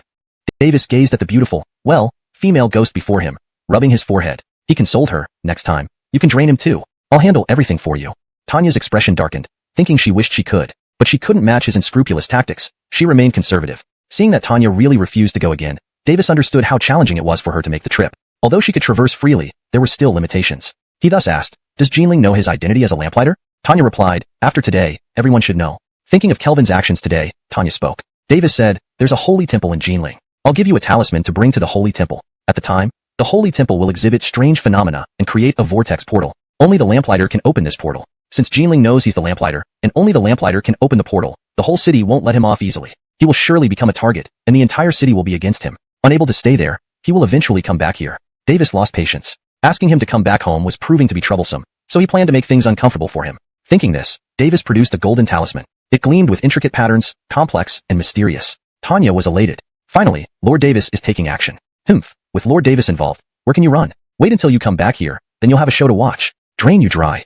Chapter 93. The Sacred Temple. The Jinling Sacred Temple, the dwelling place of the Holy Clan, was renowned across the land. Although the Holy Clan wasn't the ruling power, it had an immense influence on the world. In the era before the Holy Clan, might made right, and strength could trample over everything. Justice was synonymous with power, with no regard for virtue or righteousness. Under such circumstances, the Holy Clan promoted values such as respecting rituals, valuing morality, cherishing benevolence, and prioritizing the people. Through their strength and greatness, the Holy Clan gradually altered and influenced the world's value system. Despite this, the Holy Clan eventually met its demise. However, many of the principles they advocated were preserved and passed down, leaving a lasting impact on the world. People practiced respect and humility, advocating that the gentlemanly spirit should be promoted while deceit and cunning should be despised. Even if one was powerful, they should still be condemned. Justice was not tied to strength. These now deeply ingrained values came at great cost and effort from the Holy Clan to promote them. During the height of the Holy Clan's glory, countless doctrines and ideas spread from the Sacred Temple, earning admiration and devotion from people across the land. Back then, the Sacred Temple was considered a sacred ground where countless individuals would travel thousands of miles just for a glimpse.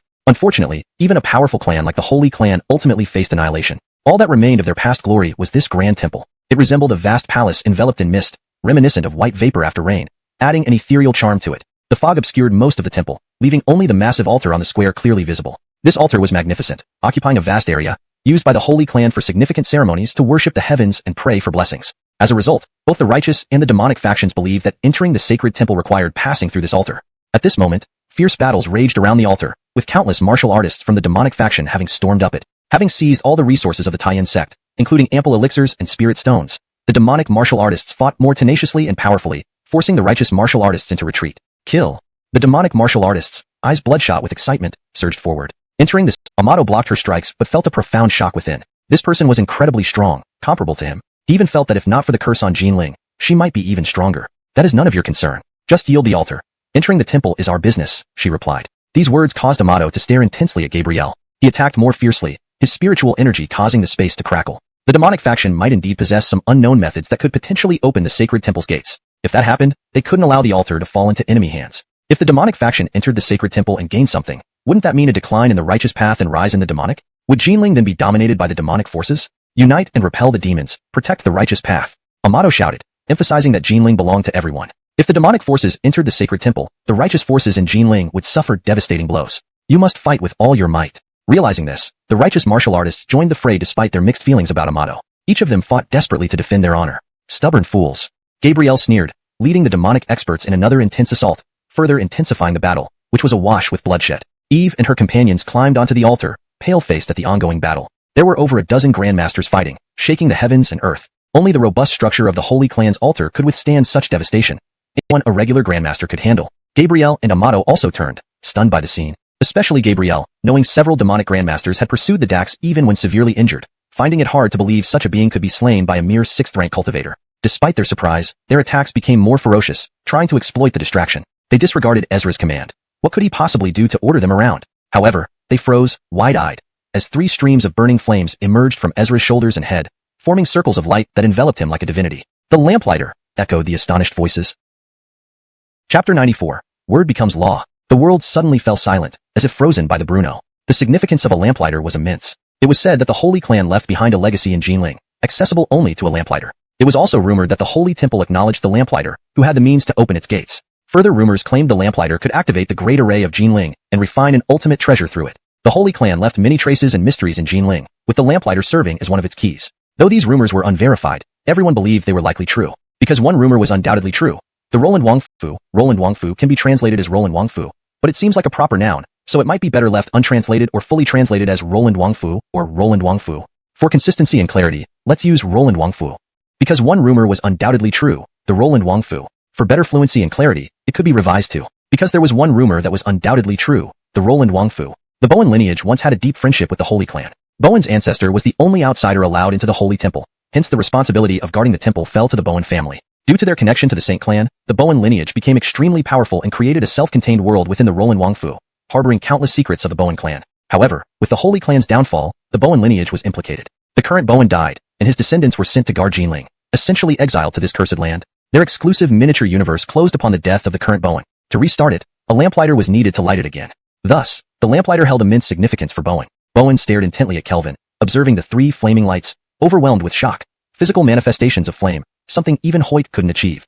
Hoyt was indeed a lamplighter, but his becoming one was partly due to their efforts. Initially, he leveraged the remaining influence of the Roland Wangfu and Xiandeng sect to gain such an opportunity, improved for fluency and consistency. Hoyt was indeed a lamplighter, but his rise to this role was partly due to their assistance. Initially, he capitalized on the lingering influence of the Roland Wangfu and the Xiandeng sect to secure this opportunity. Yet, the heritage Hoyt obtained was merely superficial and did nothing to light up the Roland Wangfu. Note, I've maintained the untranslated Roland Wangfu, as per your original text. If you prefer it translated, please let me know. For better fluency in English, I suggest. Yet, the heritage Hoyt obtained was merely superficial and did nothing to illuminate the Roland Wangfu. Or if you want Roland Wangfu translated. Yet, the heritage Hoyt obtained was merely superficial and did nothing to illuminate the Roland Wangfu's secrets. The last version adds context to make it more meaningful in English. He once attempted to ignite the three flames, nearly burning himself alive. Some speculated he practiced dark arts to balance it within fire. Thus, while Hoyt was a lamplighter, no one in Jinling took him seriously. But now, Kelvin's intense flames, visible to all, indicated genuine mastery. Lamplighters varied in caliber. Gabrielle also gazed intently at Kelvin, unable to remain calm. This Star Moon Tower mole turned out to be a lamplighter. Had she known earlier, more could have been done. Certain Jinling secrets required a lamplighter to unveil. Other grandmasters watched Kelvin, equally unsettled. A lamplighter's presence alone could stir Jinling's dynamics. Suddenly, a dark sect master, eyes of flame, shouted, "Seize Kelvin, capture the holy temple altar, and it can be opened." He prepared to attack, brimming with murderous intent. Kelvin sneered, holding the corpse of the Taiyin sect master. "Are you stronger than him? Act on to know how I killed him? Come closer, and I'll demonstrate again." The impending attack paused. Kelvin scoffed and turned to the dark sect members, saying, "I can open the holy temple at will." Shocked silence filled the area. No one dared believe him. Gabrielle's gaze sharpened, warning, "Kelvin, be clear about what you're saying." Kelvin understood her meaning, reminding him not to forget his Star Moon Tower mole identity or boast recklessly. Ignoring her, he continued, "Aren't you curious why I'm a lamplighter?" Without waiting for a response, he said, "One day, when I visited the holy temple, I heard a voice carried by the wind, granting me this opportunity." Everyone exchanged looks. While the story seemed strange, it wasn't odd given Jinling's mystique and the Holy Clan's lingering influences. Not only did the voice bestow lamplighter knowledge, but also, how to open the holy temple. His low voice plunged the surroundings into eerie silence. All watched Kelvin breathlessly, wondering if he truly could open the sacred site. "Kelvin, you mustn't speak falsely," Bowen warned, his eyes fierce, emphasizing caution. But Kelvin ignored him and looked at the dark sect members. "Act on to know how to open it?" "Kelvin, stop." The righteous masters reprimanded him. The dark sect members hesitated, bewildered. Was this boy going to tell them? Could he be so benevolent? Gabrielle frowned. His behavior was peculiar today. Then Kelvin spoke, "Let me tell you, based on your actions today, you'll never open the holy temple." Everyone froze. Kelvin's mocking tone rang out. "Consider the Holy Clan's ideals. Look at this altar and Jinling's condition. Bloodstains mar the altar, and sorrow blankets Jinling. The Holy Clan valued peace and prosperity. Do you really think you can open the temple under these conditions? Ridiculous." Alatayo, equally intelligent, gasped. "Heaven, is Kelvin insane? Lying to save Jinling? If exposed, he'd die for sure." Kelvin knew his lie would be exposed since he couldn't open the temple. But he had promised Paloma to go to Ghost Town. If exposed, let it be. Better to complete his mission first. What could they do to him in Ghost Town? The righteous felt relieved, thinking this was for the best. The dark sect members eyed each other skeptically. "Aren't you just lying to demoralize us?" A dark sect grandmaster jeered. "Someone said earlier, capture the altar in you, and we get everything." Glancing at the Taiyin sect master's corpse, he wasn't entirely fearless, but approached Kelvin. Kelvin mocked, laughable. "I dare reveal myself, unafraid of death. Yet if you harm me today, you'll never open the holy temple." The attacker paused, replying, "Simple. Prove it, or be taken down." "I can." Kelvin prepared to demonstrate lamplighting technique to stabilize the situation, seeking ways to enhance his credibility. As he began, a colossal golden talisman appeared beneath him. Golden light shot from his feet toward the holy temple, like a golden carpet leading directly to the temple's entrance. Rumble. The holy temple's millennium-old gates trembled. Kelvin, preparing the technique, was momentarily stunned. When did his words become law? Chapter 95. The Devil's Way eliminates demons. At this moment, everyone in front of the holy temple stood as if they were carved from wood. It was as if the golden light had frozen them all at this instant. All eyes were on Kelvin, watching the Bruno who stood on the golden talisman. The voices of doubt had vanished, replaced by awe and fervor. The golden talisman continued to tremble, its light growing more brilliant, rushing straight for the temple's gates. Heavy creaks echoed as the gates began to open, inch by slow inch. The holy temple, sealed for 1,000 years, opened once again. Kelvin stared at the vermilion gate, his heart trembling along with it. What's happening? How could the holy temple just open like this? This really has nothing to do with me. But Kelvin soon understood the reason. He heard Paloma's voice ring in his ears. Let you fool me. I got this talisman from my master to open the holy gate. As the lamplighter, get ready to face the entire city and flee back to town. As Paloma spoke, the vermilion gate fully opened. Golden light transformed into a massive hexagram standing before the entrance, forming a vortex gateway that separated the inside and outside of the temple. Kelvin immediately recognized that this vortex gate contains secret techniques, requiring specific methods taught by Davis to pass through. Is old Actong this impatient? Using such a method to force me to return? I've already agreed with Paloma to go back after this is done. What's this about? Don't we have any trust between us? Can't you trust my character? Old Actong, you've really hurt my feelings. I didn't want to break my promise, but if you're doing this, what's the point of going back? My heart is shattered. I don't want to see you right now. This is all your fault. Looking at the giant vortex gate, Kelvin thought, face the whole city as an enemy? Force me to return? Haha, old Actong, you picked the wrong time. Now you're setting me up to become the Lord of Jinling. Paloma smugly told Kelvin, you'd better beg me, or else I'll wait until you're half dead before taking you back to town. Kelvin replied to Paloma, tell old Actong I'm disappointed in him. My heart is tired, love is gone, and I don't want to see him anymore. Paloma looked at Kelvin in confusion. Shouldn't he be scared? Why does he seem almost excited? What's going on here? Ignoring Paloma's thoughts, Kelvin stood there proudly, staring at everyone, especially the Grandmaster of the Devil's Way. He coldly chuckled, so, is this proof enough? The Grandmaster of the Devil's Way swallowed hard, feeling dry-mouthed but unable to speak a word. Kelvin ignored him and turned to the members of the Devil's Way. Now, do you believe what I said? How ridiculous, relying on bloodshed to enter the Holy Temple. It's merely a fantasy. Learn the sacred scriptures of the Holy Clan and read what they say.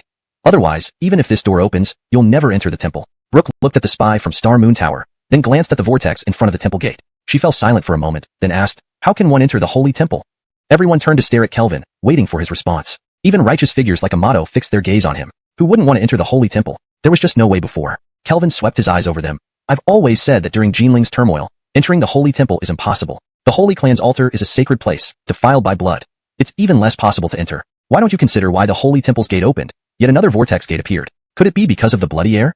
If this were before, everyone would scoff at Kelvin's words. But seeing the open vermilion gate, they all pondered deeply. Everyone knew the nature of the Holy Clan. They indeed valued people and propriety. They treated commoners highly, declaring the equality before the law. They wanted to transform Jinling into a land of purity. Thus, the unrest in Jinling preventing the gate from opening wasn't improbable. Moreover, the altars were used only for significant ceremonies. With the Holy Clan's emphasis on propriety, outsiders shouldn't defile this place. Consider this, having received the legacy of the Holy Clan, I became the lamplighter. But I know that to gain more in Jinling, one must follow the Holy Clan's principles. Otherwise, even entering the temple won't yield results. Believe me or not, it's up to you. Hearing Kelvin's words, everyone exchanged glances. Was it because of this that Kelvin once opposed a noble family for an Aryanli couple? To gain the temple's recognition? While they contemplated, Kelvin continued, I've shown you the path. Whether you believe me or not is your choice. For Jinling to be at peace, the Holy Temple will open. Otherwise, no one can open it. Then, Kelvin turned to Brooke. The Devil's Way is truly laughable, wanting to enter the Holy Temple while brutally harming civilians. Haha, even if you seize the altar and possess the secret technique to open the temple gate, can you enter? Just wishful thinking. Brooke narrowed her eyes at Kelvin, not responding. She knew he had more to say. Indeed, she saw Kelvin continue. If I were you, I'd eliminate the deviants within the Devil's Way, rid Jinling of unrest, and cleanse the bloodstains before the Holy Temple. Then the temple will open. Brooke understood this was Kelvin giving her a signal to open the Holy Temple. But, can this boy be trusted? Therefore, Brooke asked, what if it doesn't work? I, Kelvin, am still in Jinling, mobilizing the entire Devil's Way. Even Tai-Yin Sect can be destroyed. Can't they also destroy me? I have no need to lie to you with my life. Moreover, isn't the temple gate open? Follow my instructions regarding the vortex gate, and see if anything changes. Try it. You lose nothing. Kelvin implied, my character is as solid as steel. Have I ever lied to anyone? Brooke considered it. Up to this point, Kelvin hadn't deceived her, and he had indeed done much for Star Moon Tower. So he might be trustworthy. Besides, he was right. There was no harm in trying. Therefore, Brooke commanded, everyone, retreat from the altar and follow me to purge those causing chaos in Jinling. Devil's Way warriors retreated like receding tide water. The previously pale-faced righteous warriors all breathed a sigh of relief. Regardless of other reasons, Kelvin's actions saved them. Many, especially lower-tier cultivators, gazed at Kelvin with gratitude. Even Jim stood dumbfounded. Devil's Way warriors protecting the way of righteousness and maintaining Jinling's peace? Was this a dream? Chapter 96. Hope for the prince's support. The infamous demon cult practitioners suddenly appeared, wreaking havoc and causing chaos in Jinling by slaughtering indiscriminately. Even those who took advantage of the chaos fell within the range of the demon cultist cleanup. In an instant, these demon cult practitioners became heroes safeguarding the peace of Jinling. Not only that, they were exceptionally kind and warm-hearted, frequently asking the common people about their troubles and solve. I didn't want to reveal my ability to open the Holy Temple, but the demon cult is too powerful. Seeing our righteous path brothers forced into dire straits, I had to use this method to save everyone's lives. I couldn't let the secret be kept at the cost of our righteous path brothers dying. These words made many righteous path practitioners pause, recalling the overwhelming power of the demon cult which almost led them to total defeat. They realized further fighting would have resulted in heavy casualties. Many felt a surge of gratitude. However, a member of the Gu family, close to the Dax, angrily rebuked him. You talk well, but if you truly cared about your righteous path brothers, why did you kill the Dax? This statement caused everyone to look at Kelvin, questioning how someone could kill their fellow practitioner at such a critical moment. Huh, the Dax wanted to kill me. Do you think I wasn't allowed to defend myself? Kelvin mocked, staring at the Cleveland. You have no right to question me. We will settle our accounts in due time. If this were any other day, the Cleveland wouldn't have taken such threats seriously. But at this moment, he felt a chill. Especially looking at the Dax's corpse, he regretted his impulsiveness, realizing he should have waited to understand the situation fully before attempting to kill Kelvin. Ignoring the Cleveland, Kelvin continued addressing his fellow righteous path practitioners. I, Kelvin, act with a clear conscience. To be honest, was revealing my identity as the lantern lighter and my ability to open the holy temple today for my own benefit? Think about it. If it were purely for myself, I could have secretly opened the holy temple and entered alone. I did this because I couldn't bear to see my fellow practitioners in peril and wanted to save you all. If you believe opening the holy temple was wrong, then I can't say anything more. Life always requires choices. In my view, saving all of you alive here is more important than an ancient door, Kelvin calmly said. Of course, there is another way to correct this. Kill me? Then my knowledge of how to open the holy temple becomes useless. If you choose to kill me, I will not resist.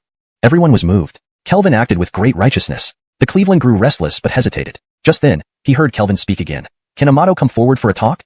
Amato nodded and stepped forward towards Kelvin. Seeing Amato cooperate, Kelvin sighed in relief. He feared that some hotheads might try to kill him unexpectedly, putting him at a disadvantage. By inviting Amato, he hoped to buy some time. What do you want to say? Amato asked Kelvin. Kelvin paused, then spoke in a voice only the two could hear. The altar can directly lead into the holy temple. Amato was stunned, then looked at Kelvin in shock. You mean? Kelvin nodded. Yes, your guess is correct. The secret techniques known by the demon cult indeed offer a chance to open the holy temple. That's why I revealed this just as the altar was about to fall. It wasn't just to prevent the death of our fellow righteous path members, but also to delay the demon cult's plans. Amato looked at Kelvin with a complicated expression and asked, Are you sure you obtained the inheritance from the lantern lighter and aren't lying? Kelvin pointed at the vortex door. Doesn't this prove it? There's something I haven't mentioned. Receiving the inheritance has influenced me with the thoughts of the sacred clan, thus changing my behavior. Unfortunately, no one can entirely escape the influence of the sacred clan. For instance, I now instinctively care for ordinary people, which is one of the downsides. If you don't believe me, you can investigate me and see if my character has changed. Amato instantly believed him. There was no reason for Kelvin to lie about this. It could easily be verified. Amato envied Kelvin, knowing the holy temple must have left behind blessings of the sacred clan. Despite numerous attempts by his family, they failed to harness these benefits. Yet Kelvin managed to obtain them. Reflecting on it, it wasn't surprising. After all, the founding ancestor of the Lantern Shen Godzone was a disciple of the sacred clan, an existence very close to them, to improve fluency and consistency in terminology. After all, the founding ancestor of you here. I hope you support me and let the righteous path follow my instructions. Chapter 97, A Cow. Kelvin and Amato were whispering to each other. Both the orthodox path adepts who remained and the demon path practitioners stared at them, especially the latter, all frowning deeply. Whenever these two came together, it couldn't be for anything good concerning the demon path. However, no one disturbed them. The opening of the holy temple's main door allowed Kelvin's behavior to be temporarily tolerated. They had launched an all-out attack on the holy temple to open its doors, after all. Now, they were about to achieve their goal. Amato now stood next to Kelvin, listening to his earnest words, especially his persistent request for support. Finally, Amato said, Is everything you've said true? Can you really help us fend off the demon path? Kelvin sighed. Why would His Highness need to ask such a question? Even if you don't trust me, can you not trust my identity? I am from the orthodox path. I cannot afford to see the demon path grow powerful. That benefits me not at all. Amato thought for a moment before saying, All right, I will support you and have the orthodox path cooperate with you. Thank you, Your Highness. With me around, the orthodox path will definitely gain the upper hand. As Kelvin spoke these words, he considered whether to hold a coronation ceremony as the orthodox alliance leader. Sigh. It's better to be low profile. Renown is unnecessary. A tangible position is what matters. After settling things with Amato, they didn't stay long and left directly. Upon Amato's departure, a demon path practitioner quickly stepped forward and interrogated Kelvin. What did you talk about? Was it against our demon path? Kelvin glanced at him, but ignored him completely. Instead, he addressed Gabriel, Brook of Star Moon Tower. As one of the top leaders in the demon path, I have something to say to you. Gabriel looked at Kelvin and asked, What do you want to say? This vortex gate can only open once the altar's bloodiness dissipates and the people of Jinling regain peace. Only then can the human spirit be harmonious and the earth's chi stable. Under such conditions, the holy temple can be opened. But now, the grievance and hostility in Jinling are too heavy. It might take some time to reach this state. During this time, I hope you won't interfere with me because preparing to open this vortex gate requires a lot of preparations using the lantern lighting technique. This statement infuriated the crowd of demon path practitioners. You think beautifully. What if you escape? Kelvin sneered. Where could Kelvin possibly escape to? The entire demon path, capable of annihilating Taiyan Sect. What power do I possess to oppose you? You just whispered to Amato. Perhaps you're asking him for protection. Besides, hiding within the suspended lamp sect, any attempt by us to deal with you would come at a great cost. Kelvin fell silent for a while before pointing at Jim. He is my close fellow disciple. If I entrust him to you as a hostage, will you trust me now? Jim instantly froze beside him. Not me? I haven't done anything, and I was barely noticeable. Why choose me as a hostage? Just one hostage, why should we? Kelvin interrupted him. Find out who Kelvin is, and you'll understand whether I would care if my close fellow disciple falls into your hands. Gabrielle gazed at Kelvin without answering. This Bruno held too many secrets despite helping her greatly, always feeling distant. Seeing Gabrielle like this, Kelvin stepped forward and whispered, Brooke, even if you don't trust me, can you not trust my identity? I am a member of the demon path. I cannot allow the orthodox path to grow powerful. It brings me no benefit. Gabrielle thought about it, and found it reasonable. He had repeatedly conspired against the orthodox path, so the stronger they became, the quicker he would die once his demon path identity was exposed. Star Moon Tower held his life in their hands. To open this vortex gate, I truly need more research and the cooperation of the orthodox path. I don't just hope the demon path doesn't interfere with me. I also wish for the demon path to support me and follow my instructions. Only then can I seize the initiative for Star Moon Tower and the demon path. Kelvin spoke sincerely. Gabrielle gave Kelvin a deep look before finally agreeing. All right. So quick to agree? Kelvin felt elated. But the next moment, he heard Gabrielle declare, Kelvin promises to open the Holy Temple's main door within 1 month. And during this month, he won't reside in the suspended lamp sect. Any unusual movement will give our demon path experts the right to kill him. Hearing Gabrielle's words, Kelvin was stunned. At that moment, he received her telepathic message. Just now, you whispered to me to avoid suspicion and prevent others from doubting you're a demon path member. This reason is plausible. Kelvin realized she wasn't just thinking of him but also putting pressure on him by setting a timeline, telling him he had only 1 month to act. Sigh. It doesn't matter. If the turmoil in Jinling is resolved, and both orthodox and demon paths cooperate with him, life should be pleasant. As for a month later, at worst, returning to Ghost Town wouldn't be so bad. It was still a gain. As for Paloma, she was utterly shocked. Attached to Kelvin, outsiders couldn't see her. Yet, she clearly heard his interactions with both paths. Looking at the massive vortex gate, she found it hard to accept this reality. Originally intending to force Kelvin back to Ghost Town, it now seemed she was inadvertently assisting him. Both the orthodox and demon paths were aiding him, making him even more powerful than Amato, essentially Jinling's ruler without a crown. No, Lord gave the charm to force him back. What now? My lord, you're not much better than me either. I thought Lord was all-powerful. Paloma doubted Davis for the first time. Oomph, I can't handle it anymore. I'll go back and report this to Lord. You figure out how to solve it. You two match wits. Although going back isn't easy, it's better than letting him bully me. When Paloma returned to Ghost Town and saw Davis, you're back so soon? Did that guy concede and follow you back? Davis looked around, puzzled when he didn't see Kelvin. Where's that brat Kelvin? Paloma coolly replied, he's almost becoming the master of Jinling. Davis stared blankly at Paloma, confused by what she meant. Paloma recounted everything, leaving Davis bewildered upon hearing it. Is this even possible? His understanding of that boy's cunning and shamelessness was insufficient. Chuckling to himself, Davis threw a charm at Paloma. Throw this charm into the Holy Temple. Huh.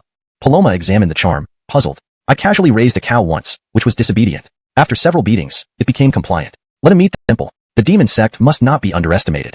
Amato clarified. The sacred temple wasn't opened by the demon sect. Valerie looked at Amato in surprise and confusion. A lamplighter has emerged in Nanjing, one who truly inherits the legacy of the Holy Clan. He has the ability to open the sacred temple, explained Amato. Valerie took a moment to process this information before responding. Isn't this exactly what you wanted? You've long desired to open the sacred temple, and now it's happening. Your Highness shouldn't make such accusations, Amato said sternly. Valerie sneered. Stop pretending. Though I've only been in Nanjing recently, I understand things more clearly than others. Your preparation to guard the sacred temple shows you're letting things happen on purpose. Otherwise, no matter how powerful the demon sect in Nanjing becomes, they wouldn't get to the altar. You want to use the demon sect to open the sacred temple but fear the blame, hence your frequent dramatics, like breaking formations to shake the sacred temple, making it easier to open. Didn't you spread these rumors yourself? Amato laughed awkwardly. The foundation of the Roland mansion could fool others, but not someone of royal lineage like Valerie. She was right. He had indeed spread those rumors to divert the forces of righteousness to protect key points, making it easier for the demon sect to capture the altar. But the demon sect was truly incompetent. Despite his secret assistance, they failed multiple living without dreams. He paused and continued. What good is preserving the Holy Clan's ideals in Nanjing alone? Valerie didn't argue further. Everyone has their own path. If he wanted to risk the lives of his clan for a dream, what more could she say? Valerie understood this was a dead end. Even the Holy Clan failed when they dominated the world. What meaning could the Roland Mansion's dream hold? Without continuing the topic, Amato requested, please assist me, Your Highness. What kind of assistance do you need? Valerie asked. Nanjing hides many powerful figures. With the sacred temple opening, they will certainly not sit idly. Please help me. Valerie pondered. Nanjing is under a great curse. Using Tianji Pavilion's deceiving techniques, I can barely bypass the curse. But revealing too much aura would invite the curse upon myself. I came to Nanjing only to sever a calamity, not to involve myself further. Amato persuaded. Don't you wish to witness the sacred temple? Hearing this, Valerie's beautiful face finally showed a change. She agreed. Fine, but you must agree to one condition. Please state it. Afterward, you must help me find someone and kill him. Certainly, to alleviate your concerns, Amato agreed. Privately, he thought, to secure her help is only for safety. Perhaps there's no need for her to act, since the lamplighter is on our side and cooperates with us. We already hold an advantage. Valerie nodded, deciding to participate in the conflict. She then asked about the sacred temple and Kelvin's information. Under the ghost town tree, Davis instructed Tanya, saying, use this talisman, find the ox, and do as I told you. Teach Kelvin a lesson and bring him back to town? Tanya nodded. Glancing at the talisman, she asked, does Lord care so much about Kelvin? Others have left the town, yet Lord hasn't repeatedly invited them back.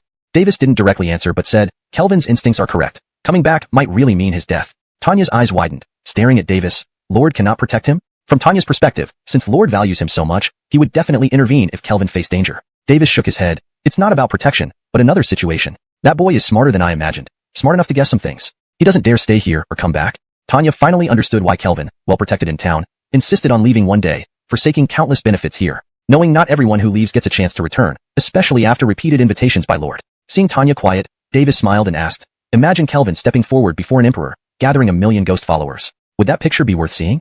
Tanya's eyes widened in disbelief. Lord must be joking, right? Yes, Lord must be joking. Chapter 99. Greetings, your kind. The slaughter between the demonic path and the righteous path came to a halt when the gates of the holy temple swung wide open. Everyone stared at the vortex portal, lost in their own thoughts. No one was eager to take the lead. However, most felt that controlling Kelvin would be advantageous. Thus, the righteous path awaited Amato's decision. Yet, Amato's command left everyone gaping. He ordered full cooperation with Kelvin and instructed everyone to follow Kelvin's orders. Essentially, he handed Kelvin the power to lead the righteous path. Was Amato under some sort of spell to give away such authority? Regardless of what others thought, the order stood. Those who had prepared to overpower Kelvin lost their justification. As for the demonic path, they were simple. If the gate isn't opened within a month, we'll wipe out your family. Then, they took Jim away. Jim looked at Kelvin with profound sorrow. Kelvin knew he couldn't let the demonic path think taking Jim as a hostage was a loss, so he consoled him. Junior brother Jim, don't worry. You are my closest junior brother. I'll ensure your safety. Upon hearing this, Jim's melancholy instantly vanished. He knew his relationship with senior brother Kelvin was irreplaceable by Damien. As the practitioners slowly dispersed, Kelvin found himself facing the guy, Amador, and the disciples of the floating lamp sect amid the chaos. The two Aryans felt a chill run down their spines under Kelvin's gaze. He had originally tasked them to help the commoners, yet they came to aid the righteous path on their own. They hadn't considered Kelvin important before. But, the body of the Grand Master of Taiyin Sect still hung there. Who could have guessed this terrifying figure was just a lamplighter? They waited anxiously, but Kelvin merely glanced at them, then turned his attention elsewhere. Looking at Alita beside him, he said, ask Damien to come over. Alita gazed at Kelvin complexly. This makeshift brother was indeed formidable. He had fulfilled the promises made to the people and risen to become a notable figure in Jinling, commanding respect from both the righteous and demonic paths. Could it be that justice truly prevailed, as depicted in tales? Damien soon appeared before Kelvin. Seeing Damien, Kelvin gave a direct order. With Taiyin Sect destroyed, there's a large territory, mines, markets, etc., left behind. Send people to take over these areas. Half will go to the floating lamp sect, the other half to the righteous path. Damien's eyes widened in disbelief. Was Palace Lord insane? Did he really think the righteous inspiration of the ancient path into the Vermilion Bird Hall will significantly boost our strength? Combined with my reputation for defeating a Grandmaster, the floating lamp sect will become a significant force in Jinling, giving us the confidence to take over Taiyin Sect's resources. Damien looked at Kelvin, thinking, you haven't mentioned that you're a lamplighter, an invisible value. Continuing, Kelvin said, the ancient path cultivators aren't untalented. They just consume too many resources. With Taiyin Sect's resources, support the ancient path practitioners fully. Pausing, Kelvin turned to the third and Amadors, ensuring they heard everything clearly. Meeting his gaze, they quickly bowed their heads. Do you have any objections to this arrangement? The two Aryans wanted to voice their dissent, but seeing the Grand Master's corpse, they suppressed their urge. No response means no objection. Two Aryans, please guard the vortex gate here. I'll tell Amato to commend you. They knew Kelvin was removing them to prevent them from stirring trouble in the floating lamp sect. Yet, resistance was futile. Aline and Alita watched silently, her expression complicated. She had long wanted to incorporate the ancient path into the floating lamp sect, which they dared not do to avoid offending the new path. Kelvin solved this issue effortlessly. Most importantly, with resource support, the ancient path's strength would soar, making the Vermilion Bird Gabriel and Amato, temporarily making him the most powerful figure in both the righteous and demonic paths. He still feared that some rash individuals might insist on killing him. With his current strength, it would be difficult for him to withstand so many overt and covert attacks. Isaac, as a great Confucian scholar, cultivated an overwhelming righteousness. Even a Grandmaster's spiritual power would diminish under his righteous aura. With such protection, it would be extremely difficult for others to harm him. However, Kelvin was puzzled as to why Isaac would protect him. Because Patrick said they were close friends? That didn't seem realistic. It wasn't as if Patrick himself was a close friend of Kelvin's, and surely Isaac wouldn't risk so much trouble just because of a disciple. Indeed, Kelvin was currently enjoying boundless prestige, but was also a huge trouble. Both the righteous and demonic factions were watching him closely, harboring their own intentions, and no one knew how they planned to manipulate him. Getting too close could easily drag others into trouble. Even as a great Confucian scholar, being at the center of such a whirlwind would be problematic. Why would Isaac choose to take on this kind of trouble? He had heard that scholars at the Cherry Blossom College were most reluctant to invite trouble. Patrick stood by Isaac's side, also puzzled as to why his teacher would do this, and looked at Isaac waiting for an answer. A sage has no fixed mind. He takes the people's mind as his own. This used to be my motto. Unfortunately, scholars are useless without practical application. I can do nothing. Kelvin was taken aback, naturally understanding the meaning. Even sages have no fixed ideas. They adapt according to the will of the people, emphasizing the importance of the common folk. So, Isaac protected him because he helped the common people? Are you surprised to hear this? In your perception, all cultivators and high-ranking figures in Jinling overlook those ordinary citizens. No one cares about the lives and thoughts of these common people. Kelvin remained silent. He indeed thought so. For instance, Jim and Aline were kind-hearted individuals, yet they paid little attention to ordinary people. It wasn't their fault, but rather a limitation of the times. Growing up in such an environment naturally led to such attitudes. It was like ancient people couldn't understand modern people who couldn't distinguish between grains. Each world had its own set of values. Kelvin understood their limitations and didn't think less of the people in this world because of it. As for Kelvin's actions, they were merely influenced by his upbringing under the red flag, which instilled in him the idea of equality. Therefore, within his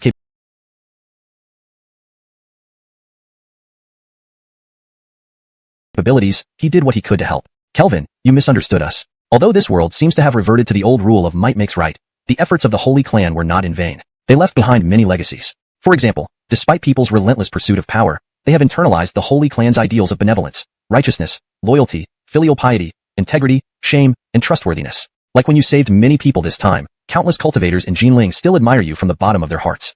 Kelvin looked at Isaac, puzzled, and asked, "What does Mr. Een mean by telling me this?"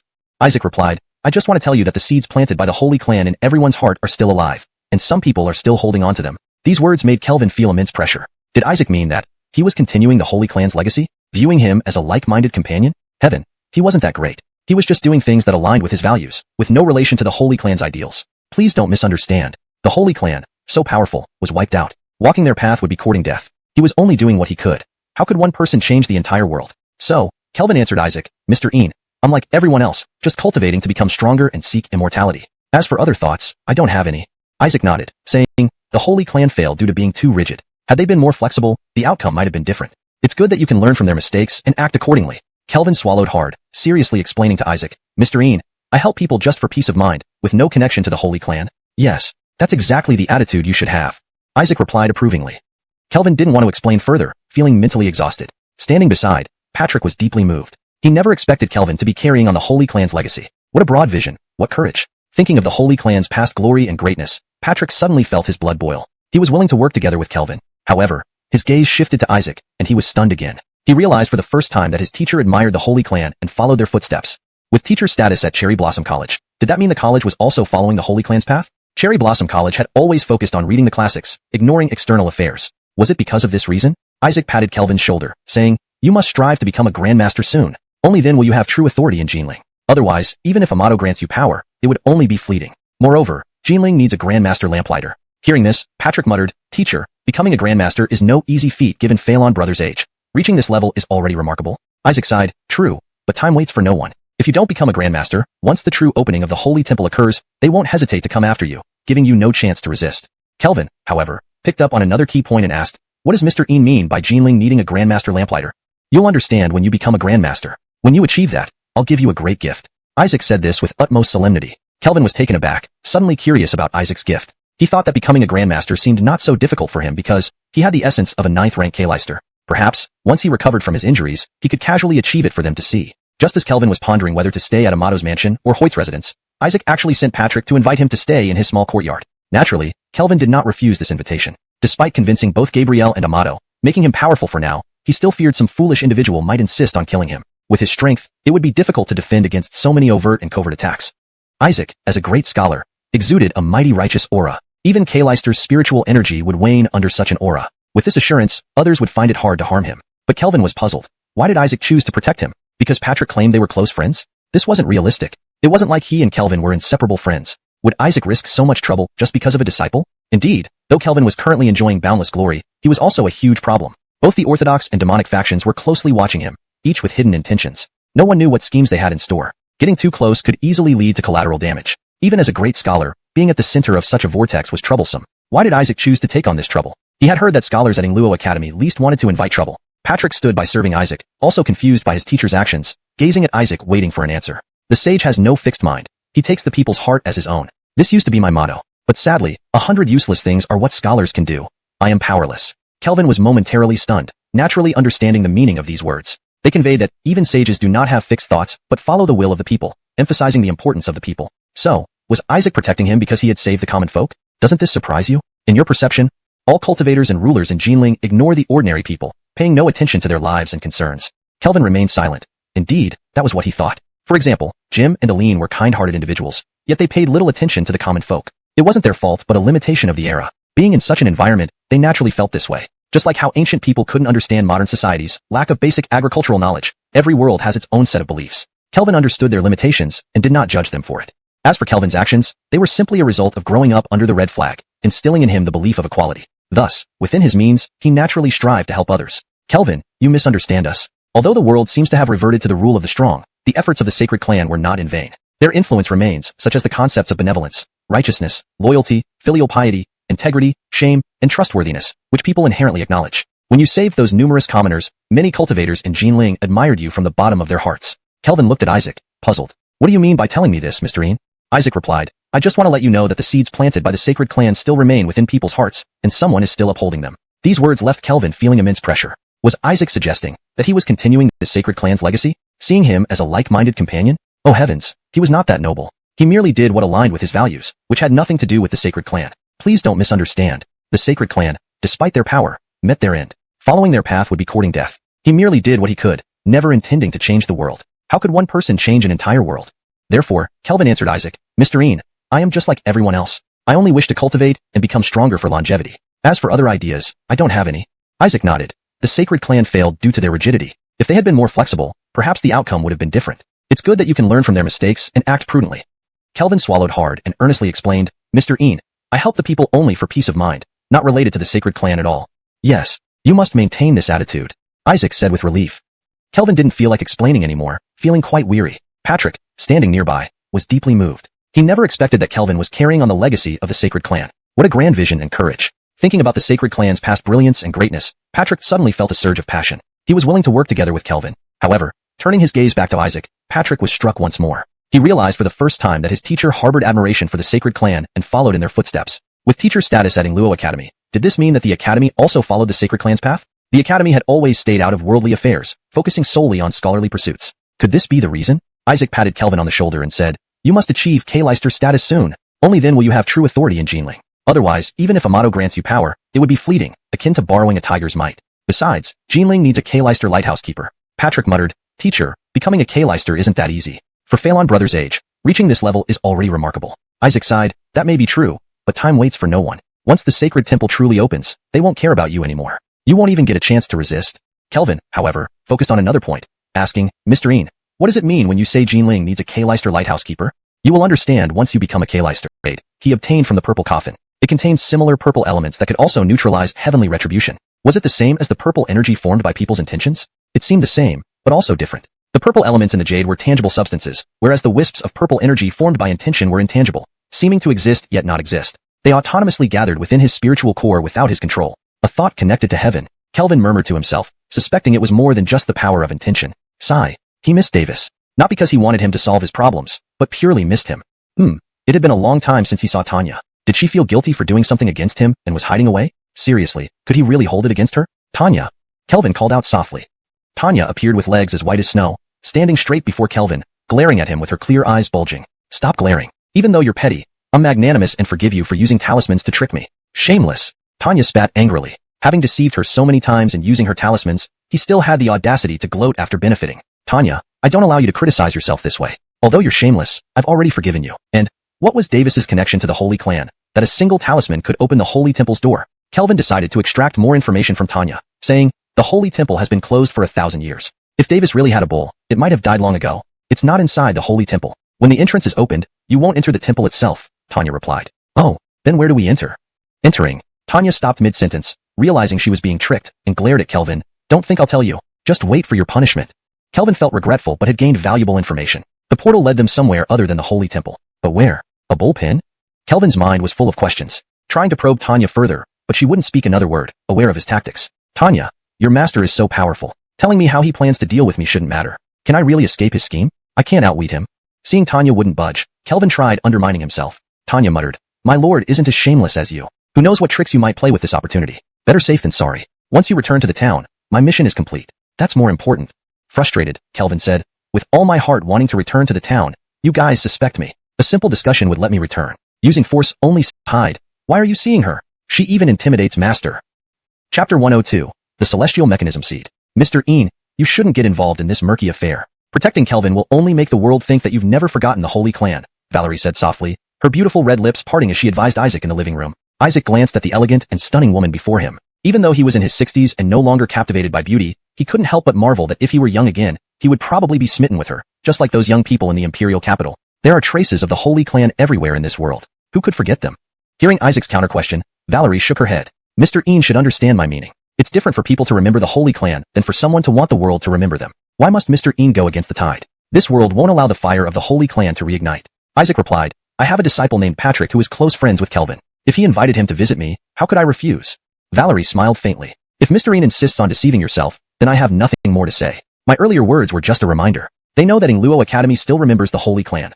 Thus, Luo Academy will be forever confined within Jinling. Isaac said, even if we're confined in Jinling, Luo Academy will always be the sanctuary of scholars. Valerie responded, Mr. Ian hasn't ventured out. The world has changed. Scholars are no longer what they were during the Holy Clan era. Some of them can hardly be considered scholars. Valerie looked at the earnest Confucian scholar before her, then waved her hand. Forget it. I'm merely chatting idly. I came here today because I wanted to meet the lamplighter.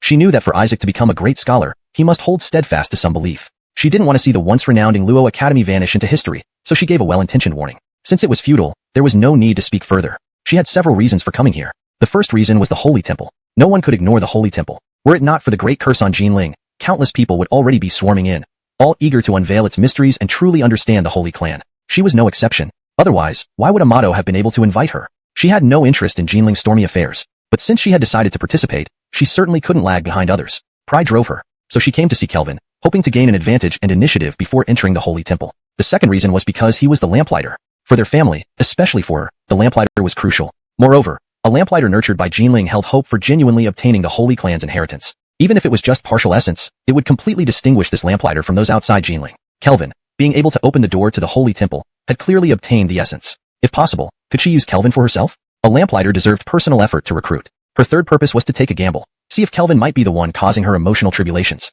In her view, anyone fatefully connected to her wouldn't be ordinary. They'd have something special about them, and the lamplighter was indeed special. If it were him, it would be very regrettable. Her other two purposes would lose importance, leaving only one choice, to eliminate him. In Isaac's perspective, Valerie, hailing from the Actong family and a concubine of the Emperor, had a complex identity. Meanwhile, Kelvin was the lamplighter and associated with the Holy Clan. Tying them together would be disastrous. Thus, Isaac said, you may not be able to see him. Valerie looked at Isaac with a sigh. Mr. Ian, please don't be overly wary of me. I have no real interest in Jinling. Besides, if I wish to see someone, it's hard for Mr. Ian to stop me. Naturally, it wasn't right to stop a concubine, but Isaac had secretly arranged for Patrick to hide Kelvin. Not stopping her didn't mean she'd find them easily. Therefore, Isaac said, as you wish. Valerie, seeing Isaac's reaction, frowned slightly. Must a concubine really search every room for a man? What would it look like if it got out? At that moment, two youths walked in. One wore scholar robes, appearing cultured and handsome. The other, was less good-looking. I heard Her Majesty wanted to see me. I dropped everything and rushed over immediately. I wonder why Her Majesty wishes to see me.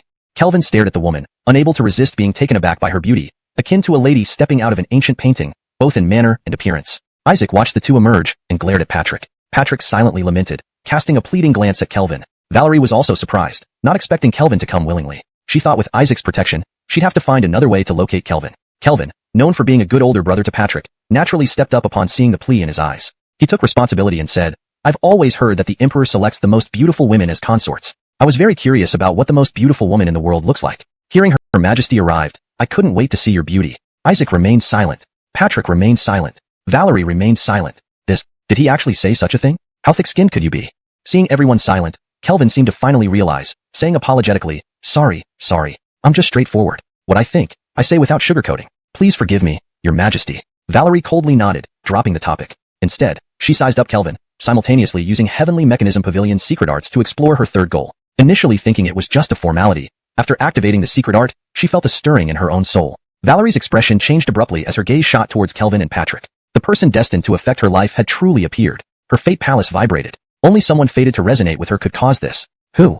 Kelvin or Patrick? Among the three present, Isaac was naturally excluded. Only these two newcomers could be responsible. Fate palace vibration. Kelvin felt a mysterious stirring in his forehead. Because of the incident with Taichu's judgment and celestial retribution, he had learned a bit about intangible destiny. He also knew of the concept of the Fate Palace from Davis, albeit cryptically. And now, he felt it for real. Because of concubine Valerie? Davis once said some secret arts could glimpse into fate and influence causality. However, he dismissed it, adding that after peeking into one's fate, would it remain unchanged? Regardless of Davis's disdain, Kelvin understood that anything related to destiny and causality was significant. At this moment, Paloma, who had ignored him all along, spat out, Heavenly Mechanism Pavilion Celestial Mechanism Seed. Hashtag Chapter 103. Who is it? Tanya did not fully manifest in the human world, making her invisible to outsiders. However, Kelvin could sense her overwhelming resentment and deep hatred for the Tianji Pavilion. He was somewhat surprised. Tanya's character was generally agreeable, so what had the Tianji Pavilion done to elicit such intense animosity from her? But before Kelvin could fully understand, he saw Isaac suddenly frown and look at him. This made Kelvin's heart tighten. Indeed, befitting a great scholar who cultivated an aura of righteousness, even Tanya's partial presence due to her resentment was noticed. In fact, Isaac also found something peculiar about Kelvin, feeling an uncomfortable sensation from him but finding nothing amiss upon closer inspection. Tanya also sensed Isaac's gaze and composed herself, addressing Kelvin solemnly. The Tianji seed is an exclusive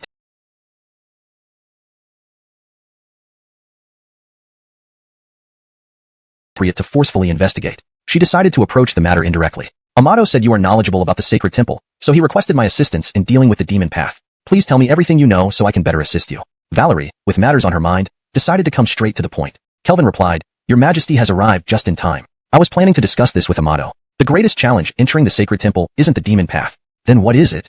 Valerie hadn't spoken yet when Isaac asked first. It's a cow. This cow stands as an obstacle. Only by dealing with it can we proceed further. Kelvin stated very seriously. Tanya, previously immersed in her hatred for the Tianji Pavilion, was utterly speechless and stunned by Kelvin's words. A cow? Valerie asked, puzzled. Yes, a potentially powerful cow. From what I know, entering through the main gate does not lead directly to the sacred temple. Instead, it leads to a special area where this cow resides. It is the final key to the sacred temple. Once this cow is dealt with, entry is possible. Kelvin drew this information from Tanya's words and used it now. Valerie looked at Isaac and asked, The sacred temple has been closed for 1,000 years. How can there still be living creatures? Isaac shook his head. There cannot be living beings in the vicinity to house a mountain seems feasible. Even though the Holy Clan perished, these dimensions might still exist, possibly harboring livestock like a cow. After all, the Holy Clan enjoyed raising various animals. Valerie murmured, You mean, we will enter the Holy Clan's ancient dimension, where there might be a cow that has lived for 1,000 years? Valerie felt a headache brewing. A cow that had lived for 1,000 years. How terrifying must it be? If it obstructs our path, who could possibly enter the sacred temple?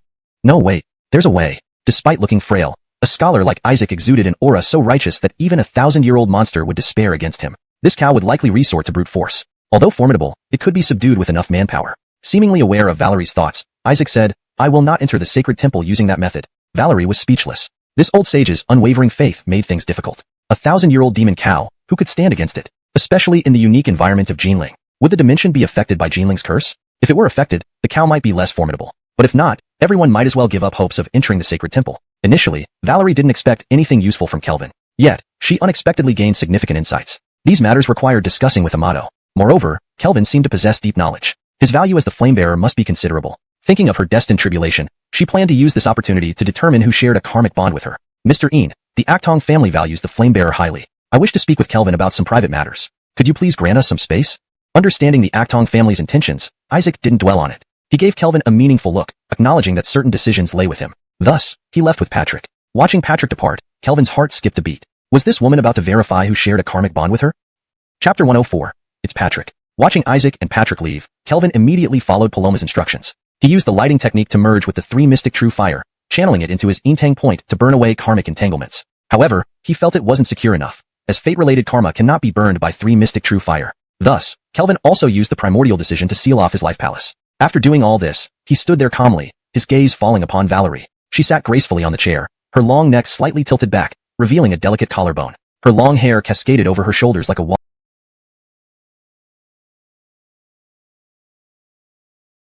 Has no feelings for Patrick, she might develop some after getting to know him better. In that case, Patrick must die. Sigh, what a waste of such a handsome face. However, killing him requires careful planning. After all, he's Isaac's disciple. Isaac, being a great scholar, is quite formidable, and confronting him openly in Jinling wouldn't be wise. Valerie thought about how to make Patrick die and lost interest in talking to Kelvin. She looked up at Kelvin and noticed he was carefully examining her, as if measuring her body. This gaze reminded her of those young nobles in the capital, even more blatant. It annoyed her. Clearly, I was overthinking things. With such a naked look, I won't have any favorable impression of him, let alone romantic entanglement. Valerie dismissed Isaac and Patrick to identify who the cause of her romantic tribulation was, not really intending to discuss Actong family matters with Kelvin. Having achieved her goal, she said, Please invite Patrick and Isaac back in. Startled, Kelvin asked, Isn't your majesty going to give me private instructions? Valerie's beautiful eyes narrowed. This ignorant man shouldn't use words he doesn't understand. What kind of relationship do we have that warrants private instructions? Seeing Valerie getting angry, Kelvin didn't dare provoke her further and quickly went out to invite Patrick and Isaac back in, dispersing the primordial decision and 3 mystic true fire as he did so. Isaac, worried about Kelvin, asked, Did she ask you to do anything? Kelvin shook his head. I don't know why she wanted me alone with her. She didn't say a word. Isaac fell silent, realizing how uncultured others were compared to scholars. You don't even understand what private instructions means and still misuse it. Sigh. The path to impart knowledge is still long. If only he could invite that great scholar who wrote Ode to Water Regulating to fulfill his dream together. Patrick comforted Kelvin. Brother Phelan, the imperial consort isn't familiar with you yet. Perhaps she felt it inappropriate to talk deeply without sufficient acquaintance. Don't worry. Kelvin turned to Patrick, amazed. He thought his usage of private instructions was pretty good, at worst earning him a scolding for lack of culture, which would eventually be forgotten. Little did he know, Patrick's phrase, insufficient acquaintance, was brilliantly eloquent. Look, even Isaac nodded in approval beside him. Truly subtle and profound. Brother Yin, you're a master. When the three re-entered, Valerie indeed sensed her life palace pulsating again. Sure enough, it's you. Valerie fixed her gaze on Patrick, struggling to control her murderous intent. She no longer wanted to stay here. She needed to arrange for someone to kill Patrick. Therefore, Valerie said, Mr. Ian, I have matters to attend to today. Let's discuss opening the Imperial Temple another day. With that, Valerie swayed her slender waist and left the courtyard, accompanied by her maidservants. Her arrival was strange, and her departure hurried. This troubled Isaac. He warned Kelvin, although I don't know what Valerie intends, this person is not simple, coming from the Actong family. Involving yourself with her isn't a good thing. I intended to protect you, but since you came forward on your own, be cautious of her schemes. Master, I will. Kelvin nodded vigorously, then glanced at Patrick. Brother Yin, take Master Yin's advice seriously. Don't fall for her tricks. Patrick smiled. Brother Phelan, you should be careful. I'm not a lamplighter, nor do I interact with her much, so she won't be interested in me. Kelvin patted Patrick on the shoulder. Be cautious. Brother Yin and I will stand together. Although he didn't understand the exact nature of Valerie's karmic ties, they weren't trivial. Valerie would certainly have follow-up moves. Brother Yin, you'll be first in line, but rest assured, I have a kind heart. No matter what, I will assist you. I'll hide behind you, observing everything and helping you face all her schemes. We're brothers. You don't need to thank me. Patrick felt puzzled under Kelvin's gaze, wondering why he seemed more concerned about himself. Isaac, unaware of Kelvin's thoughts, said, You should learn more. In Luo College isn't suitable for you. I'll take you somewhere else to see if there's an opportunity to meet that person. As a lamplighter, you might pique his interest. If he takes you under his wing, it will be a great fortune for you. Who? Kelvin looked at Isaac curiously. Who in Jinling is so remarkable that even Isaac is cautious? I don't know either. I hope we can meet him this time. Isaac sounded somewhat apprehensive. This piqued Kelvin's curiosity. For a great scholar whose voice could scatter a spirit cultivator's aura, to find such a significant figure hidden in Jinling was astounding. After doing all this, he stood there calmly, his gaze examining Valerie. She sat upright on her chair, her slender neck slightly tilted back, revealing a segment of delicate collarbone. Her long hair cascaded over her shoulders like a waterfall, and several strands fell loosely over her exquisite face, making one want to touch and adjust them unconsciously. She was like a classical painting, tranquil and elegant, irresistibly captivating. She is truly beautiful. I wonder if all the Emperor's consorts are of this standard. If they all look like this, then communicating and collaborating with the Emperor for opening a nightclub could become incredibly popular. Money goes to the national treasury.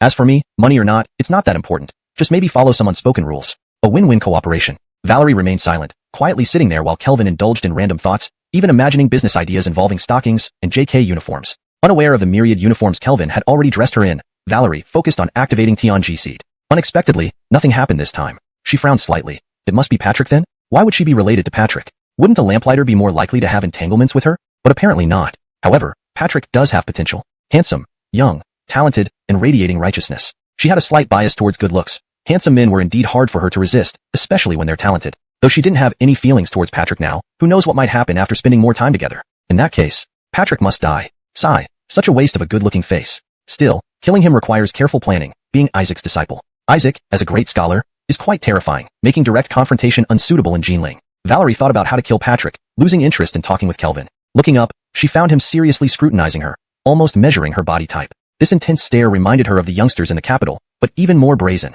She did not like this at all. Seems I overthought it. With such a naked gaze, she would never develop any favorable feelings towards Kelvin, let alone a romantic entanglement.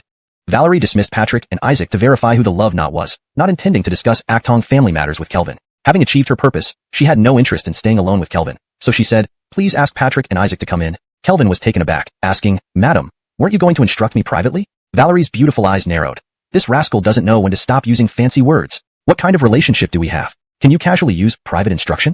Seeing Valerie about to lose her temper, Kelvin hurried out to invite Patrick and Isaac in, while simultaneously dissipating the Tai Chu technique and the three mystic true fire. Isaac, worried about Kelvin, asked, Did she ask you to do anything? Kelvin shook his head, saying, I don't know why she made me stay alone with her to communicate secretly, but she didn't say a word. Isaac was silent, confirming that only scholars were cultivated. Others were too crude. Understand the meaning of communicate secretly? Yet here you go misusing it. Sigh. The road to teaching and imparting knowledge is still long. If only I could invite that great scholar who wrote, Cautious. Kelvin nodded vigorously, glancing at Patrick. Brother Yin. Remember Master Yin's advice. Don't let her trap you. Patrick smiled. Brother Phelan, you should be careful. I'm not a lamplighter and have no connection with her. She won't be interested in me. Kelvin patted Patrick's shoulder. Be cautious. Both Brother Yen and I will stick together. Although unclear about Valerie's karmic link, such matters were serious. Valerie would definitely have more tricks up her sleeve. Brother Yen, you're the first target. But don't worry, I'm a good person. Regardless of karma, I'll assist you. Observing everything from behind, helping you face all her schemes. We're brothers. You don't need to thank me. Patrick felt puzzled under Kelvin's gaze, thinking Kelvin seemed to be the one needing concern. Why did his eyes seem to suggest otherwise? Isaac, unaware of Kelvin's thoughts, pondered and said to him, you should learn more culture. Ingluo Academy isn't suitable for you. Let me take you somewhere to meet someone who might be interested in your abilities as a lamplighter. If he takes you under his wing, it would be a great fortune for you. Who? Kelvin looked at Isaac in confusion. Was there someone so influential in Jinling, even causing Isaac to be so cautious? I don't know either. I hope this visit can lead to a meeting. Isaac sounded somewhat apprehensive. This intrigued Kelvin. Knowing a great scholar could disperse Hoyt's entire spirit power, could there really be someone so powerful hidden in Jinling? Chapter 105. Return to summer. Summer. Nothing had changed at summer, but while Kelvin's first visit was cold and quiet, this time it was bustling with people. Most of these people had come for Zyra, who had become the top courtesan in Jinling, due to her rendition of Shuadiao Getu. Consequently, summer became the premier pleasure house in Jinling. Many were willing to spend lavishly just for a glimpse of Zyra. When Isaac arrived with Kelvin, they saw countless people delivering visiting cards hoping to meet Zyra. Among them was Clinton. Why don't you all find out who I am? You dare stop me? I'll send people to smash up your place tomorrow. Clinton still had his usual arrogant and spoiled demeanor, angrily glaring at the thugs blocking him from entering summer. These threats weren't new to the thugs. They weren't intimidated by Clinton. One of them responded, Miss Eileen is the adopted daughter of Amato. While we wouldn't dare provoke Lord Yu, perhaps your father might not approve of you provoking Amato.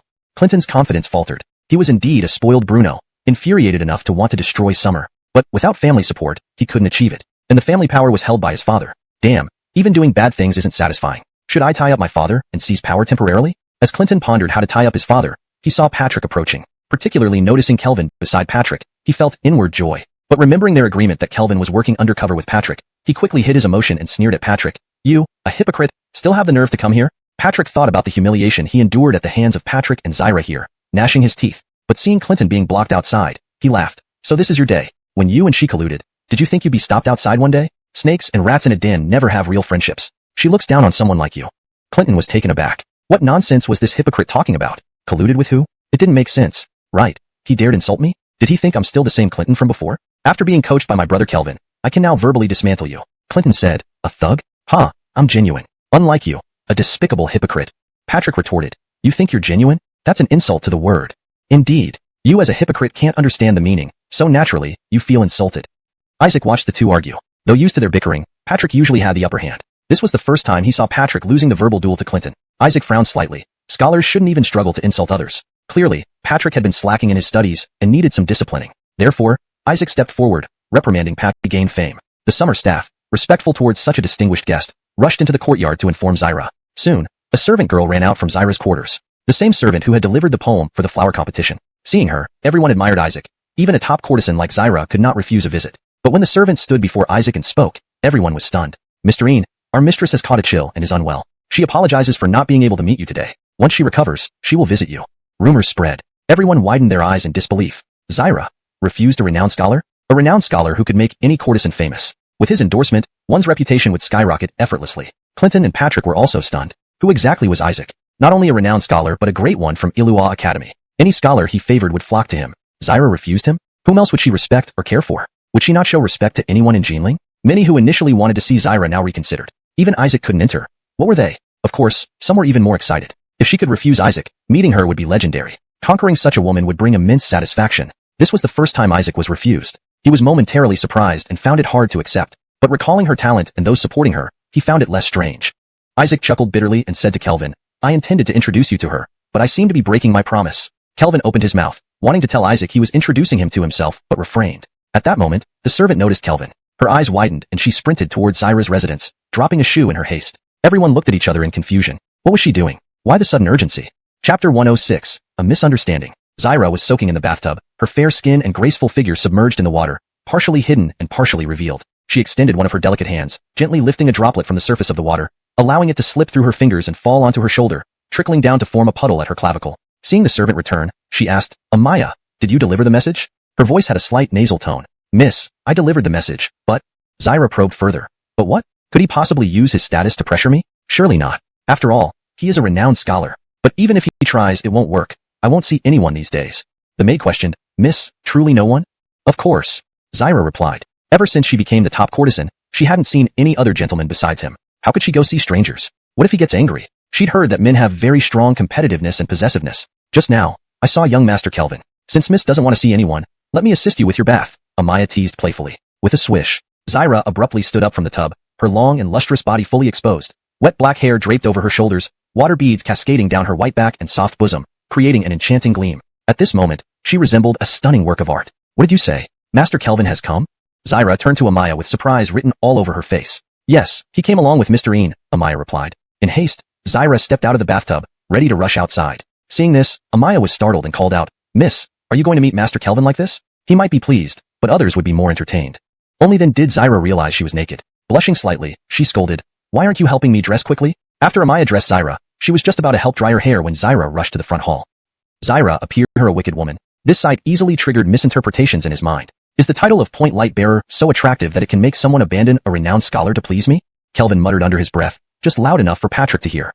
Initially, Patrick was somewhat tempted by Zyra, but upon hearing this, he understood everything. Indeed, Zyra, this kind of woman, must see potential gain in Kelvin's identity as a Point Light Bearer, thus deliberately feigning affection to win him over using her charm. Master, do you wish to enjoy tea, or choose a performance? Let me handle it for you, Zyra said, seeing the numerous companions with Kelvin. Though yearning for a private moment with him, she knew how important it was to preserve the men's pride. Her voice carried a slight nasal tone as she spoke to Kelvin. Seeing Zyra sniffling, Kelvin insisted she not host them while ill, stating, Let's go to your private quarters. Without waiting for a reply, he approached and, amidst everyone's stunned silence, pulled her into her quarters. This action sparked envy and jealousy in everyone watching. Patrick and Clinton admired Zyra's beauty, though Patrick viewed her negatively. Clinton, despite being non-picky, coveted her beauty, yet respected Kelvin's relationship with her. Standing there bewildered, Isaac couldn't fathom why a renowned scholar in Jinling was chosen over by a Bruno. If it were due to appearance, Patrick was feeling unwell. Zyra's eyes never left him as she whispered softly, Caught a bit of a cold, and staying up late waiting for Master took its toll. So I feel a bit off, but it's nothing serious. I can still serve Master.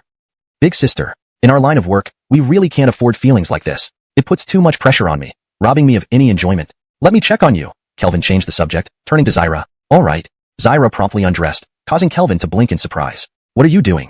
To make it easier for Master to examine me. I can diagnose without that. Oh, Master, aren't you a Point Light Bearer? This way, you can better inspect my 3 points of light. You must have misunderstood something about Point Light Bearers. ##### Chapter 107. Afraid of being infected. Sir, Zyra gazed at Kelvin, her eyes filled with affection as she moved closer to him. Her delicate and seemingly fragile body was about to lean on him. Kelvin quickly supported her, saying, You still have a cold. Your body is weak. Don't do anything reckless. Zyra's eyes softened even more as she pouted and said coyly, I knew Sir cares for me. Kelvin paused for a moment, feeling it was better not to deceive her. You're going to infect me, he blurted out. Zyra's smile froze, her lips pouting slightly, looking like she was about to cry. Does Sir despise me that much? If it were another courtesan, Kelvin would have surely quipped, There's no way I could despise you. I'll only make you salty and crying. He'd always played these situations deftly, but seeing Zyra's expression, he dared not speak recklessly. Damn, coming to the pleasure quarters was supposed to be a way to relax and let loose, but now it felt like he was in a relationship and had messed it up badly. Haha, let me check your illness first. Kelvin laughed nervously, trying to change the subject. His hand landed on Zyra's cool shoulder.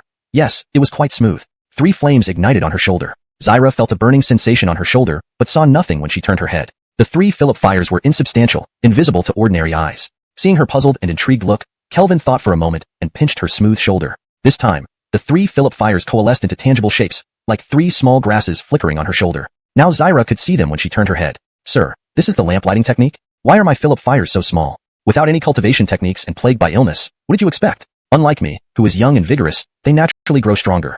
The 3 Philip fires appeared, and Kelvin focused on the red Philip fire representing vitality. Following this flame, he observed Zyra's entire body. The red Philip fire on her shoulder resembled a small plant, while inside her body, it spread like roots through her limbs, connecting with the Philip fire on her shoulder. When Kelvin ignited the Philip fire on her shoulder, the blood and vitality in her limbs also became visible as if depicted in a flowchart, moving in the same direction as her blood. Wind cold invading the lungs. Kelvin saw that the vital energy flowed sluggishly in her chest, particularly around her lungs, appearing weaker and tinged with a grayish hue. Weak Philip fire, in fire rising. Those gray streaks were the influence of in fire. Kelvin placed his hand on Zyra's chest. Feeling her softness being covered, her eyes sparkled invitingly. Please cherish me, sir. Saying this, she continued to remove her remaining clothing. Ignoring her, Kelvin directed his own vitality into a strand of Philip fire, merging it into Zyra's body. Kelvin's vital energy transformed into Philip fire, consuming those gray streaks. They quickly dissipated, and the previously sluggish vital energy in her lungs began to flow normally again. Believing Kelvin was about to take further action, Zyra noticed he did nothing else. She only felt warmth from his palm, then involuntarily exhaled a breath, feeling her body relax. Confused, she sensed his palm growing increasingly warm. At this moment, Kelvin was still channeling vitality into her body, reinforcing her weakened lung function. Under his guidance, the dim vital energy in her lungs recovered. The Philip fire on Zyra's shoulder became more concentrated, its color deepening. Zyra clearly felt her wind cold vanish. Watching the visibly stronger Philip fire, she marveled at how effective the lamplighter's technique was. It took so little time to drive away her wind cold. Surprised, she looked at Kelvin, about to say something, but saw his face appeared somewhat weary. Sir, are you all right? Zyra asked worriedly, her nasal tone gone. Kelvin reluctantly removed his hand from her soft skin. The healing method of lamplighters differed from physicians. They manipulated Philip and Ian fires directly to treat illnesses. For wind cold invading the lungs, ordinary physicians would expel wind cold and soothe the lungs. Essentially, they would restore the body's natural Philip fire flow. However, Kelvin addressed the root cause directly. Based on the law of conservation of energy, to dispel Zyra's excessive Ian fire, Kelvin needed to use his Philip fire. Since her Philip fire was weak, he supplemented it with his own Philip fire. This meant expending his Philip fire, which made him look weary. This was just a common cold, not a severe issue, so the expenditure wasn't too great. Moreover, his lamplighting technique was unique. Using his Philip fire to supplement hers caused minimal depletion. For other lamplighters, the loss would be significant because everyone's Philip fire was different, requiring complete integration, which incurred considerable loss. In most cases, lamplighters wouldn't casually perform Philip fire supplementation unless necessary. If another lamplighter treated Zyra, they would have expelled the Ian fire but used medicinal stones to replenish the vital Philip fire. However, with the Great Origin decision, Kelvin could smoothly convert his Philip fire into one compatible with hers. He appeared weak because, not being a martial artist, he had limited vital Philip fire. Kelvin wiped Zyra's shoulder and head, making the three fires instantly disappear. The previously visible Philip fires within her vanished as well. You need to exercise more, your vitality is weak, making you susceptible to illnesses like wind cold. Zyra gazed at Kelvin with admiration and tenderness. She was touched. His exhaustion came from helping her. Though Zyra was a courtesan, living in a brothel made her feel inferior. Besides her beauty, she had nothing. To repay someone, she had nothing but herself. Sir, I will heed your advice and exercise diligently. As she spoke, Zyra lowered herself, sensing his strength and firmness. A person feeling inferior yet grateful can only serve you with their best, to repay you well. Kelvin's body shuddered, lowering his gaze to see a waterfall of black hair. Hey, not like this. I told you to exercise, not in this manner. I have important matters. Why do you keep disrupting my principles? Previously, I aimed not to exceed 3 visits to one girl in the pleasure quarters. Pleasure quarters offer countless options, and my energy is limited. I can't tie myself down to just one woman. Chapter 108, Redemption. Zyra curled up in Kelvin's arms like a kitten, exuding a faint fragrance that gradually seeped into Kelvin's senses. He glanced sideways at her.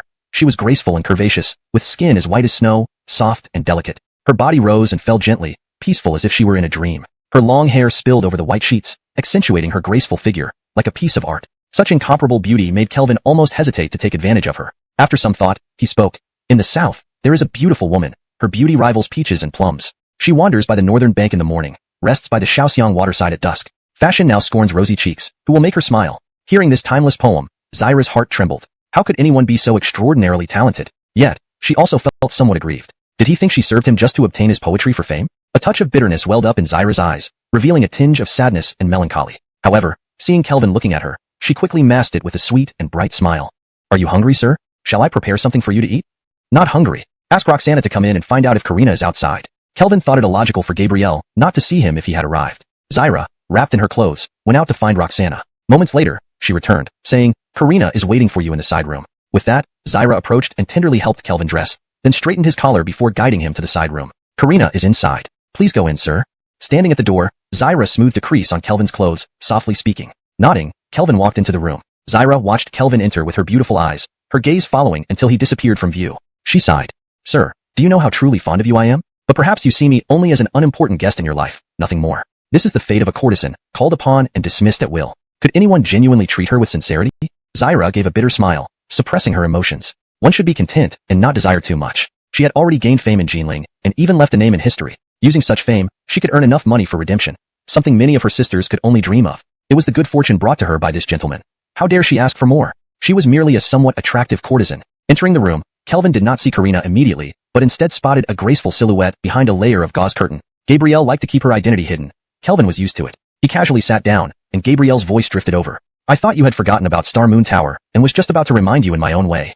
Kelvin detected a warning threat in her words. Whatever method she intended would not be pleasant. My loyalty to Star Moon Tower is as clear as day, Kelvin declared earnestly. Is that so? You opened the holy temple but did not tell Star Moon Tower, Gabrielle remarked coldly, her gaze piercing through the curtain. Alanis Brooke, I fear for my life. Kelvin stated solemnly. Without a suitable opportunity, revealing myself as a point lighter can be fatal.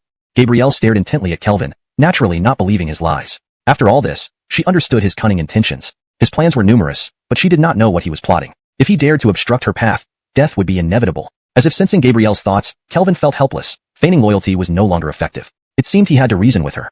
If Alanis Brooke does not trust me, then allow me to return to Star Moon Tower and no longer act as a mole within Hanging Lantern Sect. Please approve. Gabrielle was taken aback. Your reputation in Jinling is sky high. Can you give up your righteous identity?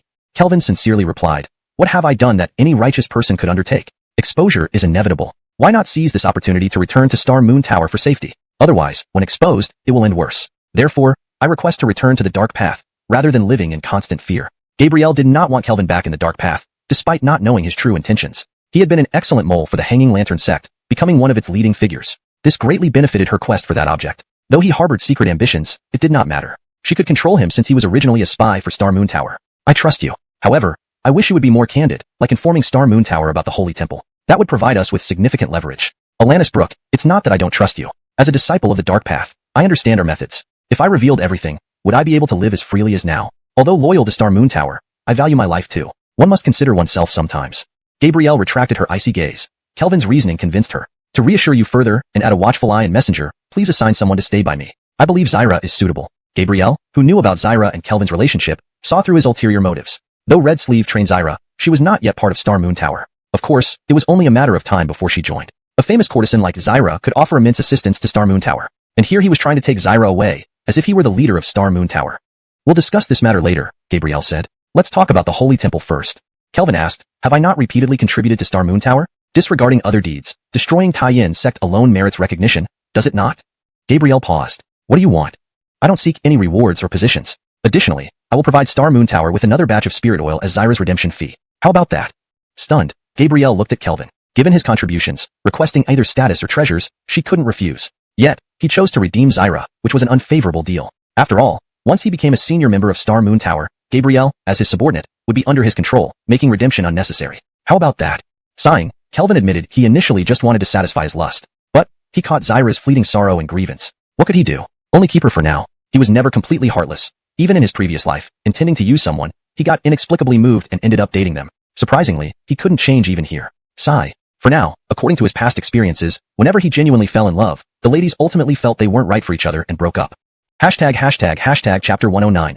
A thought away. Zyra still needs to stay at Red Sleeve, and there's no immediate possibility of redeeming her freedom. Kelvin was taken aback as he looked at Gabrielle. He hadn't expected Gabrielle to refuse him. After all, the contributions from Star and Moon Tower were considerable, especially with a batch of spirit oils worth a fortune. Plus, as the lamplighter, the Holy Temple journey still relied on him. In this situation, it made no sense for Gabrielle to let a courtesan affect their relationship. Seeing Kelvin's astonishment, Gabrielle smiled slyly. She wanted to teach him a lesson. Remember who your leader is. You're an undercover agent of the Star and Moon Tower. Moreover, Zyra's reputation was spreading far and wide. Perhaps she could be used to infiltrate Dominics of Ingluo Academy. Although Jinling was an old capital shrouded in a curse, the curse couldn't touch scholars. The Ingluo Academy was a formidable presence in the world, being the origin of scholars with the complete lineage of righteousness. If Zyra could infiltrate it, it would be a significant gain. Kelvin gazed intently at the delicate figure behind the gauze curtain and continued. Perhaps I'm too polite, which is why I sought your opinion about redeeming Zyra.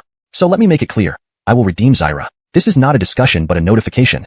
Kelvin's voice wasn't loud, yet it caused the woman behind the curtain to stand up in anger, her beautiful eyes glaring at Kelvin. It was hard to imagine this subordinate speaking so boldly to her. Do you know who you are speaking to? Gabrielle angrily rebuked, her aura of a grandmaster pressing down on Kelvin. Kelvin remained composed and said, the tower leader seems a bit unclear about the situation. This Jinling is now under my control. Zyra's expression froze momentarily. This Jinling, he controlled it. What a domineering statement. What audacity. Even she, Hoyt, or any grandmaster, including Amato, wouldn't dare say that they controlled Jinling. Yet, this Bruno standing before her dared to speak such words. Gabrielle stared straight at Kelvin and said, Kelvin, do you know how many moves it took me to severely injure the Tai Sect leader? Just 3 strikes sent him fleeing for his life. And do you know who killed him? Me. Kelvin retorted. Gabrielle's momentum faltered for a moment, momentarily forgetting that point. I just want to remind you that you're not even a grandmaster, yet you claim to control Jinling. Don't you find it ridiculous? Kaleister, it's just a matter of a thought, Kelvin replied nonchalantly. Hearing this, Gabrielle laughed in disbelief. Was this boy drugged? Otherwise, why was he so delusional, spouting such absurd statements? To become a grandmaster was an insurmountable peak for ordinary people. Kaleisters possessed Daoic intent, signifying they had touched the essence of the Tao. This was a watershed compared to other cultivators. Ordinary cultivators, even reaching the peak of the 6th rank, merely accumulated strength. For grandmasters, it was a qualitative change, symbolizing true entry into the path of cultivation. But achieving such a qualitative leap was extremely difficult. Jinling had its fair share of 6th rank experts, but how many grandmasters were there? Even among the 4 great sects, there were less than 10 grandmasters. Now this Bruno stood before her, claiming that becoming a grandmaster was a mere thought away. Gabrielle felt disgusted and snapped. If you've lost your mind from taking too much medication, go rest and come back when you're sane. It seems I need to prove something to you, so you can reassess our relationship and not always look down on me. Saying this, Kelvin began to circulate the Taichu decision. His injuries had already healed, and a strand of purple particles throbbed between his brows, aiding his mental clarity and enlightenment and cultivation. Within him lay the essence of the Tai Sect leader, a 9th-rank grandmaster, a vast treasure trove. Circulating the Taichu decision, this essence gradually merged into his body. To break through as a grandmaster required 2 conditions, enlightenment of the Tao and resources. Both conditions were now met, so wasn't it just a matter of a thought? Thus, Gabrielle witnessed a scene unfold. Before her stood a tall and slender youth, his eyes clear and calm. Yet, his aura was rising wildly. Simultaneously, a profound intent was forming around him. This intent was long-lasting, deep, yet restrained and pure, like a slowly flowing emerald river. Kleister intent. Gabrielle, a prodigy herself who had seen many talents, had never seen such a scene. This youth becoming a grandmaster in a single thought. Even for someone like her, becoming a grandmaster required immense resources and secluded cultivation. Achieving grandmaster status meant sensing the essence of the Tao and comprehending one's own intent. The first step on the Daoic journey, immensely significant. Yet here, someone performed it effortlessly before her, as easily as drinking water. Most importantly, this Daoic intent was extraordinarily profound and thick. Gabrielle tried to discern what exactly this intent was, but it remained elusive, calm, and undisturbed, difficult to probe. Kelvin's aura continued to rise as he circulated the Taichu decision, generating black particles in his forehead. However, these black particles dissipated before the purple ones. While the purple particles were also decreasing, Kelvin achieved grandmaster status using less than half of the remaining essence. This essence was formed by the collective thoughts of Jinling's residents. The sea of qi within him surged, now infused with a new intent. The intent of longevity. This was the intent Kelvin comprehended. When Alita asked about his aspirations, he chose to pursue longevity in this unfamiliar world. Thus, he decided to walk this path. Even if this intent wasn't particularly strong in combat, Kelvin didn't believe one needed a ruthless intent to gain power. Following one's heart and plan was better. People often went too far, always pursuing the best and abandoning things within reach. Seeking longevity, obtaining the intent of longevity, thereby entering the Grandmaster realm. It came naturally without twists or fanfare, simple and plain. Yet while Kelvin found it ordinary, Gabrielle was deeply impressed. Not considering the peculiarities of this intent, its thickness alone rivaled that of 8th-rank Grandmasters. Among the Grandmasters she had seen, such an exceptional intent was rare. Kelvin didn't conceal his Grandmaster aura. It radiated outward. The room, once still, now vibrated with a heavy pressure. The Grandmaster intent Gabrielle had pressed upon Kelvin was now dispelled by him. Standing there, Kelvin's expression remained unchanged, his gaze calm as he looked at the curvaceous figure behind the curtain and said, "See, I told you it was a matter of a thought. Everything else I said holds true as well. You should believe me." Chapter 110. The bigger the ambition. The aura of a Grandmaster filled the room. Gabrielle, after being dazed for a moment, quickly regained her composure. She saw the disrespectful attitude of this Bruno and was enraged. Her immense aura of a Grandmaster surged out like autumn winds sweeping away fallen leaves, dispersing and destroying Kelvin's aura. Her perfectly beautiful face bore a mocking coldness as she said, "So what if you became a Grandmaster? I can severely injure even a Grandmaster in 3 moves. What are you?" As she spoke, her terrifying and chilling aura pressed down on Kelvin. Kelvin felt as if a mountain was weighing him down, its heaviness forcing him to steady his form with effort. A Grandmaster isn't that impressive. Becoming one only adds a bit of credibility to my words. Like when I say, "I'm now in charge of Jinling." Gabrielle sneered, "How many moves do you think it'll take me to kill you?" Kelvin responded, "How many days do you think it will take me to destroy the Star Moon Tower?" Kelvin's defiance made Gabrielle's oppression more intense. However, Kelvin didn't care and continued, "Isaac is outside this courtyard. Before he arrives here, I don't think you can kill me. If you fail to kill me this time, the entire city will become enemies of the Star Moon Tower. With just one word from me, both the righteous and demon paths will come to annihilate you. Indeed, my strength means nothing much. But human greed is my greatest asset, the capital by which I control Jinling. As long as they desire the opportunities within the Holy Temple, I can exploit their weaknesses to achieve anything. Moreover, eliminating the Star Moon Tower would reduce competition for entry into the Holy Temple. I believe they will agree to it half-heartedly when I propose it." Gabrielle's pupils constricted, and the temperature in the room seemed to drop several degrees. "Are you threatening me?" "No," Kelvin replied. "I'm merely stating a fact." Gabrielle stared at Kelvin. "Don't forget, you're a spy for the demon path. Don't you naively think we don't have ways to control spies? Do you really believe revealing your identity as a demon path spy will make Isaac deal with you first?" Kelvin had always suspected that the other side must have some hidden means to control his demonic identity, and now it was confirmed. Before the Dax died, he shouted that I am part of the demon path. I've had people spread this news. Yet, no one believes it. You might have ways to prove I'm a demon spy, but things are already murky. Do you want to see if I can persuade Isaac to temporarily believe me and join forces against you using despicable demon methods? Gabrielle glared at Kelvin coldly. "Even if everyone believes I'm a demon spy, so what? My presence is necessary for opening the Holy Temple. Between me and the Star Moon Tower, how would they choose?" Gabrielle took a deep breath. Only now did she realize that this subordinate spy had truly grown into a force to be reckoned with. Accepting this reality, she told Kelvin, "The Star Moon Tower and I are not to be underestimated. If you dare to do this, the consequences may be beyond your ability to bear." Kelvin said, "It's just a matter of mutual destruction. Can you bear the consequences?" At this point, Gabrielle's anger subsided, and she drew back her momentum. Would you risk mutual destruction just for a courtesan? Gabrielle found it hard to believe. This person before her was intelligent yet doing something extremely unwise. People shouldn't always weigh benefits and risks, Kelvin explained. Living cautiously all the time is exhausting. Sometimes, acting on impulse might seem foolish, but it's genuinely living for oneself. Gabrielle remained silent for a while, then asked, your meaning is, I should act on impulse and kill you right now? Damn it, Kelvin inwardly cursed. Is this how you understand things? If you really acted without thinking, wouldn't I be at a disadvantage? Stay calm. Don't be impulsive. With a soft tone to ease the tension, Kelvin said, I'm also a member of the Star Moon Tower. There's no need for us to be so hostile. We were once comrades in arms. Why come to this? Gabrielle scoffed. Now you talk about being comrades in arms after boasting about destroying the Star Moon Tower? I remain loyal to the Star Moon Tower as the heavens can testify, Kelvin insisted. Gabrielle mocked him. Where do you get the nerve to say such a thing now? In fact, my earlier attitude towards the leader wasn't entirely for Zyra. Gabrielle chuckled. Do you think I believe you? Lord, don't forget. I'm from the demon path. What is the demon path value? The greater the ability, the bigger the ambition. Look at my current status in Jinling versus my position as a mere spy in the Star Moon Tower. Could you accept it? Just now, I was showing off my strength to remind you that I'm not the same as before. You can't treat me as someone who can be summoned and dismissed at will. With my current abilities and status, you should treat me as an equal partner, not just a subordinate. As a demon, I know begging for status is useless. It must be earned through my own merits. That was exactly what I was doing. You, being from the demon path, should understand me. My actions today prove my loyalty to the demon path and the Star Moon Tower. Gabrielle looked at the shameless youth. For a moment, she couldn't tell if he was telling the truth or lying. But he was right. He wasn't the same as before, and she needed to reassess him. Regardless of what schemes this Bruno harbored, she couldn't do much to him now. Not to mention the demon path. No one dared hinder the opening of the holy temple. Otherwise, the demons would tear them apart. Besides, the item from the Xuanhuan sect was crucial to her, and she needed his help. Reflecting on this, Gabrielle wasn't angry. Yes, this was indeed the nature of those from the demon path, and there was no need to be upset over it. Most importantly, as a spy within the Star Moon Tower, he was merely borrowing the temple's power. Once this matter was resolved, everything would still be under her control. If he knew better, it would be fine. Otherwise, he'd learn about Drattern. Kelvin responded to Gabrielle's requests. He shared all he knew about the sacred temple and committed to continue undercover work at the Hanging Lantern Sect to find what the Star Moon Tower needed. He reiterated his unwavering loyalty to the Star Moon Tower. The two completed this important exchange with sincerity and goodwill. As Kelvin left Gabrielle's room, he couldn't help but rub his head. Gabrielle had asked too many questions, particularly about the sacred temple. Apart from knowing about the bull, he had no other information. To avoid suspicion, he had to rack his brains to come up with plausible lies. However, it was all worth it. The Star Moon Tower was still behind him.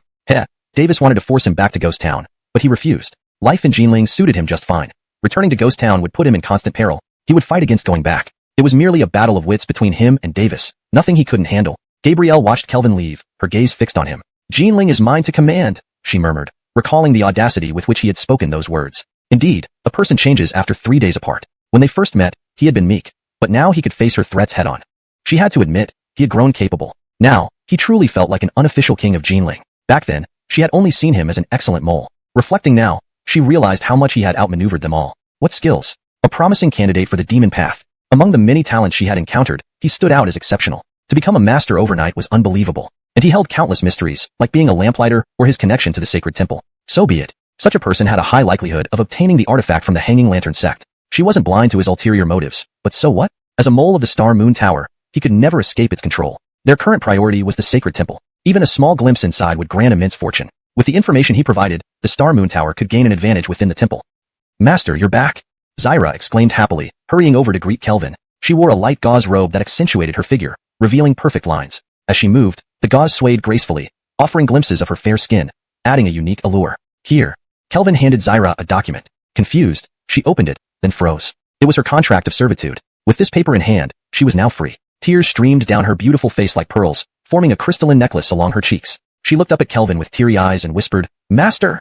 She threw herself into his arms, warmth enveloping him. Hey, crying will get my clothes dirty, Kelvin protested. But Zyra ignored him, sobbing into his chest. Her tears were not just for escaping the brothel, but more for the kindness Kelvin had shown her. She had thought he didn't care for her, but this deed proved otherwise.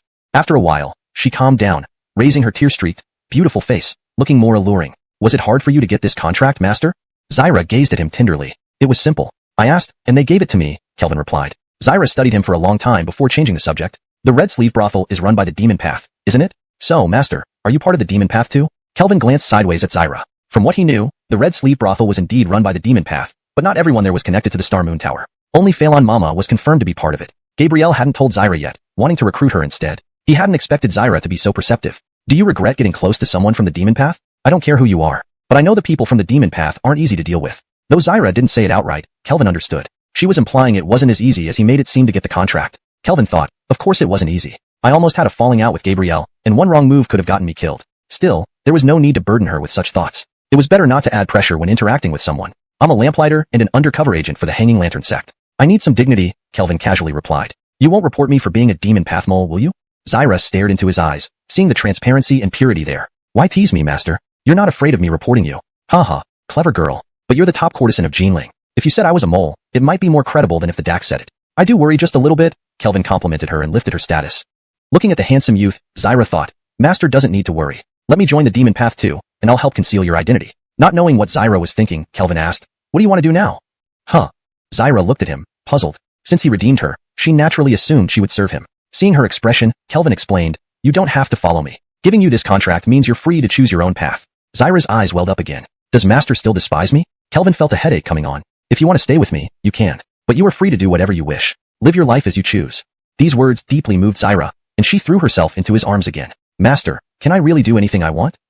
Feeling her emotion, Kelvin grew flustered. Damn, I'm not Adrian Yun, who could charge through enemy ranks multiple times. Chapter 112, do you even qualify? True to its reputation as a high-class brothel, even though the courtesans here were not of the common sort, their years of rigorous training were not wasted. Together with Zyra's mesmerizing beauty and allure, she left one craving for more. Adrian Yun's ambition had never been achieved by him. In the end, he only became the humble emir. Feeling his legs turn weak, Kelvin lay down to recuperate, staring at the ceiling. He considered switching from a chi cultivator to a martial artist. Only by strengthening his physique could he emulate the proud Adrian Yun. Sir, please rest for a while. I will handle those people. Zyra was vibrant and impeccably dressed, her hair as dark as ink flowing gently over her shoulders. Beneath her long eyebrows were bright eyes and pearly teeth, radiant like brilliant pearls. She wore a white dress that highlighted her unparalleled beauty. In the past, when Kelvin lived in Isaac's courtyard, all external disputes were kept at bay. But now, upon learning he had come to Summer, numerous forces rushed in. Kelvin understood this. After all, he was the key figure entering the Holy Temple. Who wouldn't want some useful information from Kelvin? Almost every important person in Jinling came to Summer. The current Summer was overcrowded. It was said that there weren't enough courtesans available, and they had to borrow girls from other brothels. Thornton reported continuously, with many people demanding an audience with him. Seeing that Kelvin didn't wish to meet these people, Zyra adjusted his pillow, offering to deal with them. These were influential figures who couldn't be ignored indefinitely. Since her lord wanted to rest, she would help resolve this issue. As soon as Zyra stepped out of the courtyard, she heard someone shout angrily, "Where's my brother Kelvin?" Patrick stared at Zyra, her beauty stunning him, but remembering her supposed treacherous heart, any admiration vanished instantly. From what Kelvin had told her about Patrick's perception of both of them, she smiled and replied, "When Lord Phelan begged for your clemency, he owed me a favor. Now I'm just asking him to repay it." Patrick glared at Zyra, feeling increasingly guilty. His brother Kelvin had sacrificed so much for him. What did you make him do? He's the beacon light, capable of much, Zyra answered, brushing past him and continuing on her way. Patrick clenched his teeth in frustration. He knew this woman met Kelvin because of his role as the beacon light. Now, she was exploiting him using the very excuse Patrick had given. "Brother Phelan, I have wronged you." Many people noticed Zyra as she walked out of the courtyard. "Where is Kelvin?" Many gathered around, urgently asking her. Among them were leaders from major sects and noble families. Zyra was speechless. This was a brothel, and she was the courtesan queen. She had never received such attention before. Now, all these men seemed oblivious to her presence, focusing entirely on a man. "My lord, you truly have remarkable charm." Smiling, Zyra addressed the crowd. "Lord Phelan is busy right now. He asked me to note everyone's names and will arrange meetings after he finishes." Her words irked some immediately. The head of the Gu family sneered, "What a grand display. Must we wait on his schedule?" Seeing the growing impatience and the rush toward the courtyard, Zyra tried to soothe them. "Lord Phelan knows your purpose and is tirelessly compiling information about the Holy Temple. Why the rush?" The Cleveland lost patience, saying impatiently, "Do we need a brothel courtesan telling us how to act? What are you to speak with us? Step aside. We want to see Kelvin." Zyra's face turned red with indignation. Knowing her position, she realized she was no match for these powerful figures. Even as the courtesan queen, being directly dismissed felt humiliating. "She's the princess of Jinling. What do you think?" A lazy voice chimed in. Everyone turned to see a Bruno leaning against a pillar, mocking the Cleveland. At the same time, Kelvin smiled at Zyra, signaling her to step aside. He knew these people wouldn't be easily handled, so he quickly dressed and came out after Zyra left. He wouldn't let her endure such humiliation alone. The princess doesn't count, then neither does the king of Roland, I suppose. Impressive courage from the Gu family. "Kelvin, don't twist the facts." Leaving everyone waiting, "Do you consider anyone's feelings?" The Cleveland retorted heatedly. Kelvin's appearance drew many away from their entertainments, rushing over. Patrick, noticing the tension, hurried to fetch Isaac who was enjoying a drink. Looking at the Cleveland, Kelvin chuckled, "Whoever kills him. I'll share everything I know about the Holy Temple." This statement caused several pairs of eyes to fixate on the Cleveland, some filled with murderous intent. His complexion paled as he shouted, "Kelvin, you dare? Do you think too highly of yourself? What makes you so special that I should hesitate?"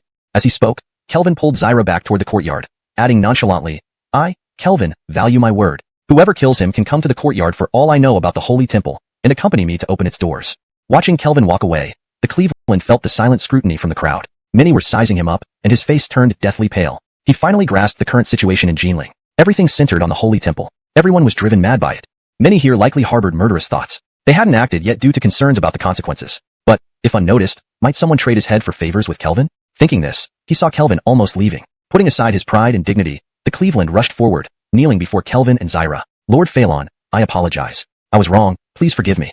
Everyone was stunned, finding it hard to believe that such a prominent figure would kneel so humbly to Kelvin. They all looked to Kelvin for his reaction. Kelvin stopped as expected. The Cleveland, seeing Kelvin turn, prepared to soften his tone, hoping to pass this trial first. But then a foot lashed out, kicking him squarely in the face. You're nothing. Who gave you the right to apologize to me?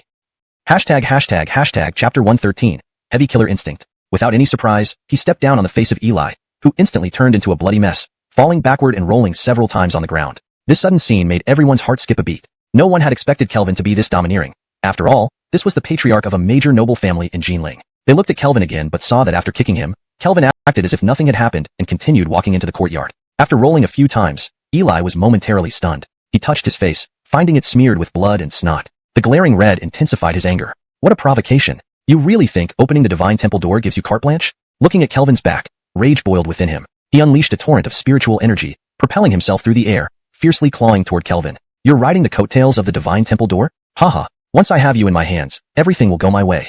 Previously, you were with Isaac, and I couldn't do anything. But now, you're only 2 steps away from me. With my full master level power, there's no place for you to run. Originally, he didn't want to offend everyone in Jinling. But now, it was you who forced me. If necessary, I'll capture you and share you with everyone. A wave of master intent emerged, blending with spiritual energy to form a giant hand that was about to land on Kelvin. This scene changed many people's expressions. A sneak attack by a master at such close range. How could a mere 6th rank resist? Damn it. If Kelvin falls into his hands, he'll gain the upper hand.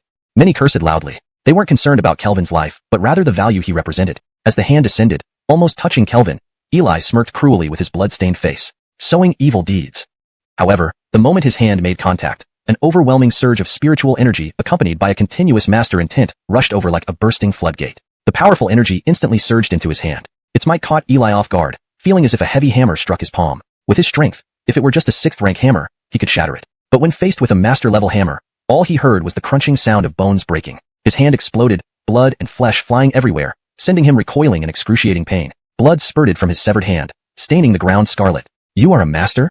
Eli stared at Kelvin in horror, clutching his broken limb. Kelvin ignored him, directing more spiritual energy to form a Dao technique. Spirit transformation. The spiritual energy transformed into a colossal elephant, carrying immense power and directly trampling towards Eli. At the same time, Kelvin smiled at the onlookers. Everyone saw. He tried to kill me. Naturally, killing him is justified. Eli desperately drove his spiritual energy to counter Kelvin's Dao technique. However, heavily injured, his master-level power was significantly weakened. After one collision, blood sprayed from his mouth. Just then, Kelvin moved with ghostly speed, appearing right in front of him, delivering a punch directly towards his throat. Reacting too slowly after consecutive injuries, Eli failed to evade and was hit in the throat. Crack. His throat bone shattered, choking sensations overwhelmed him. Eli clutched his throat, struggling futilely before collapsing, gradually losing vitality. Silence reigned around them. Everyone fixed their eyes on the body lying on the ground, swallowing hard. This was a master, someone with significant influence in Jinling, not to mention being a noble family's patriarch. Yet, he lay dead here.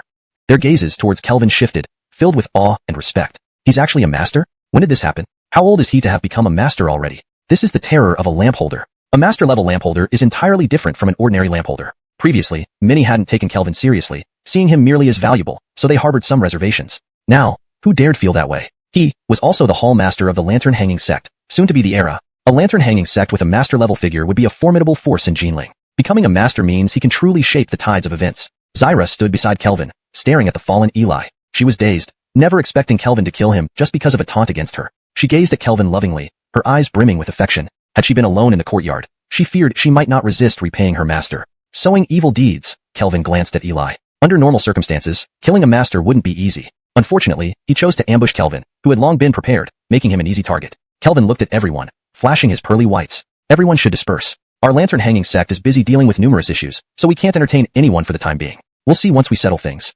These words made everyone's hearts race. They understood what Kelvin meant. Amato issued a command for Jinling's righteous forces to cooperate with Kelvin. But, they even disobeyed Amato's orders secretly. Making them assist Kelvin was laughable. So, was Kelvin's act of killing Eli a warning? First, showcasing his master-level strength. Second, not following his directives would mean no information or advantages regarding the Divine Temple mission, only leaving them at a disadvantage. Seeing everyone remain silent, Kelvin said no more. He indeed wanted to intimidate these people. Previously, lacking master-level power, relying solely on the Divine Temple's influence was difficult. Now, the man faced Clinton without hesitation and mocked openly. Such courage lived up to the title of Jinling's top rich brat. But then again, Clinton was defending him. Kelvin couldn't help feeling deeply touched. Thus he called out, "Vulgar! We must harbor good intentions. How can we casually take lives?" Clinton glanced at the corpse on the ground, then looked back at Kelvin, thinking, "Brother Phelan, still need to learn from you on how shameless one can be. Why look at him? Killing him prevents further harm. To kill is also to save."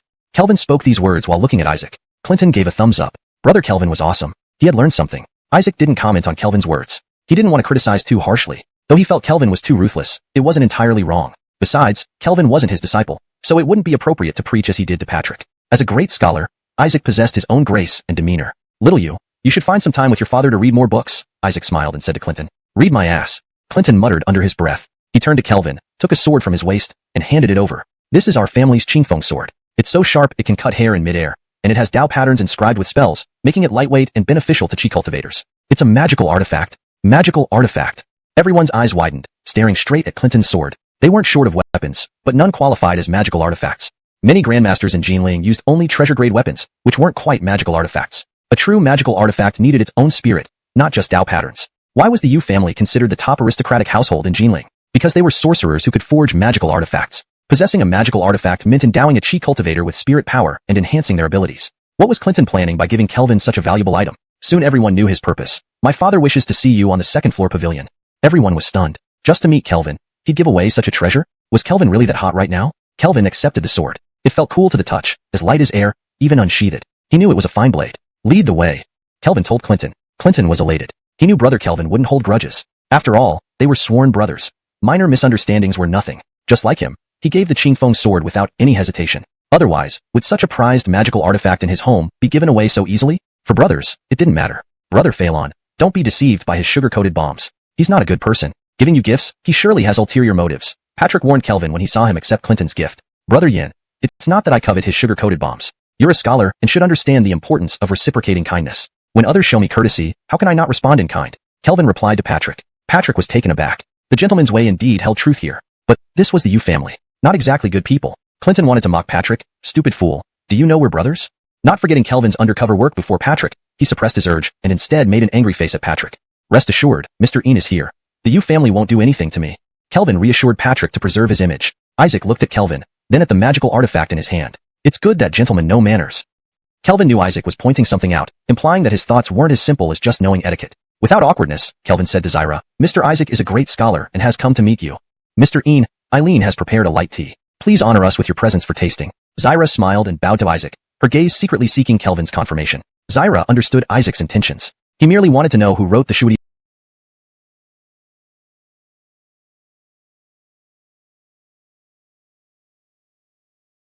poem. When he asked her about it, how should she reply? If someone else had written such poetry, they'd announce it to the world. But Kelvin always attributed them to poets like Freddie Zhuang or Su Dongpa, whom she hadn't heard of. Thus, Zyra interpreted it as Kelvin wanting to maintain mystery, not exposing his talent, so he used pseudonyms. But facing someone like Isaac, using pseudonyms wouldn't suffice. He'd dig deeper. Kelvin sensed her gaze and roughly understood her concerns. Kelvin hadn't intended to hide it, but he didn't know Isaac sought him. Once aware, he hesitated to reveal himself. If he did, Isaac wouldn't believe him. Besides, Isaac was overly concerned about his perfection. This concern was a pressure. So, by revealing his talents, he could ease that concern and live more easily in the future. So Kelvin nodded at Zyra, signaling she could tell. He glanced at Patrick, deciding not to tell him. Friends or not, revealing this might affect their bond. Zyra understood. Clinton led Kelvin up to the pavilion. Seeing no one around, he chuckled. "I knew you were no ordinary man. Turned out you're the lamplighter. Heh, my dad praised you several times as a heroic youth when he heard about the Holy Temple incident." I shot back, saying he doesn't understand squat. "What hero? He's my brother, just like me." Kelvin remained silent for a moment. "You just cursed someone. Who's like you?" "Bah." Clinton continued, unperturbed. "Look at Patrick, look at Isaac. You've played them around your finger. I'm extremely impressed. Your cunning tactics and mind games, wow, so bad. I love it. You're addicted to cursing now? Whose tactics and mind games are evil? Learn to speak properly. Damn. I remember this." Kelvin took a deep breath, patted Clinton's shoulder. "I'll see your father. Wait outside." Watching Kelvin close the door, Clinton was puzzled. Why close the door? Afraid of me hearing the Holy Temple stuff? ####Chapter 115, Barnabas. Inside the room, a Clyde was drinking, his face covered with a beard, giving off a rugged appearance. One hand embraced the waist of a singing girl who was plump and older, her skin somewhat dark as she poured wine for him. Kelvin glanced at the singer's plump hands and inwardly marveled that Barnabas was indeed no ordinary person, capable of doing what others could not. Barnabas, noticing Kelvin, waved to dismiss the singing girl, then looked at Kelvin and said, "Clinton says you are his sworn brother. How can you possibly see value in someone like him? Are you blind? This is his father." Kelvin immediately confirmed Clinton's bloodline relationship and replied, "Well, he has money, doesn't he? Forming a fraternal bond with wealth isn't just a common occurrence, is it?" Barnabas was taken aback and looked at Kelvin, in front of his own father. "You're telling me you wanted to scam his money?" Kelvin replied earnestly, "My main approach is sincerity." Barnabas stared at Kelvin, momentarily unsure how to respond. Damn, have young people today become so audacious? Doing something so shameless yet talking about it, as if it were completely justified. Even more unruly than he had been. "Do the people of Jinling know how sincere you are?" Barnabas asked. This youth seemed entirely different from the heroic reputation he held outside. Barnabas had originally thought that someone protected by Isaac should also possess a gentleman's demeanor. But this changed his perspective right away. It made sense. Anyone his son favored couldn't be good material. "They do," Kelvin responded matter-of-factly. "Otherwise, why would they praise me as a hero and erect a longevity tablet in my honor?" Barnabas laughed and said to Kelvin, "Isaac never saw anything in me back then. I always thought he had poor eyesight. Now it seems even truer, considering he took you as the guardian of Holy Clan ideologies. The sincerity of the Holy Clan isn't your kind of sincerity."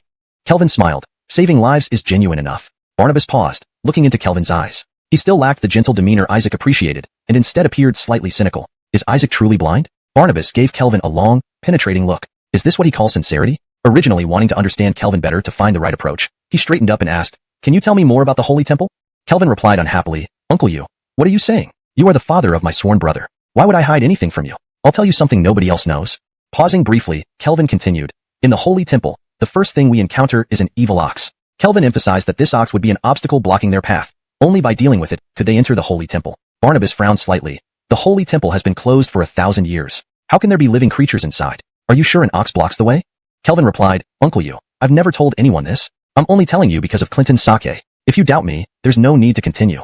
Barnabas looked at Kelvin and asked, "How high does Clinton rank as your sworn brother?" "What a joke. He is my sworn brother. He just gifted me a sword. Before your family goes bankrupt, he is my closest confidant." Barnabas was touched, looking at Kelvin. "For the sake of your friendship, I will try my best to prevent the Yu family from going bankrupt. You are truly a good father to brother Yu. And you are a good brother to him too." "My pleasure." Barnabas continued, "I'm not doubting you, but the Holy Temple is mysterious, and only those of the Holy Clan can enter. How did you come across this information?" "Well, if it were someone else, I wouldn't disclose everything. But out of respect for the sword brother you gave me, there's no need to deceive you. In fact, everyone thinks I obtained the lamplighter's opportunity around the Holy Temple perimeter. But in reality, I got it inside the Holy Temple. I entered the Holy Temple." "What?" Barnabas's eyes widened, disbelievingly staring at Kelvin. Kelvin explained, "One day, while walking near the Holy Temple, a lingering soul suddenly possessed me, making my body unresponsive. It led me into the Holy Temple. That lingering soul belonged to a member of the Holy Clan." "Is that true?" Barnabas asked. "Or what kind of opportunity could unlock the Holy Temple?" Kelvin countered. "Because of the lingering soul, which once controlled my body, I knew this." Barnabas stared at Kelvin, not doubting him. It made sense. No one other than the Holy Clan could open the Holy Temple. Moreover, only a member of the Holy Clan could harbor the determination to return to the temple before their soul dissipated. Everything fit together. No wonder Kelvin was so extraordinary. No wonder his temperament could save the people of Jinling. All because he was influenced by the lingering soul of the Holy Clan. How terrifying were the remnants of a Holy Clan soul. Even now, dissipating, it was enough to cause mental breakdowns. Being influenced by it would naturally be effortless. Kelvin was no longer a complete individual. A pity. Barnabas looked at Kelvin, seeing that he had been tainted by the Holy Clan soul, thus polluted. Even with remarkable growth, future prospects would be constrained. However, Barnabas soon realized he was overthinking it. This is Jinling, where there's no need to worry about the future. Rapid growth is all that matters now. Issues beyond the current level simply don't apply here. These secrets, I only tell you, Uncle you. Please don't tell anyone else, Kelvin reminded. Barnabas laughed heartily. Of course not. Kelvin added, I have one more request, Uncle you. Barnabas looked at Kelvin. Kelvin asked, since your family are sorcerers with many talismans, could you give me some? Barnabas thought it wasn't a problem. Talismans were plentiful among sorcerer families. No problem. How many do you need? Not many. Just enough to kill a 9th rank grandmaster. Spit. Barnabas spat out the mouthful of wine he was sipping. This kid really dared to ask. A 9th rank grandmaster? Ordinary talismans would barely affect them. Could such beings be killed easily with talismans? Barnabas was about to refuse, but then heard Kelvin say, when going to the Holy Temple, brother, you can stay by my side and act together with me. Barnabas spit back his refusal. Being close to someone who has truly entered the Holy Temple provides the greatest advantage. What do you need talismans that can kill a 9th rank grandmaster for? Barnabas asked again. Who do you plan to kill? 9th rank grandmasters in Jinling were few. Eliminating such an influential figure would change Jinling's balance of power. After killing the leader of Taishan Sect, who else could it be? Chapter 116. Bone chilling. Uncle you're too eager to kill, Kelvin said. I only want some talismans for self-protection. I never had the intention to kill anyone. The blood of the Gu family outside hasn't dried yet, Barnabas remarked sarcastically. That's not important. What matters is that I really don't have any intention to kill. As you know, since I could activate the holy temple, everyone has been watching me closely. Among them, there are definitely those who have ulterior motives toward me. Hiding in Isaac's courtyard isn't something to fear, but it restricts my freedom too much. Young people all yearn for freedom. So, I'm asking Uncle You if you have any talismans powerful enough to subdue a 9th rank master. If I have such powerful weapons, I wouldn't worry about being ambushed and taken away on the street. Kelvin spoke very sincerely. He indeed felt this way. Though he had become a master, it wasn't entirely safe. If a 9th rank grandmaster tried to capture him to keep his leverage, he would be in serious trouble. The allure of the holy temple made this scenario highly likely. But with a talisman capable of taking down a 9th rank expert, he wouldn't be afraid. He could even set a trap to identify anyone restless and solve problems. Can Clinton truly stay by your side? Won't you betray him? Barnabas asked Kelvin. He's my sworn brother. Kelvin declared earnestly. Please, Uncle You, don't insult my integrity like that. Barnabas fished through his pocket and pulled out a stack of golden talismans. Each talisman bore an aura of Taoist intent swirling upon its surface. Vajra talisman. One of our You family's secret techniques. I inscribed these talismans on Vajra paper, allowing each one to summon the power of heaven and earth, unleashing a master-level strike. I have 100 talismans here. 100 strikes can severely wound, if not kill, even a 9th rank grandmaster. Barnabas said, I have only one condition. Clinton must gain enlightenment within the holy temple. Kelvin thought to himself that this was something he couldn't guarantee. He didn't even know what to expect once inside the temple gate. Whether he'd get any enlightenment depended on luck. How could he ensure it? But indeed, the first family of Nanjing was formidable. Having 100 Master Strike talismans at hand was extravagant and impressive. Brother Yu is exceptionally talented and of noble character. I believe he stands a good chance of gaining enlightenment in the holy temple, Kelvin promised. Barnabas handed the talismans over to Kelvin. Upon receiving them, Kelvin nearly fell due to their weight. He had to use his spiritual energy to support the Vajra talismans. Though they are just talismans, they contain Vajra Taoist intent, which makes them feel heavy, Barnabas explained. Talismans require the spirit C and the soul to ignite and activate. Typically, only scholars can use them. But you're a torchbearer, trained in both the spirit C and the Qi C, possessing soul power, so you can use them. The talismans don't require much soul power, but they do consume it, especially at this level. Since you're not a scholar, igniting them will consume more power. With these 100 talismans, how many you can ignite depends on your soul power, but it's definitely enough to subdue a 9th rank scholar. Barnabas's message was clear. I've given you the resources. Whether you can use them effectively is up to you. Kelvin inspected a talisman, noting the intricate Tao patterns connected in a mysterious way. There was also a strand of Taoist intent infused within, making the patterns seem fluid and ever-changing. This palm-sized talisman could unleash a master-level strike, a testament to Dominic's terrifying abilities. They lacked the raw power of cultivators, but could harness the Tao through their souls to channel heaven and earth's forces into magical techniques. Failing that, they could simply overwhelm with a multitude of talismans. Barnabas guessed that, given Kelvin's master-level soul power, he could probably manage 20 talismans at most. Already a generous estimate considering he was a torchbearer. 20 surprise attacks could severely wound a 9th rank master, but if the target was vigilant, the effectiveness might be less. Kelvin, unaware of Barnabas's thoughts, pondered his own spirit power strength. Using all 100 might be challenging, but several dozen should be manageable. With such deterrence, even if faced by a 9th rank, he could put up a fight without fear of being subdued. No longer needing to hide in Isaac's courtyard, he smiled broadly, inviting Barnabas. Uncle You, let's have some drinks together. Oh, where did that voluptuous aunt go? She should join us. Barnabas, seeing Kelvin change his tone, knew they were done discussing. He laughed. Haha, aunt? Just a courtesan playing her part. Just pure lust. Kelvin, recalling the courtesan's appearance, inwardly ridiculed the notion. How dare you tarnish the word lust? But considering the dozens of talismans Barnabas had just given him, Kelvin kept his criticism to himself. He praised, only today did I realize Uncle Yu's free-spirited nature, not as described by my friend. Barnabas asked, what did your friend say about me? He said Uncle Yu lacks taste, willing to eat excrement as long as it's female. At first, I thought that was true, but now I see you live life boldly and extravagantly. Barnabas gritted his teeth. Who is this friend of yours? Kelvin, remembering his sworn brother stepping on him earlier, refused to reveal him, saying, let's not talk about that. He's always careless with his words. I'll talk to him about respecting our yachts. Barnabas took a deep breath, thinking, rebellious son, wait till I find you. Meanwhile, Clinton was enjoying tea served by a courtesan when a voice blasted, Clinton, get your ass out here. What? You mean these poems were written by Kelvin? Isaac stood up abruptly, eyes fixed on Zyra, face filled with shock and disbelief. When he asked Zyra to introduce him to the great scholar, he never expected to hear such a secret. Are you kidding me? That guy can write such poetry? A person who misuses idioms? Was someone else giving him these? Yes, he wrote them right in front of me, Zyra stated firmly. Isaac was stunned again. Given Zyra's certainty, it must have been Kelvin who wrote them. Yet, when dealing with Valerie, he used secret meetings incorrectly. So he wanted to find a great scholar to teach him to improve, as education and cultivation were equally important. Wait, now thinking back, was using secret meetings intentional? To flirt with Valerie? How could he dare? Instantly, Isaac felt bone-chilling horror. Hashtag chapter 117. A master has emerged. How could Isaac not be shocked? Valerie was not just a member of the Actong family, but also an imperial concubine. Was she to be toyed with so casually? Did they really think that Jinling's curse had completely isolated it from the outside world? Anyone willing to pay the price could enter. Isaac let out a bitter laugh. Based on what he had seen of Kelvin and what Patrick had said, he thought Kelvin was a man of utmost integrity and virtue. But judging by his current actions, Kelvin wasn't as pure-hearted as he initially appeared. He had many ulterior motives. He was not the kind of nobleman who upheld the sacred lineage as Isaac had imagined. Feeling disenchanted, Isaac shook his head and sighed. Old age has clouded my vision. Zyra seemed to understand what Isaac was thinking and said, the people of Jinling have found peace because of young master. Should we deny that he has great love in his heart just because he lacks in some minor respects? May I ask you, Mr. Een, is the way of the gentleman a path of perfection? Isaac was taken aback, staring at the radiant beauty before him. He stood up and said, Miss Phelan, you are right. How ridiculous of me to pride myself on being well-learned yet forget the saying there's no perfect gold or perfect person. Mr. Een, please don't do this. Zyra hurriedly avoided his bow. I once read that great virtue does not exceed boundaries. Small virtues may sometimes waver. I find this very true. It's rare for anyone to be flawless both in major and minor aspects. Listening to her words and gazing into her clear and bright eyes, Isaac changed his opinion of her completely. Initially, he had thought she was merely a beautiful woman who happened to be educated, similar to other courtesans. Now he realized she was a woman with her own thoughts and understanding, truly talented. Unwilling for such a woman to remain in the hellish place of a brothel, Isaac asked, Who is the proprietor here? I will help you buy your freedom.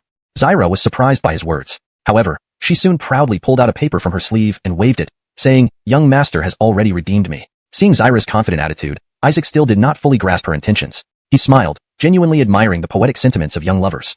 While Barnabas and Clinton were bonding, Kelvin smoothly closed the door behind them. Most fathers and sons in the world didn't converse much, which was not a good thing. Always fond of doing good deeds, Kelvin had created this scene of paternity respecting his teacher's wishes. Yet his teacher acted like he was possessed, repeatedly hitting the back of his head, showing obvious dissatisfaction, and urging him to study diligently. Patrick was utterly baffled. He had been studying hard lately. Seeing his grieved expression, Isaac gave him a few more hits. Note, the word weiqi, grieved, is kept to maintain the emotional tone, but it reads naturally in English as grieved. If you prefer a more fluid translation, seeing his aggrieved expression, Isaac gave him a few more hits. Would also work well. Chuckling, Isaac recalled that Kelvin had hinted subtly at the time, and he had missed it. But now he understood. A scholar should not display such dirty tricks. It was his fault for not teaching properly. Spare the rod, spoil the child. He had not hit him enough.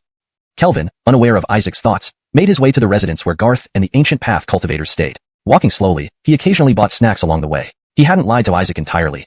He indeed wanted to lure some people and kill a few to send a warning. The allure of the holy temple tempted many to try to control him. By killing a few as a warning, he could cut off these people's ambitions. Unfortunately, perhaps due to killing Taiyan Zhongzhu and the Gu family Dane, his journey was unexpectedly peaceful, reaching the old residence without incident. Since Mo Dao forbade him from returning to Xiandeng Sect, Kelvin had arranged to meet Aline and Alata here. Approaching the residence, Aline and Alata quickly greeted him. One seductive and sexy, the other fresh and dazzling, standing together, they truly drew the eye. These days I've been recuperating, so I haven't come here. Just today, when my injuries healed, Isaac dragged me to a brothel. He insisted that Zyra, being a princess, shouldn't be in the wind dust and must be redeemed. I can't understand why he cares so much when even the Amato hasn't said anything, Kelvin complained to the two women. Alata blinked her almond-shaped eyes. Does Isaac fancy her?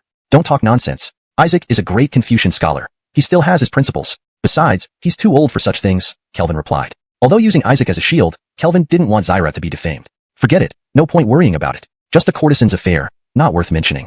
Kelvin muttered, recently, Jim told me the tasks I arranged weren't progressing smoothly. Aline nodded, looking weary. Despite Amato's orders, they still disobey us, refusing to hand over Taiyan Sect's mines and territories and oppose our replacing them as one of the 4 great sects. Kelvin said, it's settled. If you go there today, no one will obstruct you. They'll cooperate. His words stunned Aline, Alata, and Garth, who had been silently listening. Settled? Even Amato's order was useless. They were completely obstinate. How did you settle it? Aline asked. Killed the Gu family Dane, Kelvin casually answered. Garth and the others' eyes widened in shock. They knew the Gu family Dane well, an influential leader who suppressed their ancient path lineage and a master-level figure. Kelvin killed him? And just casually? You must be joking. How did you kill him? Garth couldn't help but ask. I killed him with my strength. Oh yes, I've become a master now, Kelvin responded. Those around him sucked in cold breaths, their eyes widening, focusing on Kelvin. Hashtag chapter 118. Drink more goji berries. Kleister. How incredibly difficult it is to achieve. How many 6th rank cultivators in Jinling have stopped at this very step? Aline, hailed as the strongest below a Kleister, had been at peak 6th rank for a long time, always trying to break through but failing each time. And Kelvin? How old was he? Had he even turned 18 yet? He became a Kleister now? Alita's beautiful eyes blinked rapidly as she stared blankly at Kelvin. She and Kelvin had grown acquainted after he slew Eben. Previously, her impression of Kelvin was unremarkable. He was just another disciple under Aline's protection. Even when Kelvin killed Eben, despite her shock, her ingrained perceptions made her not want too much involvement with him. Suggesting they be adoptive siblings was partly to keep him at arm's length. But as their interactions increased, those old impressions gradually changed. However, these changes came so swiftly that before one wave of realization settled, another came crashing down on her. Now Alita found herself unsure of what emotions were coursing through her. From 5th rank, having slain Eben, to now becoming a Kleister. How much time had passed? Aline stood there, equally numb. A Zhuke Hall disciple, someone she felt protective over, suddenly surpassed her. She was exhausted. She wanted to leave Xinding Sect. Meanwhile, Damien and other disciples of Xinding Sect were thinking, damn, Kelvin has become a K-Leister, so according to the agreement, the era position belongs to him now. Ha ha ha, I chose the right side. Mom, thank you for making me so smart, so good at picking sides. From now on, life will be smooth. The influence of a K-Leister is immense. Without a K-Leister, Xinding Sect lacked confidence. But with one, the confidence lost from their former era returned, and morale was higher than ever.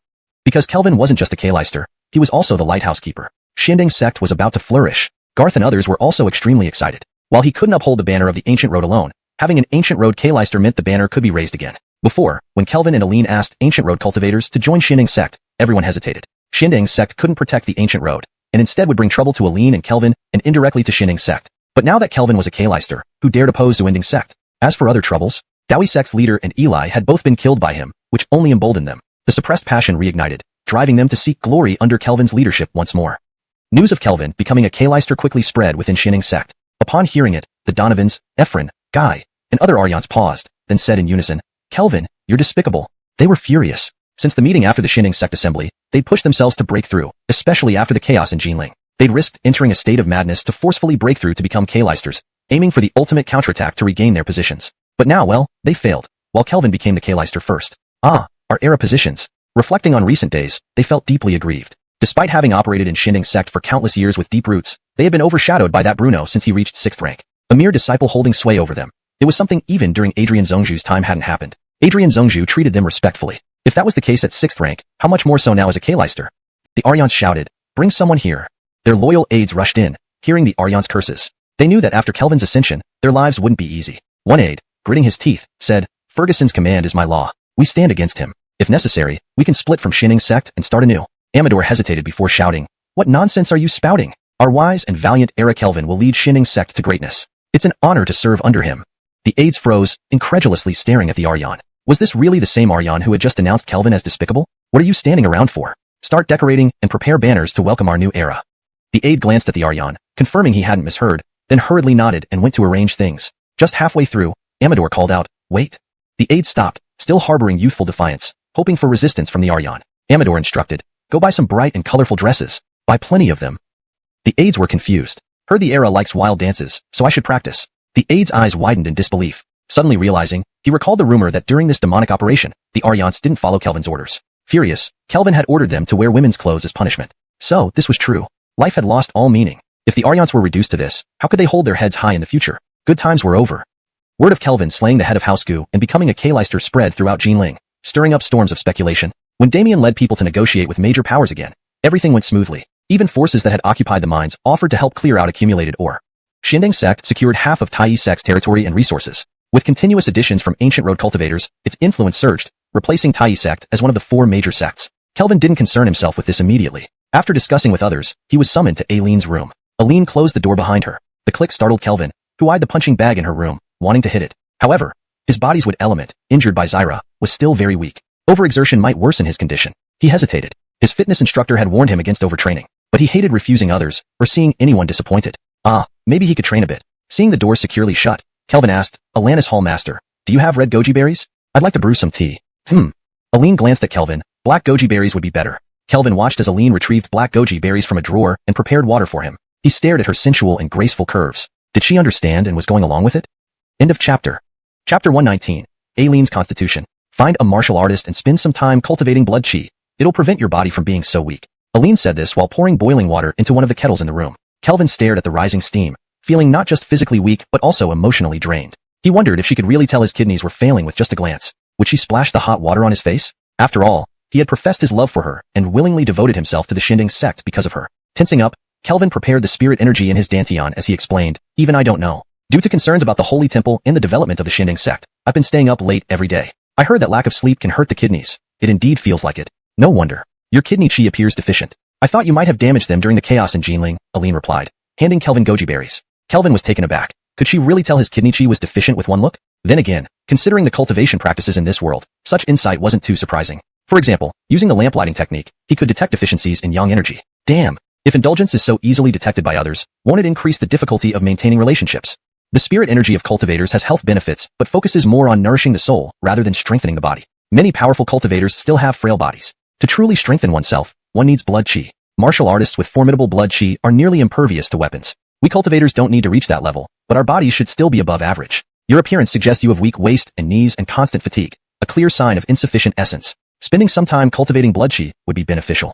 Aline hadn't considered that Kelvin's weakness was due to indulgence. She remained puzzled since spirit energy, though not as potent as blood qi, should still nourish the body to some extent, making cultivators stronger than ordinary people. Yet, lack of sleep had left Kelvin this week. Perhaps his cultivation progressed too quickly, and the spirit energy hadn't had time to fully nurture his body? Nothing serious. Drinking more goji berries will fix it. Kelvin accepted the goji berries without embarrassment. How could a king of seduction admit weakness? He was used to it. Seeing Aline about to speak, Kelvin hastily added, I'll find time to study the way of martial artists. Never debate with a woman about whether one should improve physical strength. He learned this lesson from his female fitness coach. Rejecting her advice led to her criticizing him after every training session. Aline found Kelvin's reaction baffling. Why did he resist so much? To be honest, she didn't want to persuade him either. Cultivators already had enough challenges. Studying the ways of martial artists wasted valuable time. Besides, weren't martial artists coarse compared to the refined elegance of cultivators? But what could she do? It wasn't her fault he was weak. Changing the subject, Aline asked, to break through from 6th rank to master, besides spirit energy, the most crucial part is merging Dao intent with spirit energy. How did you achieve it so effortlessly? Aline was frustrated. She became a 6th rank practitioner quickly and reached peak 6th rank soon after. But advancing further proved impossible. She'd felt despair, believing she could never become a master. Merging my own Dao intent with spirit energy into one entity did it. Mainly, understanding the Dao intent is key. Spirit energy can be supplemented with resources and time. Aline found nothing unusual in Kelvin's explanation compared to other masters. But he achieved it instantly when others required years of effort. I understand that, but how did you manage it so swiftly? Merging Dao intent with spirit energy isn't easy. Caught off guard, Kelvin looked at Aline. It seemed easy to me. I wanted them to merge, and they did, very obediently. A muscle twitched at the corner of Aline's mouth. Was this human language? If becoming a master were so easy, there wouldn't be so few. Understanding and merging your own Dao intent with spirit energy is the critical step. Once done, the rest is straightforward. Kelvin continued sharing his experience. Silent, Aline circulated her spirit energy, displaying her knowledge. Amidst the swirling spirit energy, Kelvin sensed a stream of Dao intent from Aline. It was intense and resolute, yet vanished instantly before even a breath passed. Surprised, Kelvin stared at Aline's beautiful face. Have you comprehended your own Dao intent? She nodded. Then why aren't you a master? Kelvin was confused. Aline felt a pang in her heart. Taking a deep breath, her chest rose and fell. Several Aryans in the Xindang sect possess Dao intent, but, like me, cannot maintain it. This is a common issue among 6th rank practitioners. Dao intent is fleeting, perceptible but ungraspable. It disappears as soon as it appears, preventing them from achieving mastery. Solidifying ephemeral Dao intent into something enduring is what these 6th rank practitioners strive for. And I'm different. Others' Dao intent might persist longer and grow stronger over time, perhaps turning from smoke to mist. But mine remains as it is no matter how hard I try. So, to become a master, I must merge my Dao intent with spirit energy the moment it appears, before it fades. Hence, your effortless breakthrough gives me hope. Kelvin had practiced for a short time, and genuinely didn't understand. Becoming a master involved so many intricacies. But how to achieve it effortlessly was beyond him. Tai Chu decision? Not exactly. Tai Chu decision provided essentials, but merging Dao intent with spirit energy effortlessly wasn't related. To Kelvin, it seemed as simple as drinking water. Did you ask your grandfather for advice? Kelvin pondered. As Jinling's strongest, couldn't Hoyt offer effective guidance? Mentioning Hoyt darkened Aline's expression. Grandfather said my constitution is unique, making Dao intent hard to sustain. He advised me not to aspire for mastery unless my constitution can be addressed. When I asked what constitution, he couldn't explain. I refused to stop at 6th rank. So, if Dao intent could be merged instantly, who cares about the constitution? Kelvin inspected Aline's figure. Hoyt mentioned her constitution. What either? Hearing Kelvin's sigh and his words, Aline wondered if she had overreacted. Perhaps he hadn't meant anything inappropriate. It was she who was overly concerned about the boundaries between men and women. Aline bit her lip and said, although grandfather is a torchbearer, he knows only half of it. You might be better than him. It would be fine if you examined me. Forget it, Kelvin said. Although I am upright in my actions, without trust between people, everything becomes wrong. Seeing Kelvin walk out with a gloomy expression, Aline suddenly felt guilty. She had reacted too strongly. With his straightforward personality, Kelvin must have felt insulted.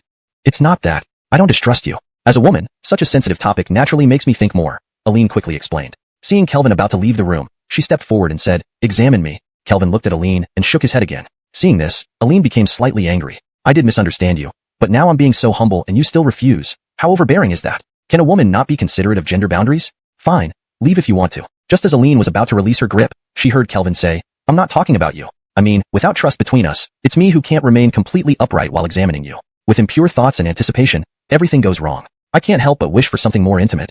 Aline froze, her hand poised to let go. Her face flushed even more intensely, the tips of her ears burning hotly. What was he saying? Was he admitting that he wanted to take advantage during the examination? He was shameless. To any other person, I believe I can remain calm and uphold integrity. But only facing Hall Master. My heart is not pure, filled with impure thoughts. Aline and Kelvin exchanged a glance, seeing the intense gaze in his eyes. Her heart raced with panic. Hall Master, please forgive my shamelessness. Kelvin's eyes stared directly into Aline's. Aline avoided his gaze, too flustered to look him in the eye. Was he shameless? He had always liked her. For a Bruno to have such excessive fantasies, was that shameless? Why did he say it out loud? If he hadn't, I would have just assumed he was simply checking my constitution. But now, with his words laid bare, what should she do? Kelvin watched Aline, whose face resembled a blooming peach blossom, avoiding his eyes. When dealing with women, stirring their emotions is crucial. Whether anger, embarrassment, or something else, continually shifting the mood until it finally leaves them immersed in a non-disgusted state is a successful approach. Like now, letting Aline know that he has thoughts about her without giving her a chance to delude herself, reinforcing her subconscious recognition. Hall Master, are you still holding my hand? Willing to let me continue the examination? Kelvin's asked me about the methods to achieve mastery, Kelvin replied. Ah, Hall Master really should have waited for brother to rest after seeing how tired you looked, Stefani complained but added. But Hall Master's temper is usually hasty, so you shouldn't blame her. This tea aroma. Not bad. Brother, here's the goji berry tea I made for you. Replenishing your energy, Stefani handed Kelvin a cup of tea, adding, although I'd love to chat with you, let's talk after you've rested. Looking at the goji berry tea, Kelvin hesitated. Was he showing that much weakness? Damn it, in this cultivation world, everyone sees through everything. I don't like goji berry tea. I prefer the green tea you brew, Kelvin told Stefani. I'm not very tired. What did you want to talk about? Green tea doesn't replenish vitality. Stefani looked puzzled, but decided to comply since Kelvin liked it. Just wait a moment. I'll brew it right away. Stefani swayed gracefully, her lithe and beautiful figure enchanting. Soon, Stefani brought the fragrant green tea and gently placed it in front of him. Smelling the green tea aroma, Kelvin sighed again, wondering what was wrong with green tea, how aromatic it was. Sipping the green tea, Kelvin looked at Stefani, curious about what she wanted to discuss. Chapter 121, The Best Brother. Sometimes I feel really inferior. Unlike Fergus and Aline, who is so decisive and efficient, all the disciples and Aryans of the suspended lamp sect are thoroughly obedient to her teachings. This didn't surprise Kelvin at all. After all, he and Aline were close, and rumors had spread about an ambiguous relationship between them. As a self-proclaimed green tea, one must appear more understanding and tender than other women, right? However, Sister Shirao, your biggest rival isn't Aline, but Zyra, who has already made her move. It's all my fault for not caring enough about you, Sister Shirao. Don't worry, I will support you firmly. Keep learning, and one day you'll succeed, Kelvin consoled her. A smile crept across Eve's lips. No man could resist her charm. With this reassurance, her position within the suspended lamp sect would become stable. Ever since he became a master, the suspended lamp sect followed his lead entirely. But I wish to learn faster so that I can help ease your burden sooner. Unfortunately, no one in the suspended lamp sect teaches me. Brother, can I stay by your side and learn from you? With you guiding me, I will surely grow quickly. Kelvin narrowed his eyes, focusing on Eve. This was her true intention. The Holy Temple. Eve certainly had ambition. Everyone in Jinling knew that whoever had him had control over the Holy Temple. Barnabas paid a huge price to ensure Clinton could stay by his side, seeking an advantage. Clearly, Eve was playing the same game. Sure. Kelvin smiled. How can I refuse a sister who has such Yin's place, where Zyra was still staying? Now, with Barnabas's talisman, he had more freedom and indeed needed a place to conduct business. Wouldn't it be fitting for his kind-hearted sister to help? Eve felt gratified as her plan came together. Seeing Kelvin yawn and showing signs of fatigue, she felt a pang of guilt. He had indeed worked hard for the suspended lamp sect and for them. She shouldn't be manipulating him like this, sigh, truly inappropriate. But, brother, I really have no choice. After father's death, I lost my support. I have to make myself strong. As a woman, especially a beautiful one, it's incredibly difficult to survive in this world. Only by becoming strong can I gain a sense of security. And, I want to fulfill father's last wish. Brother, this is what father left me. It contains an abundance of blood chi. Consuming it can directly elevate a cultivator to the rank of a first-class warrior. Even if severely injured, this pill can save lives. Eve took out a jade box from her robe and handed it to Kelvin. Your strength has increased rapidly, and your body may not keep up. With this pill to nourish you, your physical strength will improve, and you won't feel so exhausted.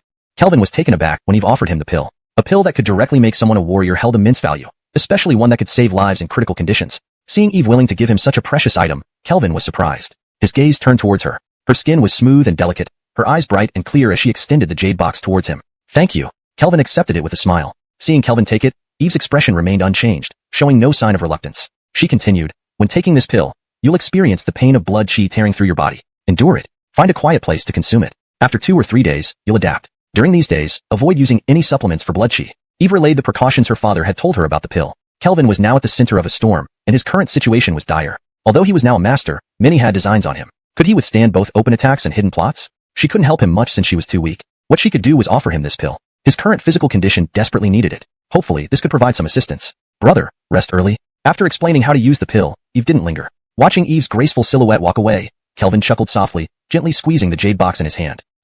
Chapter 122. The Pitiful Patrick. Kelvin chatted with Jim, Garth, and others for a while, assigning them various tasks. In truth, Kelvin did not want to handle so many affairs, but the Alfonso lineage regarded him as their leader. He couldn't just abandon them, so he had no choice but to take care of their needs. Life is like that, always pushing you forward. Just like those buddies from his previous life who ran companies, they all wanted to retire and enjoy a leisurely life. But they couldn't step down because countless brothers had worked with him for years. They could achieve financial freedom, but what about those loyal brothers? Kelvin also found it troublesome, so he handed over the people to Aline, integrating them into the Xiuxian Hall. Now, the Xiuxian Hall had become the strongest branch of the Xining sect. Despite Xiuxian Hall handling most of the affairs, there were still matters needing his attention. As the boss, he could delegate tasks but needed to occasionally check on their work status. Even if they grumbled, it would make them feel more at ease knowing he was involved. Everything went smoothly except that every time someone saw him, they sincerely said, "Take care of your health." Damn, it's like they're all calling him weak. The cultivation world is too unfriendly. Everyone seems like expert doctors. Sigh. He blamed himself for indulging in pleasures with Zyra until he was exhausted. It seemed he should study the path of martial artists.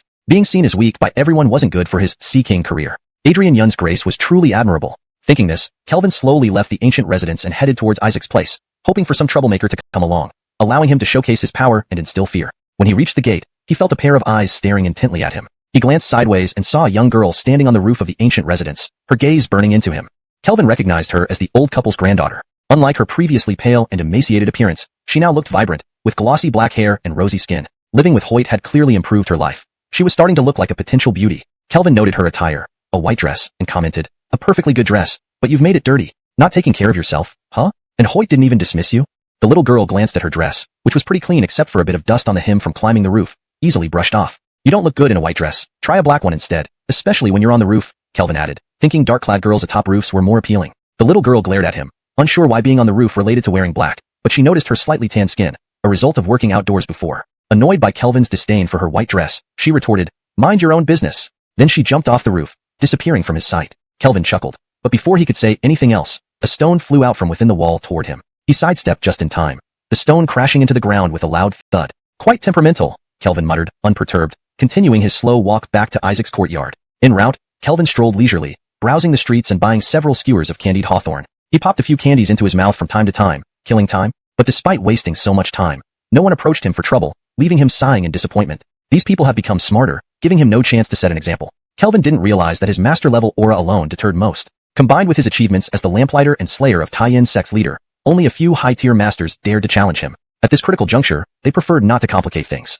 After all, Kelvin and the madman Barnabas had been plotting for so long. While Kelvin was manageable, no one underestimated the madman Barnabas. If Kelvin could be captured so easily, Barnabas wouldn't let him roam the streets freely. Barnabas's reputation among the strong in Jinling was so daunting that after their long meeting, it was more intimidating than killing a few more masters. Approaching the residence, Kelvin sighed in disappointment, popping another candied hawthorn berry. Suddenly, a cold voice interrupted his thoughts. "You have two choices, surrender or die."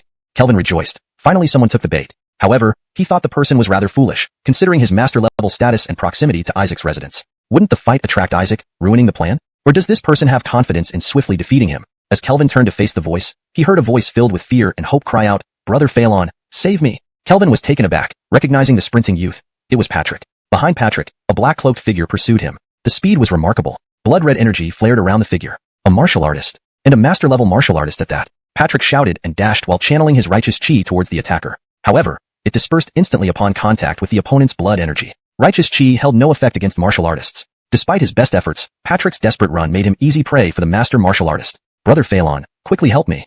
The black-cloaked figure lunged at Patrick, whose face felt the wind rush by. Closing his eyes, Patrick braced for impact. But no pain came. Opening his eyes, he saw Kelvin's spiritual energy envelop him, flinging him aside while forming a massive palm to intercept the martial artist. Boom! The martial artist staggered back 3 steps. Kelvin's giant palm shattered, forcing him to retreat 7 to 8 steps before stabilizing, his vital energy roiling. Not surprised, Kelvin could only temporarily escape from Teacher Isaac's wrath. He truly didn't know how he was supposed to be so filthy, but upon leaving, he was chased by someone. Patrick only felt life was unfair. He hadn't committed any unpardonable sins, yet the world couldn't tolerate him. Kelvin stood in front of Patrick, glancing at him before looking at the black-robed person. In his mind, an image of the Empress who resembled a painted maiden flashed. He had just verified not long ago that Patrick shared a causal fate bond with her, and now Patrick was being pursued by a master warrior. It couldn't help but lead one to think it was her, as there weren't many people in Jinling capable of sending a master warrior. The black-robed person, slightly frowning after being stopped, said, "Kelvin, I know you, but I advise you not to meddle. Today I have come solely to kill him." Considering his plan to make an example out of him, Kelvin asked, "What, if I do meddle, would you kill me?" The black-robed person continued, "I have no intention of killing you. You can't be serious. If I meddle and possess access to the Holy Temple's resources, wouldn't you want to kill me? Would killing a scholar tarnish your honor as a master?" Upon hearing this, Patrick nodded vigorously. Indeed, why should a mere scholar deserve such treatment? If you must kill, go after Brother Kelvin. The black-robed person remained silent, never having encountered someone angry because they weren't killed. However, his goal was to kill Patrick. The black-robed person continued, Kelvin, I have no wish to be your enemy. If you step aside now, it will be good for both of us. From the other party's words, Kelvin was almost certain this was sent by Valerie. This was all about resolving their karmic ties. Damn, knowing it involves karma means it won't be something good. Fortunately, Patrick bore the brunt of it for him.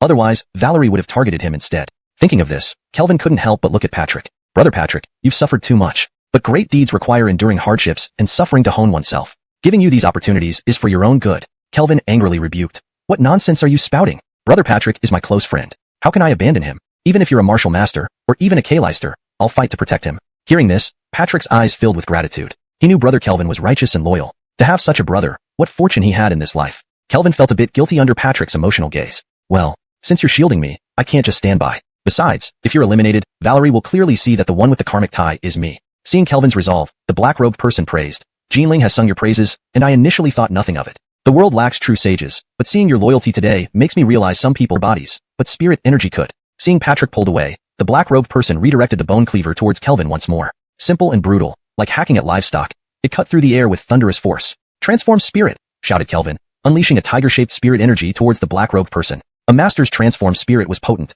capable of cracking stones and splitting metal, causing the air to tremble.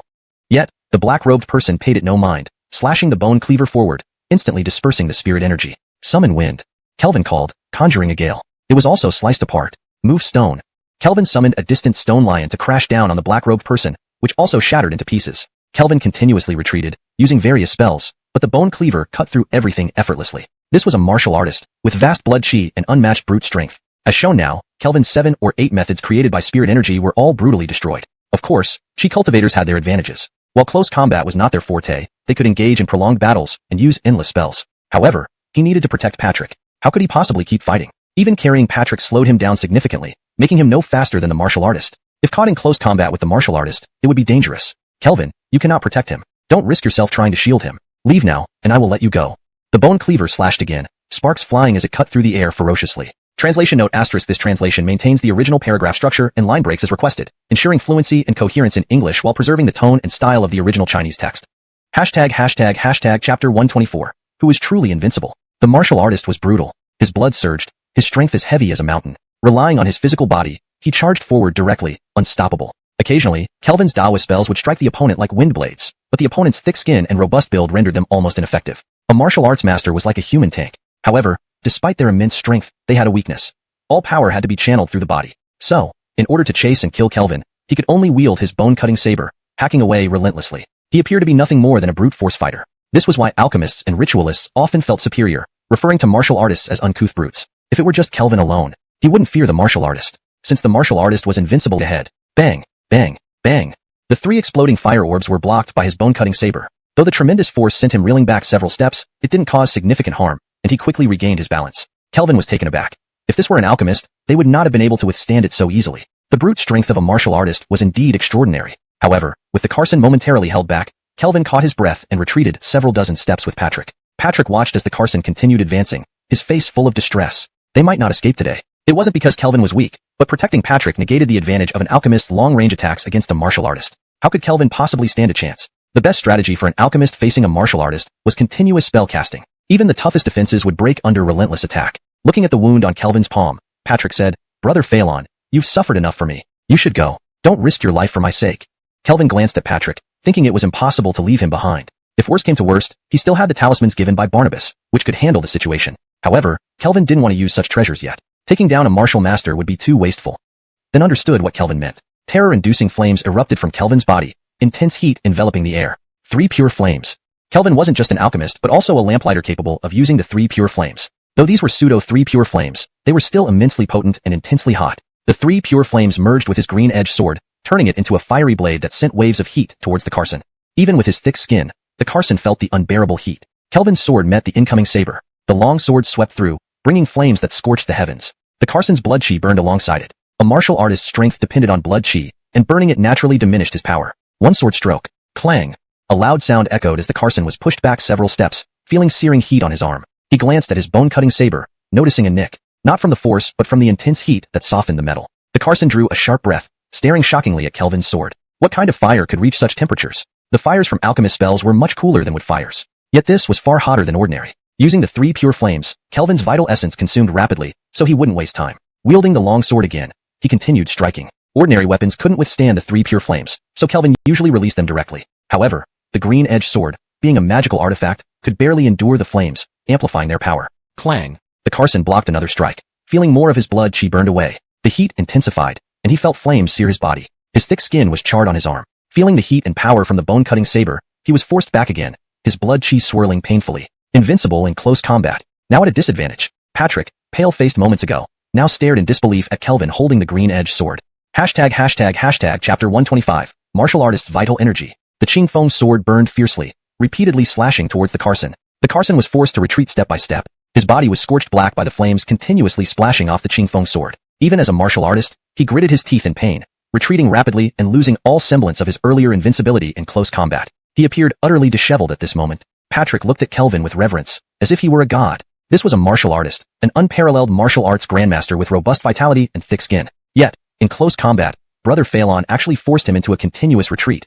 It was simply unbelievable. Phelan brother, finish him. Patrick, no longer afraid, excitedly jumped up and cheered him on. The Carson was slashed back several steps again, barely managing to stabilize himself when he noticed Kelvin opening his mouth. As he exhaled, an overwhelming surge of spiritual energy burst out from his mouth. If that wasn't enough, these energies mixed with the flames on the Qingfeng sword, igniting like oil catching fire, blazing intensely. Boom! Flames surged forward, striking fear into the Carson, who had no choice but to shield his face with his hands. The scorching flames burned his hands, releasing a smell of roasted meat. However, before he could fully feel the intense pain, another slash landed on his body. While his hands protected his face, they couldn't protect the rest of his body. Kelvin's speed was incredible, and the Qingfeng sword directly slashed him. A bloody wound instantly appeared, blood splattering everywhere. The Carson felt excruciating pain, retreating over 10 steps before daring to look down at his injury. The large wound was bleeding profusely, blackened and burnt deeply to the bone.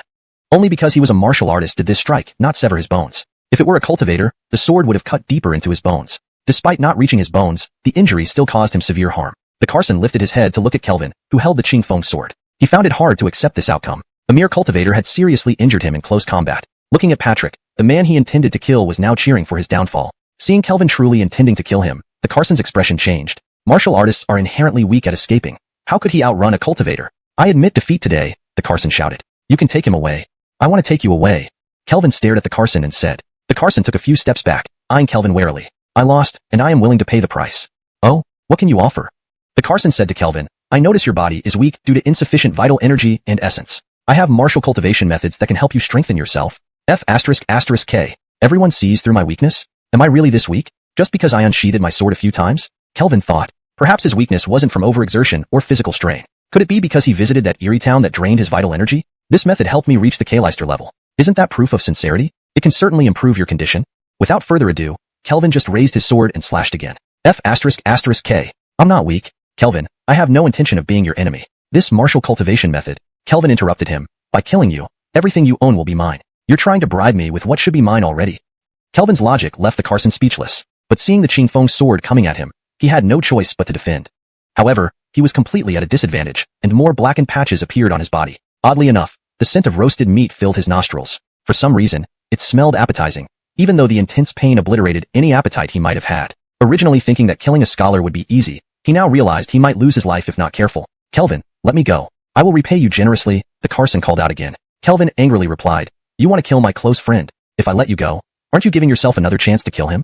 After shouting, the Carson added, from now on, I won't come back. Kelvin, you're strong, but I'm also a grandmaster. If we fight to the death, you'll pay a price too. We'll see about that, Kelvin snorted. Seeing Kelvin's unwavering determination, the Carson became furious. Your method is strong, but surely it comes at a high cost. How long can you sustain this inferno? When you're exhausted, the tables will turn. You have keen eyes. Kelvin didn't deny it. Hearing Kelvin's admission, the Carson relaxed slightly. For a cultivator to gain such an advantage over a martial artist in close combat, there must be a heavy toll. Such intense flames would consume enormous amounts of spiritual energy. Thus, Kelvin wouldn't want to prolong this battle. Patrick also considered this. Although he wanted to eliminate the Carson, risking Kelvin's safety wasn't worth it. Therefore, he shouted, Brother Phelan, let's go back for now. I'm fine. There's no need to fight him to the death. Kelvin replied firmly, no way. If we don't resolve this today, he might come back to kill Brother Yin one day. I won't stand idly by and let Brother Yin fall into danger. Patrick, touched by Kelvin's words, shed tears but still urged, I'll be careful from now on. Brother Phelan, there's no need for you to risk yourself for me. For brothers, 2 cuts in the ribs mean nothing. Kelvin thought, studying the path of martial arts. A martial artist's abundant vital energy could ward off evil spirits. If he visited that ghost town again, this skill would give him an extra advantage. A grandmaster's vital energy must be very vigorous. He had harvested young fire from many people, but never from martial artists. Additionally, this would serve as a deterrent. A grandmaster's authority would make others think twice. You brought this upon yourself. The Carson, seeing Kelvin's resolve, was enraged. The grandmaster's vital energy raged violently, pulsating within him like drums. Blood spurted from his wounds under this pressure. He began burning his own vital energy to enhance his combat power. Since you seek death, I'll send you to it, even if it costs me my foundation. With a cold stare, the Carson swung his bone-cleaving knife once more. The strength of a martial artist was revealed in full force. Even with Kelvin using the three-flavored true fire, the Carson's enhanced vitality put them on equal footing. Upon clashing, they matched each other equally. The Carson sneered, "How long can your spiritual energy sustain you?" As he spoke, his knife continued to slash relentlessly, brutal and savage. Blow after blow, each heavy and powerful, aimed to destroy everything. Each clash sent shockwaves through the ground, akin to two bulls colliding ferociously, leaving Patrick breathless with fright. The Carson was recklessly consuming his vital energy. Yet, he believed his consumption was lower than Kelvin's. In reality, it was indeed so. Chapter 126, Loyalty First. The Carson was frenzied, his knife chopping down with each swing wild and heavy. He madly swung his blade again and again, making Patrick's eyes whirl as he watched from the side. Chop you to death. Chop you to death. Like a crazed maniac, the black-robed figure lunged straight at Kelvin, unstoppable like a force breaking through bamboo. Kelvin parried continuously with his long sword, the three pure fires burning into the man's vital energy, weakening his strength. Yet even so, Kelvin was forced to retreat step by step. "Kelvin, since you don't know when to back down, I'll send you to your death." Roaring, the Carson's bone-cutting knife continued to slash. He did not believe Kelvin could withstand how many moves. In close combat, endurance is key. Who can be an opponent for a martial artist? Not even a woman can. However, after continuous strikes from the Carson, whose vital energy was wildly consumed, although he managed to make Kelvin retreat, Kelvin showed no signs of exhaustion. Instead, due to severe injuries and extreme loss of blood energy, the Carson gradually began to falter. Biting his teeth once more, the Carson slashed even more fiercely. Kelvin merely observed coldly, blocking with his green blade sword continuously. While other chi cultivators might lack endurance, he replenished himself constantly using the Great Origin technique, converting the essence, breath, and spirit of the leader of the Taiyin sect. His endurance far exceeded that of an average chi cultivator. Is he treating me as a mere woman, believing he can outlast me? The Carson's initial fierce charge dwindled with each failed strike. Ultimately, Kelvin's green blade sword repeatedly landed on him, causing further injuries. Even as a martial artist, under such heavy wounds, he fell to the ground, the green blade sword pointing at his throat. Feeling the heat of the sword tip against his throat, the Carson stared at Kelvin in disbelief. To overpower a martial grandmaster head-on, could this be something a chi cultivator could do? Is a lamplighter truly this monstrous, even able to transcend system advantages? 3 flames burned above Kelvin, especially the left one which blazed red at 3 feet tall, akin to burning blood. Indeed worthy of being a grandmaster, the vitality representing Philip Fire was incredibly intense. In comparison, the other 2 flames were weak like grass. Seeing the 3 flames, the Carson's face changed, recalling the terrifying ability of a lamplighter to extinguish Philip Fire. He shouted, "Don't kill me. I'm willing to tell you who hired me to kill him." Knowing betrayal was taboo in assassination circles, the Carson couldn't care less now. "Do I need you to tell?" Moreover, what if Patrick brings Isaac up to killed him immediately with a single sword stroke? After listening, Patrick thought, indeed that made sense. Brother Phelan's thoughts are truly meticulous. He considered so much in an instant, whereas I couldn't. Brother Phelan truly takes great care of me. Humph. Let's see who you are. Patrick tore off the black robe covering the man's face, revealing a rugged countenance. Seeing this face, Patrick gasped, "Yarden, the second chief of Shadow Blade Hall." Kelvin knew about Shadow Blade Hall, an assassin organization entrenched in Jinling. Though not large in number, it boasted 2 grandmasters, thus ranking among the strongest assassin organizations in Jinling. Many people, both righteous and malevolent, died by their hands, driven solely by monetary gain. Patrick's face turned bitter. He nearly cried. Who did I offend that they hired an assassin organization to kill me? Moreover, inviting a grandmaster-level existence to kill me, how much must that cost? Isn't it saying they're determined to kill me at all costs? With a dejected expression, Patrick lamented, "Brother Phelan, Shadow Blade Hall is rumored never to fail a job. This failure may mean their leader might take personal action next time. Why? I'm just a scholar.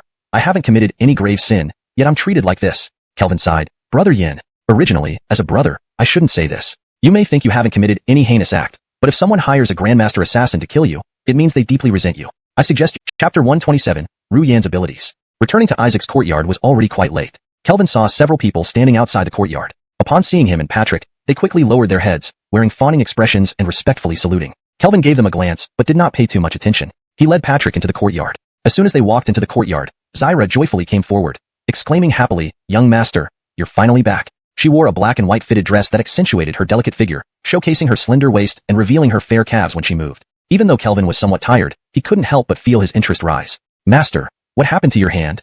Zyra rushed forward, noticing the bloodstain on Kelvin's palm. She gently held it in her soft hands, her eyes filled with concern. Seeing Zyra's actions, Patrick snorted coldly. A snake charmer from the pleasure quarters, putting on such an act, deceiving the teacher to buy her freedom and still feeling unsatisfied. Now trying to entice my brother? You're aspiring too high if you think you can become my sister-in-law. With me here, forget it. Zyra bowed slightly at Patrick. Please forgive me, Master Yin. I was forced by Master Yu that day. You know very well how could a songstress like me refuse someone like Master Yu.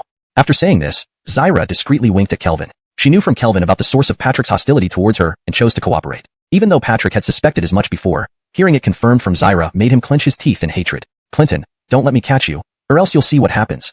Patrick thought back to the ambush today, his anger growing, suspecting that this might have been orchestrated by Clinton, who was known for his unreasonable behavior.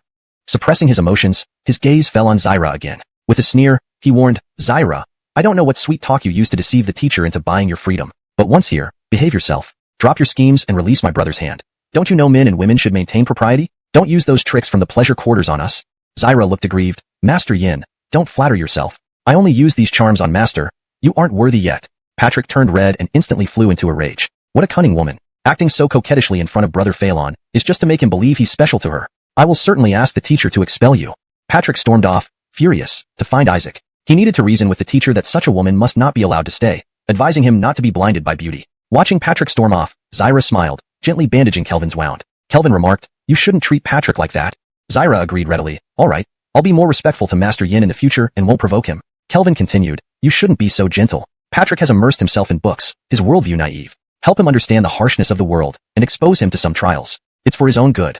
Otherwise, he'd be easily bullied by Clinton later. Hearing this, Zyra giggled. Master, you are so devious. Nonsense, I just want to build up his resilience. Kelvin was mainly worried that Patrick would struggle when he learned the truth later. Master is always so kind-hearted. Zyra nestled into Kelvin's embrace, suddenly remembering something. Lifting her head slightly, oh, there's something I forgot to tell you. Kelvin looked at her beautiful face, smelled her fragrant scent, and felt his desire intensify. Shortly after we returned, the Gu family came to the courtyard kneeling and pleading for mercy. They were waiting for you to handle it, but you didn't return. Mr. Yin also seemed to dislike the scene, so I took the liberty of handling it for you, Zyra explained, nervously looking up, hoping he wouldn't think she overstepped. Killing the Gu family master would surely cause significant changes within the family. The Gu family likely didn't expect a direct apology visit, but it made sense. Given his formidable reputation in Jinling, they saw him as a major antagonist. They lacked the power to resist, so seeking mercy was the right choice. How did you handle it? Kelvin asked curiously. Master cares about Jinling, and isn't one for excessive slaughter. Too many deaths mean rivers of blood. After some thought, I concluded it's best to bring them under our control. The Gu family is a significant force. Though Master already has the Xinning sect in Jinling, adding the Gu family will greatly bolster our strength, Zyra replied. Kelvin was surprised. So you brought them under your control without bloodshed? Zyra smirked lightly. With your intimidation, it wasn't difficult. A little scare, and they were obedient. However, it's only a temporary arrangement. They may not fully submit yet. Kelvin laughed. If they aren't sincere, what do we do? Please let me finish, Master. Though they aren't sincere now, give it time, and they will be, Zyra pouted. Curious, Kelvin asked. How will you make them loyal? You're just teasing me, Master. It's simple. The Gu family has its internal conflicts. Some get more resources, others less, breeding resentment. We'll favor and promote those who resent the main branch while suppressing loyalists. In time, the Gu family will be fully in our control.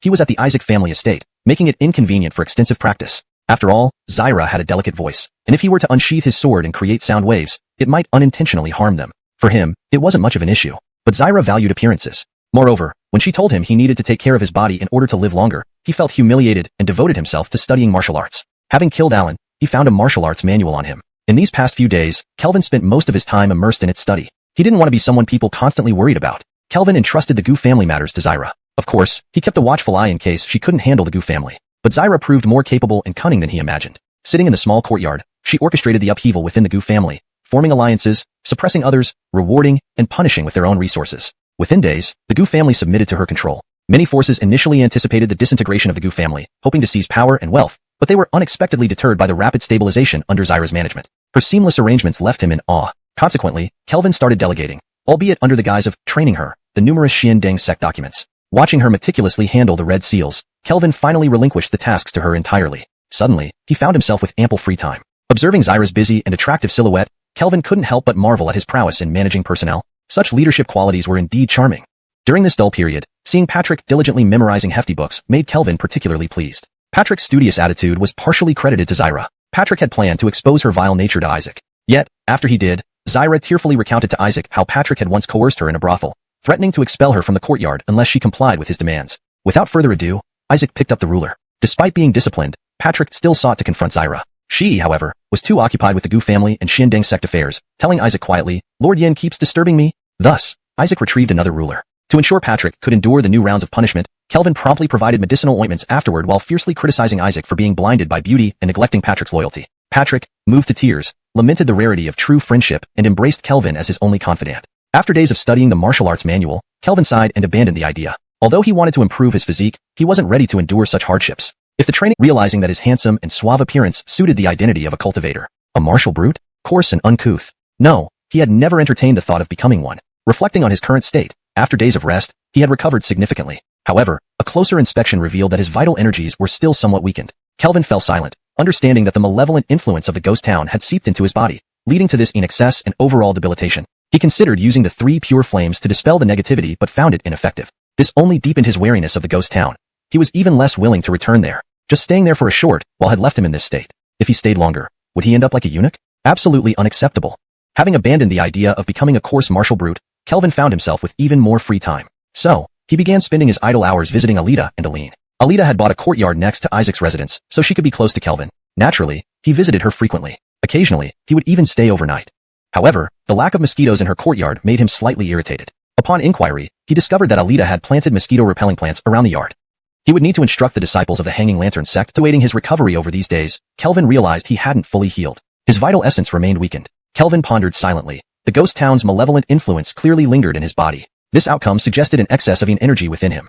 To dispel it with the 3-flavor true fire proved ineffective. Kelvin frowned, increasingly wary of the ghost town and less willing to return. Staying there longer could turn him into a eunuch. Unacceptable. Having abandoned the path of martial brutishness, Kelvin found himself more idle. He began visiting Alita and Aline frequently. Alita purchased a courtyard next to Isaac's estate to stay close to Kelvin, naturally leading to his frequent visits. Occasionally, he stayed overnight. However, the courtyard lacked mosquitoes, which displeased him. Upon inquiry, he learned Alita planted insect-repelling plants. He'd need to instruct Xian Sect disciples to find ways to make the plants die. Naturally, unable to share rooms meant Kelvin lost interest in visiting Alita. Instead, he visited Aline at the residence where practitioners gathered. Each encounter, Aline attempted calm but always avoided his gaze nervously. Her bashfulness indicated opportunity. Therefore, Kelvin seized a chance to say, "Mistress Hall, I was wrong last time. Your breakthrough to master level is more important. I'll try to control myself. Perhaps, I should examine your health?" Ah. Aline blushed and fled. Unfortunately, he failed to conduct the examination. Yet, it showed she viewed him differently, no longer just as a disciple. Translation note. This translation aims to maintain the original tone and structure while ensuring clarity and fluency in English. The story continues coherently from previous events, with appropriate handling of character names using pinyin for accuracy. Chapter 129. Activation of the Sacred Temple. Kip didn't want to study martial arts anymore. Zyra handled affairs meticulously, leaving Kelvin with nothing much to do. Alita invited him a few times, saying she had recently learned how to cook and wanted him to try her dishes and give some advice. Kelvin naturally replied that he was very busy, then turned around to find Aline at the Galoo residence. Nicole, never one to back down from a challenge, would have her boundaries tested by Kelvin in various ways, lowering them bit by bit. How could Nicole allow her adoptive brother to ignore her and court other women instead? Humph. She had to win him over and make her brother care about his little sister. However, Aline barely paid attention to him. She was either practicing cultivation or busy with all kinds of matters concerning the Vermilion Bird Palace. In any case, she tried to keep herself occupied. Busy as she was, Aline wouldn't constantly think about her relationship with Kelvin, nor would she consider asking him for help to examine her body. Facing Aline's attitude, Kelvin pretended to be dejected each time. Then he returned to Isaac's courtyard, lying on Zyra's lap while eating dates and reading books. Of course, during such days filled with idleness, Kelvin's main activity was meeting representatives of major forces. These forces understood that sending magic treasures like the Yu family earned them spy opportunities, so they also brought generous gifts upon visiting. Kelvin didn't crave their lavish presents. He appreciated their respectfulness. So, he received some of these people. He sincerely told them that after entering the gate, the primary trouble would be